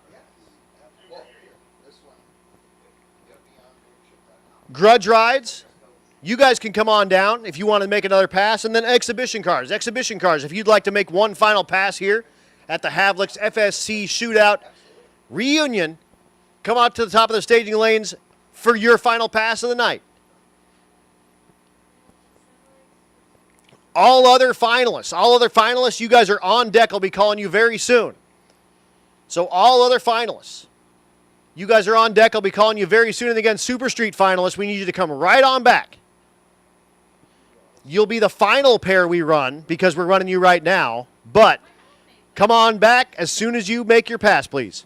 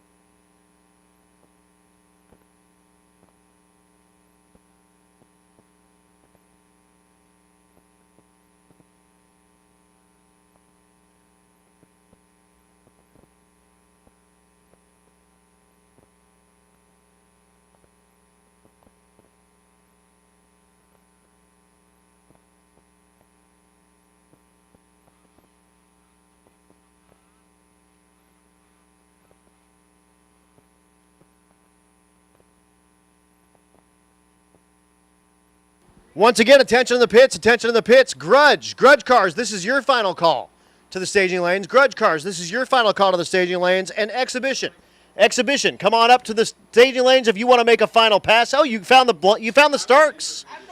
You found the star. You should definitely interview this kid. This is the rising star right here. Heck yeah! But again, we are going to run our Super Street semifinal real quick. And again, winners of Super Street, we need you back right away. You'll be our final pair. So we'll have you a little bit of time to get you turned back around and not burn your stuff down. But again, winners, come on right back, please. And Exhibition, we need you guys to the lane if you want to make a final pass. And Grudge, this is your final call. And I'll tell you what, Al Tucci found himself Blaine Stark.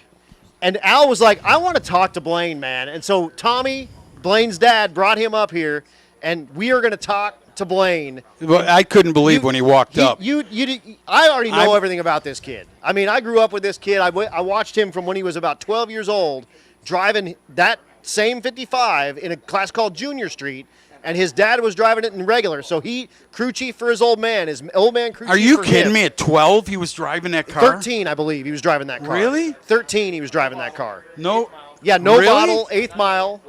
Yep. Wow. But Blaine, come talk to Mr. Al Tucci. So everybody, this is Blaine. He's the CEO of Motion Raceworks, if you guys don't know. Oh, is that the Blaine that That's Doug Blaine. puts up? That's the Blaine. Doug loves this kid, man. Doug, let me. You know why? I will tell you why. Because I'm jealous of him just like Doug is. This kid's something else. This kid has got a career. I don't care what you get in. Because of him and his wife. I just... Mom and dad are epic human beings. That's awesome. Because it's not just him. Not just him. His sister is also a badass. Awesome deal. So, Blaine, man, I'm going to tell you what, fans, I found the kid that had the wagon, the blue one, the patina, four-door with the stick in it, and you would not believe this young man. I'm telling you what, 16 years old, but I found out he drove at 13. Is this our finals right here? Oh, the semifinals. Let me get through this so we give them their due, so they'll come back next week, right? Can you believe this kid drives that car? So this pair coming up, Mike Kimmis and Bill Schwartz. Kimmis in the left lane, the Fox Mustang with the Ford motor under the hood. So Ford lovers rejoice. The right lane is Bill Schwartz, the 69 Chevelle with an LS motor. Look at the old Mickey Thompson 10.5 tire on the back end. I swear it looks like it's got a trailer hitch on it, does it? It does. It's a drag and drive car. That's a trailer hitch on the back? You got to be able to take your trailer with you. Can't have a camper follow you? No, sir. That's against the rules. Oh, to bring your equipment? Yeah, no, wow. no chase So vehicles, now you're even no making helpers. it more interesting. You have to work on it with what you bring with it. Well, Schwartz, let's see if the Schwartz will be with him right here as they roll in the 1969 Chevrolet. The Mustang's bad, though. Watch this. Here comes 8th mile. Turbo power, is it? What do we got there in the left lane, I believe Adam? it is turbo 820 in the left lane, and we'll see the Fox Mustang back, and he will take on the Nova here that's pulling in that gets the Singleton. It's got a single pass or a single pass. So the Competition by. Nova's fast, man. Nova is I've fast. watched it. That's Keith Landauer, the 69 model, with a 540 big block Chevrolet.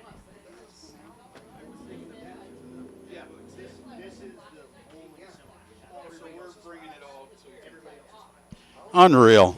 So here's Mr. Blaine. Mike Kimmis will turn on Keith Landauer will turn on the wind light, and he'll face Mike Kimmis with that Mustang. And now I'm going to hand it back over to Al Tucci and Blaine Stark.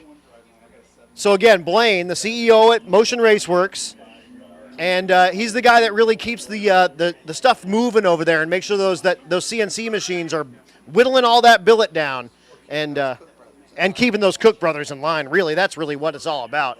But he goes 13:45 in the left lane out of that Nova. But here we go, Mr. Tucci. I'm sorry, Blaine. You're fine, Mr. Tucci, Mr. Stark. Make it happen.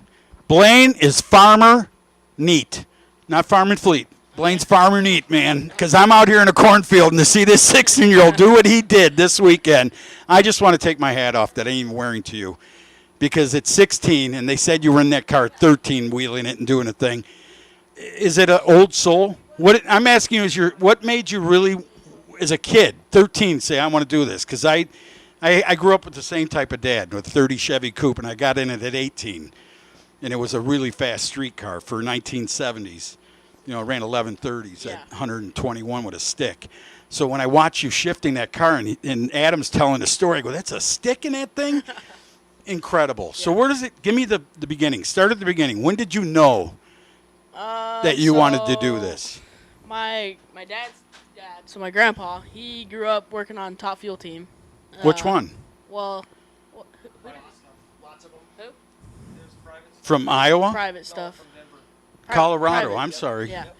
So that's kind of, I don't know, it's kind of cool. My granddad was always a hot rodder. He's got a 4840 still owns with a blown alcohol Hemi in it, and it's got a Dodge with it's an original, what is it, 6-pack? 64 max wedge car. Yeah, max Oh, wedge, yeah, with the max cross wedge, rams on it? cross ram on it, yeah. That's a nice car. You should ask him if you can have that one day. It's cool. I Because like I know he'll keep it.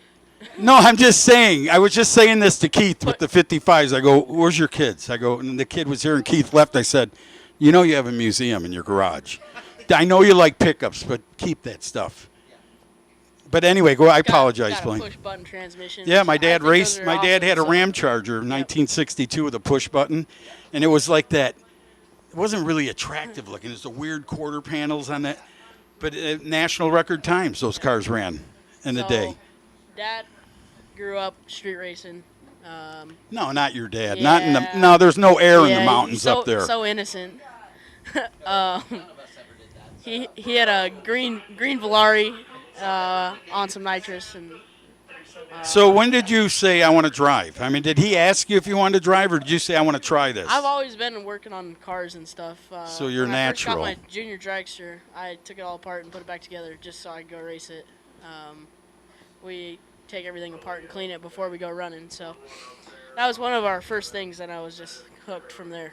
That's awesome. And then when you started the clutch deal in a clutch car, just curious. Yeah.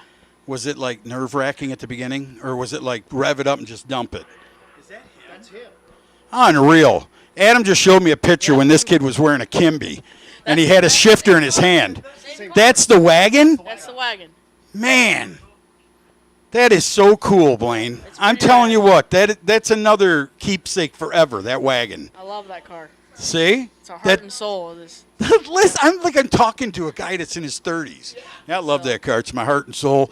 I'm thinking you know what I mean? You just got done with a can of Campbell's soup 10 minutes ago and some mac and cheese. And, no, it's impressive. You're very impressive, young man. At Sick Week, he ran a 486. Yep. In that 486. El Toro car, and I went up to his dad and I said, 10 years ago you were wiping that kid's ass, and he just outran you in the 8th mile.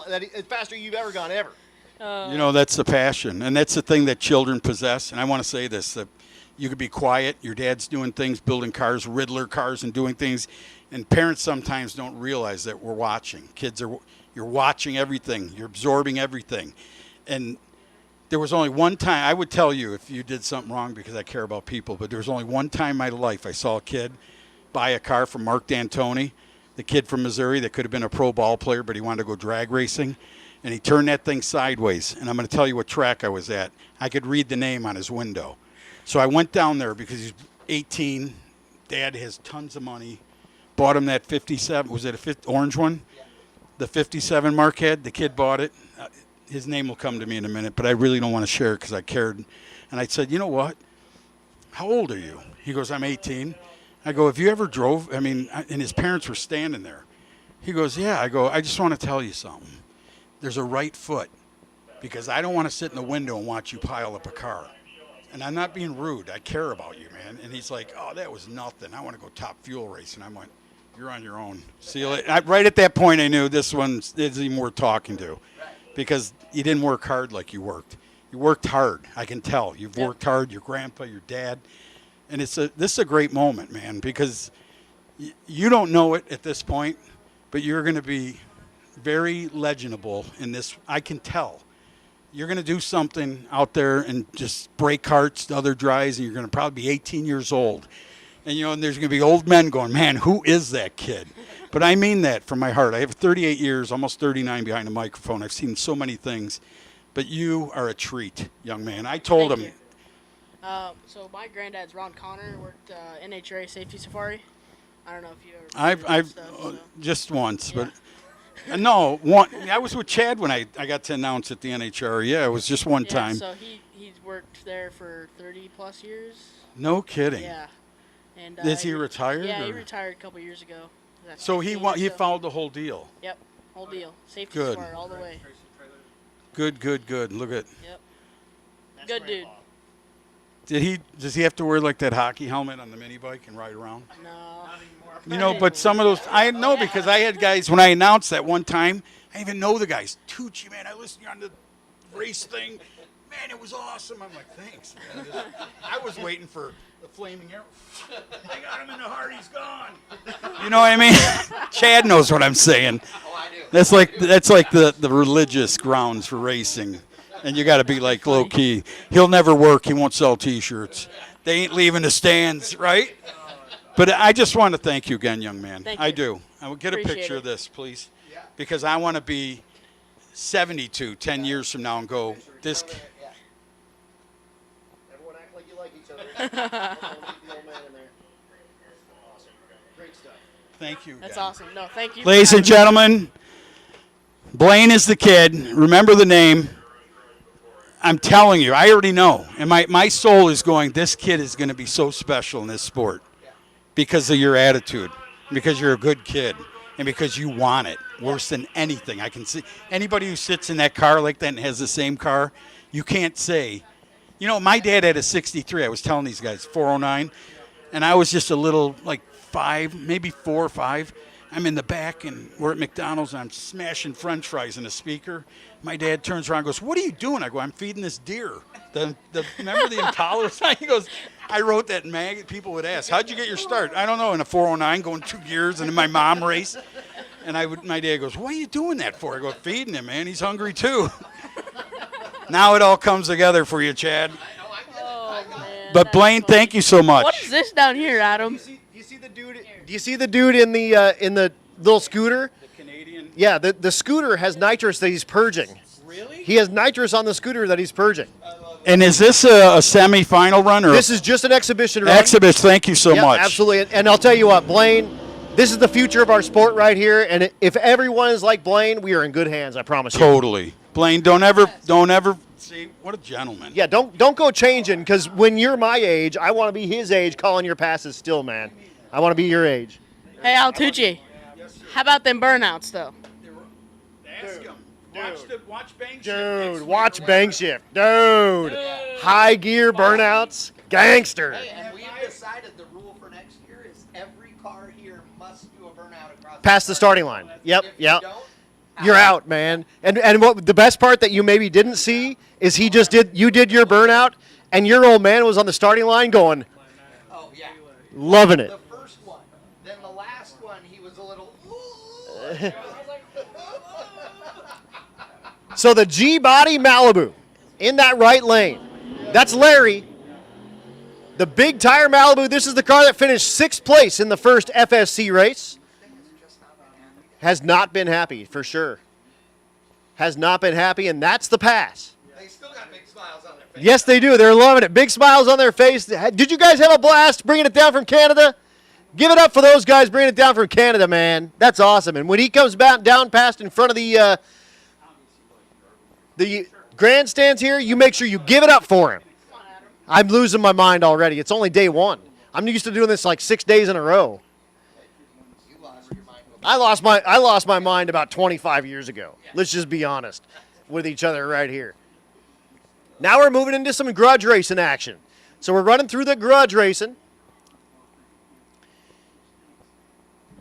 Are you guys ready for a final?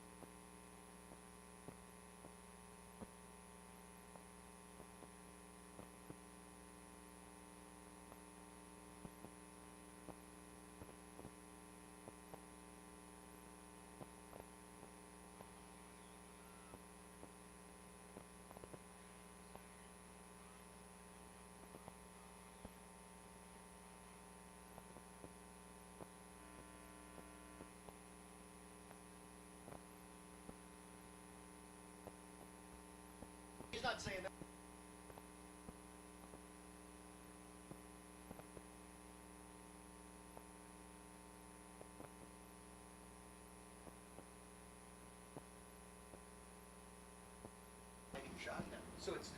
Here's Matt Vincent, the 66 Fairlane.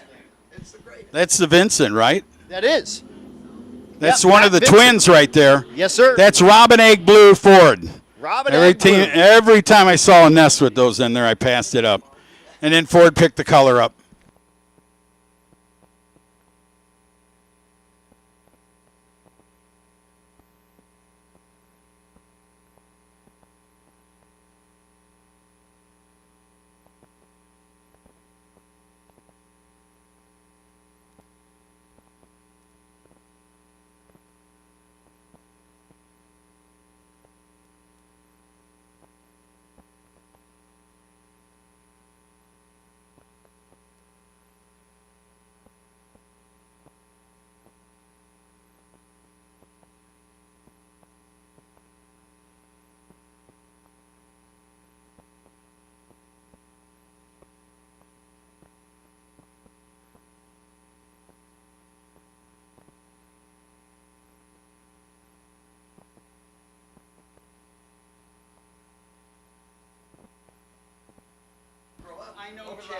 That big tire Fairlane gets himself into the beams there. That's Matt Vincent out of Pennsylvania, the 66 model.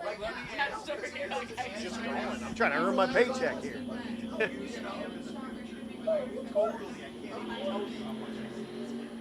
Underpower real good to about 150 feet, and then it just lays over and puts that front end down. And Matt Vincent with that awesome 66 Fairlane. Thank you so much for bringing it out for the fastest street car shootout, man. That was so awesome. That'll bring up that 69 Chevelle.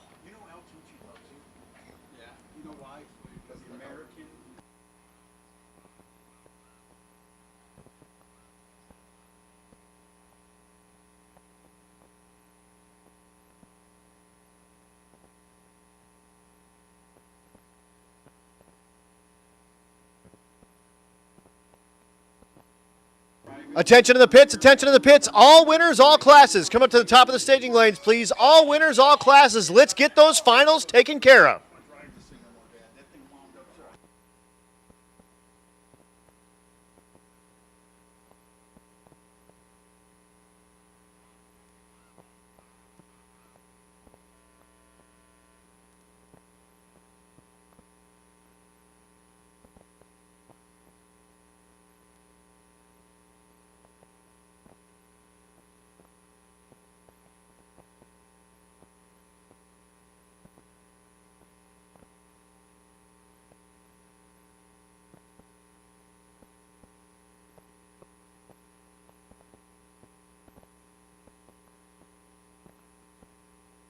So that's 69 Chevelle. That's Mark Vincent. That car is for sale. You see it on the back window. It is for sale. For sale. Well, $36,000 you could turn key for a guy who owned that car for so many years out of Pennsylvania, Vincent and Company. Oh, look at it. I take those pipes off that thing, or those bars on the back. The bars, that thing ain't working. Don't, why is he wasting his shoe polish on those wheels, dang it? But that's our last look at that 69 Chevelle, and thanks again for bringing it out to Havlik's Hot Rod Revival, or Hot Rod Shootout. Absolutely. Fastest street car shootout. Hot Rod Revival, that's in a couple of weeks. I'm announcing some of that race. I am. I'm going to announce the Hot Rod class at the Hot Rod Revival, and I'm doing that for a entry fee into the stick shift category. Of course I do. That's why we're friends. Yeah. Yeah, no, I don't. No, we don't do slush-o-matics around here. We put clutch pedals and stuff.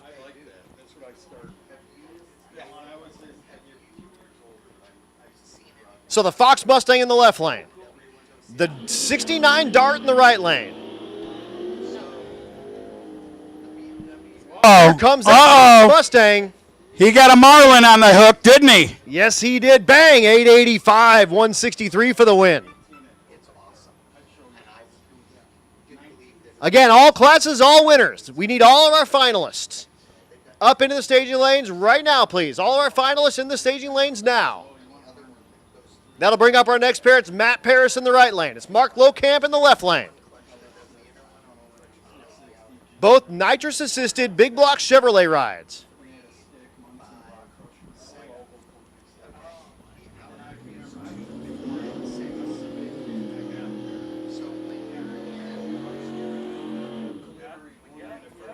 Both out of Colorado.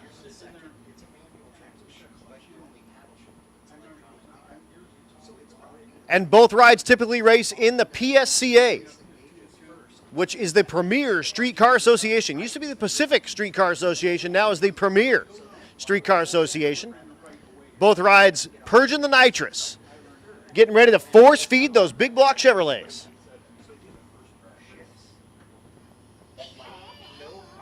Again, all classes, all winners to the top of the staging lanes, please. Let's get a nice, tidy bow tied up on every one of these classes, please.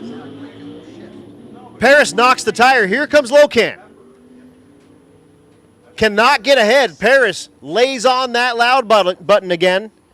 And he goes 10. Oh, he does get the win in the left lane. Locamp 992 at 142. Paris way off the gas, 1028 at 112.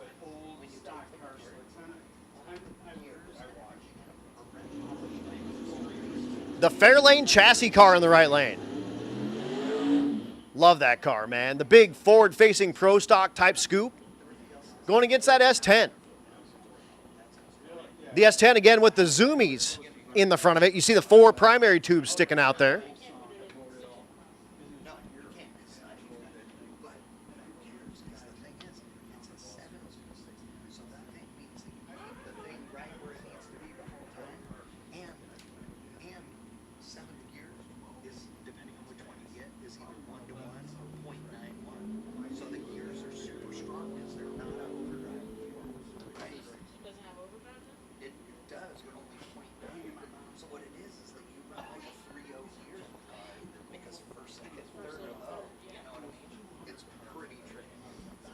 So the chassis car, big tire Fairlane goes against the small tire S10 with a beautiful paint job. Man, what a great looking blue on that ride. Again, all winners, all classes. We need you at the top of the staging lanes like now.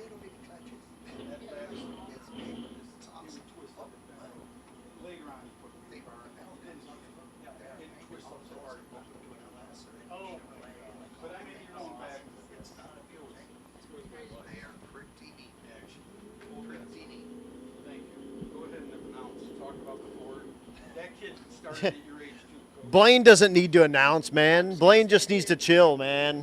He earned his paycheck this week. So that S10 says, here's what the back of an S10 looks like. Absolutely. Goes 764, 189 in that S10. Man. I think it's safe to say we weren't going to beat him if he made that pass. You weren't going to beat that guy no matter what. No matter what. And that brings up Glenn Hunter. The 56 Chevrolet with the license plate that says 6-second rat. Twin turbo, big block Chevrolet for power, and that's another one of those drag and drive cars. So this is one that, you know, he's a bunch of idiots driving around 1,000 miles in, 2,000 or 2,500 horsepower cars. He's one of our folk. Out of New York, he had a 20-hour drive to come here to Iowa to drag race for one day. Check out that fastest streetcar, Malibu, coming up. Put your hands together for him out there in the crowd. He can see you. He can hear you. Thank him for bringing that stuff out.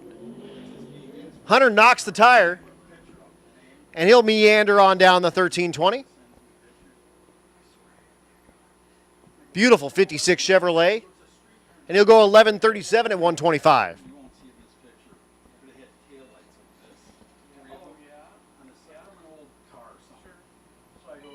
I believe that was the end of our takers for the grudge category, and that should bring only the finals. Yeah, Frank Romano is here. He didn't bring a car, and he was also really disappointed that there weren't very many stick shift cars out here.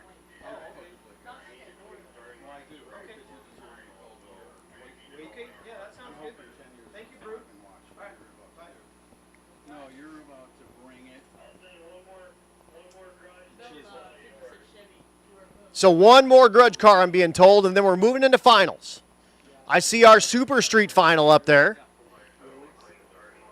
I'm looking at one of our unlimited rides. Bryant Goldstone.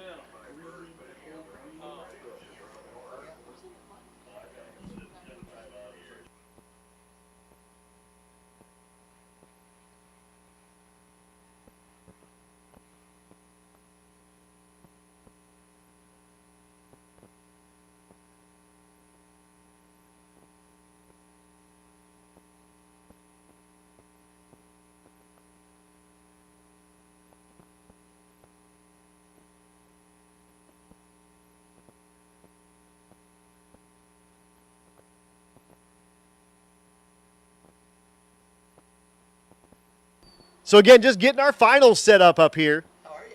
Putting a nice little tidy bow on this race here. Why are you stressed? Are you stressed? Because I'm getting that much closer to sleeping. Again, a big thanks to all of our sponsors out here. We appreciate you guys so much. Wicked Graphics, Steel Horse Design, ATC RV Center, CalCam AP, the aerial photography sponsor. Barnhart Crane out here hanging the stars and bars out here in Earlville. Mickey Thompson, Competition Carburation, Race Week and Rocky Mountain Race Week, Bang Shift, ESP3, Quick Performance, Summit Racing, Trackside Media, Racetronics, Fast Times Motorworks, Delta Pag Fans, Hot Rods by Havlik's, Tri-State Raceway, and WFO Promotions. We appreciate you guys so much for helping out. Can't do it without you. And again, if I just read a company that you need parts from, give them a ring first. Give them a first shot. And make sure that you let them know that you heard about them at Hot Rods by Havlik's fastest streetcar shootout race. Stick shift. I ran 11:39. With a big block.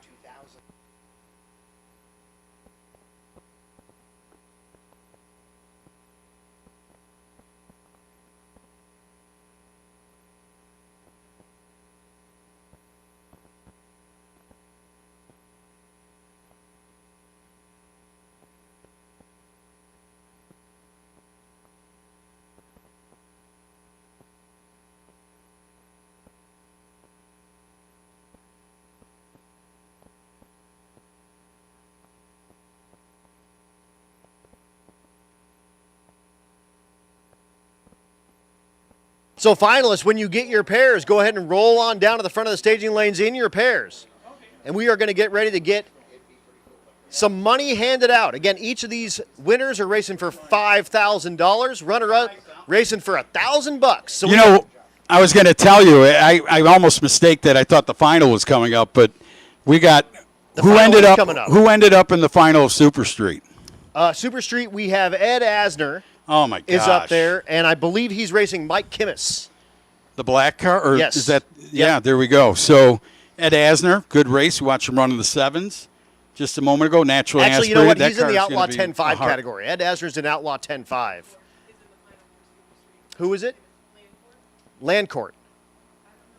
Okay. Yeah, Kimmis and Landcourt. It's that. Yeah, exactly. The Silver Nova and the black Mustang, Fox Mustang. Well, as you point out, don't leave this place without a T-shirt, please. No way, dude. I'm talking fans, because the history you just watched, I don't even know. The guy here's tired. Havlik's tired, and I can see he's been promoting this for months and right? About a year. He's been going after it since February. And to the fans out there, all you have to do is get on your cell phone and tell them you got to go and see this thing. If these guys do this again, it's incredible. If you're not here at the race, check it out on hotrodsbyhavlik.com. You can get all the merch there. You can get the WFO merch out there. You can get the shirt from this race there, and they have a bunch of really cool stuff. Good shirts. How far is the shop from here? Where do these guys farm out of? 45 minutes or so. And you guys saw Jess earlier running that Oh Hell. And you start seeing all the burnout marks on every surrounding street of their shop. Yep. I know because I drove around them on my way to the rental car place in front of the shop. Their shop was a checkpoint at Six Summer. Oh, there's the 55 tested. Is that the Opel on the video and the road out on the streets? And they I've seen that on the video. I'm like, wow, you took that car out on the street, huh? Yeah, there's lots of burnout marks around that place. Yes, sir. Unreal. Yes, sir. I contributed to a little bit of that with the rental car. Just here to say. I'm just saying. I mean, well, you and your cousin really have a that's treat all I did. of a- That's all a I could deal do. going on. When I watch that 55 Chevy, I'm a 55 lover. I'm telling you for a fact. My dad had one, red with black stripes. Yep. When his car I'm an wasn't Opel lover, too. They running, all hell. he bought a brand new one to go to There's work, Mark save Lokamp. gas, little stick. Give it up for him, And I you remember going to guys. the drag strip with him to race it. Here It was goes all Matt factory. Paris, that 57, that beautiful Those car. were little Put good your hands cars, together man, as back he in the goes day, by. Factory cars. That's one of our rides from Colorado. Give it up for him with that nitrous-assisted big block 57 Chevrolet. Yep, that's a.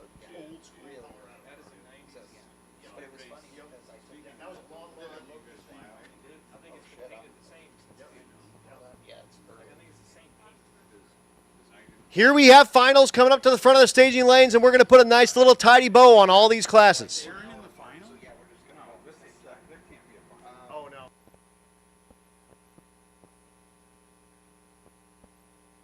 This is our final grudge car taker. The 67 Chevelle. So our final grudge car, and then we're going to crown champions. Again, winners racing for $5,000. Second place racing for $1,000. For every pair you're going to see after this one.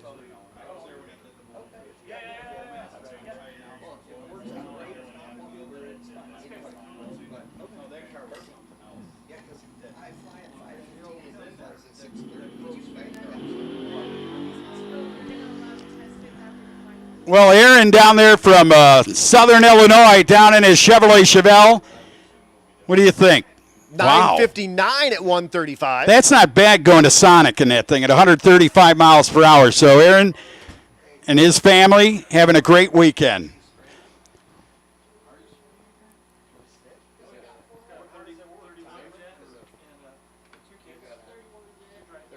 So again, that's our final grudge taker, and then we are going to have our finalists coming on down.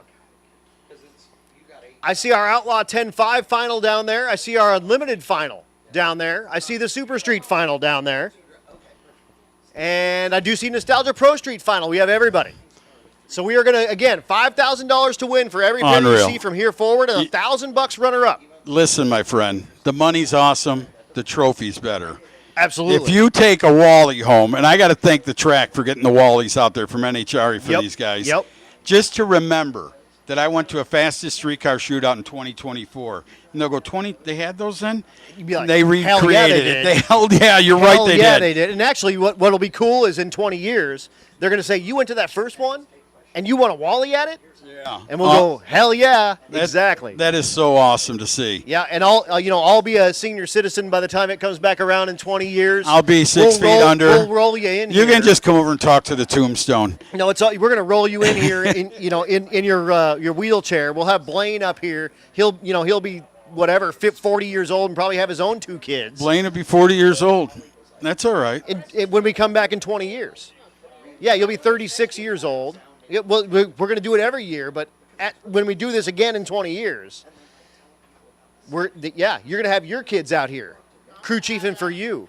Your old man's going to be like your grandpa. He's going to be just running around, just being ornery as hell. Blaine, remember every good day in your life. Remember the things that man Tommy taught you, because I'm telling you what, he did a fantastic job. I'm so proud to even meet you and know you were the kid in that car. I'm like, that's him? Tommy's all right for a moron, but...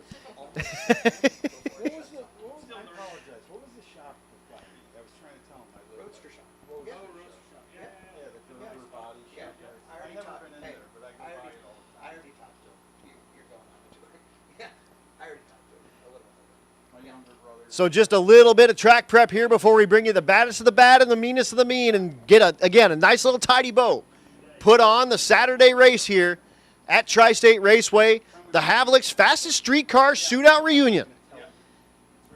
And man, are you not entertained? What a great day of drag racing. We are going to get, again, winners all figured out here, and then we are going to do awards to follow. Awards are going to be after the final races here, and you'll hear more about that when I hear more about that, because I don't know. In my deal here, it says awards to follow. See, once the show is considered done, we will compile info and announce what time the awards will start. The awards awards will be in the burnout box area. The awards will be in the burnout box area, so you can kind of meander around there. If you have Busch lattes, you can get those going on. Blaine doesn't get any of those, but I'll take Blaine's, extras. If you want to give Blaine a Busch latte, I'll drink it for him. Maybe in 10 years you can have yourself one. No, only 6. No, only 6, he says. So again, awards will be in the burnout box area, and we're going to have all the exhibition cars down here as well. So once we get finished, if the exhibition cars can get yourself down into this burnout box type area, and we will do that, the awards and all the awesome racer stuff when we get done with this. And again, we're going to have so much fun.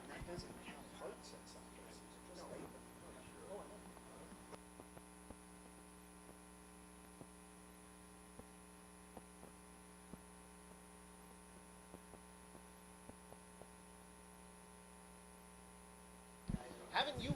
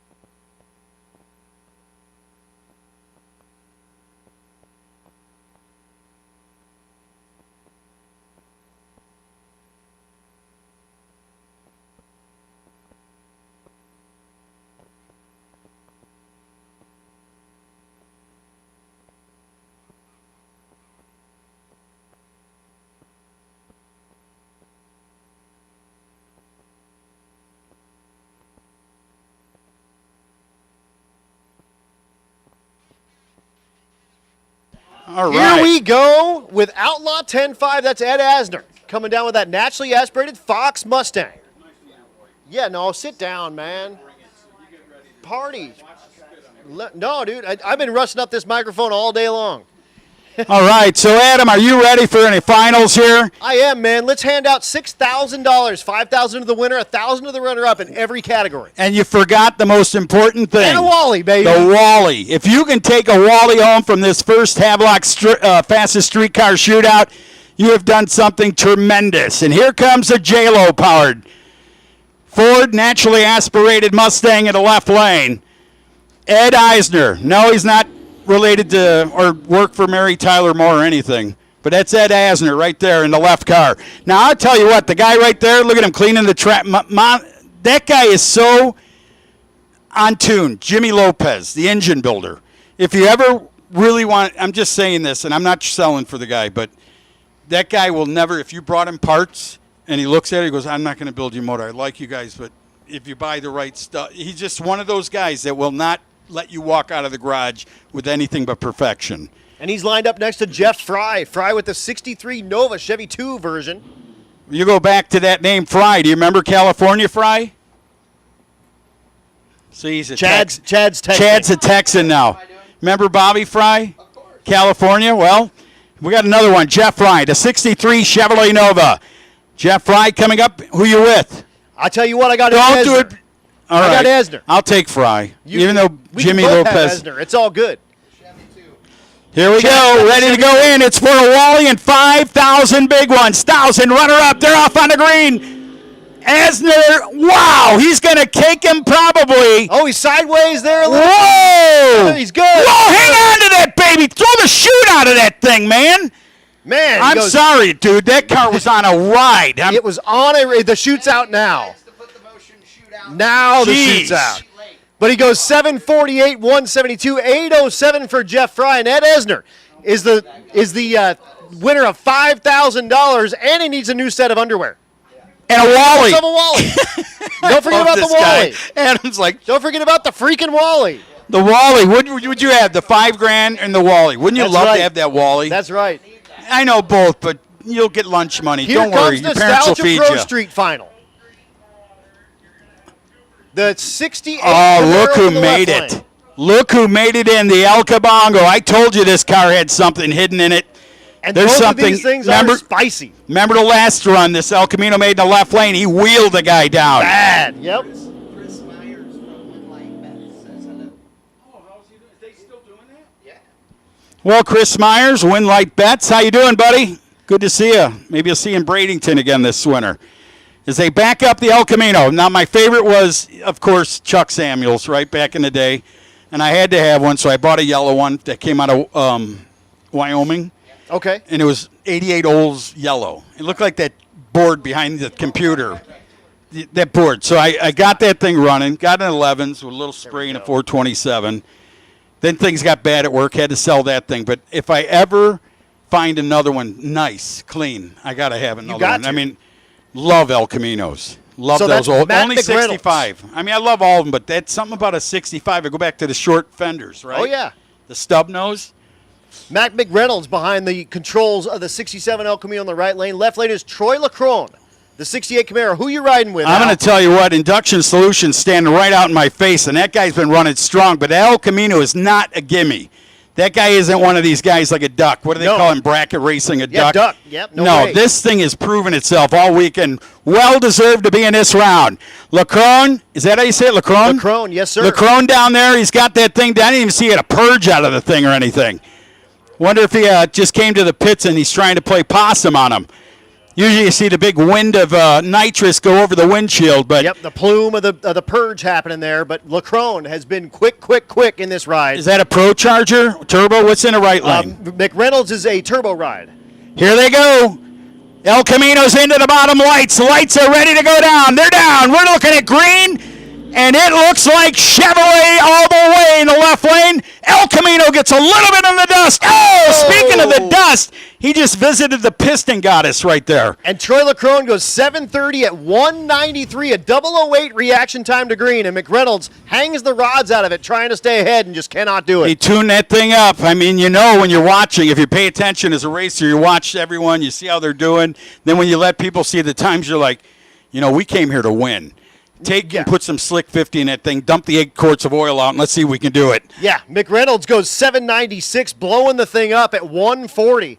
It was 506, 151 in the 8th mile, only 3/10 off of what LeCrone was running, but LeCrone puts it up wire to wire. Goes 730 with a 9, 193, and he's $5,000 richer and earned himself a Wally.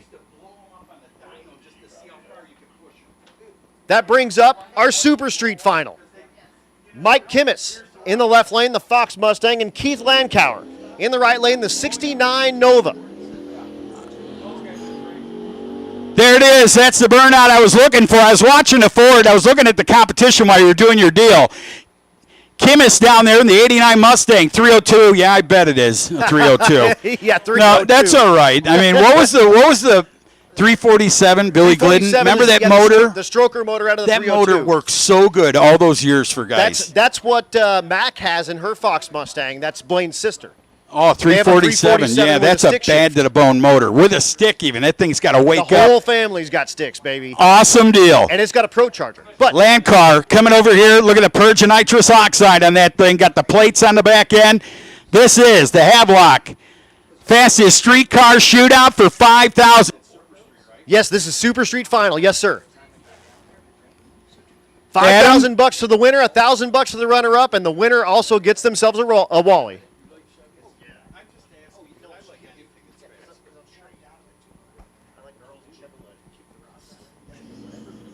Here comes Keith Landauer. Goes into the lights here. Lights are coming down. Whoa, he spun the tires. Can he regroup? I doubt it, man. Kimmis has been strong on the top end all weekend. Well, all day, excuse me. And he does it, pours the coals in, goes 822, 171 for Kimmis, and he's $5,000 richer and has himself a Wally. Yeah, I'm going to tell you what. Most guys that get out of here, just polishing their knob. This guy gets to polish a Wally later on when he gets home. That's awesome. That's definitely. I like that you pointed exactly. at Chad when you said that. Exactly. Yeah, No one. I like that you pointed at Chad when you said that. That was good. And our final and unlimited. This is Bryant it. Goldstone, a 640, his last pass. Is he a single? No, sir. He does have. Oh, no. Hurley unable to make the call. He is up there for sure. No, that's the Meltdown Firebird Part 2. Oh, it didn't make it. Like, Hurley, what happened, dude? He's up there, and unfortunately, it is unable to make the call. God, so you're so winning sorry. unlimited. Hold on, get let's your put electric scooter. Let's put Blaine in for him. Yeah, go get your car. That so could have your been that winner. That could have been unlimited is going to be the driver of the Javgasm. It's The Bryant Javgasm. Goldstone. Got himself the deal. There's Brian Robbins down there, fabricator, and a guy who works out of Michigan in a high-performance parts store. Backing that car up. He's helped Goldstone out for many, many years, getting the car straightened out. And you see Jason You won't Hurley pick a walking better down guy. the pits right now. Jason Hurley's walking down the pits, and he's going, damn it. I think I had something for him, and I'll tell you what. He had to pick up- $799.9, man. He went a 7 flat with that ride in the last round. And this ride went 640. So he had to pick up quite a bit and/or see if there's a problem. And any given Saturday, you never know what might happen. But unfortunately, Hurley unable to make the call. That's quite the car, man, and that's quite the picture. After he beats you and you take it home, who'd you lose to? And you show the picture, and they're like, dude, Ralph Nader there. Right. Absolutely. So Goldstone, let's see if he can put the thing on the number. He has run as quick as 640 in drag and drive form. Earlier today ran a 646 or 5, something like that. The quickest pass of the meet by a lot. living the dream right there. The kid from Michigan, well, the man from Michigan was a kid back in the day when we were all out there chasing the NMCA, the NSCA, and all the great things. That's right. He's making vinyl roofs great again. So he is automatically takes the green. All he's got to do is roll it a little bit if he wants, or he's going to give one to the fans right he's here. going to give it to him because he's Bryant Goldstone and he's a gangster. There you go, fans. Get ready. Here's your winner. He's away. Look at that high gear change on that thing. Easily. 433 in Wow. the eighth and goes 651, 226, and that puts a nice tidy bow on the Havlik's fastest streetcar reunion race. Bryant Goldstone, your winner at Unlimited, goes in the 640 range. Hey, look, we're on TV. All right. Yeah, there we are. Hey, here we are, guys. Man, we're on TV right now. That's the Tucci cam. He's back there in the... no wheels yet. No wheels yet, man. But we are going to... Absolutely. We are going to have awards to follow. Those are going to happen here in the Burnout Box area. And the exhibition cars, go ahead and bring them down here. We'd love to have you down here for all the awards and everything. So bring them on down here for us, please. But again, thanks to all of our sponsors. I'm going to let Al start it out. Can you hand me that sheet by you, young man? Or did you take mine? Or It's I've got the it's one right here, actually. So WFO Productions, Tri-State Raceway. Thank you so much to Tri-State for giving us the place to party. You guys are awesome. Absolutely did an amazing job. We're going to dinner tonight. Hot Rods by Havlik's. Don't forget about them. They put. You know what? That's what I want to Those say. guys Let's are take a awesome. minute. We're going to thank Let's every do. sponsor in this house. Let's do. Summon all the guys. But I want to tell you what, Jess and Brian Havlik and their family, their wives, their kids, whoever helped with this thing, my hat off to each and every one of you. The people in the tower here, the young ladies that made this happen and kept us in line.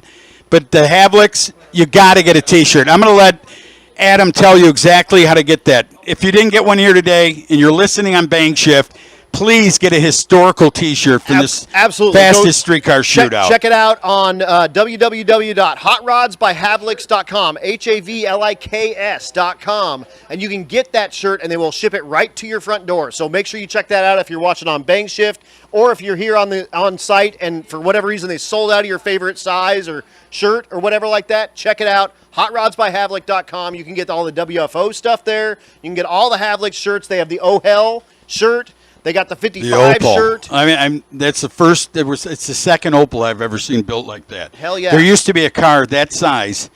I'm going to think what kind of body it was. Called the Incredible Hulk out of Chicago, Illinois, and it was green. Looked like the Hulk on the side of it.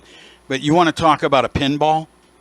When you watch that thing dump the clutch and take off, I was like, you'd pray, please, just Hell make yes. it. You know what I mean? But again, especially when it's late at night, you want to go home. Oh, he's coming Thank out you again. so much to the Havliks, man. These guys are awesome.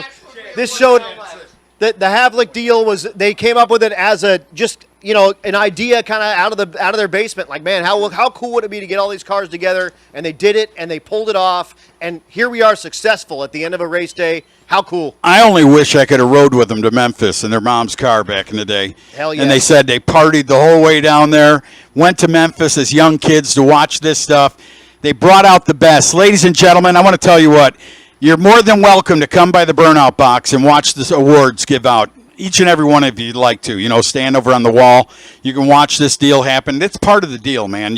Absolutely you gotta applaud the ones. If you're on your way out, the biggest thank you from Al Tucci. Adam, go ahead. Absolutely, man. Look at all the people taking pictures out here on the stands. Like, how cool Look is at that. See that? That's a memorable picture is right super there. duper cool. How That is about super duper if cool. you get me and Adam in that picture? Yeah.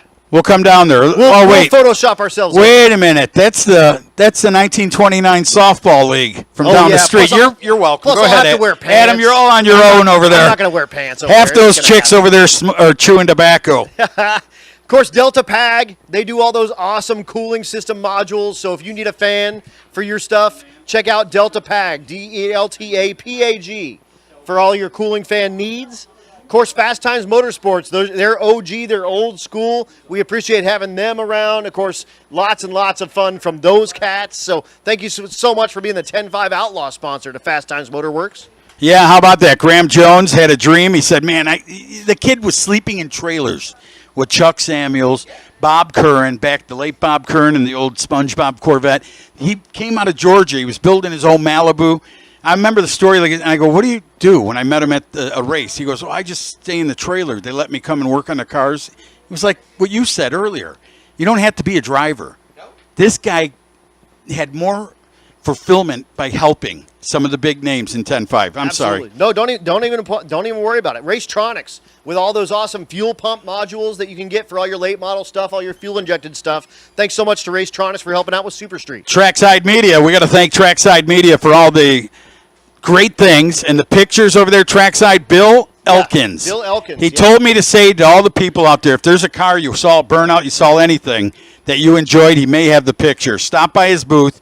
Get the picture. Get it. I don't know if they frame them, but get the picture to remember this day by. Absolutely. So Trackside Media, great sponsor. And one of my favorite, John, Little John from Summit? He's a good guy, man. You want to talk about a ball buster, fun guy. That guy is just a blast to be with. But Summit Racing Equipment, they bring it all. Whatever it is, right? Spray paint, wax, tire shine, rims, tires, exhaust, headers, mufflers. We can keep go on and on. You'll build a damn car. They have an entire Pro LS thing. You can buy an entire rotating assembly with Summit Racing on it. And that stuff is top quality. It's awesome. It's very, very cool. Thank you to Summit Racing. And you got Quick Performance. You thank them out. Quick Tell us what they do. Rear ends. They got bolt-in rear ends for nearly everything. I got one in my G-Body right now. It's an awesome, awesome rear end. And again, whatever you've got, go on quickperformance.com. They will get you set up with a housing for your stuff, with axles, with brakes, with a third member. You can get all that stuff separate as well. They're here in Iowa. Check them out, Quick Performance. Man, awesome deal. So thank you to Quick Performance and how about Mickey Thompson Tires. They gave us the best burnout contest. We've seen that with our own eyes. I mean, absolutely. And I don't even think he was expecting it. He's like, what? He had no idea that was even. No, well, he knows now because he looked at the dry rotted tires that have been on there for 40 years. And That's he's like, right. yeah, I could use a new set. Yep. ESP3, the apparel sponsor. Thanks so much to those guys. And of course, Bang Shift. Chad from Bang Shift and all the folks out there on the live stream at Bang Shift and everyone that tuned in. Very important. And I mean that. Guys. I seen these guys, whether it was him or a guy you had to hire to get up in the basket. You guys do it right. You Yeah, just, Neil typically is up in the basket. He makes Neil work hard. You bring it to the races. I mean, you yourself, even when you used to announce out of the basket, remember that? And we'd talk back and forth. That was the greatest feeling, man. He's up there. He's getting to see the aerial shots. But great, and thank you to Bang Shift for all they did. Absolutely. Watching the live stream. And you know what? What did you say? It's free after few times? It's free forever. Oh, It's so they always can go free. on there? It's all free all the time. Wow. Yep. Congratulations to the fans. Race Week, Yep. we thank them highly. Race Week, you tell me a little bit about Absolutely. that company. Race Week, Rocky Mountain Race Week. We're doing Race Week here in a few weeks. The third week, I believe, in September. We're going to be in Texas and Louisiana. That'll also be live streamed on Bang Shift, so check that out. You'll also, if you're not sick and tired of my voice already, you get me for a week. Never. You're welcome, or I'm sorry. Never. Competition Carburation, thank you for the fastest ET award. Absolutely. Who got that fastest award? Was that in any that's, class? That's got to be Bryant Goldstone with his 640. Yeah. Yep. How about it? So he's got that award coming. Mickey Thompson Tire, we talked about them, the Best Burnout Award. Free tires for the winner. And second place get 50% off vouchers for their next set of tires, the too. The kid was the one I was thinking was the kid who just walked out, Blaine. He had to have he went to and wheeled a stick shift and did a burnout, looked like an automatic, going out there and probably on and off, keeping that thing going. Hell yeah. That amazes me. 16, man. And he's been like the wheeling that oldest since soul. he was 13. But he's like the oldest soul, man. It's so cool to talk to him. Barnhart Crane, of course, they've got the stars and bars out there hanging up as high as it can get there. And, of course, the Havlik's FSC Shootout flag is out there as well. So thanks so much to Barnhart Crane and Rigging. You guys are awesome for bringing out that crane and putting up the stars and bars as high as we can get. Very neat, man. I always said have a Ferris wheel at shows like this. Just that, because at night the lights. No, you got the lights, and then you got a kid zone, and you got the Ferris wheel. I can announce from that garbage. And people drive by. They Absolutely. drive by. They see it. You remember as a kid? You go by a carnival. What'd you do? Hey, Dad, what is? Same thing. It's a festival. It's not just a drag Absolutely. race. How about CalCam? CalCam AP, the area photography sponsor. Those guys were flying the drones all around and doing the thing. We appreciate them a ton. ATC RV Center, thank you. Your next RV should be from the peoples that support the sport. ATC RV. Steel Horse Design. Yep, that's under the Havlik's umbrella as well. And again, those are those totally steel, brand new bobtail Bronco bodies that you can get, and you can order those from Hot Rods by Havlik, or you can check them out at steelhorsedesign.com. And again, if you buy one of those, it'll come right here to Iowa, and they can build you your dream bobtail early Bronco. And the guy who designed the shirt, and I couldn't say it was more probably well-deserved to the cars that are on that shirt, and the history behind those sport of pro street racing, to see the late Tony Christian, the late Monty Berney, now owned by Keith Roberts, both of those cars. And I know you both were here, and I don't mean to jump in, but I'm going to tell you what. I told his son, I know you were standing there when Keith walked out. I go, so do you drive those? I never drove them. I go, you have a museum in Florida. Yeah. Don't think if your dad ever bumps or leaves here, that stuff needs to be preserved, man. Oh, yeah. Absolutely. I believe that. Absolutely. No, 100%. And I'll tell you what, I'm Adam Dory, and I appreciate you guys so much for tuning in. And I am going to let Al sign us off, because, Al, this is your race. These are your people. Chad will tell you that. This is our race. This is the people's race. This is the racers' race that travel from Canada, from Florida, from all over the country, from Colorado 12 hours. I never knew Colorado had so many beautiful cars. I mean, I've been to announce the Pro Mod race in that mountain a few times, but to see the cars I seen here today just floors me. And then to hear the history you're talking about, and then Tommy, the Riddler building car guy, was talking about, that 57 was one of the baddest. And then the kid says, Blaine, my dad street race, so he knows all about all that stuff. But, man, Adam, I want to thank you so much. This has been an absolute I'm going to stand pleasure. up because And now I can get it. I'm definitely going to get your number. It was an absolute pleasure to share the airways with you and show you kind of some of the new school. And I've learned so much from you in the past, 10 hours we've been doing this. Yeah, but I would tell you that what you brought to the table, and he knows it because he's an engineer type guy. He likes all the tinkering stuff. He's pointing at Chad. But I'm talking Chad Reynolds, but he would know what I'm about to say, that the cars today just floor me. They're incredible, like Goldstone. That car to run in the 640 range, and I'm not taking nothing away from anyone, but this movement in the fuel delivery and turbos and all the types of stuff that we've seen the last 30 years, and the progression, and to bring up the names like I did of John Carter, and you go, yeah, the Devani, that was like so before any of this.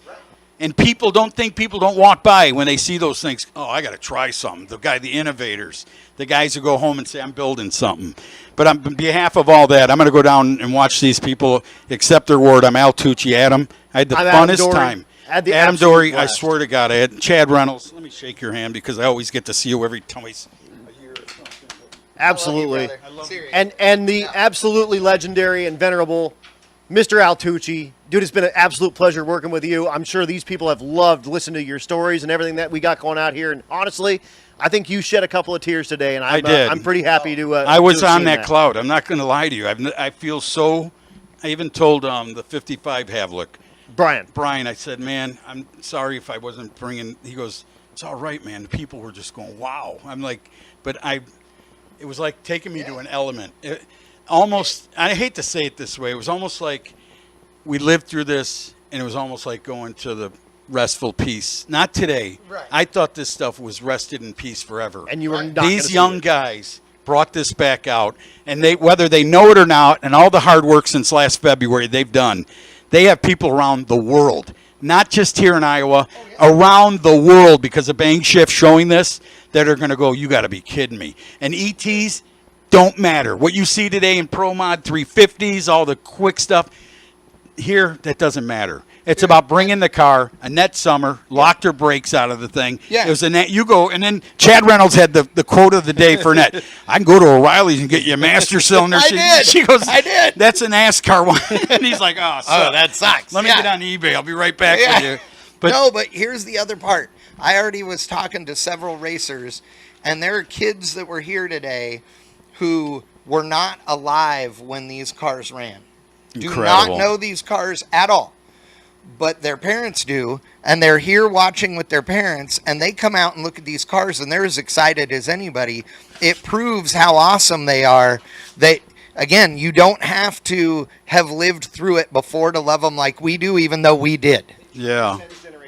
It does. Did you, and I know you do, because I know you're a car enthusiast. You love yeah. automobiles.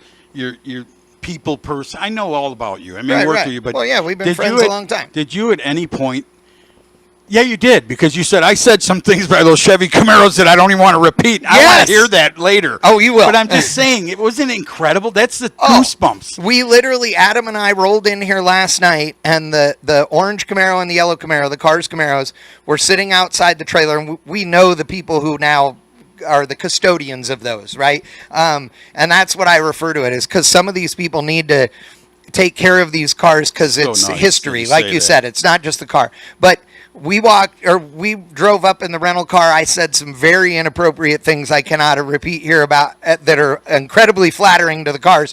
But it gave us goosebumps to see them in person. Like, I've seen pictures of these cars for decades and read all the things and watched all the videos, but to walk up to those things, I shot 100 photos of each car, I swear to God, just walking around them and drooling. The one deal, if you didn't get into an internet picture back for the last 30 years or whatever, Right. you didn't get a chance, but 3 months after a race, to go to a drugstore. That's and open true. up and go, please have a picture of that guy's car in there. Yes. And there they are, burnouts and stuff. And that was most charitable moment. I don't. This is so Oh, I weird. know. I know. I No. appreciate all this Dude, electronic we and would computer go- crap, but I'm telling you, to live.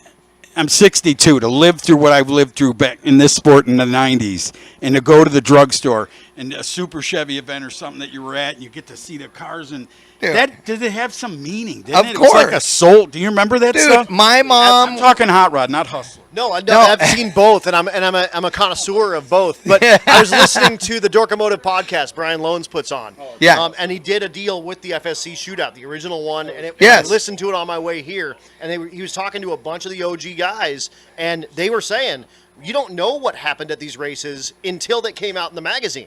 People Right. would call you and stuff like that, but the internet No, didn't exist. that's When right. when the magazine came out, you knew that the dude that was a gangster is now more of a gangster, but it took months to figure that out, and you may be months now behind. Dude, I You're would go so to the true. grocery store with my mom and go to the magazine aisle and spend the entire time that she was shopping reading the magazines that I didn't subscribe to get all of this information. And like you said, it was 3 months It was awesome. after a race. It was well worth it, every Yeah. minute of it. Absolutely. I want to thank you. I want to go down and see what they're going to do here, Absolutely. because to congratulate these guys is saying thank you. I'm saying Yeah. thank you to be able to, and I want to thank you, I mean this, for letting me in your home, bringing me. Chad, it was so good to see you again. As always, brother. I'm going to go down there and see it, but thank you to the Havliks. I mean that. Those two guys right there, they're cousins. And they're sitting there thinking, I know what they're thinking right now. We need a nap? We need a nap. We're all worn out. We're all I know that guy. Yes, I do. Where are you from? That's where my uncle and my grandfather. Well, either way. Ladies and gentlemen, we're going to pull it right now. Because me and Adam are going to sit here and talk to Tucci for like the next 70,000 hours because we fly at like 0 o'clock in the morning. And our goal is to see if we can stay awake all night, which may involve a bar in a little while. Whatever. Will. Yes. May is the short version of will. But on behalf of Tucci and Adam and myself, thank you so much for joining us on the live stream. All of you guys that are out there still in the grandstand area and are out there checking out the winner's circle, we appreciate it. But you guys are awesome. I know he's watching out there. Rigby, yeah. I can't cross. He's doing the L.A. Look at him. He's got it. Yeah, dude. Hey, Come on. I know you got slippers. You got to be a West Coast I know guy you to got, all right. know. But can you do that one dance they all do? Those No, guys? I can't dance. The cripple No, walk? I can't do the crip walk. walk. I can do only one part of it. Here it Okay, is. everybody. We That's the appreciate only you part I guys. got done. Love you a lot. Thanks for joining us. We'll see you next time right here on Bang Shift. Yeah. Oh, hey, no prep wars next weekend from Dragway 42. Watch.